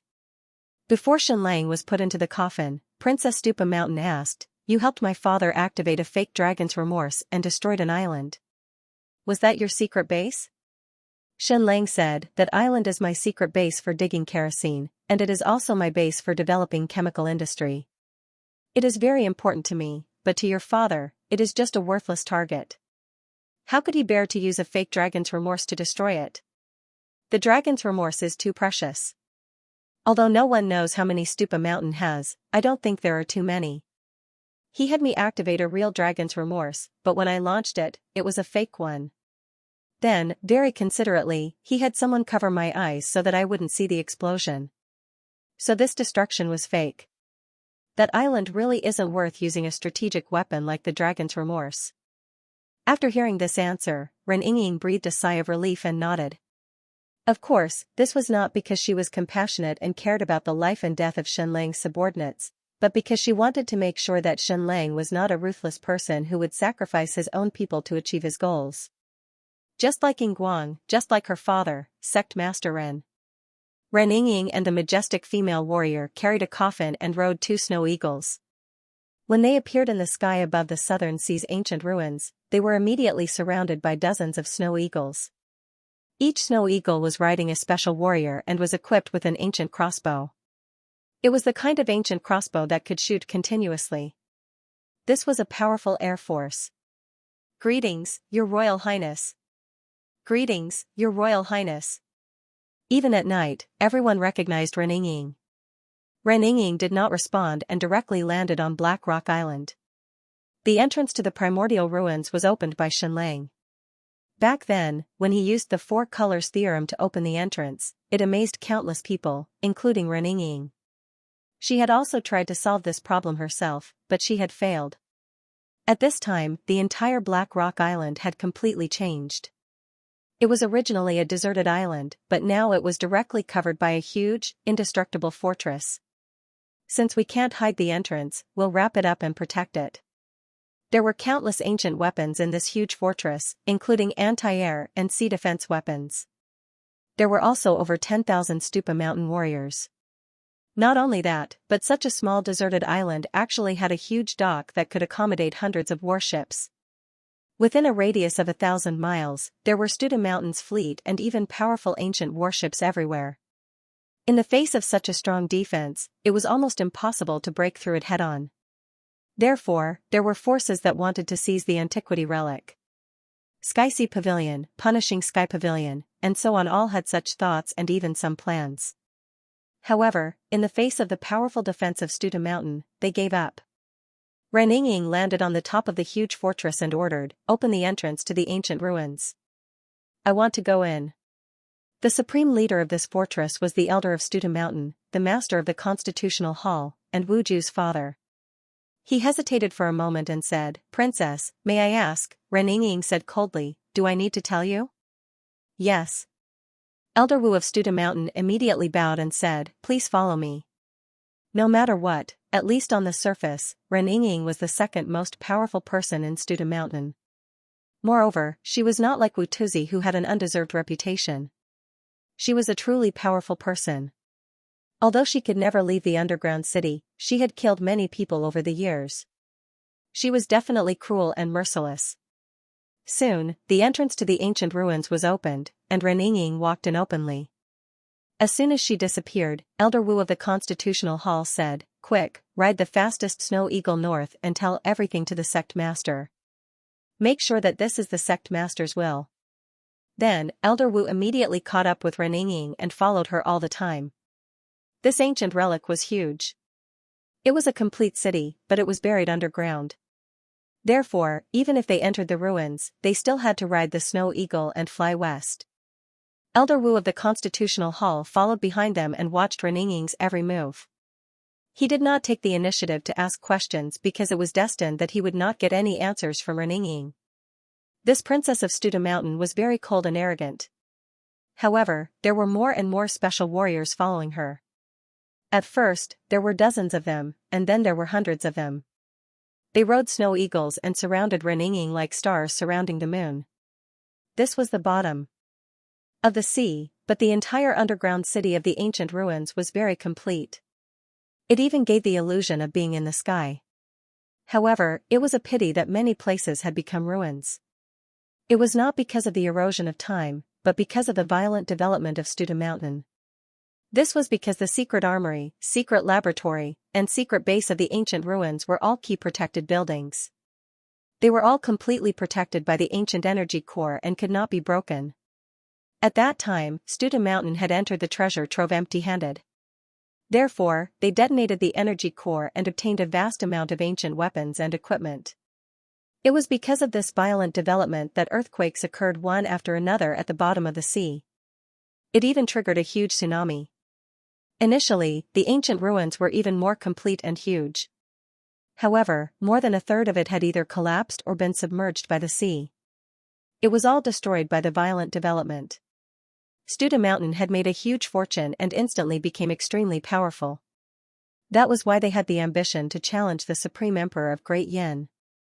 However, after 3 years of violent development, countless ancient books and precious resources had been destroyed by the explosion of the energy core. Countless items had also sunk to the bottom of the sea. If Jiangli had been the one to develop the ancient ruins, he would not have progressed so quickly even if he had spent 50 years. This was equivalent to discovering an ancient tomb. In order to protect the cultural relics, the country's development speed was very slow, and everything was done carefully. The grave robbers, on the other hand, wanted to make a fortune. They simply used explosives to destroy the ruins. After all, they only wanted treasures that could be sold for money. This ancient relic was simply too big. Reninging and the rest had been flying towards the west for several hours. Finally, they arrived at the edge of the ancient ruins. The further west they went, the more complete the ancient ruins became. Studa Mountain was already full and did not continue with the violent development. Instead, they adopted a sustainable approach. Therefore, there were many complete secret laboratories, warehouses, and bases here. How many secret laboratories, bases, warehouses, and so on that haven't been developed yet? Reninging finally asked. 397, Elder Wu of the Civic Affairs Court replied. At this moment, the ground of the ancient ruins was densely packed with Studa Mountain's army. Not only were they maintaining order here, but they were also conducting bloodline modification, weapon training, and so on. This was because there were many active ancient energy cores here. It had the best energy environment. Studa Mountain's color was green because it was also the color of most of the goo worms. However, their colors had changed slightly. They had turned dark green, and slightly yellow. This was the color of the netherworld, similar to the color of the sky at the end of the world. Hence, Studa Mountain's secret army was also known as the Hell Army because their armor was the color of the netherworld green. At this moment, there were countless Hell armies here. Studa Mountain was a transcendent force after all. Even though they were powerful, they still needed a large number of people to create a secret army. However, they did not have a large population base, so they needed Yinguang. Yinguang needed Studa Mountain's weapons and technology.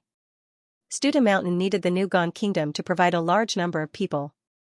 In these 20 years, the Nugon Kingdom had provided countless people to Studa Mountain. Moreover, not only the people of the Nugon Kingdom, they had also plundered the people of other countries. Hence, Studa Mountain and Yinguang's interests were inseparable. That is to say, after half a year, you have only opened 2 secret laboratories? Reninging sneered, how many scholars have we invested? How many special warriors? 7,000 scholars of all kinds. Elder Wu of the Civic Affairs Court said. Reninging sneered, 7,000 people, and in half a year, we have opened 2 small laboratories? There are 397 left, how long will it take to finish opening all of them? 500 years? 1,000 years? Trash. Elder Wu of the Civic Affairs Court lowered his head. Do you think we have a lot of time? Ying Wuming has already represented Studa Mountain to attend the Transcendence meeting. We have completely fallen out with the Great Yan Empire. We do not have much time.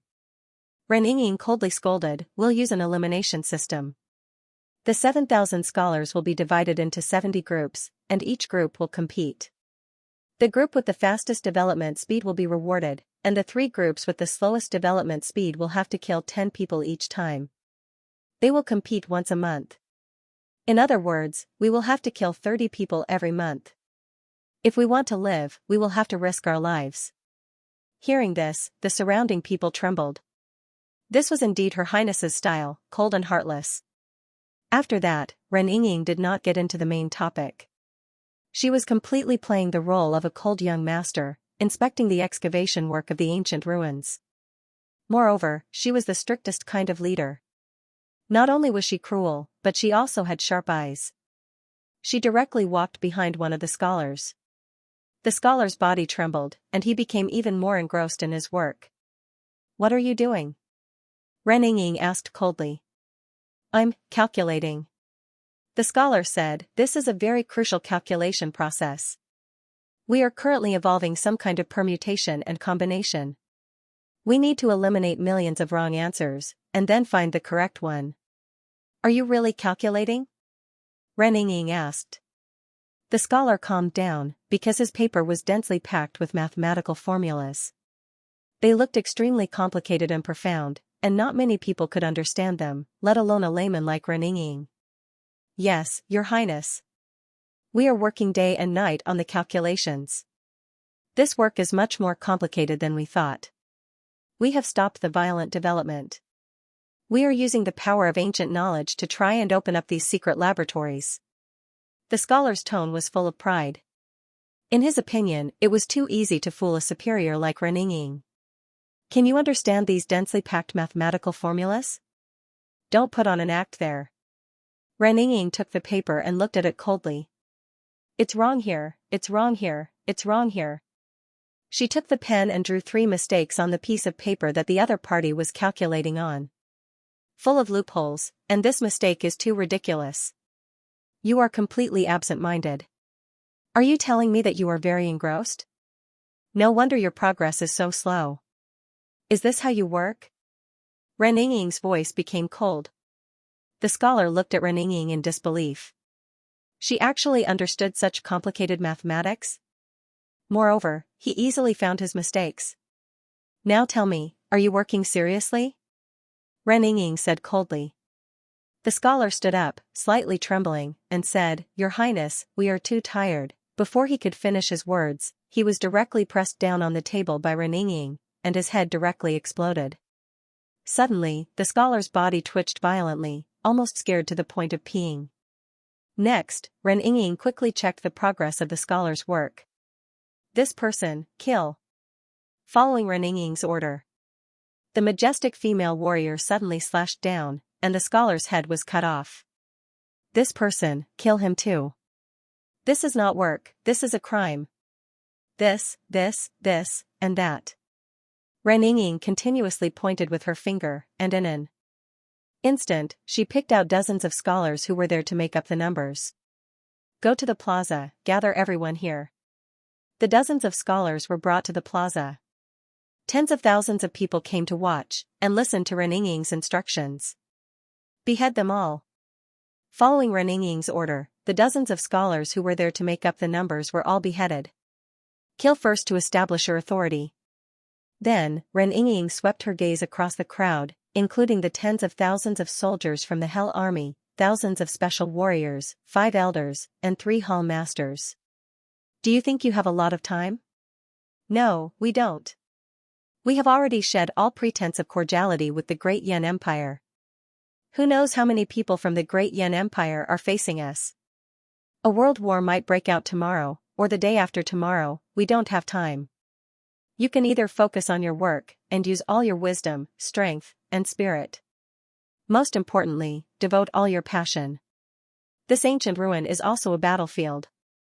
You can't just make up the numbers, and you can't just do it half-heartedly. Put your lives on the line, or die." One had to admit that Ren Yingying's methods were brilliant. If she had brought Shenlang to the edge of the ancient ruin and tried to barge into the energy whirlpool, she would definitely have been stopped. This was because she did not have the authority to do so. The highest authority in the entire ancient ruin lay in the hands of sect leader Ren. If he was not around, the authority would be decided by the 5 elders in the ancient ruin. Although Reninging was a princess and the young master of Stupa Mountain, she did not have the authority to give orders when it came to the exploration of the ancient ruin. Therefore, she was not only establishing her authority, but also establishing her authority. Although she did not say a word, her actions convinced everyone that she was here on behalf of the master of Stupa Mountain. She was the imperial envoy. At this moment, even the elders of Stupa Mountain's imperial court firmly believed that Princess Reninging was here on orders. Sect leader Ren was not willing to be the bad guy, so he sent his daughter to supervise the progress of the exploration. First, she killed people to establish her authority, and then she seized the authority of the masses. Following that, Reninging walked in front of a huge pyramid and asked, "What is this?" "An ancient library. It stores the most advanced technology of the ancient civilization," a scholar said. "I did not ask you." Reninging said coldly, "Elder Wu, what is this?" She looked at Elder Wu coldly. "Reporting to your highness, this is an ancient library. It contains the most advanced technology of the ancient civilization." Elder Wu bowed and said. Reninging asked, "Is it very important?" Elder Wu said, "Yes, it is very important." Reninging asked, "Can we still not open its door?" Elder Wu said, "Yes, we can't open it."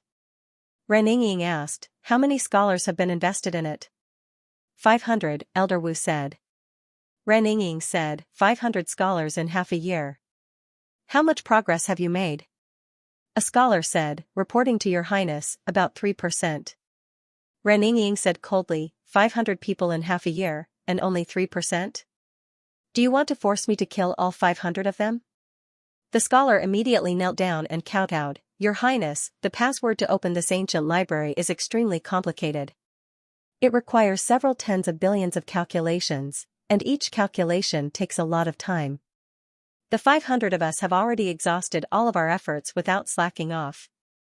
Reninging said, "So you're saying that I've wronged you, that I'm a layman commanding the experts? 500 people took 100 years to complete 3%.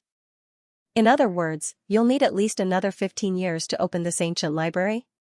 The scholar trembled. "If nothing unexpected happens, that should be the case." Reninging said, "Open the coffin." The sturdy female warrior immediately opened the coffin. "Wake up, Xianxia." The sturdy female warrior used a needle to stimulate Xianxia. "Ah!" A cry of pain. Xianxia woke up, sat up from the coffin and looked around in confusion. Where is this place?" Reninging said, "Everyone, look carefully. This is Xianxia. He has lost his memories, lost his will, his brain is greatly damaged." Everyone looked towards Xianxia. A few elders knew about this matter. Furthermore, they also knew that the sect master truly wanted to make use of the remaining secret laboratories and bases in the ancient ruins. However, he also had some restraining fear. Hence, he would always say the same sentence. He wasn't in a hurry, and he had to take it one bite at a time. He mustn't think of achieving success in one go, and he mustn't think of using Xianxia to his limits. But these elders understood the dean the best, so they knew what he was thinking. "Xianxia, this is the ancient library. To open its door, you need a password and several tens of billions of calculations." Reninging said, "The 500 of us spent half a year and only managed to complete 3% of the calculations. I'll give you 10 minutes, you only have one chance to open the door of this ancient library. If you fail, I'll castrate you. Get ready, countdown." Immediately, the 10 hourglasses started to turn upside down. The sand inside started to pour down. The strong female warrior pulled out her sword and stared at Xianxia's family jewels. Xianxia couldn't help but shrink back. This girl's acting was so real, she didn't discuss this with Xianxia at all.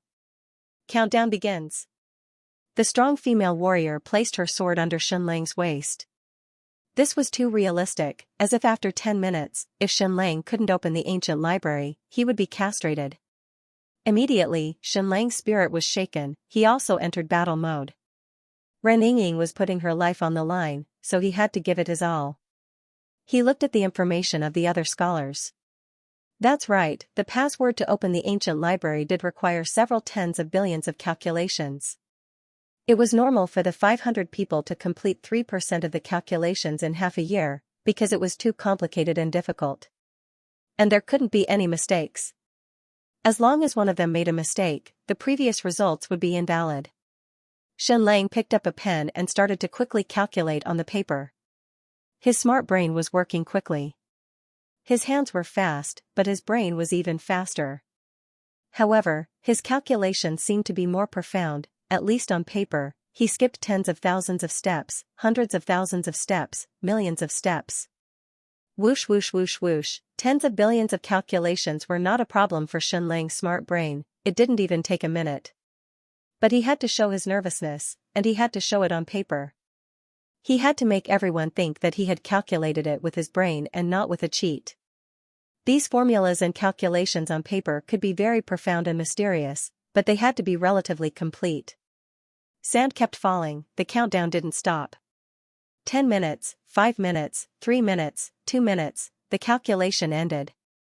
In these 8 minutes, Shenlang finished writing a total of 12 sheets of paper. This performance was absolutely stunning. Finally, he put the results of the calculations on the table. Reninging said, "Scholar, use the password Shenlang calculated to open the ancient library. If you can't open it, castrate Shenlang as punishment." Yes. The majestic female warrior pressed the greatsword in her hand down, and Shenlang's body trembled. "Little girl, do you have to be so realistic? What if you accidentally cut my family jewels?" the scholar twisted the nightmare stone button on the pyramid library with trembling hands and entered the 35-digit password. Input complete. Everyone held their breath because Reninging's performance was too realistic. Everyone was immersed in it and couldn't help but be nervous, hoping for a miracle to happen. Rumble, the password Shenlang calculated was correct. The door to the ancient library was officially opened. And Shenlang's upper body fell to the ground, panting as if he had just survived a disaster. Everyone was dumbfounded. They couldn't believe what they were seeing. Shenlang was too awesome. 500 people used half a year to complete 3% of the calculations, but Shenlang used less than 10 minutes to complete 100%. Was he a human or a ghost? It was simply unbelievable. The scholar was completely doubting life. Were their IQs that low? They really didn't make up the numbers, they really did their best. Was there really such a big difference between them? Reninging said, "Cover Shenlang's eyes, don't let him take half a step into the library, don't even let him take a look." Yes. The strong female warrior stepped forward and directly stuffed him back into the coffin. Xianxia Elder Wu, as well as the other 4 elders present, were completely stunned. Was this Shenlang really that useful? If it was just giving him to solve the difficult problems, but not letting him enter any secret laboratories or secret warehouses, there should be no risk. Next, Reninging led Shenlang and continued to solve the problems. Shenlang performed miracles again and again. The longest was a quarter of an hour, and the shortest was a minute, to crack the ancient secret organization's passwords. The 7,000 scholars of Stupa Mountain used more than half a year to only open 2 small secret laboratories. However, Shenlang only used less than an hour to activate 15 of them. Everyone gasped in amazement, including Shenlang himself. Because in one of the secret warehouses he opened, he really found the regret of the dragon, more than 10 of them. This ancient ruin was truly a huge treasure trove. It was a pity that he couldn't step into it, nor could he touch it. Because he only had one goal, and that was to get close to the energy vortex under Reninging's direction, and then directly rush in.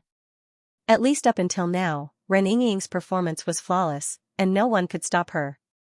Even if she didn't have the authority, she had stirred up everyone's emotions. She openly led tens of thousands of people to watch, and she led Shenlang step by step towards the energy vortex at the edge of the ancient relic. Even if Xianxia Elder Wu felt that something was wrong, he was completely powerless to stop it, because Princess Reninging had the upper hand. Shenlang was amazed once again. This woman was outstanding, be it in martial arts or talent, she was unparalleled. This was also the first time Shenlang didn't need to plan it himself, and just followed the rhythm of others. Previously, Shenlang had always been the director of the conspiracy, but this time, Reninging was the director. The energy vortex was very conspicuous, at the edge of the ancient relic, with a diameter of more than 30 meters. It was like a crack in hell, or like the mouth of a devil, with countless lights and shadows spinning and flickering, even giving off the feeling of the gates of hell. Reninging led Xianxia, still unhurried, and continued her miraculous performance, quietly approaching. 3,000 meters, 2,000 meters, 500 meters, 300 meters. Xianxia Elder Wu felt more and more uneasy. And at this moment, a strange light lit up in the distance, flying over like a meteor. What was that? The master of Stupa Mountain had once again flown over on the fake regret of the dragon. Princess Reninging's expression changed, and she shouted, "Ren Tao, quick, take Xianxia through the energy vortex, quick!" The majestic female warrior trembled, then grabbed Xianxia, and madly rushed towards the huge energy vortex. At this moment, Xianxia Elder Wu's expression changed, and he roared, "Stop her, stop her!" Without saying a word, Princess Reninging suddenly pulled out her golden thread-like soft sword, and directly began a massacre. She alone blocked hundreds and thousands of people from Stupa Mountain. "Quick, take Xianxia through the energy vortex, quick!" Note, first update, brothers, if you have monthly votes, please give them to me, please. After hearing Reninging's order, the majestic female warrior brought Xianxia and rushed towards the huge energy whirlpool. To be honest, Xianxia didn't know the name of this majestic female warrior until now. Ren Tao. What a nice name. At this moment, Ren Tao's speed was extremely fast. She wasn't wearing any ancient equipment, but she could actually burst out with a speed of more than 20 meters per second. She only needed about 13 seconds to reach the energy whirlpool. But these 13 seconds were also fatal 13 seconds. 3 of the 5 elders launched fierce attacks towards Princess Reninging, while the remaining 2 quickly chased after Ren Tao. Princess Reninging was very strong, but this passage was 100 meters wide. She was just one person and couldn't seal this area. She could only seal 30 meters, which was already a very shocking number. In an instant, her figure was really like a light smoke. Both of her left hands held the golden thread-like flexible sword, and there was no opponent at all. Any enemy that got close would be immediately sent flying. If they were wearing ancient equipment, they would be directly sent flying by her powerful internal force. But if they weren't wearing ancient equipment, their bodies would be instantly pierced and they couldn't be more dead. She had always been ruthless and never needed a second sword to kill someone. Moreover, her golden threaded flexible sword could twist and stab into a small wound, but when it was pulled out, it would directly smash the entire brain or twist all the internal organs into mud. Since she was young, she had been practicing the most vicious martial arts and sword techniques. Could it be that the title of Stupa Princess was fake, just now, because she had turned hostile too quickly? The 5 elders were still prepared and launched an attack at the first moment. But the remaining hundreds of special warriors really couldn't react and didn't even know what was going on. Princess Reninging, the number 2 figure of Stupa Mountain, even she would betray them? Therefore, after being stunned for a full 2 seconds, these special warriors rushed forward one after another. Bang, bang, bang, bang, the more it mutated, the stronger it was. Reninging's powerful internal force, coupled with the 2 flexible swords, actually created the effect of an air wall. Anyone who rushed up within 30 meters would either be sent flying or die completely. In an instant, this scene really felt like a celestial maiden scattering flowers. These powerful special warriors, the top powerhouses of Stupa Mountain, were like rice straws, flying out like kites. However, 5 seconds later, there were still people who managed to break through Princess Reninging's blockade. After all, this was a 100-meter wide path. Bang! Princess Reninging's body suddenly burst out a strange smoke, and countless goo worms surged out, sealing the area within 100 meters. There were more than 10 types of goo worms. Waves of miserable screams rang out. After being attacked by the goo, hundreds of people let out waves of miserable screams. This was simply a bizarre show of death. There were simply too many goo worms that Reninging had dropped. After being hit by these goo worms, some melted and died, some burned fiercely, some rotted instantly, and some stood motionless like statues. Elder Wu of the Defense Department watched all of this with his hair standing on end. Her Royal Highness the Princess was still as vicious and merciless as the rumors said. She didn't hesitate to kill people. However, he was fine after being hit by these goo worms because he was also a top dignitary of Stupa Mountain and was basically immune to most goo worms. This should be the longest 13 seconds. Even though Reninging and Shenlang had dropped countless goo worms, these Stupa Mountain powerhouses still rushed forward wave after wave. Whoosh whoosh whoosh whoosh whoosh. The tide-like Hell Legion was simply like moths flying into a flame, allowing these goo worms to devour their bodies without any fear of death. They actually used their own bodies to consume Princess Reninging's goo worms. This scene really felt like a world war between zombies. The Hell Legion was not zombies. They were frighteningly fast, and their strength was even more astonishing. Their combat strength far surpassed zombies, but this terrifying posture of flying fearlessly was very much like zombies. In just a few seconds, more than half of the terrifying goo worms released by Reninging had been consumed, and a huge gap appeared in her defensive circle once again. At this time, 8 out of the 13 seconds had already passed. The majestic female warrior brought Shenlang less than 100 meters away from the energy whirlpool. Whoosh whoosh whoosh whoosh whoosh, behind her, countless special forces warriors rushed over like lightning. The two Stupa Mountain elders also caught up like ghosts, madly attacking the majestic female warrior's back. Ren Tao did not counterattack, nor did she block. She just gritted her teeth and rushed forward. Faster, faster, faster. She was getting closer and closer to the energy whirlpool. 80 meters, 50 meters, 30 meters. And the Stupa Mountain Special Forces warriors and the two elders were also getting closer and closer to her. 20 meters, 10 meters, but the enemy was already behind her. The majestic female warrior Ren Tao suddenly let out a ferocious roar and threw Shenlang towards the energy whirlpool.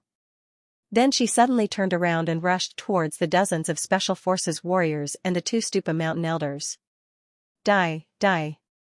Her body suddenly exploded with powerful inner strength and true energy, sweeping over in a completely suicidal manner. Seeing Shenlang's body flying towards the energy whirlpool, Elder Wu's eyes were about to pop out. At this time, he could no longer care so much. Shoot him, shoot him. Previously, he did not dare to give the order to kill Shenlang because this person was too important to Stupa Mountain. Now that he was about to pass through the energy whirlpool, he immediately gave the final order. Whoosh whoosh whoosh whoosh, suddenly, hundreds of ancient crossbows shot wildly. These crossbow bolts were like a torrential rain shooting towards the energy whirlpool, towards Shenlang. Reninging, Ren Tao, wait for me. I'll come back for you. Shenlang used the last of his strength to shout. Then, his figure suddenly passed through the huge energy whirlpool. In just a moment, countless crossbow bolts hit the energy whirlpool and were instantly turned into ashes. And Shenlang's figure completely disappeared before his eyes. Elder Wu's head almost exploded. At first, he was even full of hope that Shenlang would not be able to pass through the energy whirlpool. He was not that special. This was because Stupa Mountain had already tried countless times. No one could pass through the energy whirlpool. Once they touched it, they would immediately turn into ashes and die a horrible death. There were no exceptions. They had already experimented more than 1,000 times. Not just humans, but also animals and other substances. As long as they touched the energy whirlpool, they would instantly be crushed. However, the facts had proven that Shenlang was special. He was 1 in a billion. After he hit the energy whirlpool, he immediately disappeared. He did not shatter into pieces, nor did he turn into ashes. At the same time, bang! The fake regret of the dragon that flew over from afar did not even have time to land before it exploded in the air. Stupa Mountain Master directly fell from the sky. And the front half of the fake regret of the dragon continued to shoot towards the energy whirlpool. Bang! In the next second, it collided with the energy vortex and was directly smashed into smithereens, turning into ashes. Even the fake regret of the dragon was made of an indestructible shell made of ancient materials. But in the face of this energy whirlpool, it was directly shattered. What exactly was this energy whirlpool made of? How could it be so powerful and terrifying? After Stupa Mountain Master landed, he rushed towards the energy whirlpool like a bolt of lightning. From the looks of it, he was about to rush over in an instant. Sect Master, seeing this, Princess Reninging's eyes widened in shock. However, when he was 1 millimeter away from the energy whirlpool, Stupa Mountain Sect Master Ren suddenly stopped and even bounced back dozens of meters like a shadow. He slowly floated to the ground and slowly swept his gaze across the crowd. Ren Tao stopped fighting. Princess Ren Yingying stopped fighting. Everyone stopped fighting. Sect Master Ren turned back and stared at the energy whirlpool in a daze. He did not expect Shenlang to successfully escape. Not only did he escape from his hands, but he also completed his goal of passing through the energy whirlpool and entering the ruins of MT King Kong. This person's determination was really frightening. He was willing to risk his life for this goal. Was he, Sect Master Ren, not smart enough? No, there were only a few people in this world who were more cunning than him. Was he not cautious enough? Was he not ruthless enough? No, he was extremely cautious and had almost forced Shenlang into a desperate situation. After the regret of the dragon was stolen, he had seen through all of Shenlang's tricks and did not give him any chance. However, Shenlang still managed to escape from his hands. This gigolo was really powerful. Could it really be as Ingwek had said? Once he caught Shenlang, he would not speak a single word, not give him a single chance, let alone try to obtain anything from him. He would just kill him with a single slash. It sounded easy, but how many people could actually do it? Shenlang could fire the regret of the dragon. With him, he could threaten Great Yan's emperor. He was a rare commodity. Who would be willing to kill him? Sigh. With a sigh, Sect Master Ren turned around. He first looked at Ren Tao, then at his daughter. Ren Yingying's injuries were very serious. She was not injured by others, but by herself. When the countless goo worms burst forth, countless wounds appeared on her body. There were tens of thousands of needle-like wounds. Hence, she looked extremely miserable. After a long while, Sect Master Ren said, "Girl, when I was about to charge into the energy whirlpool, your eyes were filled with fear and worry. You still care about me, your father. Why did you make such a choice? Was it worth it for a mere Shenlang?" As Sect Master Ren spoke, he waved his hand. Immediately, everyone around him dispersed. The 5 elders, hundreds of special warriors, countless elites, and countless soldiers from hell retreated as fast as they could. Stupa Mountain Sect Master asked again, "Daughter, do you love Shenlang that much?" "No, this has nothing to do with love." Ren Yingying said, "Father, perhaps this is the biggest difference between you and I. When I do something, I follow my heart's will. I don't weigh the pros and cons. If I had to consider whether it was worth it, Shenlang wouldn't have taken the risk to steal the regret of the dragon. He wouldn't have risked his life to pass through the energy whirlpool to save Prince Jean and the others. If I had to consider whether it was worth it, of course I wouldn't have helped him. He's a lunatic, and so are you. Do lunatics appreciate each other so much?" Sect Master Ren was silent for a moment. Then, he said, "By the way, if it wasn't so urgent, and you could have left calmly, would you have followed Shenlang?" Ren Yingying said, "No, I'm only helping him, not following him. If I was calm, I would have thrown him into the energy whirlpool and returned home to my underground tomb." Sect Head Ren sighed and asked, "You know about all the things that I have done?" Ren Yingying said, "Yes, I know. Are you going to quibble?" "No." Sect Master Ren said, "I'm not sure what Shenlang told you, but I can basically confirm that what he said is the truth. I won't explain, nor will I quibble. What I've done is what I've done. In fact, I've done even more evil things than what he's saying." Ren Yingying's body trembled slightly. Her last bit of hope had been extinguished. Even though she had made the most resolute choice and trusted Shenlang completely, she still hoped that Shenlang was lying, and that her father wasn't that demon who was worse than a beast. Huff, huff, huff. Ren Yingying took a few deep breaths, trying her best to suppress the pain in her heart. "Father, Ren Tao will be with me at all times from now on. If she disappears from my sight, or if anything happens to her, I'll kill myself immediately." Ren Yingying said, "You used my life and body to cultivate some kind of goo worm, and that must be the #1 goo in the world, right? It must be so terrifying that it makes people tremble. Once I die, the #1 goo in my body will also die, and your decades of hard work will be wasted." Sect Master Ren took a glance at his daughter and said slowly, "You're indeed my daughter. You're extremely intelligent to be able to find the enemy's weakness so quickly, even if the enemy is your father. Now, I really wanted to know if Xianlang's selfless actions could easily infect others. To be able to make an extremely intelligent person go crazy and risk his life to help him without asking for anything in return? Su Calmer Ninging said, Father, you are not that kind of person, so you will not understand. He. The Stupa Mountain Master said, I don't understand, and I'm lucky that I don't understand, because those who understand are all dead. Those who don't understand are all still alive. The Great Yen Empire, Yingguang, and me.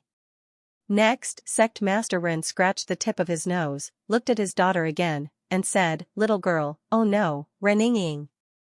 Between me and Xianlang, you actually chose Xianlang and chose to betray me. Then, you are no longer my daughter. You are merely the mother of goo worms, the number one goo worm in the world. In that case, you can only be a pure mother of goo worms. No one has ever been able to remain unscathed after betraying me. Do you still remember your mother? Princess Reninging said, Of course I remember, that peerlessly beautiful walking corpse, right? He. The Stupa Mountain Master said indifferently, Ying, perhaps in your heart, I am like a devil, and I am even less worthy of being called a human. Reninging said, What about the truth? Am I wrong? The Stupa Mountain Master said, Yes, your feelings are wrong. I am more ruthless and vicious than you think. Next, are you going to surrender, or do I have to do it? Reninging said, Of course, you don't have to do it. You just need to tell me, where is my prison? I will walk there myself, and of course, Ren Tao will also follow me. The Stupa Mountain Master said, You will like that prison. It is very clean and tidy, so clean that it is frightening. There is not even a sense of up, down, left, or right. There is no sense of space either. Xianlang has seen it before. Next, Sect Master Ren didn't look at his daughter again. He went to the energy whirlpool again. He carefully looked at the energy whirlpool, and he was even tempted to reach out and touch it. After a long while, Sect Master Ren said slowly, Xianlang, I don't know if you can hear me. But I still have to say, Fury Tide City stole 2 of my regret of the dragon, but as long as you don't go back, I won't be able to fire them. Once you escape from my hands, Fury Tide City will lose its protective talisman.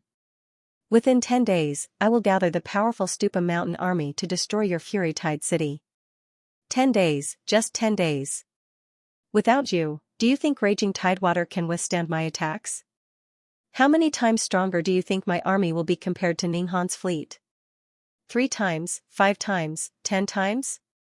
If not for the regret of the dragon, Fury Tide City would have been destroyed 100 times over.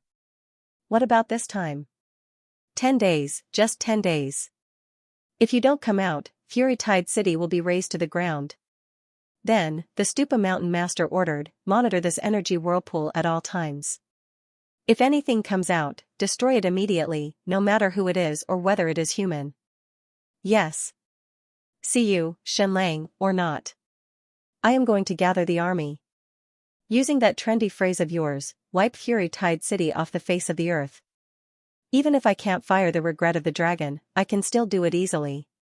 Could Xianlang hear the Stupa Mountain Master's words? He could hear it. Even when he passed through the energy whirlpool, he could see it because the energy whirlpool was completely transparent. He saw Ren Tao's face. He saw even the slightest expression on Reninging's face, and her eyes.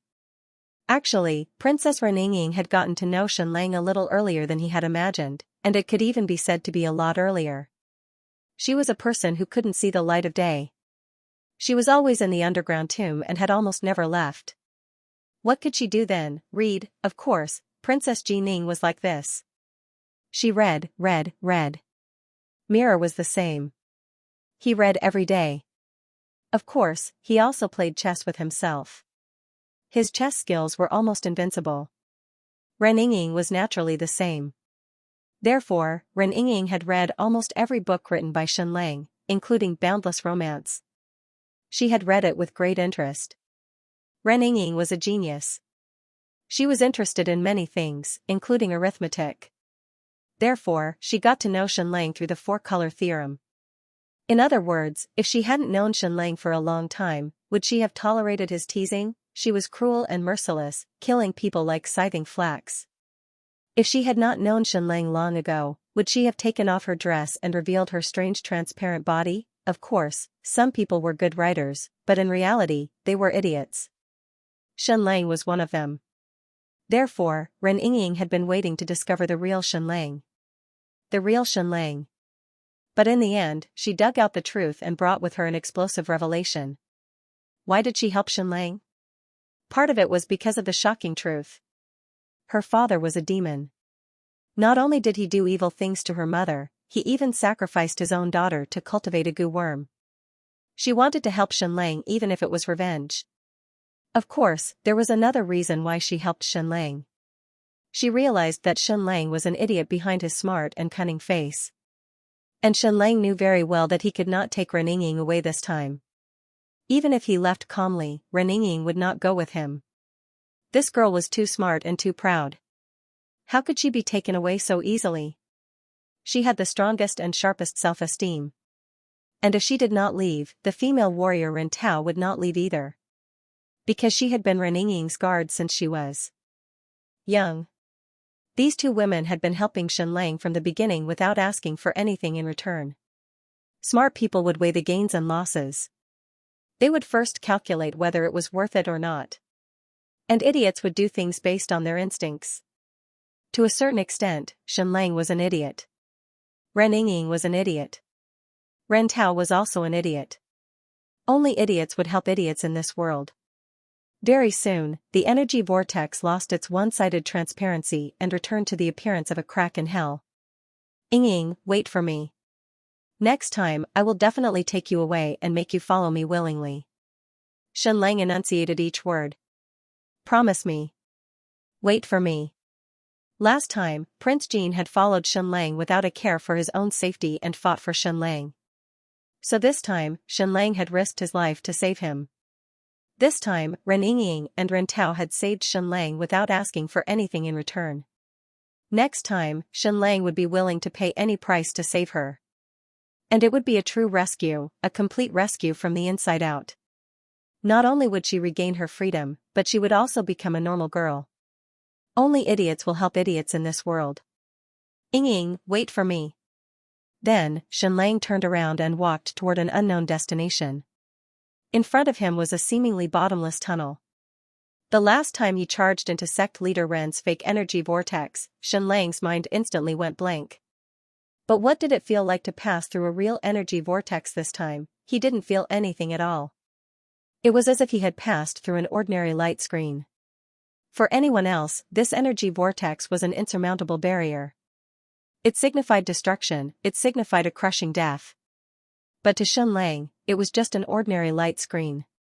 He didn't have any obstacles passing through it. He was indeed one of a kind, possessing an extremely high level of authority in these ancient ruins. Just as Princess Helen had said, the cities of the ancient civilization all had astonishing special passageways between them. If they were intact and undamaged, these energy passageways would even glow and release oxygen, eliminating the risk of suffocation. However, the special tunnel between the Lost Kingdom and the Devil's Triangle had been greatly damaged. The special tunnel in front of him was still intact, but it didn't seem to have much energy left because there was no light and the oxygen level had dropped below normal. What did this prove? It proved that it had no choice but to take this measure to conserve energy. According to Xianxia's deduction, this special tunnel should lead to the ruins of Mt Jingang, which was also the case based on its geographical location. But Xianxia kept moving forward, and forward, and forward. It was still the same special tunnel. Everything around him was pitch black, as if there was no end to this tunnel.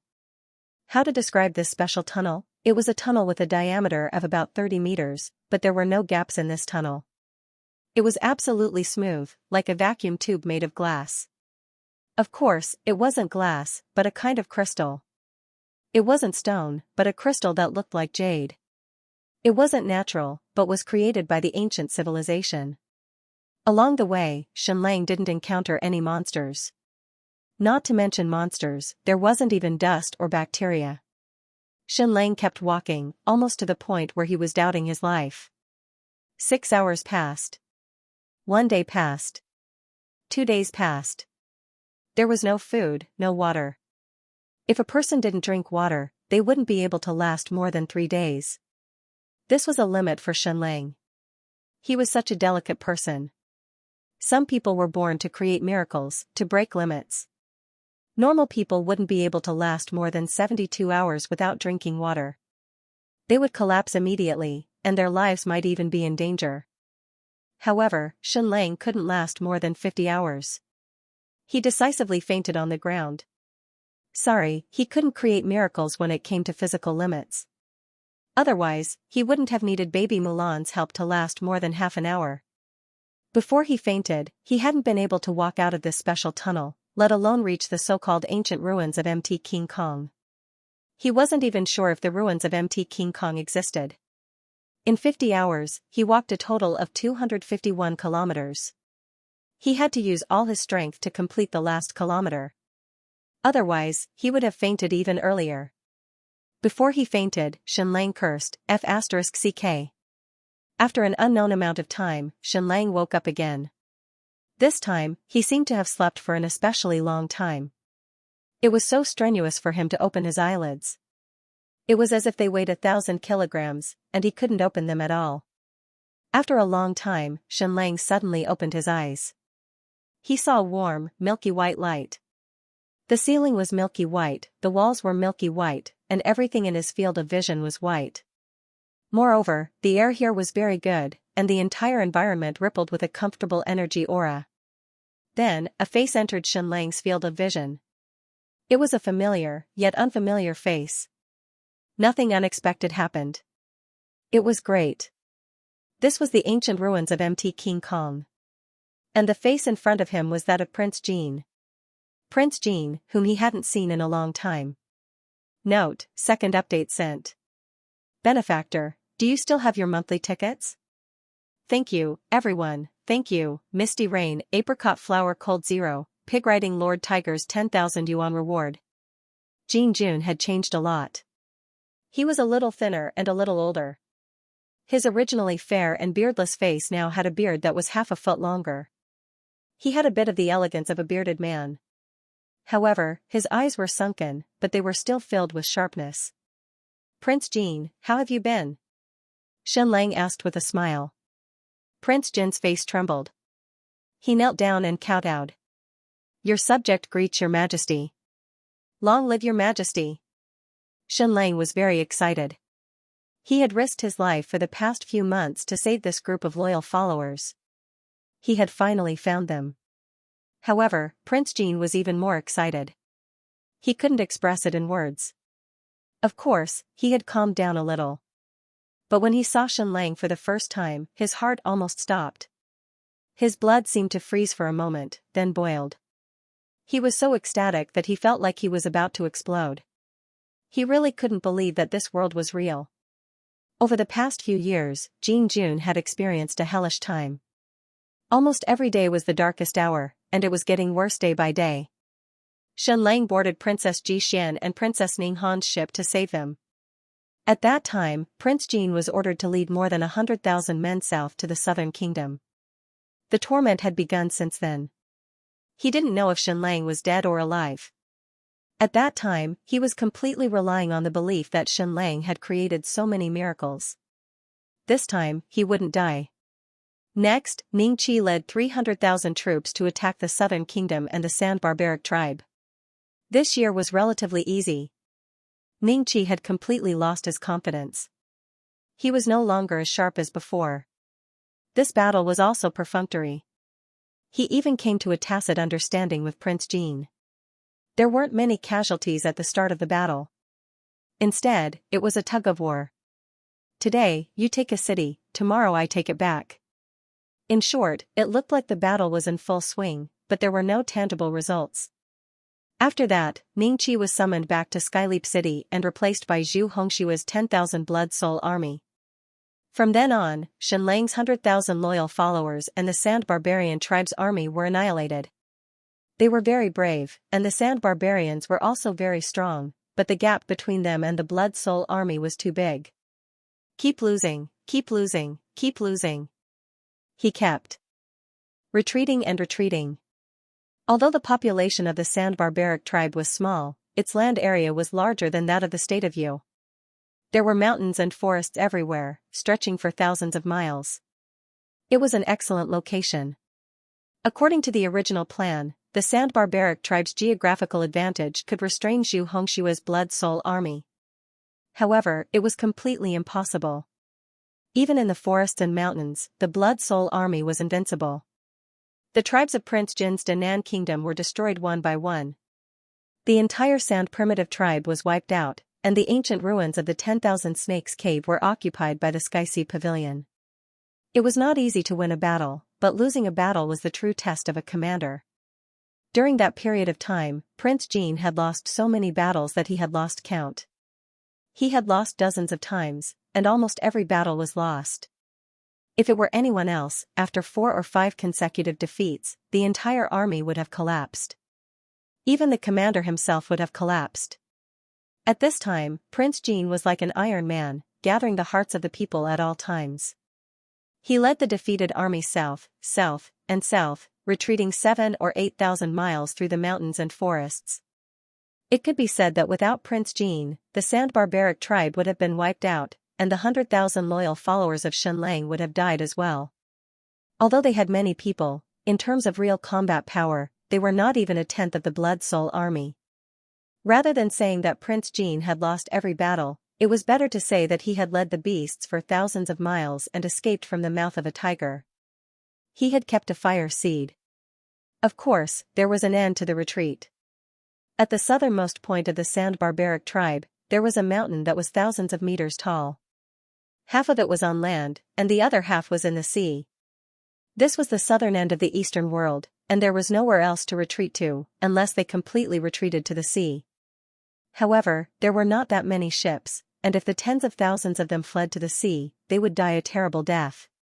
When Prince Jin had discovered the ancient ruins of the 10,000 Snakes Cave, he had been thinking about exploring it.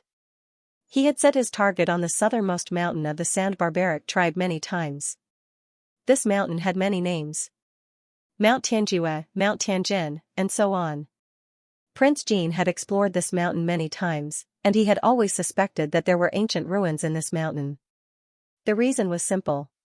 Such a tall mountain should be covered in pure white snow, but there was no snow on this mountain. Even the top of the mountain, which was 4,000 or 5,000 meters high, was covered in lush green trees. This was very abnormal.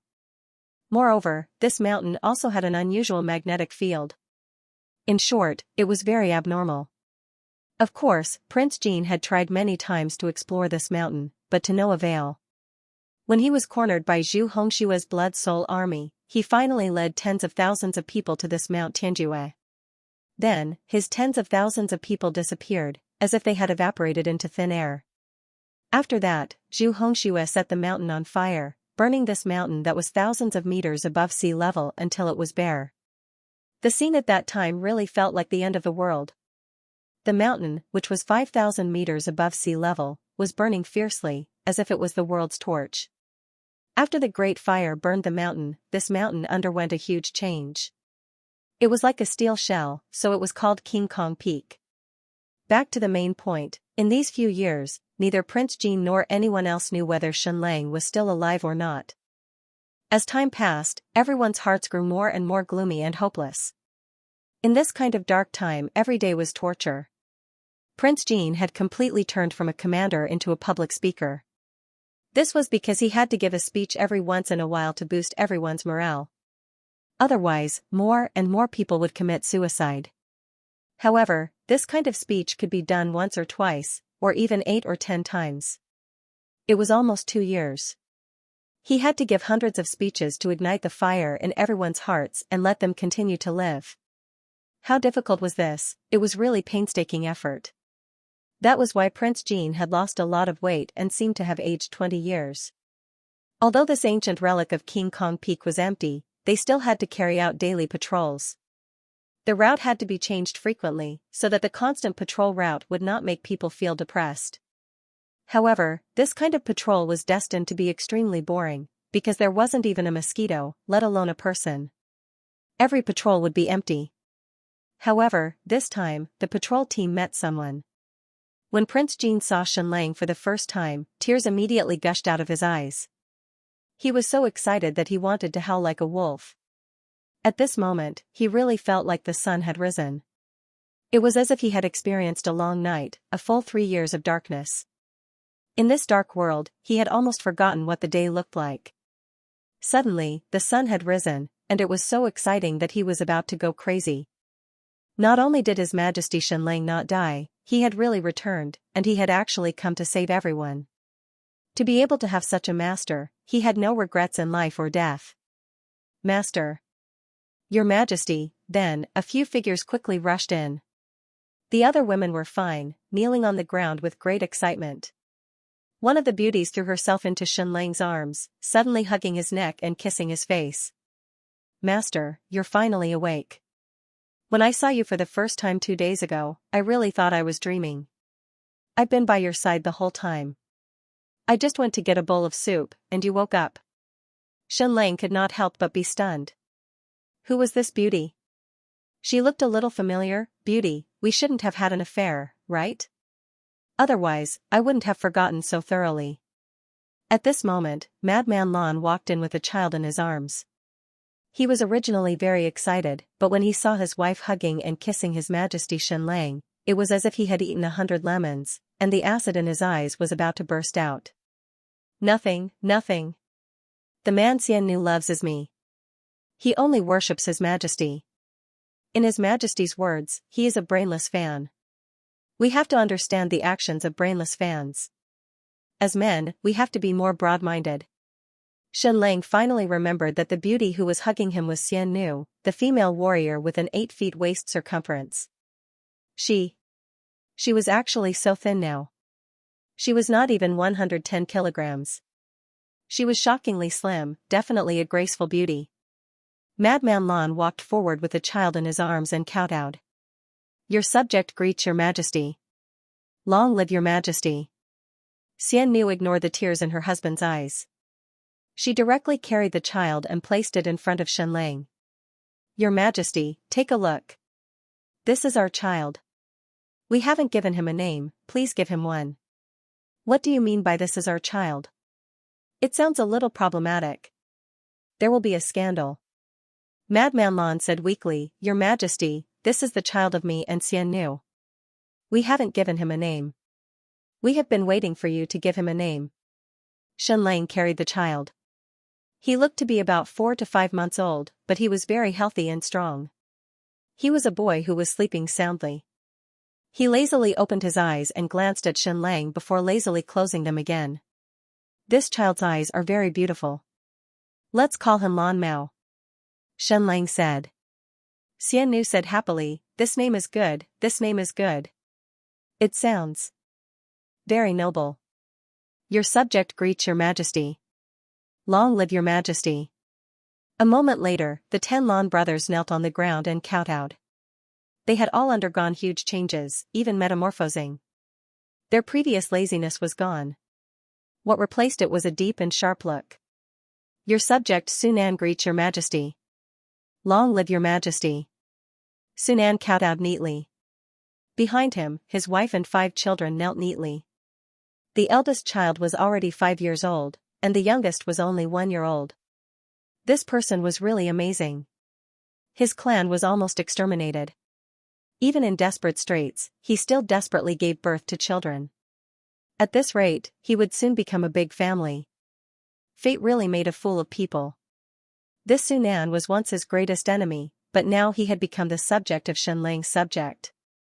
Su-ho, you are really good at taking care of yourself. After so many years, you still look so young. Shenlang laughed. Sunan kowtowed again. His forehead was trembling as he said, Your subject thanks your Majesty. The reason for that was because Shenlang's words were equivalent to returning his title to him. Shenlang said, Time reveals a person's heart. These few years, Sufei has been very good. She has always taken good care of His Majesty Ning Yuanxian. Now she is accompanying His Majesty Ning Yuanxian in Liizhou Island.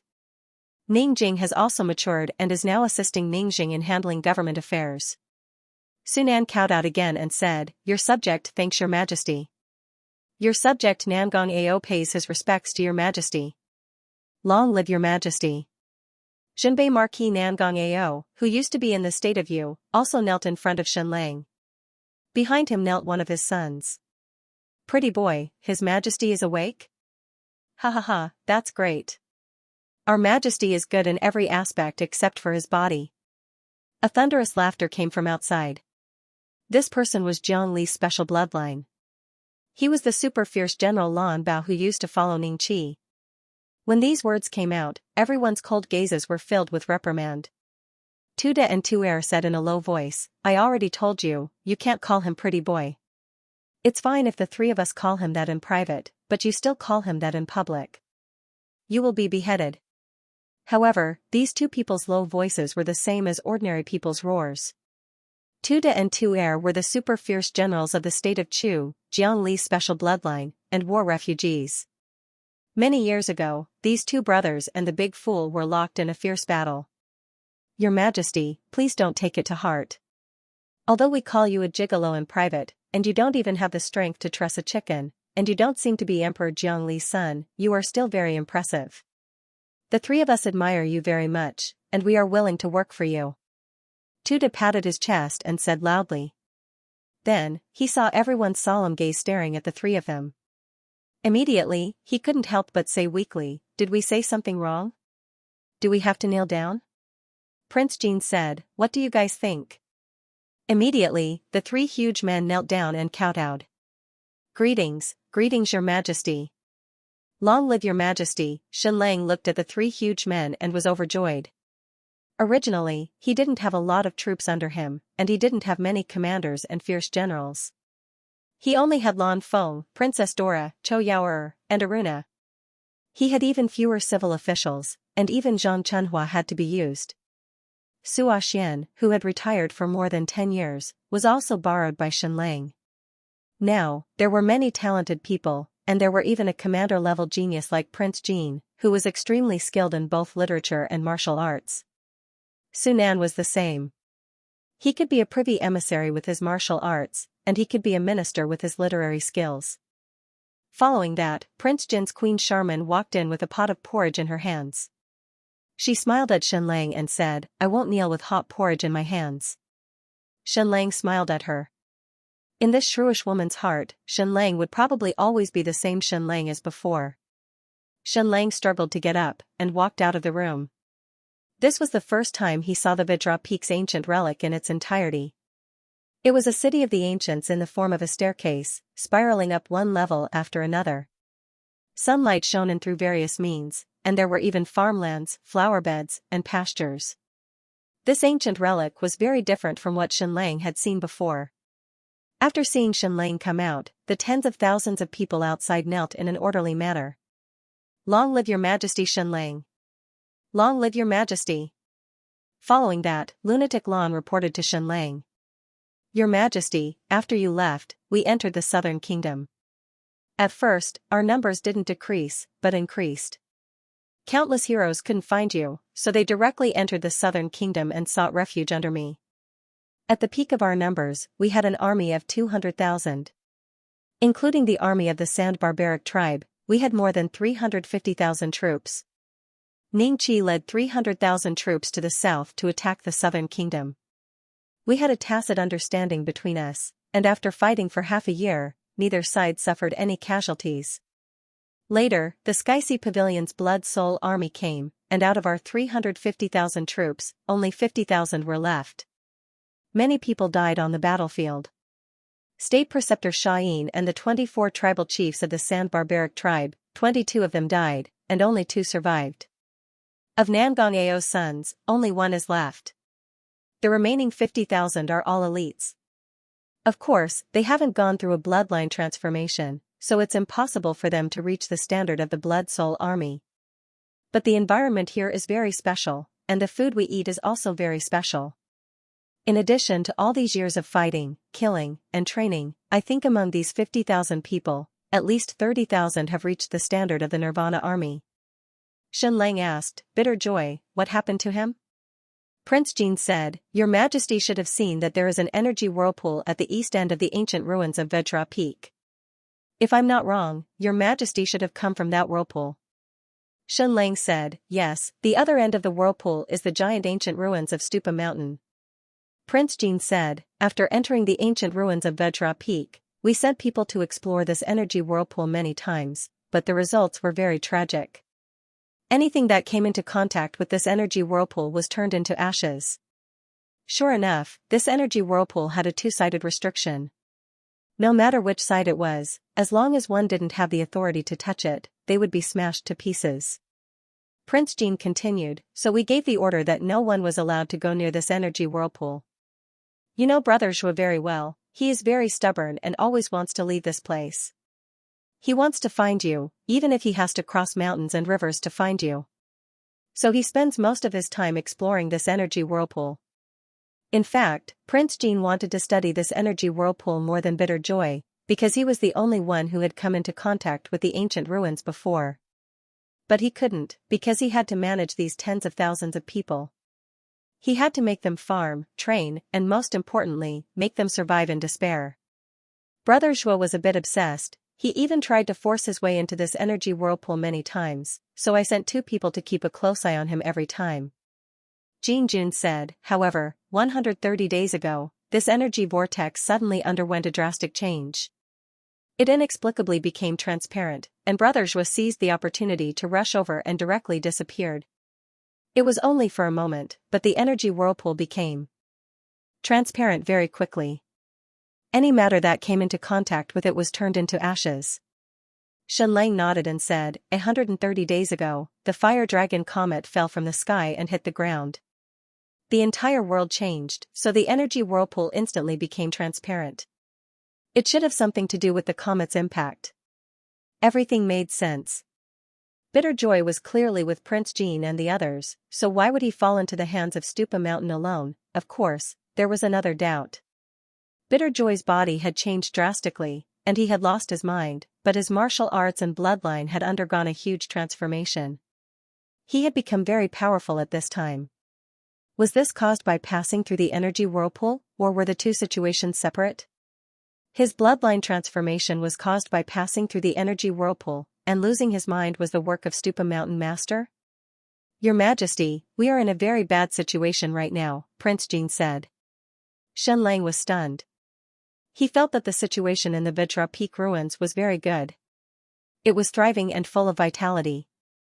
There were even farmlands with a lot of crops, vegetables, fruits, and even livestock. There was also a pasture.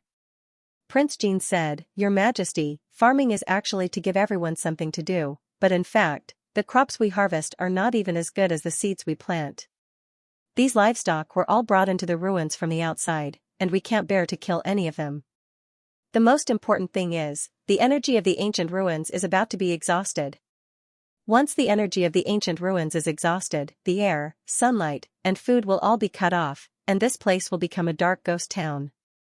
Xianxia could also feel this, because when he passed through the energy whirlpool and walked on the special passage, all the light had been extinguished, and even the oxygen level had dropped below normal. According to your estimate, how long can the energy of the ancient ruins last? Xianxia asked. About 2 months, Prince Jean said. Of course, Xianxia didn't have 2 months at all. The Stupa Mountain Master had said that he would gather the army to attack Raging Tide City in 10 days. Gathering the army and marching left Xianxia with 20 days at most. 2 days had already passed, and there were less than 18 days left. Xianxia had to leave the Vajra Peak ruins with these tens of thousands of people, and he himself had to return to Raging Tide City. Without him, the dragon's regret couldn't be launched. If Xianxia couldn't return to Raging Tide City in 18 days, the city would become ruins, and his foundation would be destroyed. Xianxia said, This ancient ruin looks very strange. Did you find any ancient weapons, equipment, or ancient books? Prince Jean said, Not at all. When we came in, we found a lot of food, enough food for tens of thousands of people, and it didn't rot at all. Not only that, there was soil and a garden, but there were no ancient weapons or equipment. By the way, I have something very important to report to you. Xianxia said, Go ahead. Prince Jean said, We were forced to this Tianjue mountain by the Sky Sea Pavilion's Blood Soul army. I felt that I could create a miracle at the last moment and bring the last tens of thousands of people into the ancient ruin. According to all kinds of evidence, there really is an ancient ruin on this mountain, but I couldn't find a way to open it. I felt that with the lives of tens of thousands of people on my back, there should be a way out. But in the end, I still couldn't open the ancient ruin. At that time, I was really in despair. There was no way out with tens of thousands of people, and I was about to be killed and wiped out. Xianxia said, but at that time, someone came, and it was a woman. She helped you open the entrance to the ancient ruin, allowing you tens of thousands of people to retreat. So when Zhu Hongshua's Blood Soul army searched the mountain, they couldn't find you. It was as if you had disappeared from the world. Prince Jin was shocked. Yes, a woman. A woman that I can't describe with all the words I have. I can't even describe her as beautiful. It's like a dream. I can't even be sure if she really exists, or if it's just my illusion. Everyone thinks that I opened the entrance to the ancient ruin and saved tens of thousands of people, but the one who saved everyone is her. For a long time, I always thought that it was God who opened the entrance to the ancient ruin, and that this woman was just a phantom. But now that your Majesty has said it, it proves that this woman really exists. Xianxia said, in fact, with your intelligence and wisdom, you should know who this woman is, but you dare not make a presumptuous assertion. Prince Jin hesitated for a moment and said, is it Ancestor Lei? His Majesty Jiangli's confidant? Xianxia nodded. Yes, it should be her. Ancestor Lei, a woman who had appeared many times in Xianxia's life, and was even of great significance. But Xianxia had never seen her until now. He didn't expect that it was she who saved Prince Jin and the others again. Are Mulan and Xinyu with Ancestor Lei? Are they doing well? So it's her, it's really her. Prince Jin sighed. If it's her, then it's no surprise. She's one of the few celestials left in this world. Of course, the so-called heavenly men were not immortals. They were people whose martial prowess and wisdom far surpassed the imagination of ordinary people. That was why they were called heavenly men. There were not many people left who were called heavenly men by Emperor Jiangli. The Emperor of Great Yan was one of them, and Ancestor Lei was another. Your Majesty, the ancient ruin of Vedra Peak that we're in is very special. Prince Jin said, we've searched every corner, but we didn't find a single ancient weapon or ancient tome. There are many houses here, but none of them are suitable for living, even in the ancient world. The sense of ritual is too strong, but the sense of reality is too weak. Moreover, there are many grains stored here, and they're all beautifully packaged, even sacred. It doesn't seem like they're stored normally, but a type of tribute. Xianxia said, Brother Jin, what's your opinion? Prince Jin said, this is a sacrificial city. It's not for the living, but for the dead, or the gods that the ancient civilization believed in. Of course, the so-called gods weren't necessarily real. They were just beliefs, just like how modern Earth worshipped various gods. Xianxia had the same feeling. When he first saw the ancient ruin of Vedra Peak, he sensed that the aura here was very ethereal and sacred. This city was located within the mountains of Mt Vedra. It was surrounded by many exquisite houses, and it was a magnificent sight. However, they didn't look like normal houses at all. They were too designed. The gardens, houses, sculptures, and so on seemed to be built according to some kind of ritual. If this was a normal ancient city, there would be secret warehouses, secret armory, or at least an ancient library. However, there was nothing here. The discovery of an ancient ruin was certainly exciting, but there was no room for development, and no treasures could be obtained.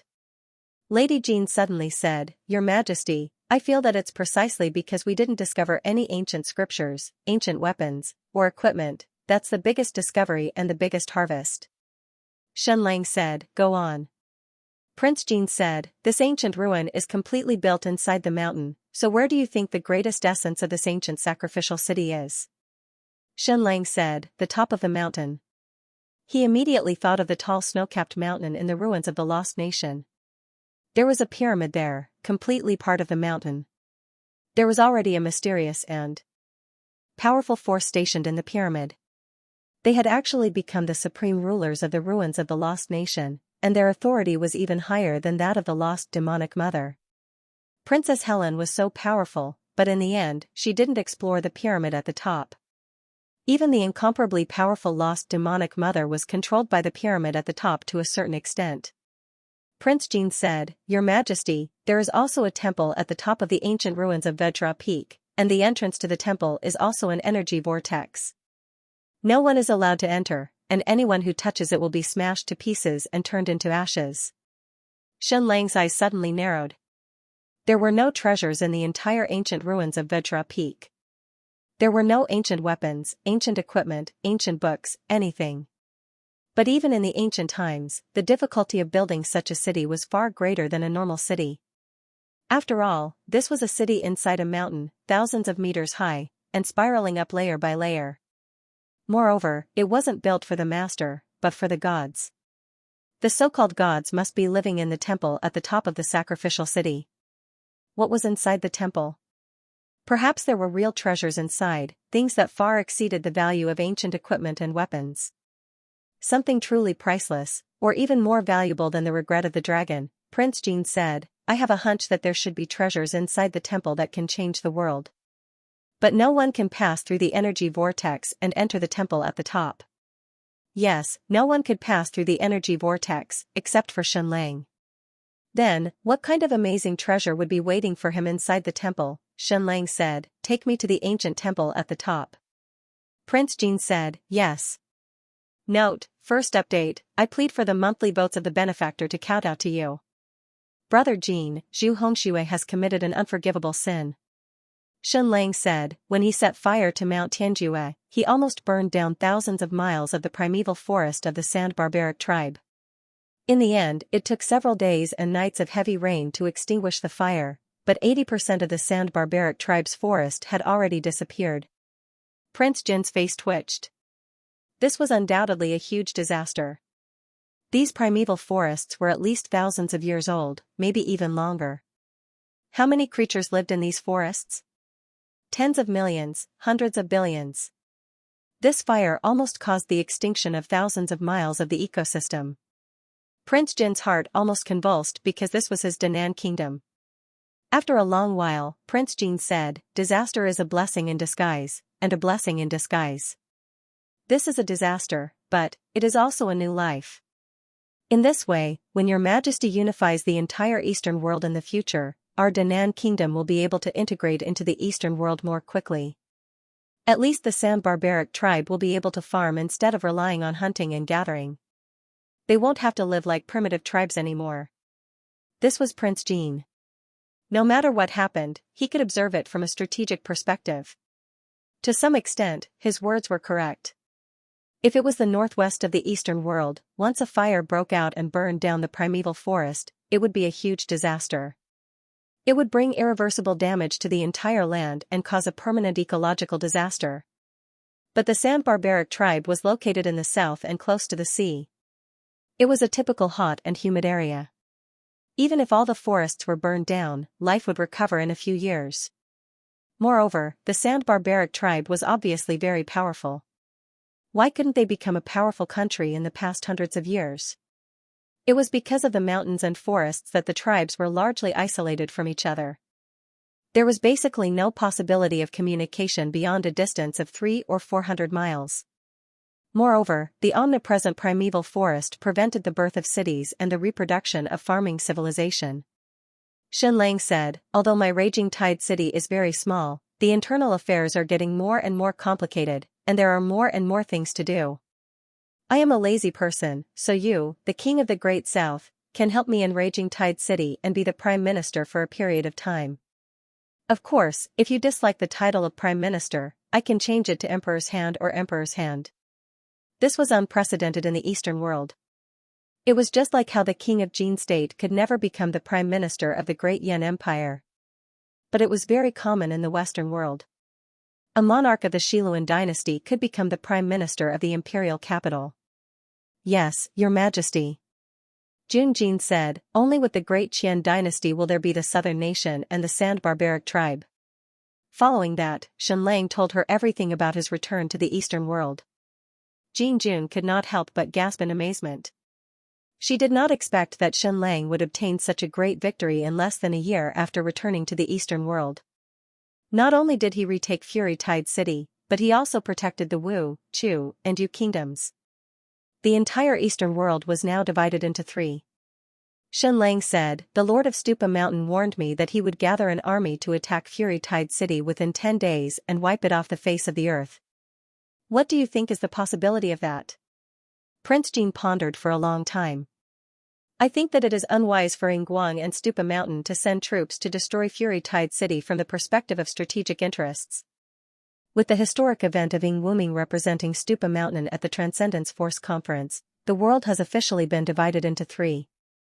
Although Stupa Mountain and the New Qian Kingdom have officially united, I think that the Great Yan Empire is still the strongest. It is most beneficial for Yinguang and Stupa Mountain to maintain the three-way situation. Any three-way situation should be the two weaker countries joining forces to fight against the strongest. This is the most stable structure. However, we are simply too special. We have a life-and-death relationship with the Xinqian Kingdom. Originally, there was room for cooperation between us and Stupa Mountain, but in the eyes of Stupa Mountain's master, we are too weak.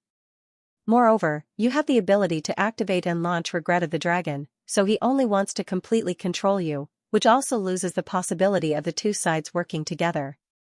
At the end of the day, Stupa Mountain Master and Yinguang don't really want to kill you.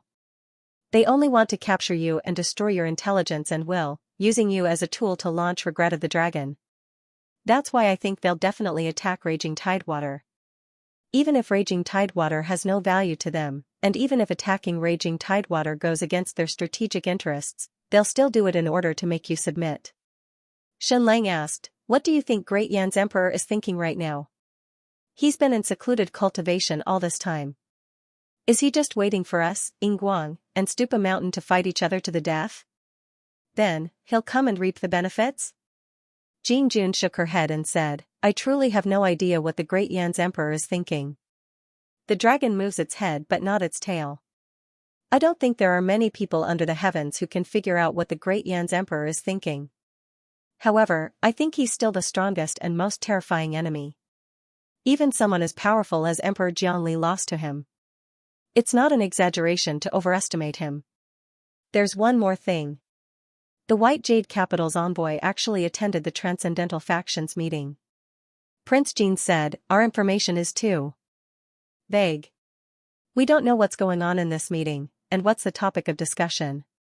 However, I think the topic of discussion must be very important.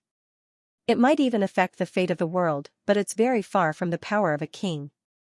Xianxia nodded. Prince Jin's judgment was almost identical to his, and his description was very accurate. The reason why he said the topic of discussion was very important was that it concerned the fate of the world, and it might even decide the direction of the next 100 years. This judgment was based on two reasons. First, it was rare for the White Jade Capital to send an envoy to attend this meeting. Moreover, this envoy's rank was not low.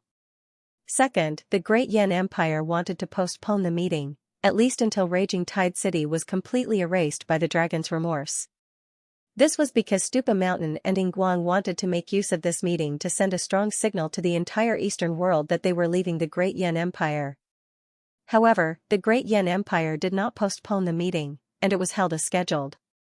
In addition, the master of Xiankong Temple, who seemed very indifferent and mysterious, also participated. Pavilion Master Zhuezi had completely withdrawn from the State of Yu and staked everything on the Great Desert. He did not have to attend the meeting, but he still attended.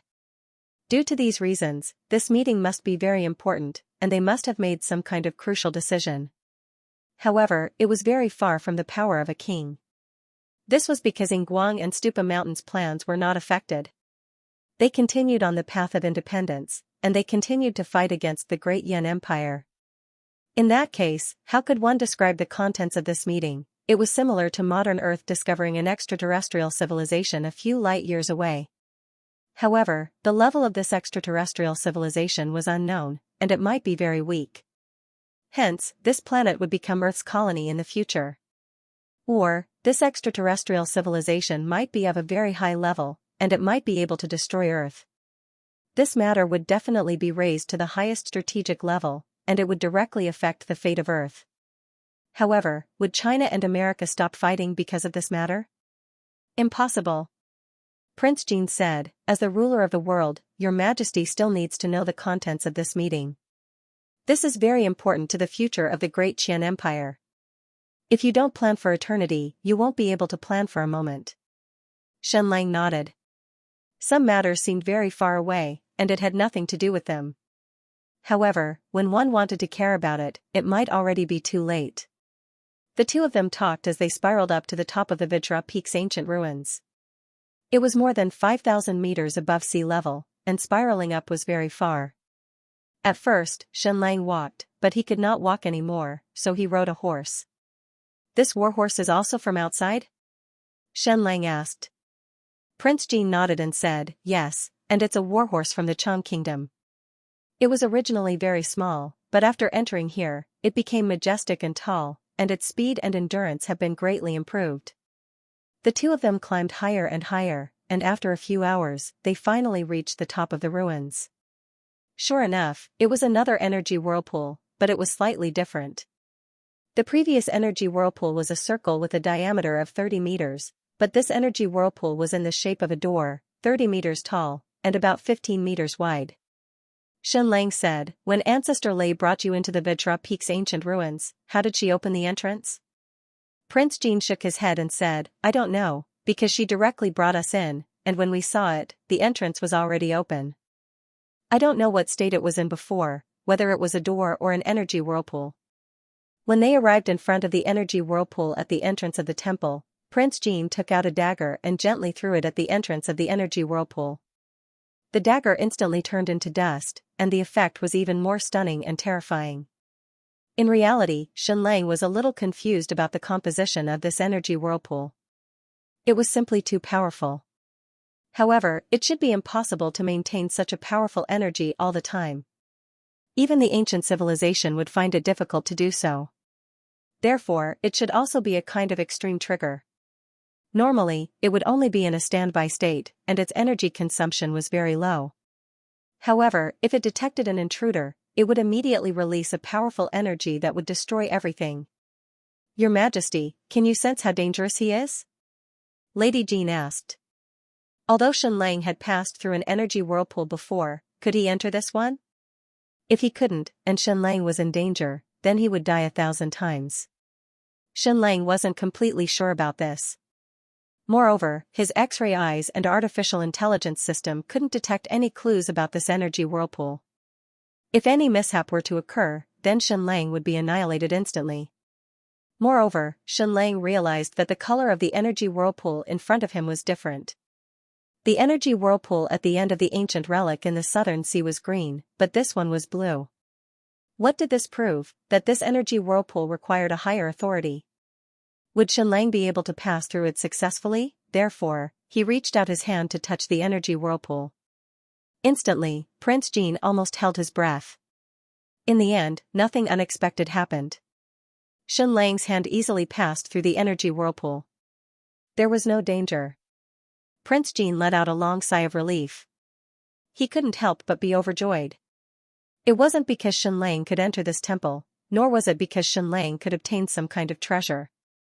It proved that Shenlang had an extremely high authority in the ancient relic. This further proved that he was the Lord of Destiny. I'll wait for your Majesty outside, Prince Jin said. Shenlang nodded, then walked in and passed through the energy whirlpool. He still didn't feel anything. It was as if he had passed through an ordinary light curtain. At this moment, even Shenlang had a feeling that he was the Lord of Destiny. After passing through the energy whirlpool and entering the temple, Shenlang kept his eyes closed. This was because he needed to first imagine the interior of the temple in his mind before opening his eyes to verify if it was as he imagined. In his imagination, the interior of the ancient relic temple should be mysterious, magnificent, and completely subversive, just like in countless movies and TV shows. It was like hell, but also like heaven. Perhaps there were huge deities, or powerful divine beasts, countless treasures, incredible mysterious equipment, and so on. With this fantasy in mind, Shenlang slowly opened his eyes. He couldn't help but be stunned. This is the ancient temple. This temple was completely different from what Shenlang had imagined. It was indeed very big and very spacious. However, there was almost nothing inside. It was extremely simple. The houses and sculptures outside were so exquisite. Even the roads looked like they were paved with jade. However, everything in the divine temple was made of ordinary stones, as if they had been casually mined from that mountain. There were no divine beasts, no countless treasures, there was almost nothing. There was only a huge statue. This was the deity worshipped in the temple? But what kind of deity was it? This statue was about 50 meters tall. It was a majestic and ferocious man with a human face and snake body. His hair was crimson, and his pupils were golden. He was filled with an aura of destruction. Xianxia couldn't help but be puzzled. In the lost kingdom of the Western world and the Devil's Triangle, he knew of Queen Medusa, or even Queen Medusa. Just a light and shadow mirage could attract millions of sea monsters to tears, motionless, and even disregard life and death. But Medusas were only females, not males. Then what kind of creature was this huge male with a human face and snake body worshipped in front of him? Why did the ancient empire specially build such a huge sacrificial city to worship him? The so-called ancient ruins of Mount Jingang were completely a mausoleum. Everything in this ancient city was fake. Just like the rivers, lakes, and seas in Emperor Qin's mausoleum were fake, the houses and palaces were fake, and even the army was made of stone, terracotta soldiers. Such a huge city was completely built to worship this statue of a deity? How high was its status in the ancient civilization? In the huge temple hall, there was another person besides the statue of the deity with a human face and snake body. In front of the huge statue of the deity, this person seemed especially small. He knelt on the ground humbly, his eyes filled with despair. This person was not a statue, but an ancient human. However, he had also turned into a fossil because after Xianxia scanned him with an X-ray, he could see his internal organs. If Xianxia had to describe the scene in front of him, it would be the end of the world. This ancient human's status should be very, very high, but his empire was about to be destroyed, so he came to ask for protection from the deity. However, the deity did not appear, and his empire was still destroyed. It was really strange. In the secret base of the Zhu clan, he also found a few fossils of ancient humans. However, the status of this person in front of him should be even higher, because Xianxia saw the crown, but the crown also seemed to have turned into a fossil, completely fusing with his body. Xianxia could not help but be confused. What kind of doomsday did this king in front of him encounter? The invasion of the Western world by Queen Medusa? In the secret base of the Zhu clan, it was indeed like this, because the ancient humans finally gave up on firing the regret of the dragon, and they completely turned into stone at a certain moment, so their expressions were alive. However, the king in front of him in the temple, his expression was deathly still, as if he was gradually withering, gradually turning into a fossil. Therefore, the king's despair was even greater, as if he was not facing an invincible enemy, but the destruction of his civilization. Xianxia quickly put these thoughts aside, no longer trying to understand the meaning of the scene in front of him, nor did he try to find out what exactly happened in the ancient world at that time. The key was treasures, he wanted treasures. The level of this temple should be very high, such a huge mausoleum, there must be treasures no matter what. Not to mention Emperor Qin's mausoleum, even the mausoleums of the other emperors in history had countless treasures. Gold, silver, and jewels were just ordinary things, and even treasures like the imperial jade seal, which were worth cities, were found here. The ancient ruins in the southern sea region that Stupa Mountain had developed was only an ancient city, but they had already excavated countless ancient weapons and equipment, as well as countless ancient books. This temple in front of him was so high up, but there was not a single treasure. Was this not appropriate? Xianxia searched the entire temple, and even used X-rays to scan it, but still did not find a single treasure. This was really strange. If there were no treasures, why did you create such a high-level energy whirlpool at the entrance?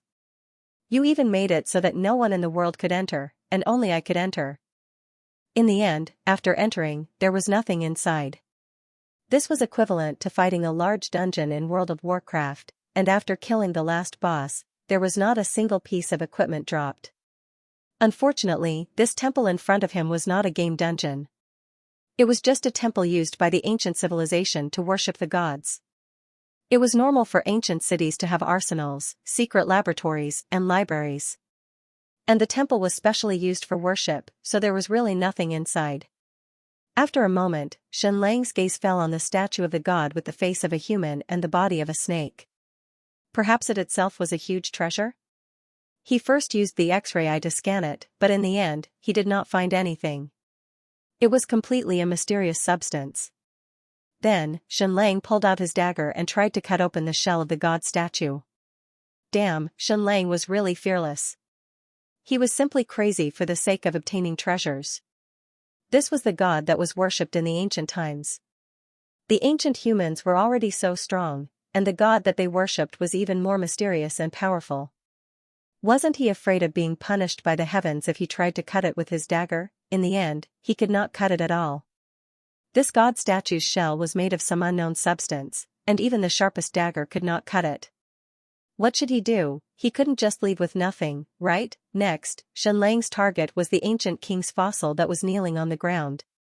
The ancient human fossils that were found in the ancient secret base were all taken away by Shenlang.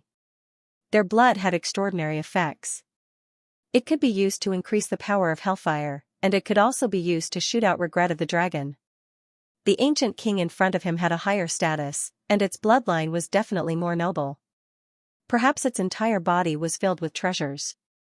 Moving it away might be a huge gain. Next, Shenlang used all his strength, but he could not move it at all. This was because this ancient king's fossil seemed to have completely fused with the ground, as if it had taken root. Not to mention that Shenlang did not have the strength to truss a chicken. Even if he had the strength of 1,000 kilograms, he would not be able to move it.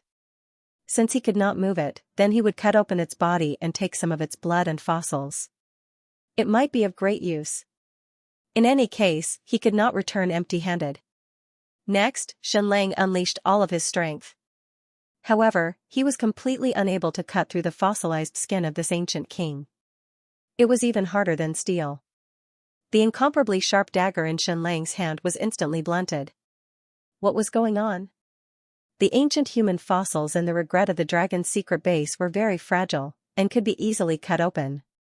But this ancient king's fossil was actually invulnerable. If cutting it didn't work, then he would smash it.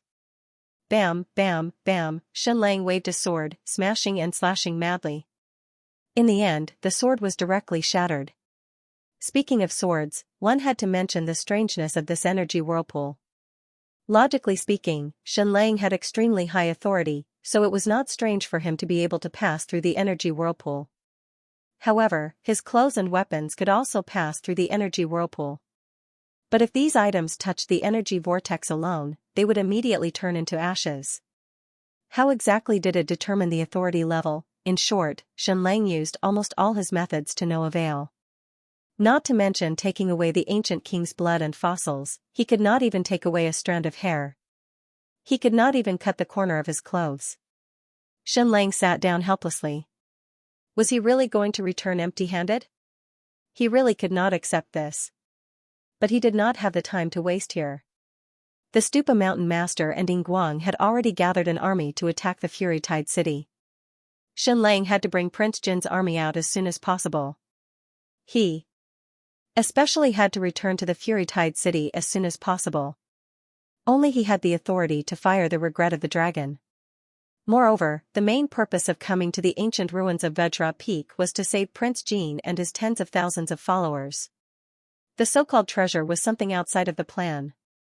Of course, it was a pleasant surprise if he had it, but he should be calm if he didn't.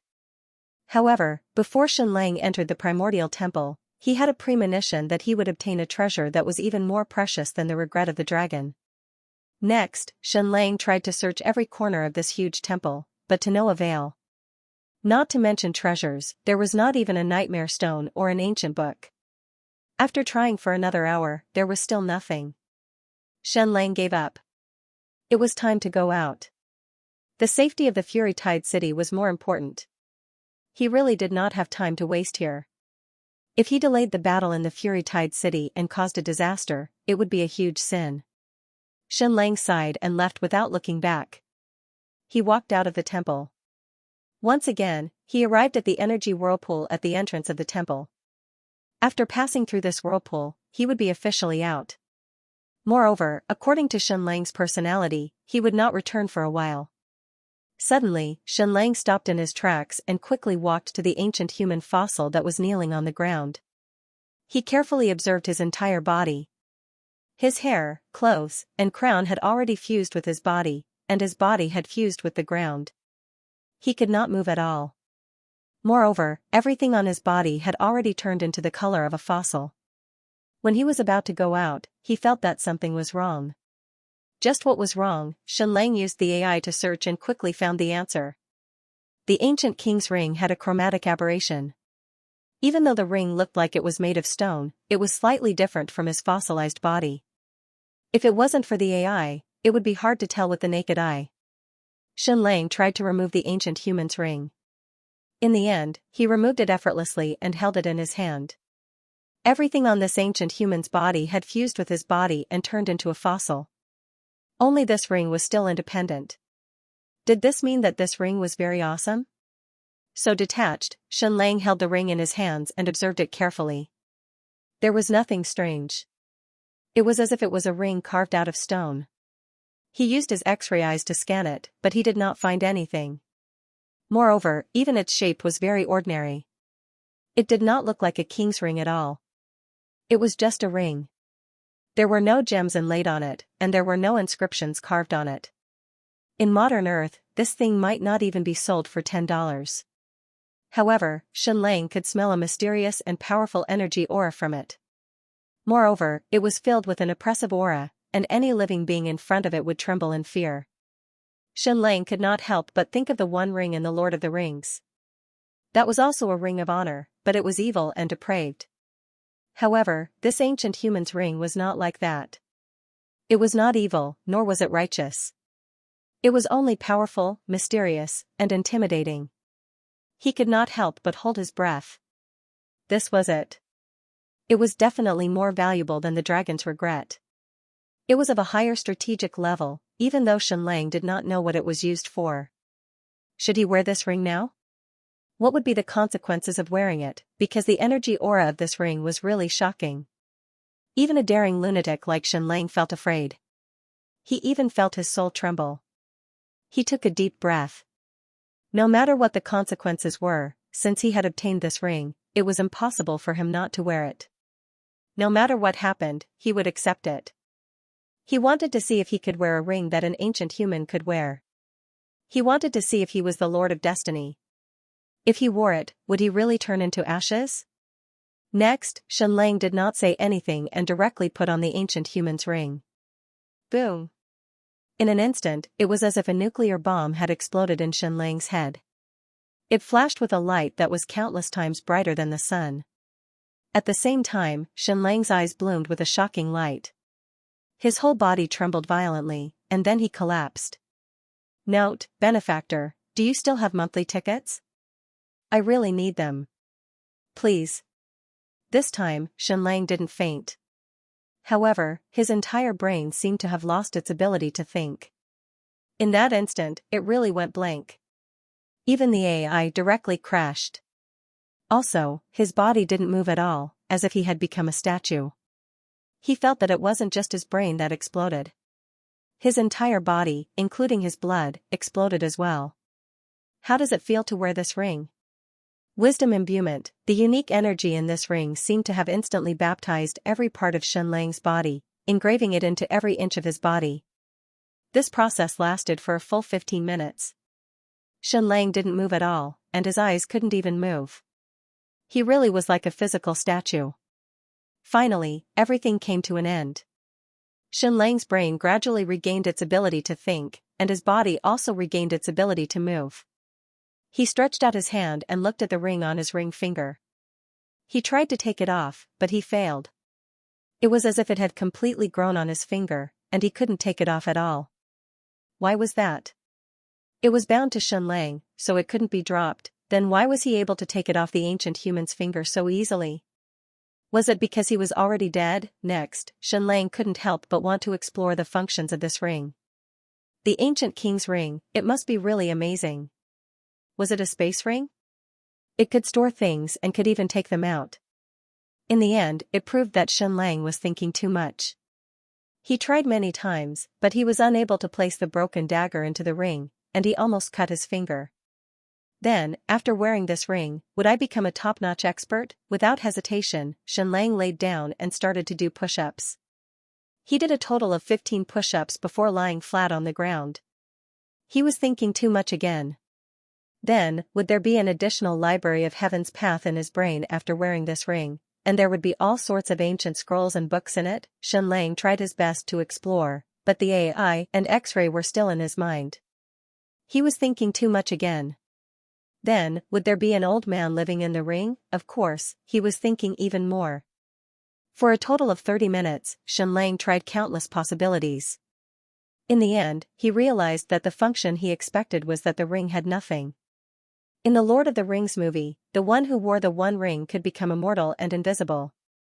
The matter of immortality was not attractive to Xianxia at the moment, because he was still young. It was more practical to improve his abilities in other areas. The invisibility function was very, very good, but if he wanted to watch a woman bathe, he could do it openly. There was no need for him to be invisible at all. Even Princess Dora would not mind what Xianxia saw. Moreover, after wearing the One Ring in the movie, he would enter a very special and strange space. However, Xianxia did not feel anything at all, so the invisibility skill was gone. Damn, what kind of function does this broken ring have? This was an ancient king's ring. Xianxia had a feeling that its value surpassed that of the dragon's regret. It couldn't have no functions at all, right? But now that he had gotten the ring, he could take his time to study it. He wasn't in a hurry, so he walked out. Once again, he arrived at the energy whirlpool of the primordial shrine. Suddenly, a thought came to him and he reached out to touch the screen. Close! He shouted in his heart. Instantly, the screen disappeared. Outside, Prince Jean sat on the ground with his back to the energy whirlpool, motionless. Huh? Open! Xianxia ordered again in his heart. Instantly, the energy whirlpool appeared again. Would this function work? It looked very useless. Could it be that he could let Tuda, Tuer, and the others come in and remove the ancient human fossil alive? Or should he just remove the statue of the god? Of course, this way, he would be able to close the energy whirlpool of the giant ancient ruins in Stupa Mountain. But it would be meaningless. On the other side of the energy whirlpool, who knew how many top experts, special warriors, and countless ancient weapons and equipment were there? Once Xianxia closed the energy whirlpool, the people from Stupa Mountain would immediately rush over. Could it be that this ancient king's ring only has a useless function of opening and closing the energy whirlpool? I don't believe it.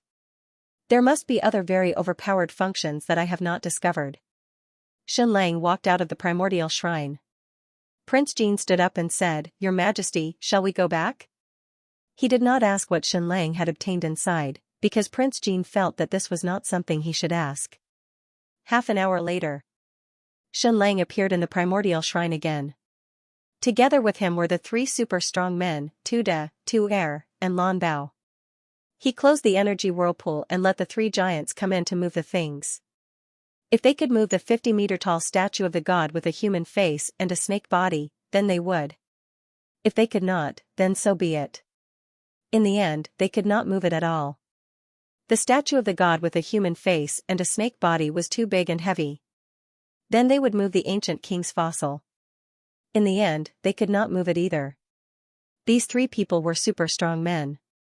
Not to mention a mere human fossil, even if it was an elephant, they would be able to move it. In the end, it did not move at all. Then think of a way to chop off one of its arms. Xianxia said. Prince Jin's face trembled. He wanted to advise, Your Majesty, this is an ancient king. It might have a noble bloodline. Isn't this a little inappropriate? Xianxia said, There is nothing inappropriate about it. Of course, we have to be respectful towards the ancient civilization. But if it conflicts with the interests of reality, then we have to give way to the interests of reality. Tuda had been waiting for this sentence for a long time. He suddenly pulled out his black gold battle blade and slashed down with all his strength. Bang! A loud, deafening sound. Tuda's giant-like body flew out directly. His perlicue was bleeding and a corner of his mouth was bleeding. But the arm of the ancient king's fossil was still unharmed. This is too sturdy. Tuda did not believe it. He wiped off the blood at the corner of his mouth and held the deformed black gold battle blade tightly. He was about to slash again. Forget it. Shenlang said, let's go. Your Majesty, the 50,000 people have gathered. We can leave at any time. Lunatic Lon said, also, all the resources in the King Kong Peak ruins have been packed. We can bring them all out. These so-called resources were basically all kinds of food. To Shenlang, they were all precious seeds. The 50,000 people had gathered, but where could they leave? There were two known ways to leave.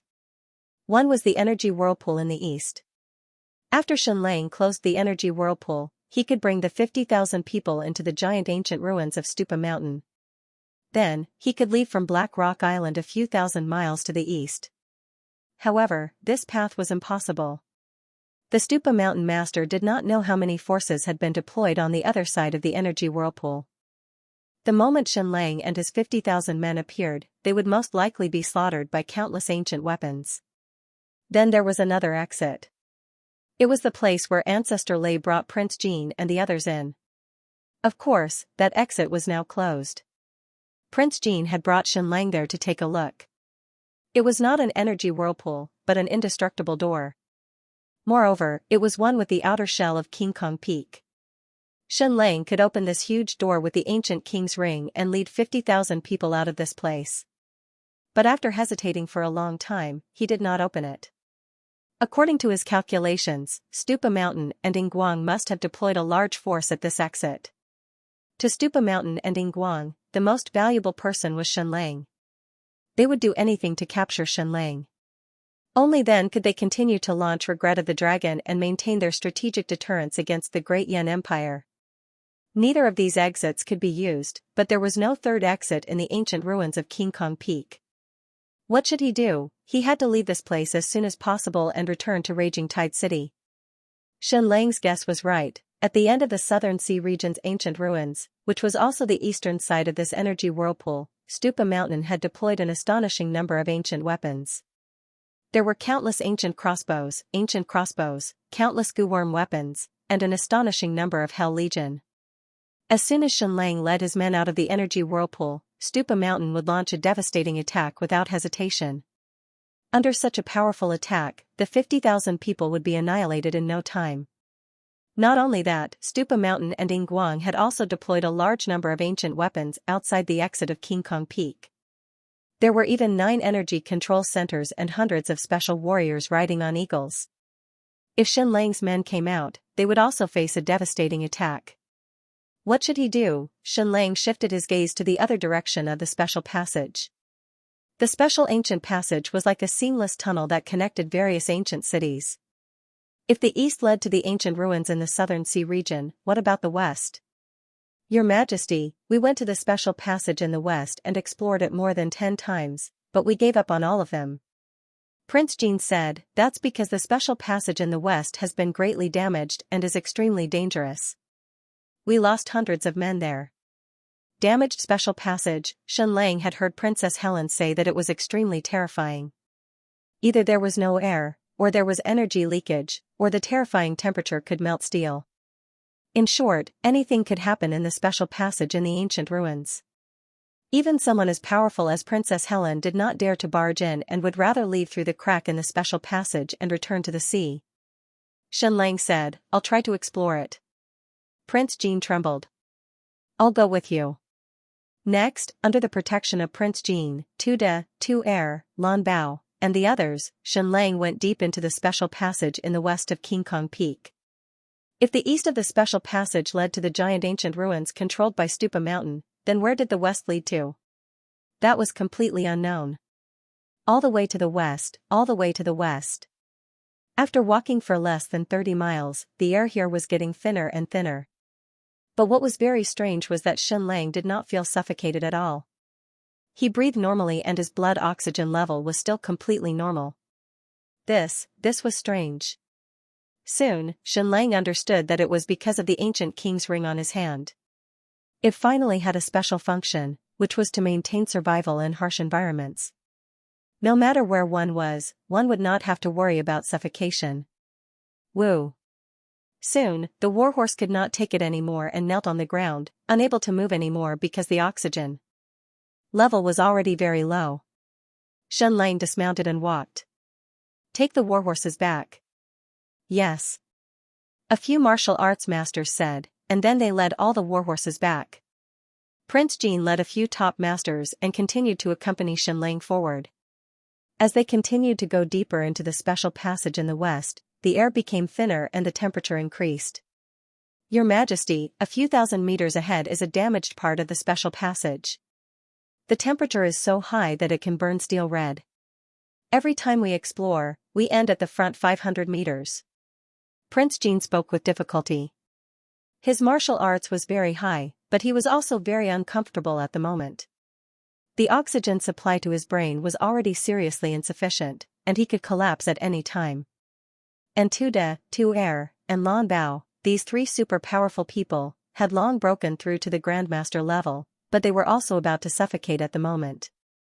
The three people who chattered non-stop along the way were now like dead dogs, staggering as they walked, and could fall at any time. Shenlang knew that the special passage a few thousand meters ahead was damaged, and there was a terrifying high temperature. All the produced oxygen was consumed, so the further they went, the thinner the oxygen became. The temperature here had already exceeded a shocking 60 degrees Celsius. Other than Shenlang, the other three were all sweating profusely and would soon be dehydrated. And if they went further, it would be useless even if they brought water, because it would completely boil and could not be used at all. Shenlang said, "You guys go back. I will continue exploring alone. I will carry some of the resources and continue moving forward." Prince Jin was just about to speak when Shenlang stopped him. "This is an order. Don't worry, not only will I not suffocate, but I also don't seem to feel the high temperature." If it was before, Shenlang would not have been able to endure this high temperature of 60 degrees Celsius. Not only would he get heat stroke, he might even die. But now he was still very comfortable, and his whole body seemed to be in a constant state of temperature. "Once I feel danger, I will return immediately." Shenlang said, "Don't worry, this environment won't cause me any harm." "Yes, Your Majesty." "Your Majesty," Jin Jun replied. Then, Shenlang carried a small amount of resources and continued moving forward.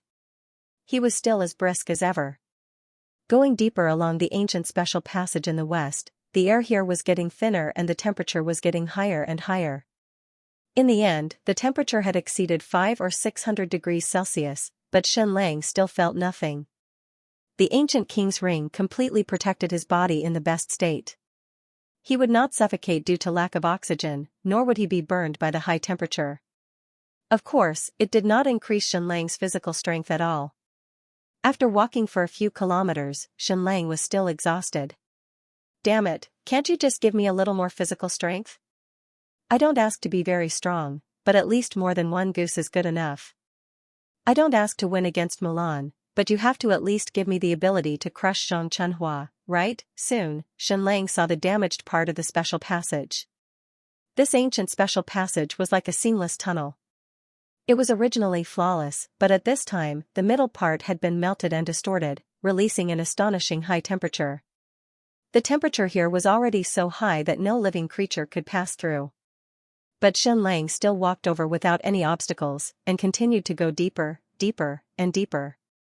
Next, the damage to this ancient special passage became more and more severe, and it had completely become a forbidden zone for life.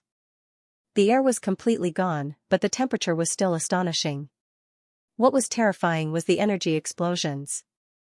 The entire passageway could erupt with terrifying energy shockwaves at any time.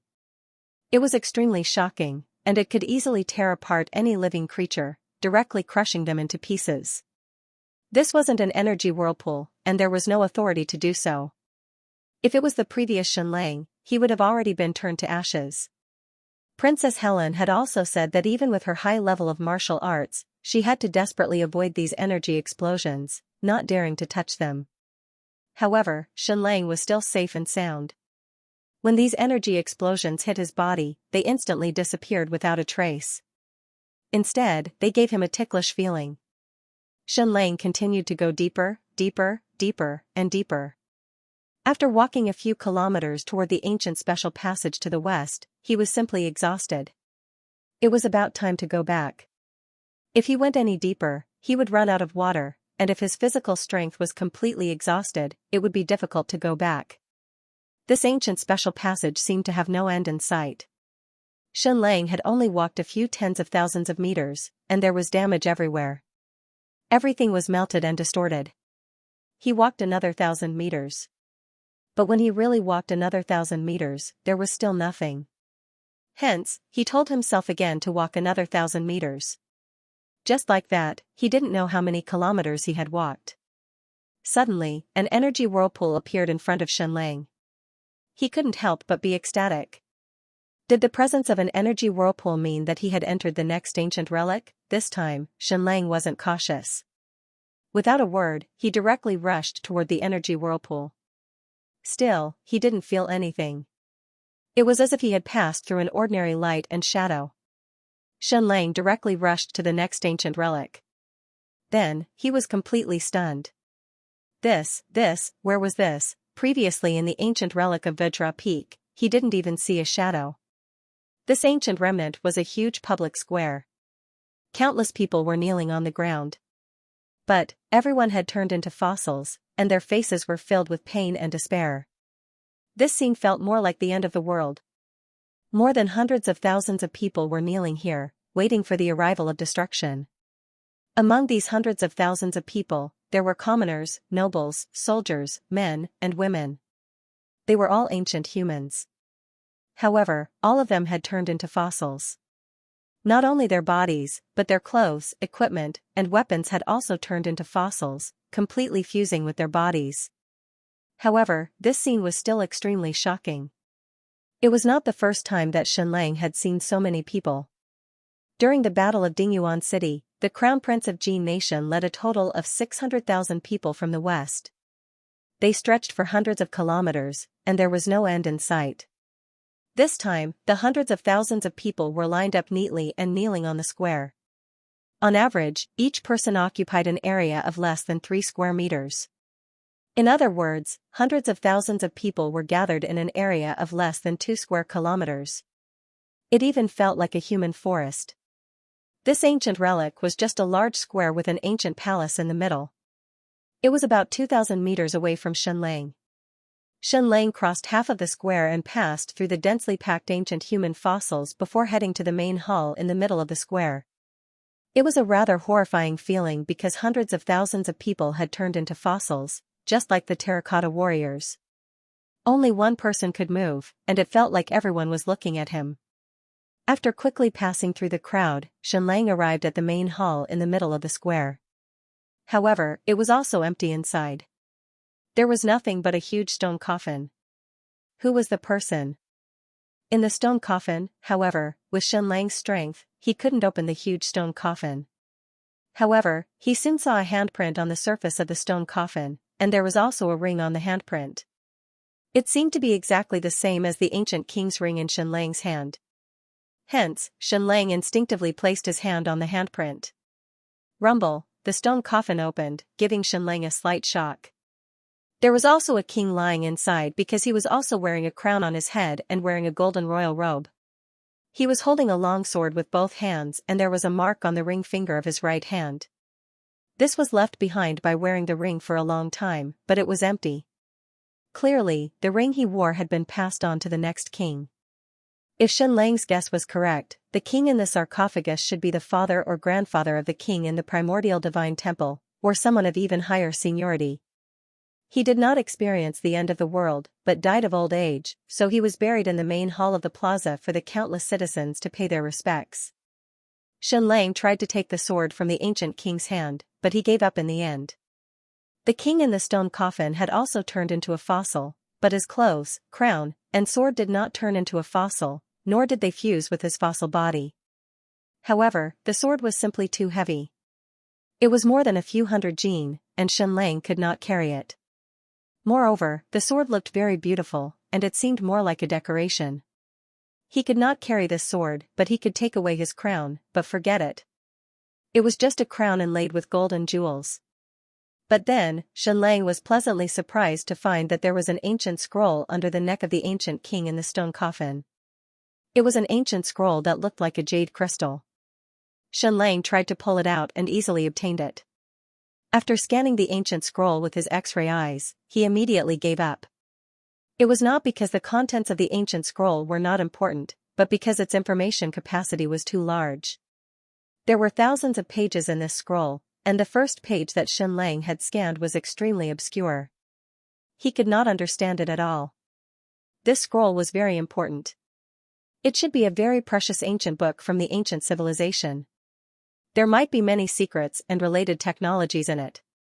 However, Xianxia did not have time now. Just scanning the scroll would take a few hours. He put the scroll into his arms and placed his palm on the handprint on the surface of the stone coffin. Rumble. The huge sarcophagus closed once again. Next, Xianxia continued to explore the ruins of the ancient square. Other than the hundreds of thousands of ancient human fossils, there was almost nothing else. Xianxia also tried to take away the blood fossils of the ancient humans here, but he still failed. Their fossil bodies were still indestructible and invulnerable. It was really strange. Previously, the king fossil in the ancient temple was indestructible because his bloodline was noble. However, among these hundreds of thousands of ancient humans, there were clearly many generals and warriors. They were not kings, but their fossil bodies were also indestructible and could not be damaged at all. Xianxia continued to observe and found that these hundreds of thousands of people had the same expression. They withered in despair. This feeling was like they were in a deep sleep and then became fossils for eternity. Xianxia scanned their bodies again with his X-ray eyes and confirmed once again that these ancient humans were much stronger than the humans of this world. Whether it was their blood vessels, hearts, or organs, they were all different. The volume of their hearts was more than 60% of the humans of this world, and the volume of their brains was more than 30%. Even the shortest ancient human was more than 2.3 meters, and the tallest was more than 2.6 meters. Of course, because their entire bodies had become fossils, it was impossible to distinguish the characteristics of their bones and veins. Moreover, it was impossible to smell any energy. It was as if the surface of the fossils had sealed everything. However, Xianxia could roughly tell that these ancient humans, even the ordinary soldiers, were very, very strong. Mulan was already strong enough, but she had only undergone a bloodline transformation and was close to the ancient humans. Princess Ninghan was even stronger, but she had also undergone a bloodline transformation and was only close to the ancient humans. Then how strong would the pure ancient humans be? And such a powerful ancient human civilization was actually completely destroyed.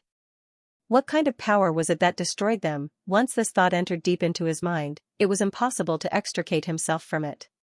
Xianxia immediately threw it aside. He needed to continue searching for a way out. He needed to leave this underground ruin and return to Raging Tide City as soon as possible to save it. According to the time, the troops of Stupa Mountain and Yingguang were almost assembled and were about to march towards Raging Tide City. In the following time, Xianxia carefully explored every corner of this huge square. He originally thought that he would not find anything, but in the end, he found a stone door in the corner of the square. It was a stone door that led underground. And most importantly, this stone door was open. What was going on? Shouldn't all stone doors of ancient ruins be closed? Why was this one open? Behind the stone door was a deep staircase. Xianxia carefully walked down. He went deeper, deeper, deeper. Soon, there was no more oxygen, but Xianxia was still safe and sound because he had the ancient king ring. After going a full 1,000 meters, he finally reached the end. Then, Xianxia was completely stunned. In front of him was an incomparably huge abyss, so big that he didn't dare to imagine it. He couldn't see the bottom down, and he couldn't see the bottom up either. Did this mean that this abyss led directly to the surface world? Could he get out from here? But when he looked up, it was completely empty. Xianxia began to observe this abyss. It was a huge pit with a diameter of tens of thousands of meters. The cliff was densely packed with hundreds of thousands of holes, each more than dozens of meters. This hole looked like a nest. There was a winding path on the cliff of this abyss, which was directly cut from the cliff. Xianxia followed the stone path to explore the caves. When he came to the first cave, he was shocked again. This was indeed a nest, the nest of a large creature. Because Xianxia saw the skeleton, which was more than 20 meters long and had a wingspan of more than 15 meters. This was also a large flying creature, not a giant eagle, but more like a more special flying creature. Xianxia couldn't help but feel excited. This kind of giant flying creature was simply the best air force. It was definitely stronger than the snow eagle. It would be great if he could harvest a few eggs. He continued to explore the next nest and made a strange discovery. There were many skeletons in the nests, but some nests were empty, and the scary thing was that there were traces of movement. What did this mean? Did it mean that someone had been here a long time ago? And had taken away the things in these caves? He didn't even dare to hope to get a flying beast. Even an egg would be enough. But after exploring dozens of nests, not even half an egg was found. Most of the nests were empty, and a small number of nests had a skeleton lying in them. That was the fossil of a flying beast. The 100th nest. Xianxia decided to stop after exploring this nest. He would immediately give up and continue to look for a way out. However, this 100th nest was very strange, very different. Other nests were only a few dozen meters deep, but this nest was so deep that the bottom could not be seen. Xianxia continued to go deeper, deeper, deeper. After walking for a whole few hundred meters, he finally reached the end of the cave. This was a pond, a huge pond. Xianxia couldn't help but carefully poke his head out, wanting to use his X-ray eyes to scan the inside of the pond. However, the next second, roar, an incomparably huge shadow suddenly rushed up, opened its mouth, and directly swallowed Xianxia's body. Completely unprepared, Xianxia was eaten. Note: Master Lang is going to get rich again. Brothers, please get monthly votes, please. Xianxia was instantly dumbfounded. Without any reaction, he directly entered the stomach of this ancient behemoth. He didn't even see its appearance clearly. If it was before, he would definitely be dead. It wasn't because of the ancient monster's gastric juices. In truth, the ancient monster's stomach was filled with water and was completely empty. It was simply starving to the extreme. It was no wonder that it had moved so quickly. Xianxia had only just appeared when he was immediately devoured. But even so, there was still gastric acid in its stomach. It would still corrode. Moreover, the stomach thought that it had gotten some kind of food and started to wriggle. This ancient king's ring was awesome. Even if Xianxia was completely submerged in water, he still wouldn't suffocate. However, he still couldn't resist the corrosion of gastric acid. He was already feeling uncomfortable. Moreover, this ancient beast's stomach had begun to grind and was preparing to digest his body. Xianxia's body couldn't withstand it. He had to leave this damn place as soon as possible. He couldn't just be dragged out by it. And at this moment, the ancient king's ring in Xianxia's hand suddenly lit up, as if it was releasing some kind of electric current. Pa! This electric current violently hit the stomach of this ancient behemoth. In an instant, its stomach violently contracted. Bang! Countless streams of water were directly ejected from Xianxia. It was really like a powerful fountain, shooting directly for dozens of meters. Fortunately, it fell directly into the pond. Otherwise, it would have hit the pond directly. Next, Xianxia tried his best to swim to the edge of the pond and then climbed up. And at this moment, the ancient beast suddenly emerged from the pond, revealing its head and neck. It was really huge. Just its neck alone was 10 meters long. Its head was a full 2 meters thick. Its two terrifying eyes stared at Xianxia. What the hell is this? Xianxia had never seen it at all. It was not in the ancient books. There was no relevant information in his brain. And this monster also stared at Xianxia and fell into a frenzy. What is this little thing? He just ate it and he vomited so violently. Then, the monster slowly opened its mouth, revealing countless sharp teeth, each like a small dagger, and the barbs on its neck suddenly stood up. It was obvious that it regarded Xianxia as an enemy and was ready to fight. Roar! Then, it opened its mouth and let out a roar. Instantly, a gust of fishy wind blew over and blew Xianxia dozens of meters away. Then, its body suddenly jumped out of the pond. Xianxia finally saw its full appearance. What was this? Flying lizard, or an ancient bat? This was because its head and neck were like a lizard's, but it also had a pair of huge fleshy wings that were almost identical to the wings of a bat. However, it was really big. It was a full 30 meters long, and its wingspan was also more than 30 meters. It was simply bigger than a large fighter plane. After it roared and blew Xianxia away, it suddenly felt that it had won. Then, it walked over proudly and looked down on Xianxia. Once again, it bared its sharp teeth and threatened Xianxia. Xianxia seemed to understand what it meant. It wanted to bite Xianxia and then chew him into mud. However, it did not do that. Instead, it looked down on Xianxia, then its eyes fell on a stone. Then, it took a deep breath and roared. But this time, there was no sound in its roar. It was an ultrasonic wave. Bang! In an instant, the stone more than 10 meters in front of it was directly smashed into pieces and exploded. Xianxia was completely stunned. This was too awesome. This ancient behemoth could actually attack with ultrasonic waves? And the power was simply amazing. There were many ultrasonic machines on modern Earth. Even the tooth cleaning machines in dental clinics were ultrasonic. Human ears could only hear sound waves below 20,000 Hz. Anything beyond this range would be ultrasonic waves. There were many large ultrasonic machines on modern Earth that were used for various industrial purposes, such as distance measurement, welding, breaking stones, etc. And the power of ultrasonic waves was determined by the power density, which was the transmission power divided by the transmission area. This ancient beast in front of him could instantly blow a stone that was a few hundred kilograms into pieces. The power density was simply too strong. After shattering the stone, the ancient monster looked at Xianxia proudly, as if it was saying, "I'm awesome, right? Damn, this thing of yours really likes to show off just like Xianxia." It wanted to see Xianxia's shocked and worshipping expression, but Xianxia was stunned for a moment, and then he actually raised 2 middle fingers at it. He even clicked his tongue, as if he was saying, "This is just a small trick, it's nothing, it's not powerful at all." This ancient beast was stunned for a moment, and then it was instantly angered. "I'm so powerful, and you, a mere human, actually dare to look down on me?" Next, its eyes stared fixedly at Xianxia. Then, it opened its mouth towards him and began to inhale again, beginning to prepare. After brewing for a few seconds, it suddenly roared at Xianxia. In an instant, another powerful ultrasonic wave attacked Xianxia. Under normal circumstances, Xianxia would have been smashed into pieces.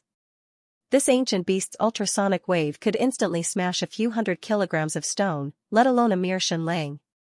But, when the ultrasonic wave attacked, Xianxia suddenly raised the ancient ring in his hand. Bang, the ultrasonic wave seemed to have hit some kind of air wall, and then it was reflected back. Bang, there was a loud sound, and the reflected ultrasonic wave created a hole in the hard stone wall. Really, King awesome. This ultrasonic wave was powerful, but Xianxia's ancient ring was even more powerful. Its heaven-defying abilities were constantly being displayed. As for the ancient monster, it was also shocked. This puny human was actually so strong, it didn't believe it. Its strongest weapon was its ultrasonic wave. It was originally meant to show off, but it was actually reflected back by Xianxia. Therefore, it brewed again and shot again. Bang, in an instant, a wave of ultrasonic wave attacked. However, it was easily reflected back by Xianxia. Third time, fourth time, fifth time. This ancient beast was going all out against Xianxia. It kept shooting ultrasonic waves, and then it kept being reflected back by Xianxia.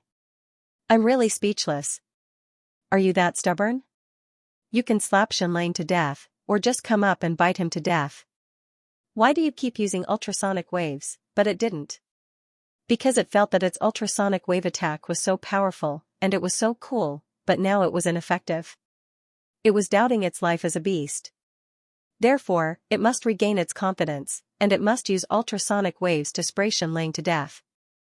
This way, it could prove that this attack method was still awesome. This was probably equivalent to the god of racing, Michael Schumacher. He might be good at riding a bicycle, but one day, someone drove the same car faster than him, and the result was better. Moreover, it was a child. How could he accept this? Although he definitely wanted to win against this person in racing, to prove that he was still the world's #1, he wouldn't compete with this child on a bicycle. After a few dozen shots, this gigantic ancient beast directly withered. Its entire body directly collapsed onto the ground. It was already starving to begin with, and now, all of its energy had been completely depleted. Without saying anything further, it directly jumped back into the pond and filled its stomach with water. After that, it hid under the pond and sulked, ignoring Xianxia. Just now, when it launched its attack, Xianxia used the X-ray eye to scan its whole body and put it into the brain to study. Then, he roughly determined that it might really be a hybrid of a bat and a lizard. This was terrifying. These were two species with absolute reproductive isolation. A lion and a tiger could give birth to a liger, and a donkey and a horse could give birth to a mule. But how could a bat and a lizard reproduce? This was even more ridiculous than a dog and a cat. As everyone knew, bats were blind, and they relied entirely on ultrasonic waves to fly. They constantly emitted ultrasonic waves. Once they encountered an object in front of them and the ultrasonic waves bounced back, they would know that there was an obstacle in front of them, and then change direction. And this ancient beast in front of him had amplified this ultrasonic wave ability countless times, enough to destroy a boulder of a few hundred kilograms. Then why not directly use it to cultivate an ancient bat? But to breed with a lizard? Xianxia had not read the relevant ancient books, so he didn't know. Perhaps it was because this lizard had a better streamlined body, so it could fly faster, control better, and have super fighting ability, and after the scan, Xianxia also found a strange thing. This ultrasonic flying beast had a nightmare stone device in its brain, and it was a very large nightmare stone device. There was even an antenna on top of its head. At first, Xianxia thought that it was natural, but later he found out that the antenna was a kind of metal, which was added later, directly connected to the nightmare stone device in its brain. This ancient civilization was really amazing. Obviously, they controlled the ultrasonic flying beast through the nightmare stone device. Not only could they fly and fight alone, but they could also fight in groups and command them. Through the short exchange just now, it could be seen that this ultrasonic flying beast was very smart, and also very proud. Originally, it was very hungry and wanted to eat Xianxia in one bite. But later, because the ultrasonic attack that it was proud of failed, it was very sad. It didn't even eat, and directly hid in the pond, feeling uncomfortable and autistic, doubting its life as a beast. Obviously, it was a type of aerial combat beast created by the ancient civilization. And it was not just hatched, because its body was already very large, and its brain had a nightmare stone device implanted, which meant that it might have existed before the destruction of the ancient civilization. But the great nirvana of the ancient times had completely destroyed everything. The ancient king was so strong, but it had turned into a fossil, so why was it still alive? How long was the great nirvana of the ancient times? It was at least more than 10,000 years ago. Although this ultrasonic flying beast was very strong, it definitely couldn't live for so long. Why did it survive? And why did it appear in this world? It was very strange. Of course, these doubts were put aside first. Now, the most important thing was to tame this flying beast. One had to know that Stupa Mountain had an aerial army. Although the number of snow eagles they had was not as many as the Great Yan Empire, it was definitely not a small number. This time, Stupa Mountain and Ingguang had gathered a large army to attack Raging Tide City, and they would definitely send a certain number of snow eagles. Why? Because Xianxia had hot air balloons, and they wouldn't let Xianxia control the air. And most importantly, Xianxia needed to return to Raging Tide City as soon as possible, and this place was too far from Raging Tide City. It would be too slow to rush back by horse. Once Xianxia returned, he could launch a Regret of the Dragon, which would be a destructive blow to Stupa Mountain's surface fleet. But the Regret of the Dragon was helpless against the Snow Eagle army flying thousands of meters in the sky. Stupa Mountain's Snow Eagle army was made up of special warriors. Once they were allowed to fly above Raging Tide City, it would be a disaster. Although Raging Tide City had a certain air defense capability, it was still helpless against the Snow Eagle army flying at high altitudes. But once they had this ultrasonic flying beast, it would be different. Its flying speed should be even faster, and it could shoot ultrasonic waves. Its aerial combat power was much stronger than the Snow Eagle army. Even if there was only one, it would be able to intimidate Stupa Mountain's aerial army. The key now was how to tame it. Taking a deep breath, Xianxia jumped into the pond again. Sure enough, this ultrasonic flying beast hid at the bottom of the pond and didn't move. It didn't want to pay attention to Xianxia at all. It had been dealt a heavy blow. Its ultrasonic waves were so powerful, but they were actually useless against this insignificant human. Xianxia continued to dive deeper and deeper. Fortunately, he had the ancient king's ring. Otherwise, Xianxia would have suffocated in the water. He dived to the bottom of the pond and arrived on the back of this flying beast. Roar. It let out an angry roar. I didn't come to provoke you, but you came to provoke me? Then, it grinned at the bottom of the water, revealing its sharp teeth, trying to intimidate Xianxia. But Xianxia could also see that it didn't want to eat humans. At first, it swallowed Xianxia completely because it didn't see him clearly. As soon as it appeared, it swallowed Xianxia.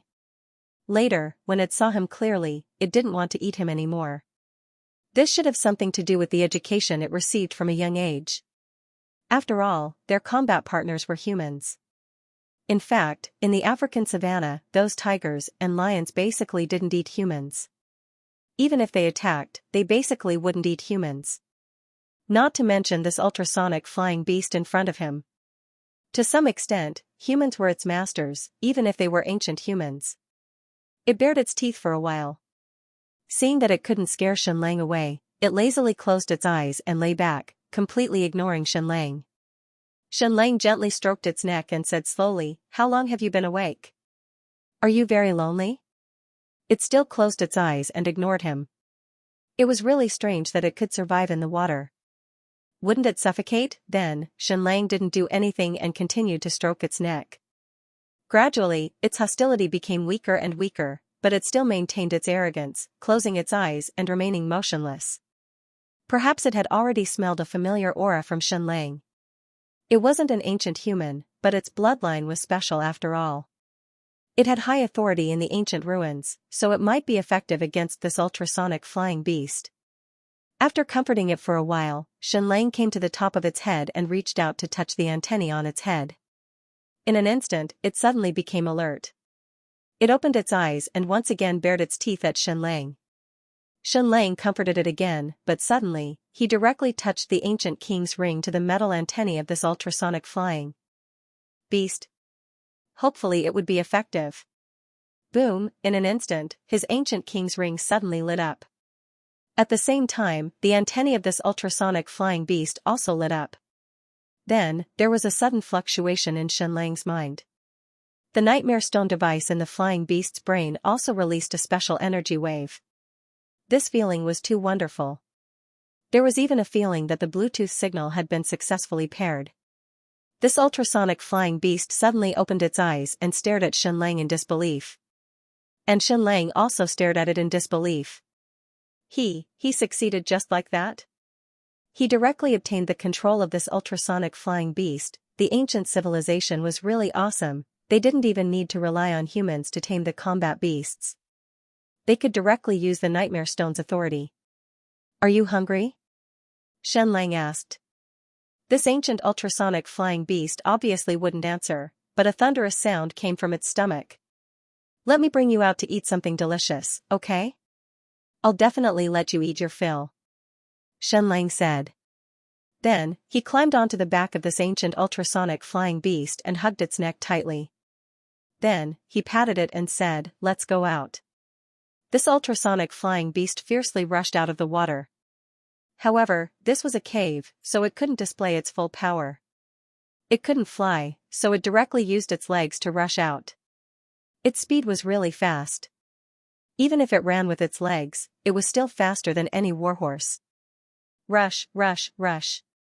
It directly rushed out of the cave and fiercely rushed out of the abyss. Then, it began to fall. Instantly, Xianxia was scared out of his wits. Because it was completely free falling. Falling, falling, falling. After falling for a total of 20,000 meters, it suddenly spread its wings and steadily floated in the air. This thing was very bad. It was trying to scare Xianxia. Then, it began to flap its wings and fly up continuously. Fly, fly, fly. Xianxia was so excited that his heart was about to fly. Humans had an incomparable desire to fly. They longed for the sky, including Xianxia. Although he had taken a hot air balloon to the sky before, the speed was too slow and he couldn't feel the charm of flying. Also, the hot air balloon's flight was too fixed and stiff. However, this ultrasonic flying beast was different. Its flying speed was extremely fast and it was extremely agile. Its flying posture in the air was extremely beautiful. What vertical rotation, what cobra movements, it was simply too easy. And Xianxia could only tightly hold its neck. He didn't dare to move, lest he fell. Fortunately, he had the ancient king's ring. It could even maintain a certain balance within Xianxia's body. Otherwise, Xianxia's vestibular function would have been completely chaotic. The world would have been spinning and he would have completely fainted. Moreover, although this ultrasonic behemoth was naughty, it still had some reservations. It didn't fly very intensely. Otherwise, Xianxia would have already fallen. Just as this thought fell, Xianxia fell from its back. His strength was exhausted. He couldn't hold it anymore. His whole body fell towards the bottomless abyss. However, in the next second, he was caught. The claws of the ultrasonic behemoth easily caught his body and then held it tightly. This was much more comfortable. Moreover, there were a lot of meat pads in its palm. It was also very huge. Even if it tightly held Xianxia's body, it wouldn't be hard and uncomfortable. After flying for a while, the ultrasonic flying beast returned to its nest and put Xianxia down. "Dachao, you stay here for a few hours. I will be back soon." Xianxia continued to stroke the antennae on top of its head. Gulyalu. The ultrasonic behemoth made a series of bowel sounds. It was really hungry. Then, it directly lay on the ground and put its head on the ground. Good. Xianxia scratched its chin and then left the cave. He walked back the way he came. If nothing unexpected happened, he could ride the flying beast to leave the underground ruins from here. However, he needed to say goodbye to Prince Jean and the others. Moreover, he had to return to the ancient square to check the relevant things and confirm some of his ideas. Along the spiraling stone path, he returned to the secret passage. Then, along the secret passage, he returned to the ancient square. Hundreds of thousands of ancient human fossils were still densely kneeling on the square. They were motionless, like sculptures. This time, Xianxia had a goal to check these ancient human fossils. As expected, he found some clues. Among these hundreds of thousands of ancient humans, there was a group of warriors, generals, and nobles with high status. There were also marks of wearing rings on their fingers, but they were empty. What did this prove? Xianxia made a bold guess. In the ancient civilization, rings were very important things. They represented the symbol of authority. The higher the status of a person, the higher the level of the ring they wore, and the higher the authority they had. Not only could these rings protect the body, they could also open and close the energy whirlpool. They could also be used to control ancient beasts. If it was as he expected, the ancient beasts all had a nightmare stone installed in their bodies. Only those who had the authority rings could control them. Xianxia made a rough deduction. Among the hundreds of thousands of people in the square, there were a few thousand people who had the authority rings. This was because there were marks of wearing rings on their fingers. However, all the rings had disappeared without a trace. Not a single one was left. Then where did these authority rings go? Who took them? The authority ring on Xianxia's finger was obviously very high. After all, it was the king's ring. The reason why it was not lost was because the king who wore this ring was in the temple when the world was destroyed. There was an energy whirlpool in the temple that normal people could not enter. Only people with Xianxia's bloodline could enter.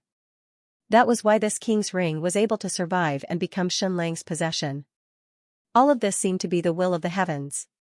Furthermore, Xianxia's premonition was right. This king's ring was very valuable, much more than the dragon's regret. In the ancient civilization, it represented power, authority, and everything. In the ancient world, the level of authority one had was the level of the authority ring one had. However, in the Zhu clan's secret base, Xianxia also found a few ancient human fossils.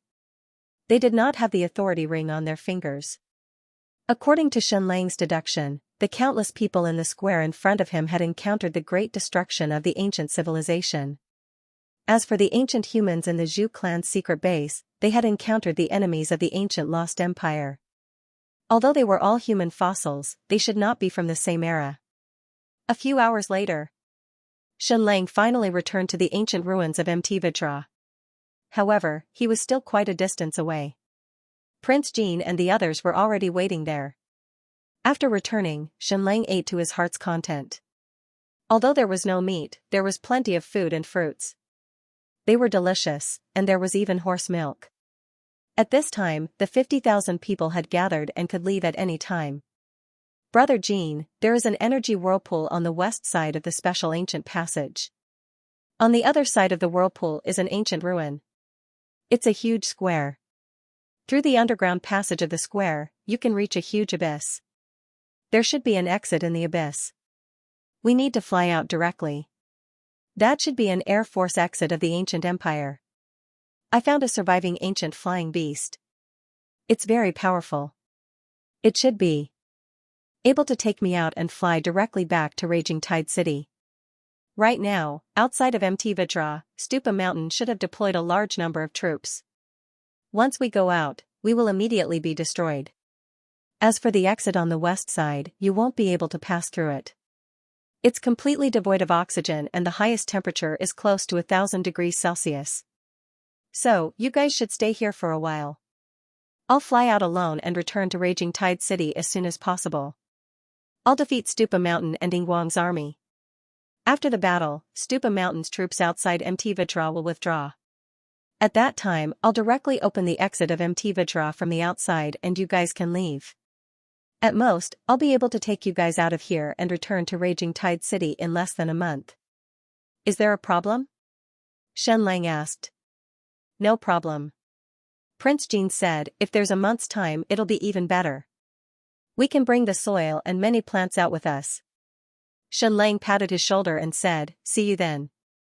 Then, he carried the few months old blue-eyed baby from Xiannu's arms. You were sleeping the last time I carried you. You're still sleeping now. Goodbye, little one. I'll bring you home soon, okay? Xianxia gently placed his hand on the baby's forehead and left without stopping. Safe journey, Your Majesty. Safe journey, Your Majesty. The 50,000 people present all kowtowed in an orderly manner. Xianxia slightly waved his hand and once again left through the special ancient passage in the west. One day later, Xianxia once again came to this bottomless abyss and arrived at the nest of the ancient ultrasonic flying beast. It was still lying lazily on the ground. Its stomach was constantly growling. It was really hungry. Alright, Big Chow, let's go. I'll bring you out and let's eat to our heart's content. Xianxia scratched its chin. The flying beast stood up. It didn't let Xianxia ride on its back anymore. Instead, it grabbed him with its claws and fiercely rushed out of the abyss, spreading its wings and flying high. It flew along the abyss and continued to fly upwards. After flying for tens of thousands of meters, they finally reached the end of the abyss. That's right, this was the exit. The ancient empire's air force was dispatched from here. However, this exit was tightly shut. There was an incomparably huge stone door. It seemed that this ultrasonic flying beast had tried many times to fly out, but it was always blocked by this door. It lowered its head and whined at Xianxia. It seemed that if it couldn't get out, it would probably starve to death inside. There was a platform next to the door of this exit. There was a control switch on it. Big Chow, put me down. Xianxia said. The ultrasonic flying beast flew over and gently placed Xianxia on the platform. Xianxia went to twist the switch, but it didn't move at all. However, he soon discovered that there was a faint handprint indentation under the switch. There was also the indentation of the ring. He directly placed his palm on it, especially the indentation of the ancient king ring. Suddenly, the switch of the abyss exit lit up. This was also controlled by the nightmare stone. This meant that the exit switch had been activated. Xianxia reached out and twisted the switch. Rumble, the door of the abyss entrance slowly opened. The moonlight outside poured in. Sure enough, it was the surface world outside. He was finally going to return to the surface. Shenlang had a feeling of crying tears of joy. For the past few months, he had spent most of his time in the underground world. Now, he was finally free to return to the surface. And this ancient ultrasonic flying beast was even more excited. It flapped its wings and legs toward Shenlang, chirping non-stop. If it couldn't get out, it would really starve to death. Now, it could also get out, it could also be free. Shenlang smiled and said, "Let's go, Big Chow. Let's fly back to Raging Tide City." At this time, Stupa Mountain and Yingguang's army should have already assembled and are going to attack Raging Tide City. Moreover, they also have their air force. Let's go back now and give Stupa Mountain and Yingguang a huge surprise. Big Chow, your opportunity to display your invincible might has arrived. Let's go and kill them all, ha ha ha. Ga. The ancient ultrasonic flying beast also let out a burst of cheerful chirping. It directly used its claws to grab Shenlang. It flapped its wings and directly rushed out of the abyss exit. It flew towards the sky and flew towards the direction of Raging Tide City. Note, second update sent, begging for monthly votes, begging for support, and kowtowing to the various benefactor. Please. Thank you, Ran, Rue, 30 years old, 1984 10,000 coins.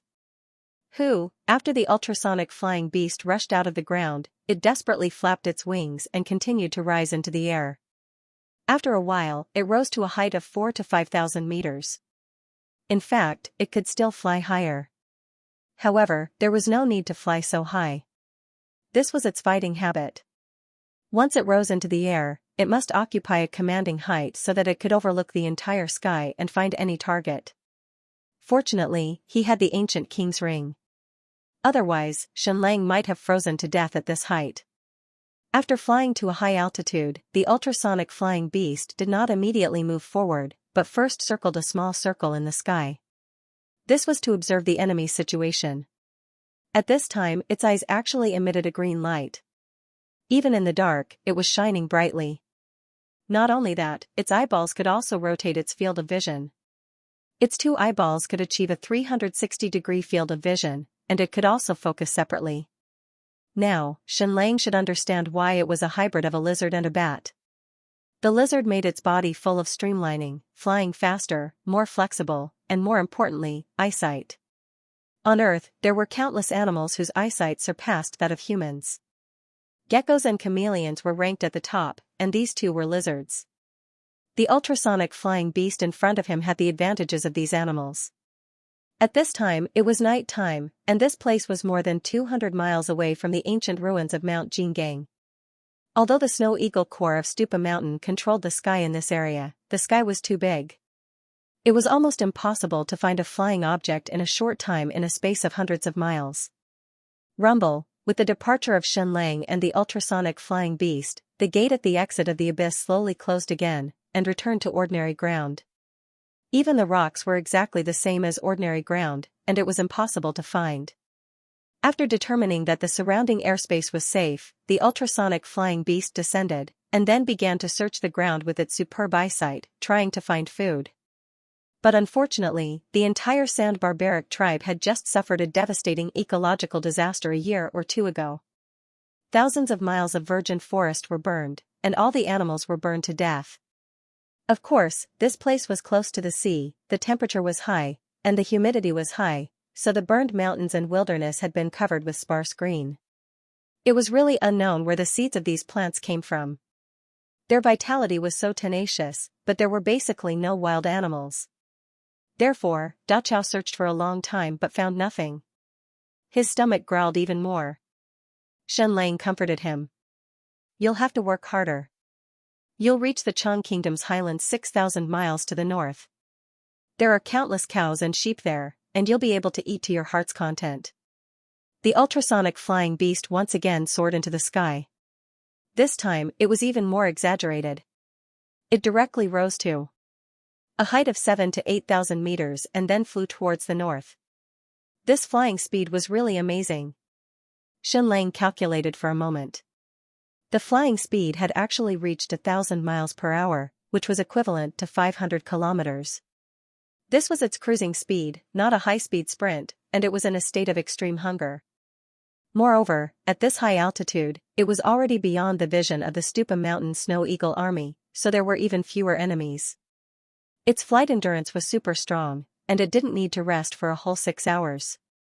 Just like that, the man and the flying beast flew north at an altitude of several thousand meters. Xianxia could be considered to have overlooked the entire Sand Barbaric tribe's territory. After flying for over 4,000 miles, he finally saw a dense forest. This was the last forest of the Sand Barbaric tribe. After flying for 6 hours, they finally left the Sand Barbaric tribe's territory and arrived at the Chang Kingdom's highlands. The Chang Kingdom's population was also very small, but its territory was also very large. Apart from the tribe's hunting grounds, there were also many wild cows and wild sheep. Almost as soon as it entered the Chang Kingdom's highlands, the ultrasonic flying beast let out an extremely carefree cry. It immediately locked onto a herd of wild cows. Then, like the most exaggerated fighter jet, it dived down almost completely vertically. Is this F** King freefall? Fortunately, Xianxia had the ancient king's ring. Otherwise, he wouldn't have been able to withstand such a terrifying dive. It was unknown how many times more exciting than a roller coaster. A dive from an altitude of 8,000 meters was completed in a mere 20 seconds. Could he even imagine it? The herd of wild cows was still leisurely grazing on the grass, and suddenly, a great enemy descended from the sky. Whoosh! When the ultrasonic flying beast was still a few dozen meters away from the ground, it directly changed its direction and flew horizontally across the ground. Did it have to be so thrilling and exciting? Xianxia really thought that it would smash into the ground. Moreover, it was only less than a meter away from the ground. This maneuverability completely surpassed any fighter jet. That wild cow was still grazing on the grass. Suddenly, its entire body flew up into the sky. The ultrasonic flying beast grabbed it with its other claw and flew towards the sky, continuously rising into the sky. This was really F** King awesome. This wild cow weighed about 1,000 pounds and was a few meters long. However, the ultrasonic flying beast was actually able to grab it with one claw. Just how powerful was this? Meanwhile, that wild cow was directly dumbfounded. What the F** CK, what's going on? A second ago, I was still grazing on the ground.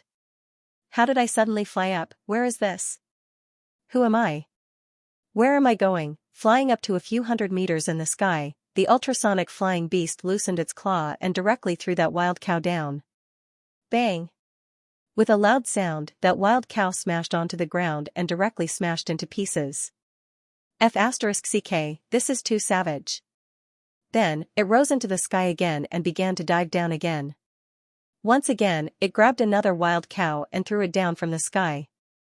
The third one, the fourth one, the fifth one. Xianxia could not help but be dumbfounded. How many cows are you going to catch?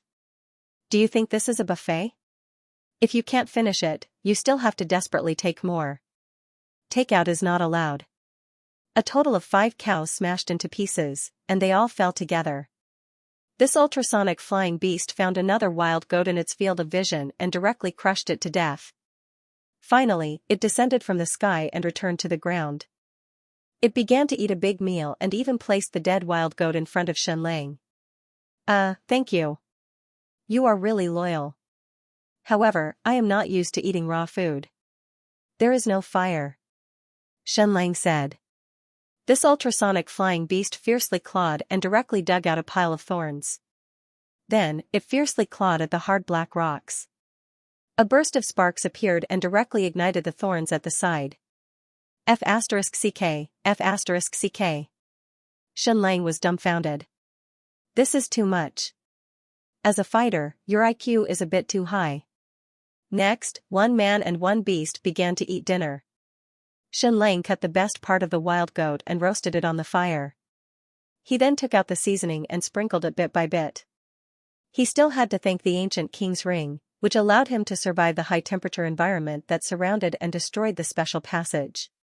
However, in the next second, Xianxia was shocked again. This was because this ultrasonic flying beast did not wolf down the food.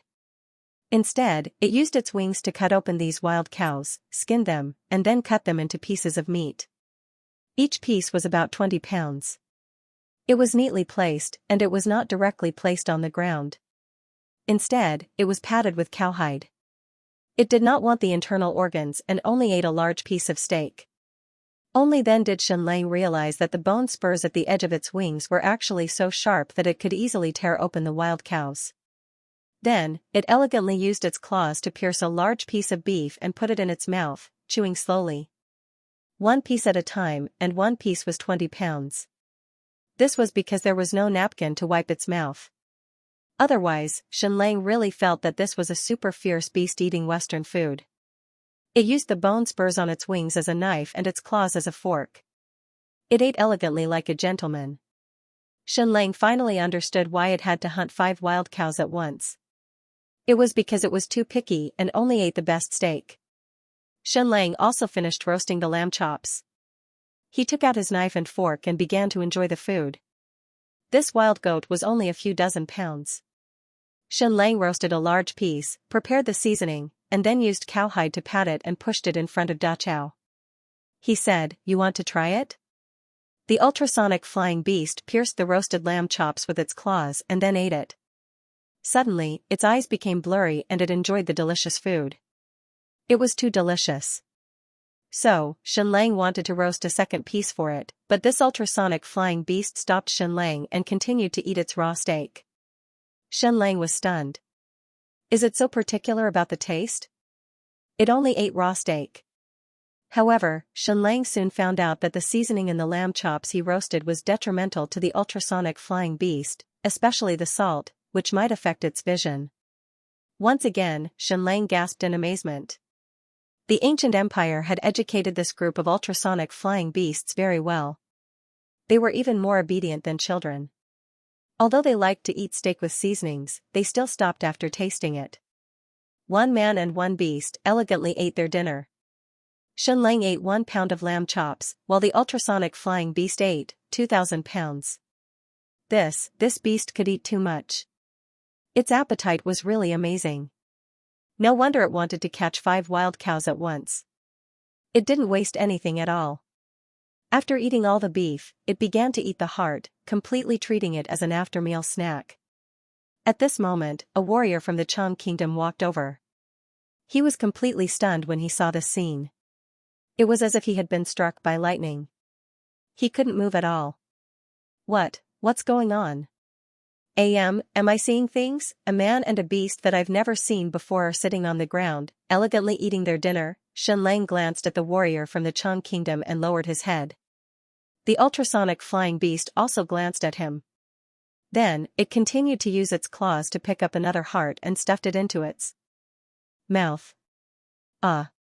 The warrior from the Chang kingdom finally came back to his senses. He broke into a run and fled. There's a beast, there's a beast. A few seconds later, the ultrasonic flying beast fiercely breathed out. A wave of ultrasonic energy instantly shot out. In an instant, the warrior from the Chang kingdom who was running away was directly smashed into pieces. The ultrasonic flying beast unhurriedly picked up the last piece of heart and ate it. Then, it let out a satisfied sound. Finally, it was finally full. Next, it slowly walked to the side of a pond. It closed its mouth and began to gently breathe out.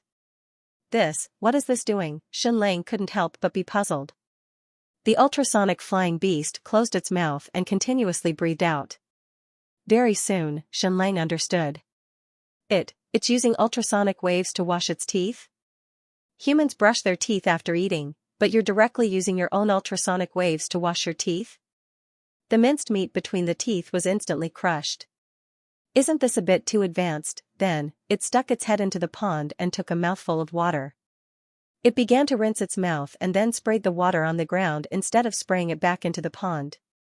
After finishing all this, it turned its big head over and bared its teeth at Xianxia. It was completely showing off how white and clean its teeth were. Xianxia gave it a thumbs up and said, "Awesome. Very particular." He also took out a toothbrush and fine salt and began to brush his teeth and rinse his mouth. "Alright, I'm full. Let's go," said Xianxia. The ultrasonic flying beast gently grabbed Xianxia and fiercely flapped its wings. It once again rushed to a height of 8,000 meters and directly flew towards the raging tide city that was 8,000 kilometers away. Xianxia discovered that the flying speed of the ultrasonic flying beast didn't increase after eating. However, it was definitely steadier and more elegant. Southern Sea region, the allied forces of Stupa Mountain and Yinguang had already assembled. There was a total of 100,000 soldiers and a total of 500 battleships. 80,000, it didn't sound like it was much bigger than Xianxia Pavilion's destruction fleet. There were even fewer battleships, but their strength was much stronger than Ninghan's fleet at that time. First of all, Ninghan's fleet only had one ancient battleship at that time. This time, the allied forces of Stupa Mountain and Yinguang had dispatched dozens of ancient battleships. Secondly, Xianxia Pavilion had only dispatched 500 special warriors at that time. This time, Stupa Mountain and Yinguang had dispatched 1,300. These 1,300 special warriors had all undergone bloodline transformation. They were all equipped with ancient armor, ancient crossbows, and nightmare stone ancient battle knives. They could easily jump dozens of meters away and tens of meters high in an instant. The nightmare stone ancient battle knives could release a high temperature of tens of thousands of degrees Celsius and could easily cut through anything. Among these 1,300 special warriors, 300 were air knights. They rode snow eagles to fight. This should be the first time that the Eastern world had dispatched a large-scale air force. 300 air knights could easily destroy any hot air balloon in the raging tide city and could easily take control of the air. At that time, Xianxia Pavilion had only dispatched 30,000 blood soul soldiers. This time, Stupa Mountain and Yinguang had jointly dispatched 50,000 Hell Army. As for the other super ancient crossbows and ancient crossbows that could fire continuously, there were countless of them. What was more terrifying was that Stupa Mountain had goo worm weapons. Once these goo worms were placed in the ancient giant arrows and detonated after being shot, it would be a complete massacre. But this was only a small part of Stupa Mountain and Yinguang's forces. After all, these two forces had been working together for more than 25 years. They had cultivated the Hell Army and modified their bloodline for more than a few decades. Not only that, they had obtained an astronomical amount of ancient equipment from the ancient ruins in the Southern Sea region in the past 3 years. This was a super ruins that spanned thousands of miles. Therefore, the ratio of ancient equipment and ancient weapons among the 100,000 soldiers had reached a very high level. According to normal combat power, this army was enough to destroy the raging tide city more than 10 times over. This was a completely destructive force. Yinguang and Stupa Mountain's lord would not personally lead this army. Yingwuming was still in Flame capital. Therefore, the commanders of this army were Yingwuk and Elder Wu of Stupa Mountain's Hall of Military Affairs. It was not that Yinguang and Stupa Mountain's lord were so arrogant that they would not even participate in a battle like the raging tide city. Instead, they had more important missions. Stupa Mountain's Lord Ren was monitoring the energy whirlpool in the east to prevent Xianxia from escaping. Yinguang was to lead the army to block the entrance of the Bidra Peak ancient ruins to prevent Xianxia from escaping. To us, there is no value in destroying the raging tide city.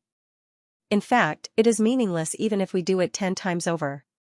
Sect leader Ren said, Xianxia is still the most important. Only by capturing him can we regain our strategic deterrence against the Great Yan Empire. Yinguang said, of course, the Great Yan Empire still does not know that we have lost the secret of Xianxia. However, we have to prove that Xianxia is still in our hands. How do we do that? We have to completely annihilate the raging tide city from this world.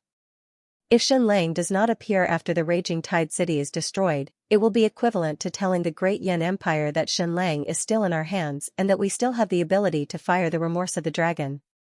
Elder Wu said, Your Majesties, how far should we go in this war?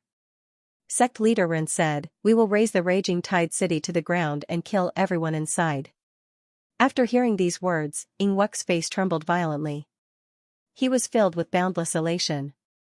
The day had finally arrived. He could finally give Xianxia a tight slap in the face. He could finally kill all of Xianxia's people without any scruples.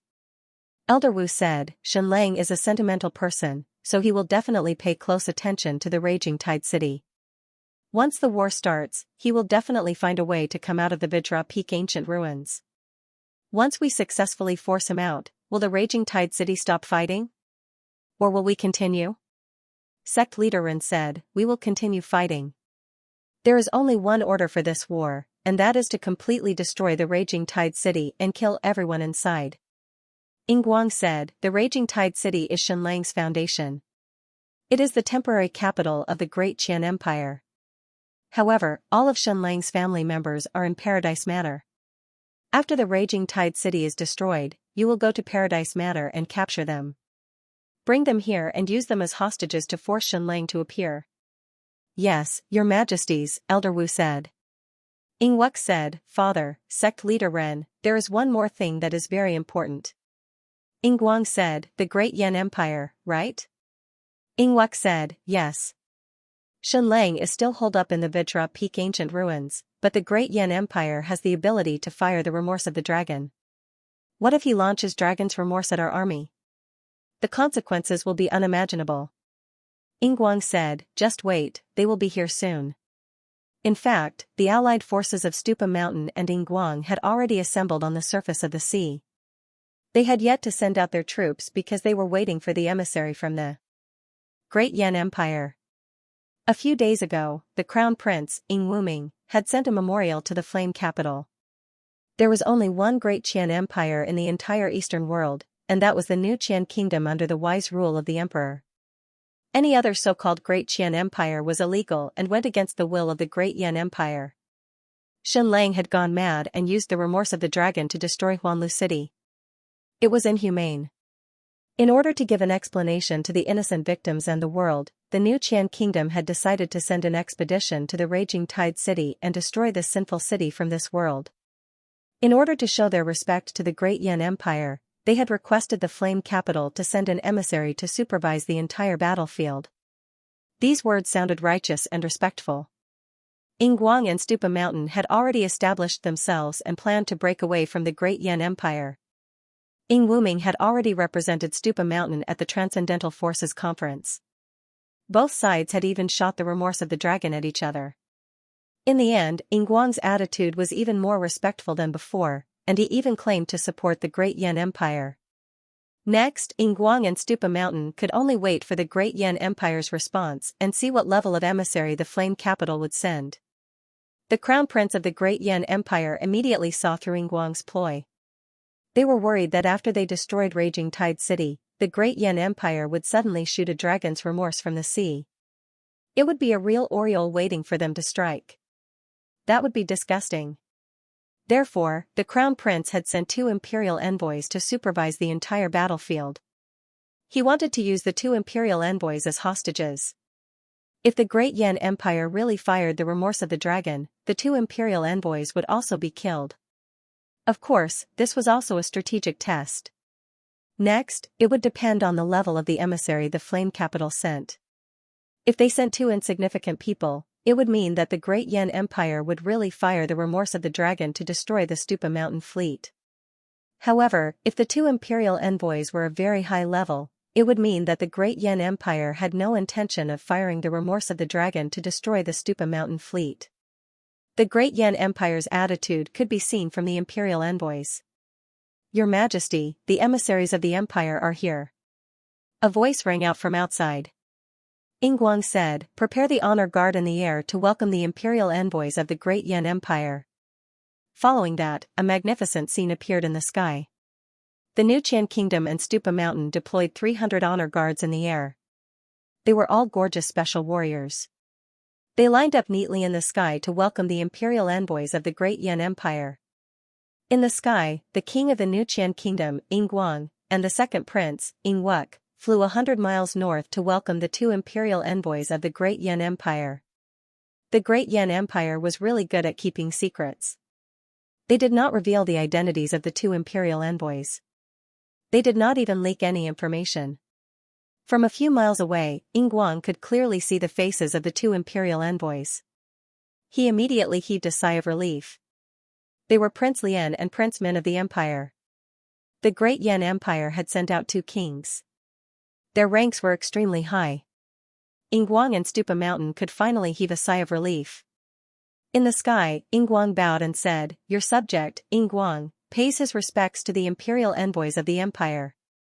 Long live your majesty. The snow eagles of the Great Yan Empire's imperial envoys had been modified to be very comfortable. The seats on them were very stable. Even their flight was very stable. Most of the time, they were flying at a constant speed. From afar, Prince Lian's hearty laughter could be heard. Brother Ingguang, how have you been?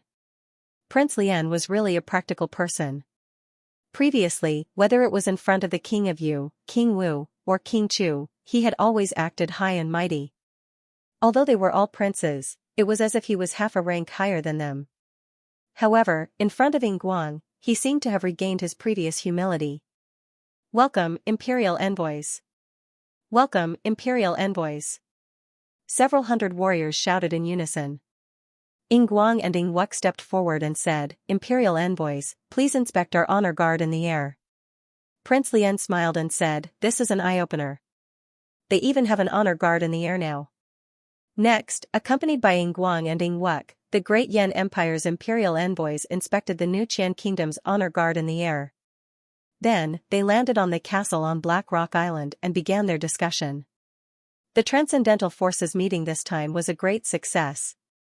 Crown Prince Ingwuming's performance was outstanding. Brother Ingguang, Brother Ren has a successor. Prince Lian smiled. In fact, everything that had happened was against the rules. What was this place? Stupa Mountain was located in the Black Castle at the entrance of the ancient ruins in the Southern Sea region. Ingguang was supposed to be receiving the imperial envoys in Qian capital. What was going on in Stupa Mountain's territory? Wasn't this telling the world that the new Qian Kingdom and Stupa Mountain had merged into one? This was completely against the emperor's opinion. The transcendental forces should be separated from the secular world. They should not invade or collude with each other. However, Prince Lian acted as if he was unaware of this. Both sides conversed happily, and the atmosphere was even better than before. It was as if the previous rift had never happened. It was hard to believe that these two forces had once shot at each other's regret of the dragon and destroyed each other's cities. Prince Min suddenly said, Prince Ing, I heard that Shenlang has fallen into your hands? Is there such a thing? No, Ingguang said. The new Qian Kingdom's second prince Ingwuk added, this is all a rumor. Shenlang is still in Raging Tide City. How did it fall into our hands? Our army is on a northern expedition to destroy the fake Great Qian Empire. It is to eliminate the rebels for the Great Yan Empire and unify the Great Yan Empire. Good, good, good. Prince Lian said, Prince Ying's loyalty has been proven. This is a righteous war. Prince Ying, you can set an example for the world. Ingwuk said, there can only be one empire in the Eastern world, and that is the Great Yan Empire. There can only be one emperor in the Eastern world, and that is His Majesty the Great Yan Emperor. Anyone who wishes to rebel will have to step over the corpse of the new Qian Kingdom. Ingwuk was the only one who spoke during the entire meeting. Ingguang and Sectmaster Ren rarely spoke. Ingguang's attitude wasn't only in front of Prince Lian, but also in front of the Crown Prince. Imperial Prince Lian asked, Brother Ingguang, will you be personally leading the northern expedition to Raging Tidewater? Ingguang said, I won't go. Ingwuk will go. Oh. Imperial Prince Lian said, King Min, you shall follow the army to the north and conquer Raging Tide. Understood, Prince Min replied. This world valued equal treatment. If Ingguang were to personally lead the army, Prince Lian would naturally follow. But if Ingguang didn't go, he couldn't go either. Having Prince Min lead the army on behalf of the Great Yan Empire was already a great honor. Ingguang said, Then I welcome your highness to stay in Dark Castle for a few days. The next day, the Lord of Stupa Mountain, Prince Lian, and the ruler of the new Qian Kingdom, Ingguang, personally escorted the army to the north. The three magnates all gave their respective speeches. Stupa Mountain's speech was short, but Ingguang's was even shorter. Raise Tide City to the ground. Annihilate the fake Great Qian Empire. On the other hand, Prince Lian spoke a lot more. He first talked about the close relationship between the new Qian Kingdom and the Great Yan Empire. Then, he talked about Shenlang's evil nature. Finally, he talked about the Great Yan Empire's righteousness. Finally, he declared that this was a righteous war, a great war.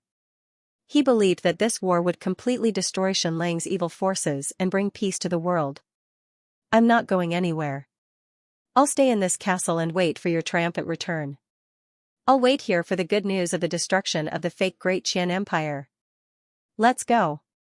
Northern Expedition. With the three leaders' orders, the allied army of Stupa Mountain and Yinguang marched north. This powerful fleet consisted of more than half of the ancient warships and possessed destructive power. They charged towards Raging Tide City at a speed of 37 kilometers per hour. King Min of the Empire, the second prince of the New Qian Kingdom, Yingwuk, and the Lord of Stupa Mountain became the commanders of this army. The words of his father, Yinguang, and sect leader Ren echoed in Yingwuk's mind.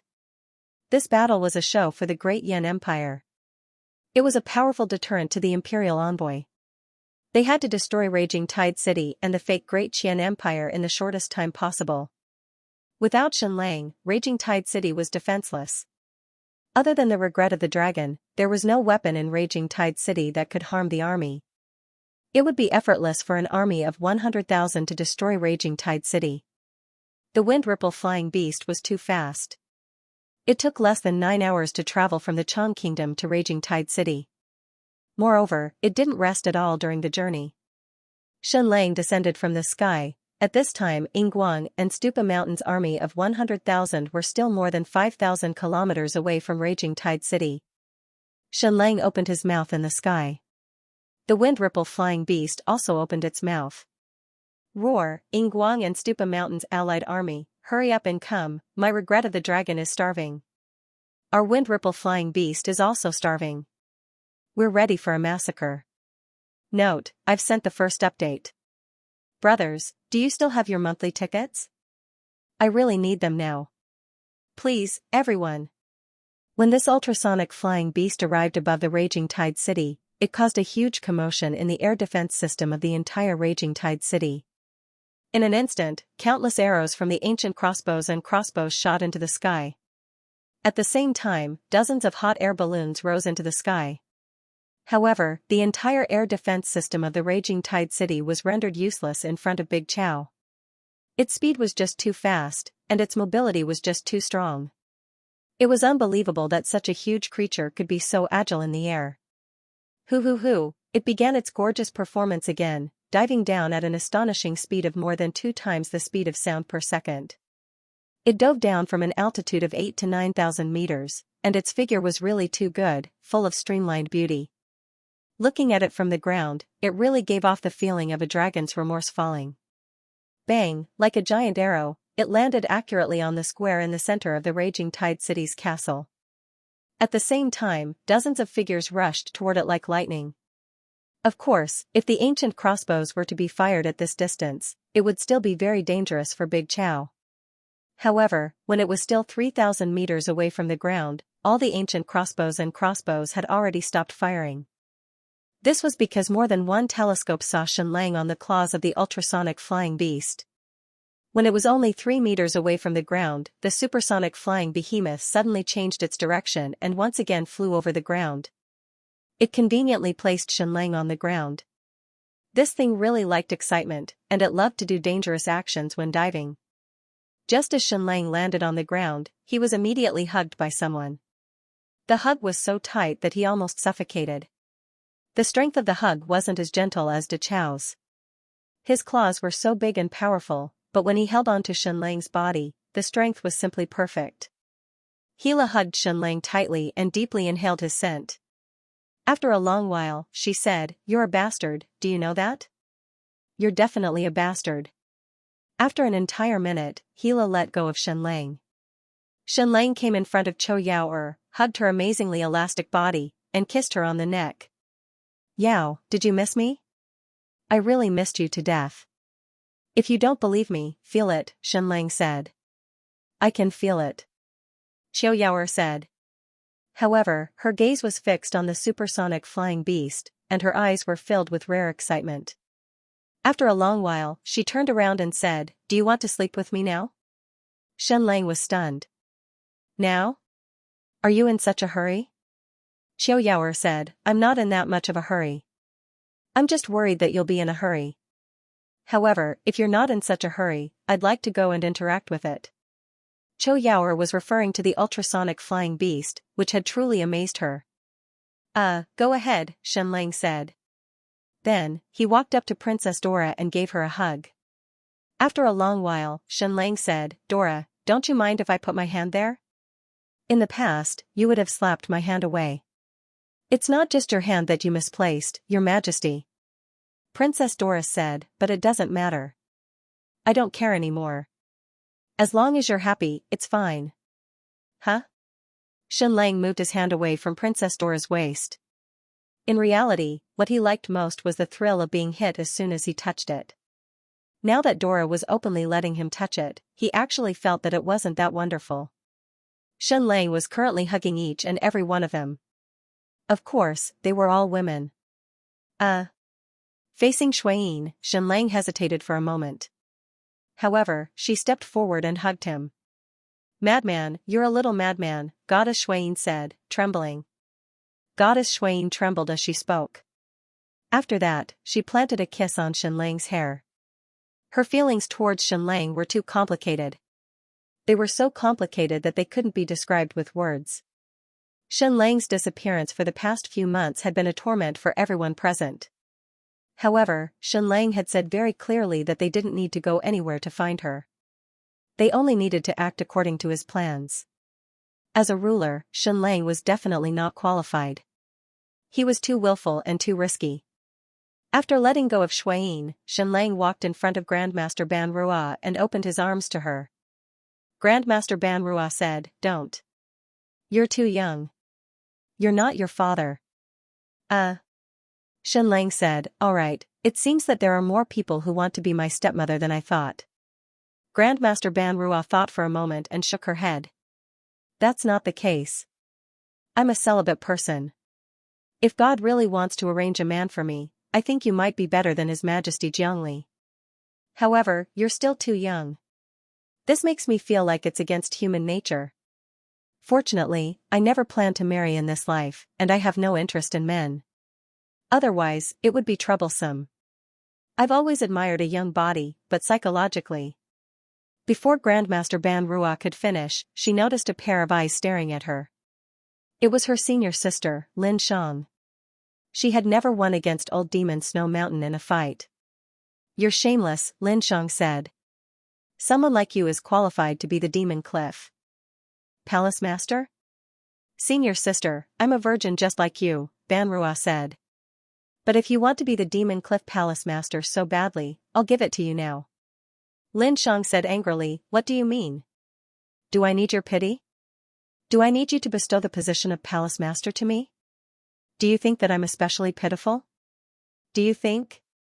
The two of them could quarrel at any time. More accurately, Lin Shang could explode at any time.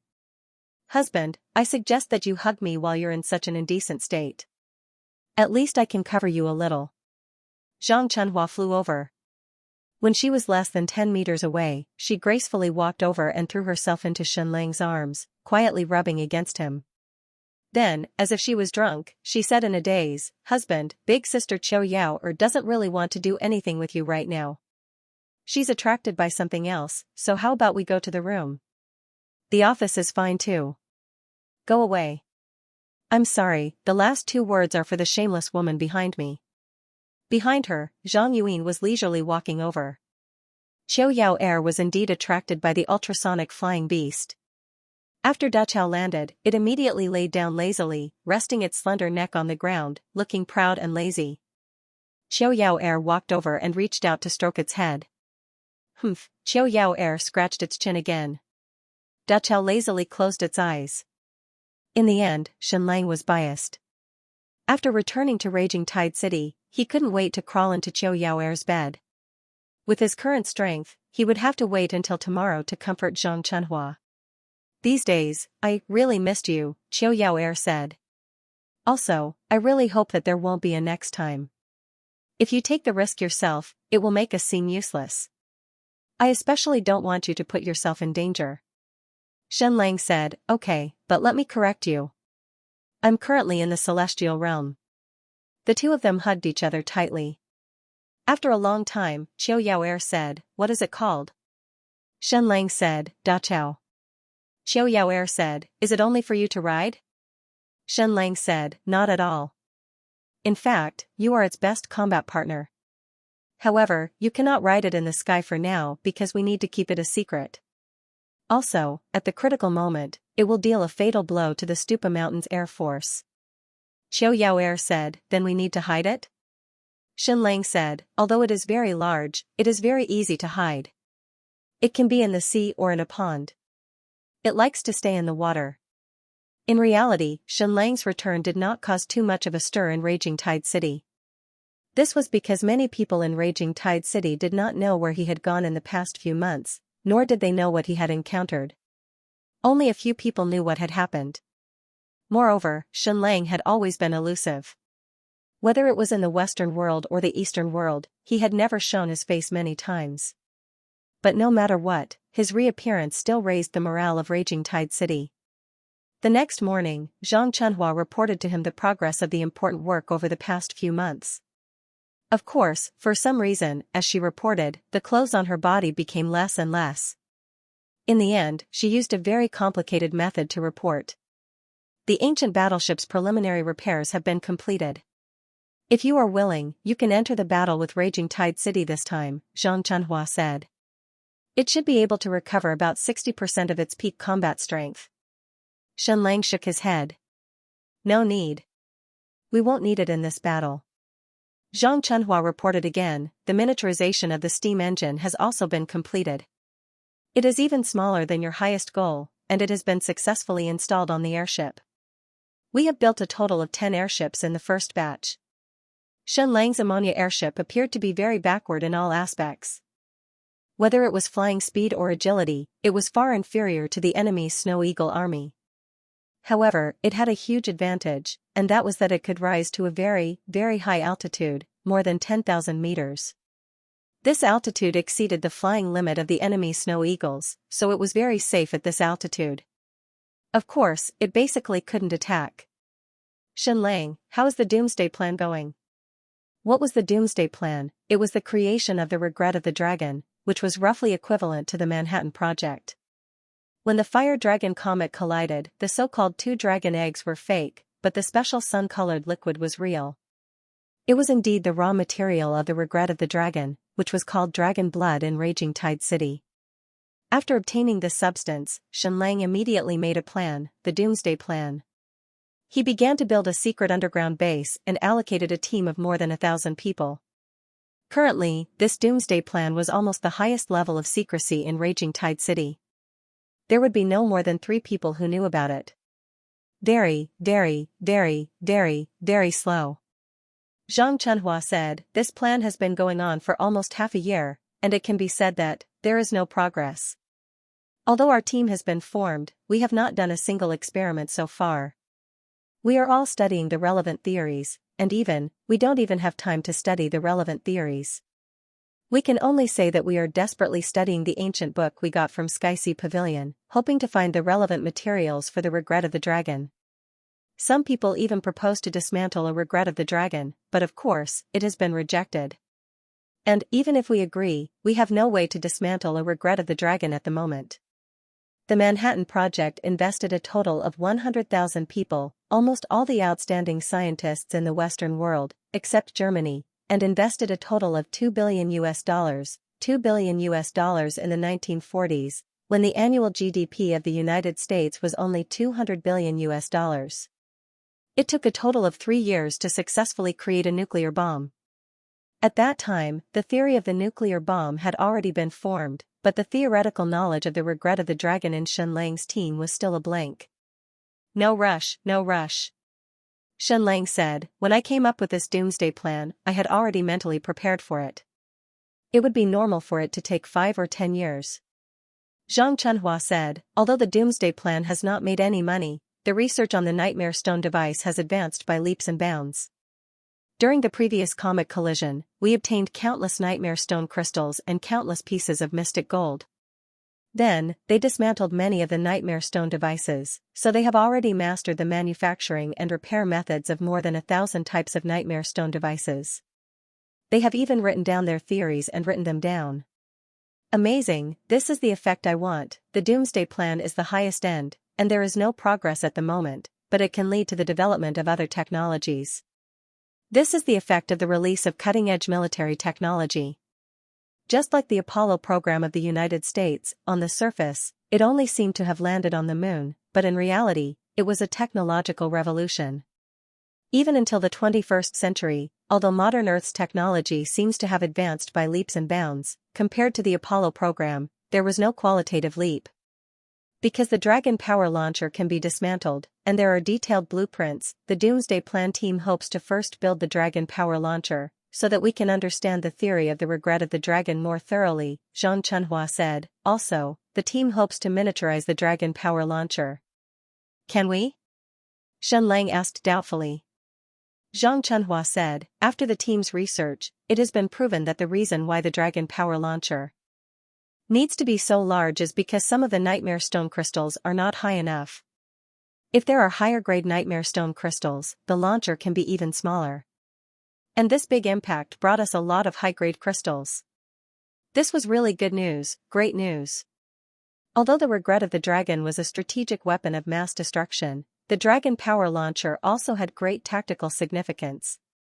First of all, it could shoot farther than any artillery, and it could fire almost any shape, be it conical, cylindrical, or spherical. Right now, Xianxia only had one Dragon power launcher, and it was too large and inconvenient. Once they could make a miniaturized Dragon power launcher, even if it couldn't fire the regret of the Dragon, it could still be used to fire giant artillery shells. Imagine a giant bomb over 20 tons launched more than 100 kilometers by the Dragon power. The combat power would definitely be limitless, surpassing the power of several hundred artillery shells. Xianxia said, of course, according to the Doomsday Plan team's report, the research on the miniaturized Dragon power launcher is only at the beginning stage. Optimistically, it will take 2 to 3 years to complete the first experimental Dragon power launcher. 2 to 3 years is very long, but also, very fast. That's how scientific research is, it can easily take a few years. Xianxia said, we obtained more than 9 mysterious creatures from the impact of the Fire Dragon comet, and started the Nuwa project. Is there any progress? Why was it called the Nuwa project? Because Nuwa created humans. And the impact of the comet into the sinkhole brought new mysterious creatures, perhaps creating new species, powerful and terrifying species, so it was called the Nuwa project. Of course, Xianxia had directly mobilized a team of 1,000 people for the Doomsday Plan, but the Nuwa project was still in its embryonic stage. Because it involved mysterious creatures, it was too dangerous, and Xianxia basically had to do it himself. If any accident happened, the consequences would be unimaginable, and it might even destroy the Fury Tide city. Xianxia said, there is no progress, because this project was personally led by you. Right, our second batch of trade fleets and the second batch of envoys from the Great Qian Empire have already set off for the Xiluan dynasty, and they have brought our letter of credence, as well as the letter of conferment for Debus and her son. Xianxia said, they set off more than 4 months ago, and they should have already reached the Xiluan dynasty by now, conducting trade and communication. 2 embassies will be set up in the Queen City of the Xiluan dynasty and the Queen City of the Jade Tide Peninsula, with dozens of officials stationed there. The High Priest of the Fire God religion, Shelley, has waited for you for a month, but due to the urgency of the matter, she has already returned to the West, and a month ago, the Fire God religion sent a batch of precious gifts. Qiu Yaoer, Princess Hila, Marquis Jin Xue, and I signed together to receive these precious gifts on your behalf. Xianxia said, among them, the most precious is the Hellfire Bug Powder. There is about 395 kilograms, which is about enough for us to make 50,000 kilograms of Hellfire liquid. Our artillery workshop has tried to put the Hellfire liquid in the explosives, and the result is extremely powerful, directly raising the temperature of the explosion to more than 2,000 degrees Celsius. Of course, they are still searching for a better formula to ensure that when our bombs explode, they will be able to deal great damage to the super armors of the transcendent organizations.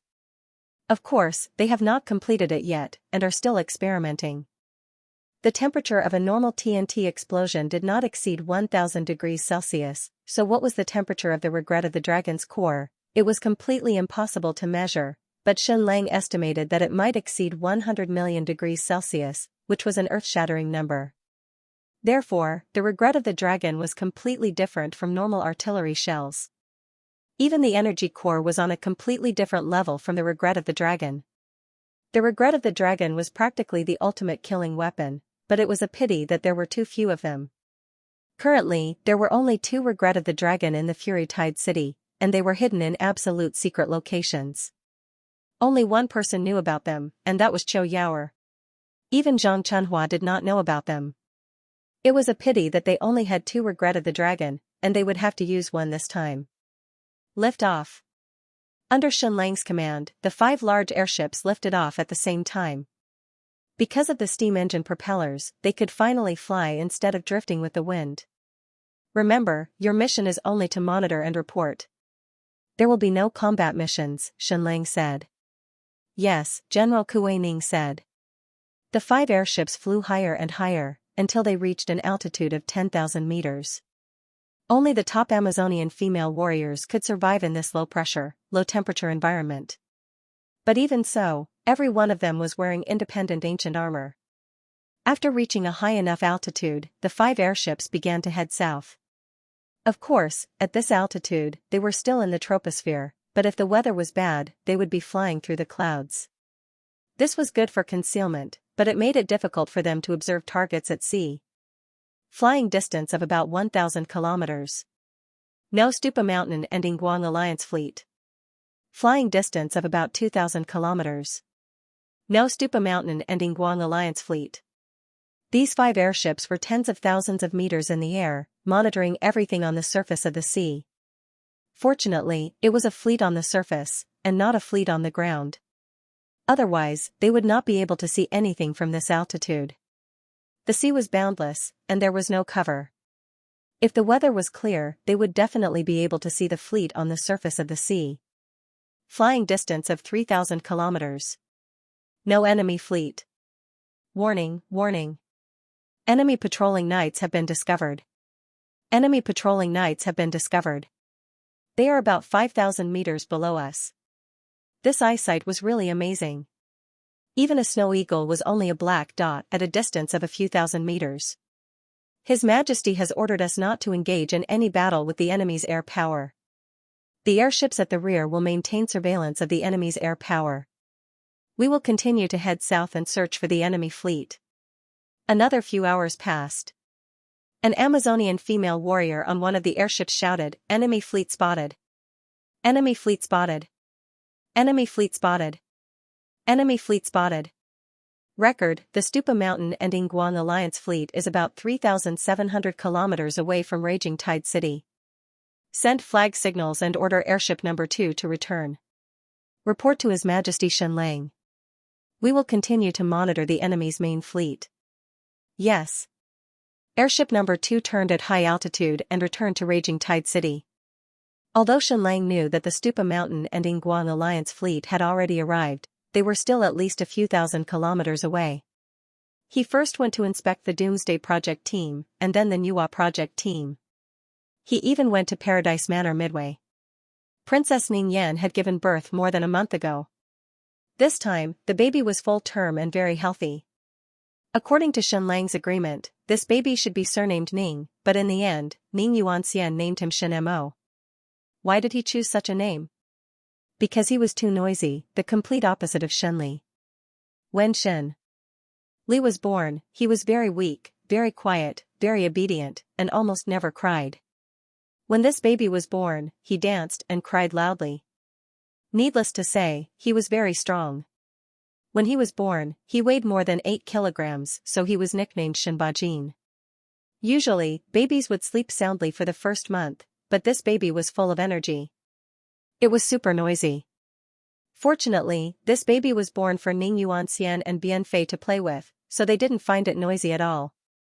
People at this age were most afraid of loneliness. Therefore, most of the time, it was Bianfei and Su Fei who took care of the baby. Otherwise, Ning Yan would probably explode. In the past month, apart from breastfeeding, Bianfei took care of the baby almost all the time. At this time, Shen Mo was sleeping soundly in Shen Lang's arms. But even when he was sleeping, he didn't have a moment of peace, either kicking his feet or waving his arms. This child would definitely be a careless person in the future, just like Ning Yan. Because Shen Lang was talking to Ning Yan at this time, he was also sleeping soundly, still undisturbed. If it were Shenli when he was a child, he would have woken up long ago. Shen Lang also understood why Ning Yuanxian had allowed his second child to have the surname Shen instead of Ning. It was because Ning Yuanxian's character was too boorish. It would be inappropriate for him to inherit the throne of Yu state in the future. Shenli, on the other hand, was very suitable. Although he was not extremely intelligent, he was very quiet. Moreover, he had a tenacious will and a meticulous character. It had been almost a year since Ning Jing reascended the throne, but he still had no intention of marrying any concubines. He still only had one wife, Lady Zhua, and Lady Zhua still couldn't bear a child. Therefore, in the future, there was a high probability that Shenli would change his surname to Ning, following his mother's surname, and inherit the state of Yu. Because of taking care of baby Shen Mo, Ning Yuanxian and concubine Bian's schedule was also disrupted. But Ning Yuanxian was still in good spirits, and he even looked younger than half a year ago. In the pavilion at the top of the mountain. At this time, concubine Bian was gently rocking the cradle, and baby Shen Mo was sleeping in the cradle. This baby was very naughty. During the day, he could only sleep when he heard people talking. If it was too quiet, he wouldn't sleep, and he had to be rocked all the time. As soon as the cradle stopped, he would wake up immediately and cry. Ning Yuanxian was teaching a few little guys how to write and read. If you are busy, you can go back to the New Tiao city, Ning Yuanxian said. I heard that Guang and the Student Mountain Coalition fleet are fighting here? Shen Lang nodded and said, yes, they are about 2,500 miles away from the New Tiao city now. Ning Yuanxian asked, will there be any problem? Shen Lang shook his head and said, no problem. There is no war in the New Tiao city. All the battles will completely end when they are still 500 miles away from the New Tiao city. Ning Yuanxian asked, what about the next battle? Shen Lang said, there will probably still be no war in the New Tiao city in the next battle. Ning Yuanxian said, the people of the New Qian kingdom have very complicated feelings about you. Maybe they don't really welcome you. Shen Lang said, I know. So we probably need another way to conquer the New Qian kingdom. Ning Yuanxian said, it is meaningless to attack the New Qian kingdom with the army. If we want to take back the New Qian kingdom, we only need to kill Guang and his son. The most difficult part of the next battle is to destroy the Student Mountain Coalition fleet. Shen Lang said, father-in-law, you are right. Shen Lang returned to the New Tiao city. Information from the sky kept coming back. There were about 100,000 people in the Student Mountain Coalition fleet and Guang Coalition fleet. They had a total of 500 ships, but most of them were ancient warships.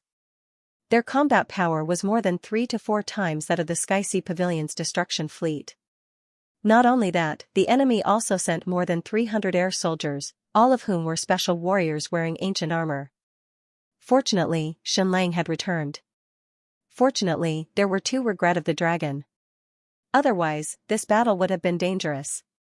The Student Mountain Coalition fleet was much stronger than they had expected. Although the enemy only had 100,000 people, they had a destructive power that could easily destroy the New Tiao city more than 10 times over. Of course, it was also because of this that Shen Lang took the risk to steal the regret of the dragon. It turned out that it was all worth it. The enemy's main fleet is 2,000 miles away from the New Tiao city. 1,700 miles away. 1,500 miles away. Princess Hela said, brother, can we put the dragon's power launcher on the ancient warship and fight the enemy's main fleet in the south? This way, we will be more mobile and more active. We can choose where to launch the regret of the dragon. That is a good idea, Shen Lang said, but we need to be careful. We need both the regret of the dragon and the dragon's power in the New Tiao city to maintain an absolute deterrent. Hela said, we only have 2 regret of the dragon, so we can only launch 1. Is that enough? Shen Lang said, enough, it's definitely enough. This time I will definitely put on a good show for the Student Mountain and Guang. Right now, they still think that I am still in the ancient ruins of King Kong Peak. My regret of the dragon will definitely bring about the greatest results. A few hours later. A report came from the sky again. Your Majesty, Yingguang and the main fleet of the Student Mountain Coalition fleet are still 1,000 miles away from the new Tiao city. Shen Lang could not help but feel excited. The big show was about to begin. Note, benefactors, I beg for monthly votes. I'm bowing to everyone. Please, please. Thank you, fried chicken mini big eyes, Tai Hu, 10,000 coins for 34,000, thank you. End of chapter 560. Don't forget to subscribe, like, and share the video to support the channel.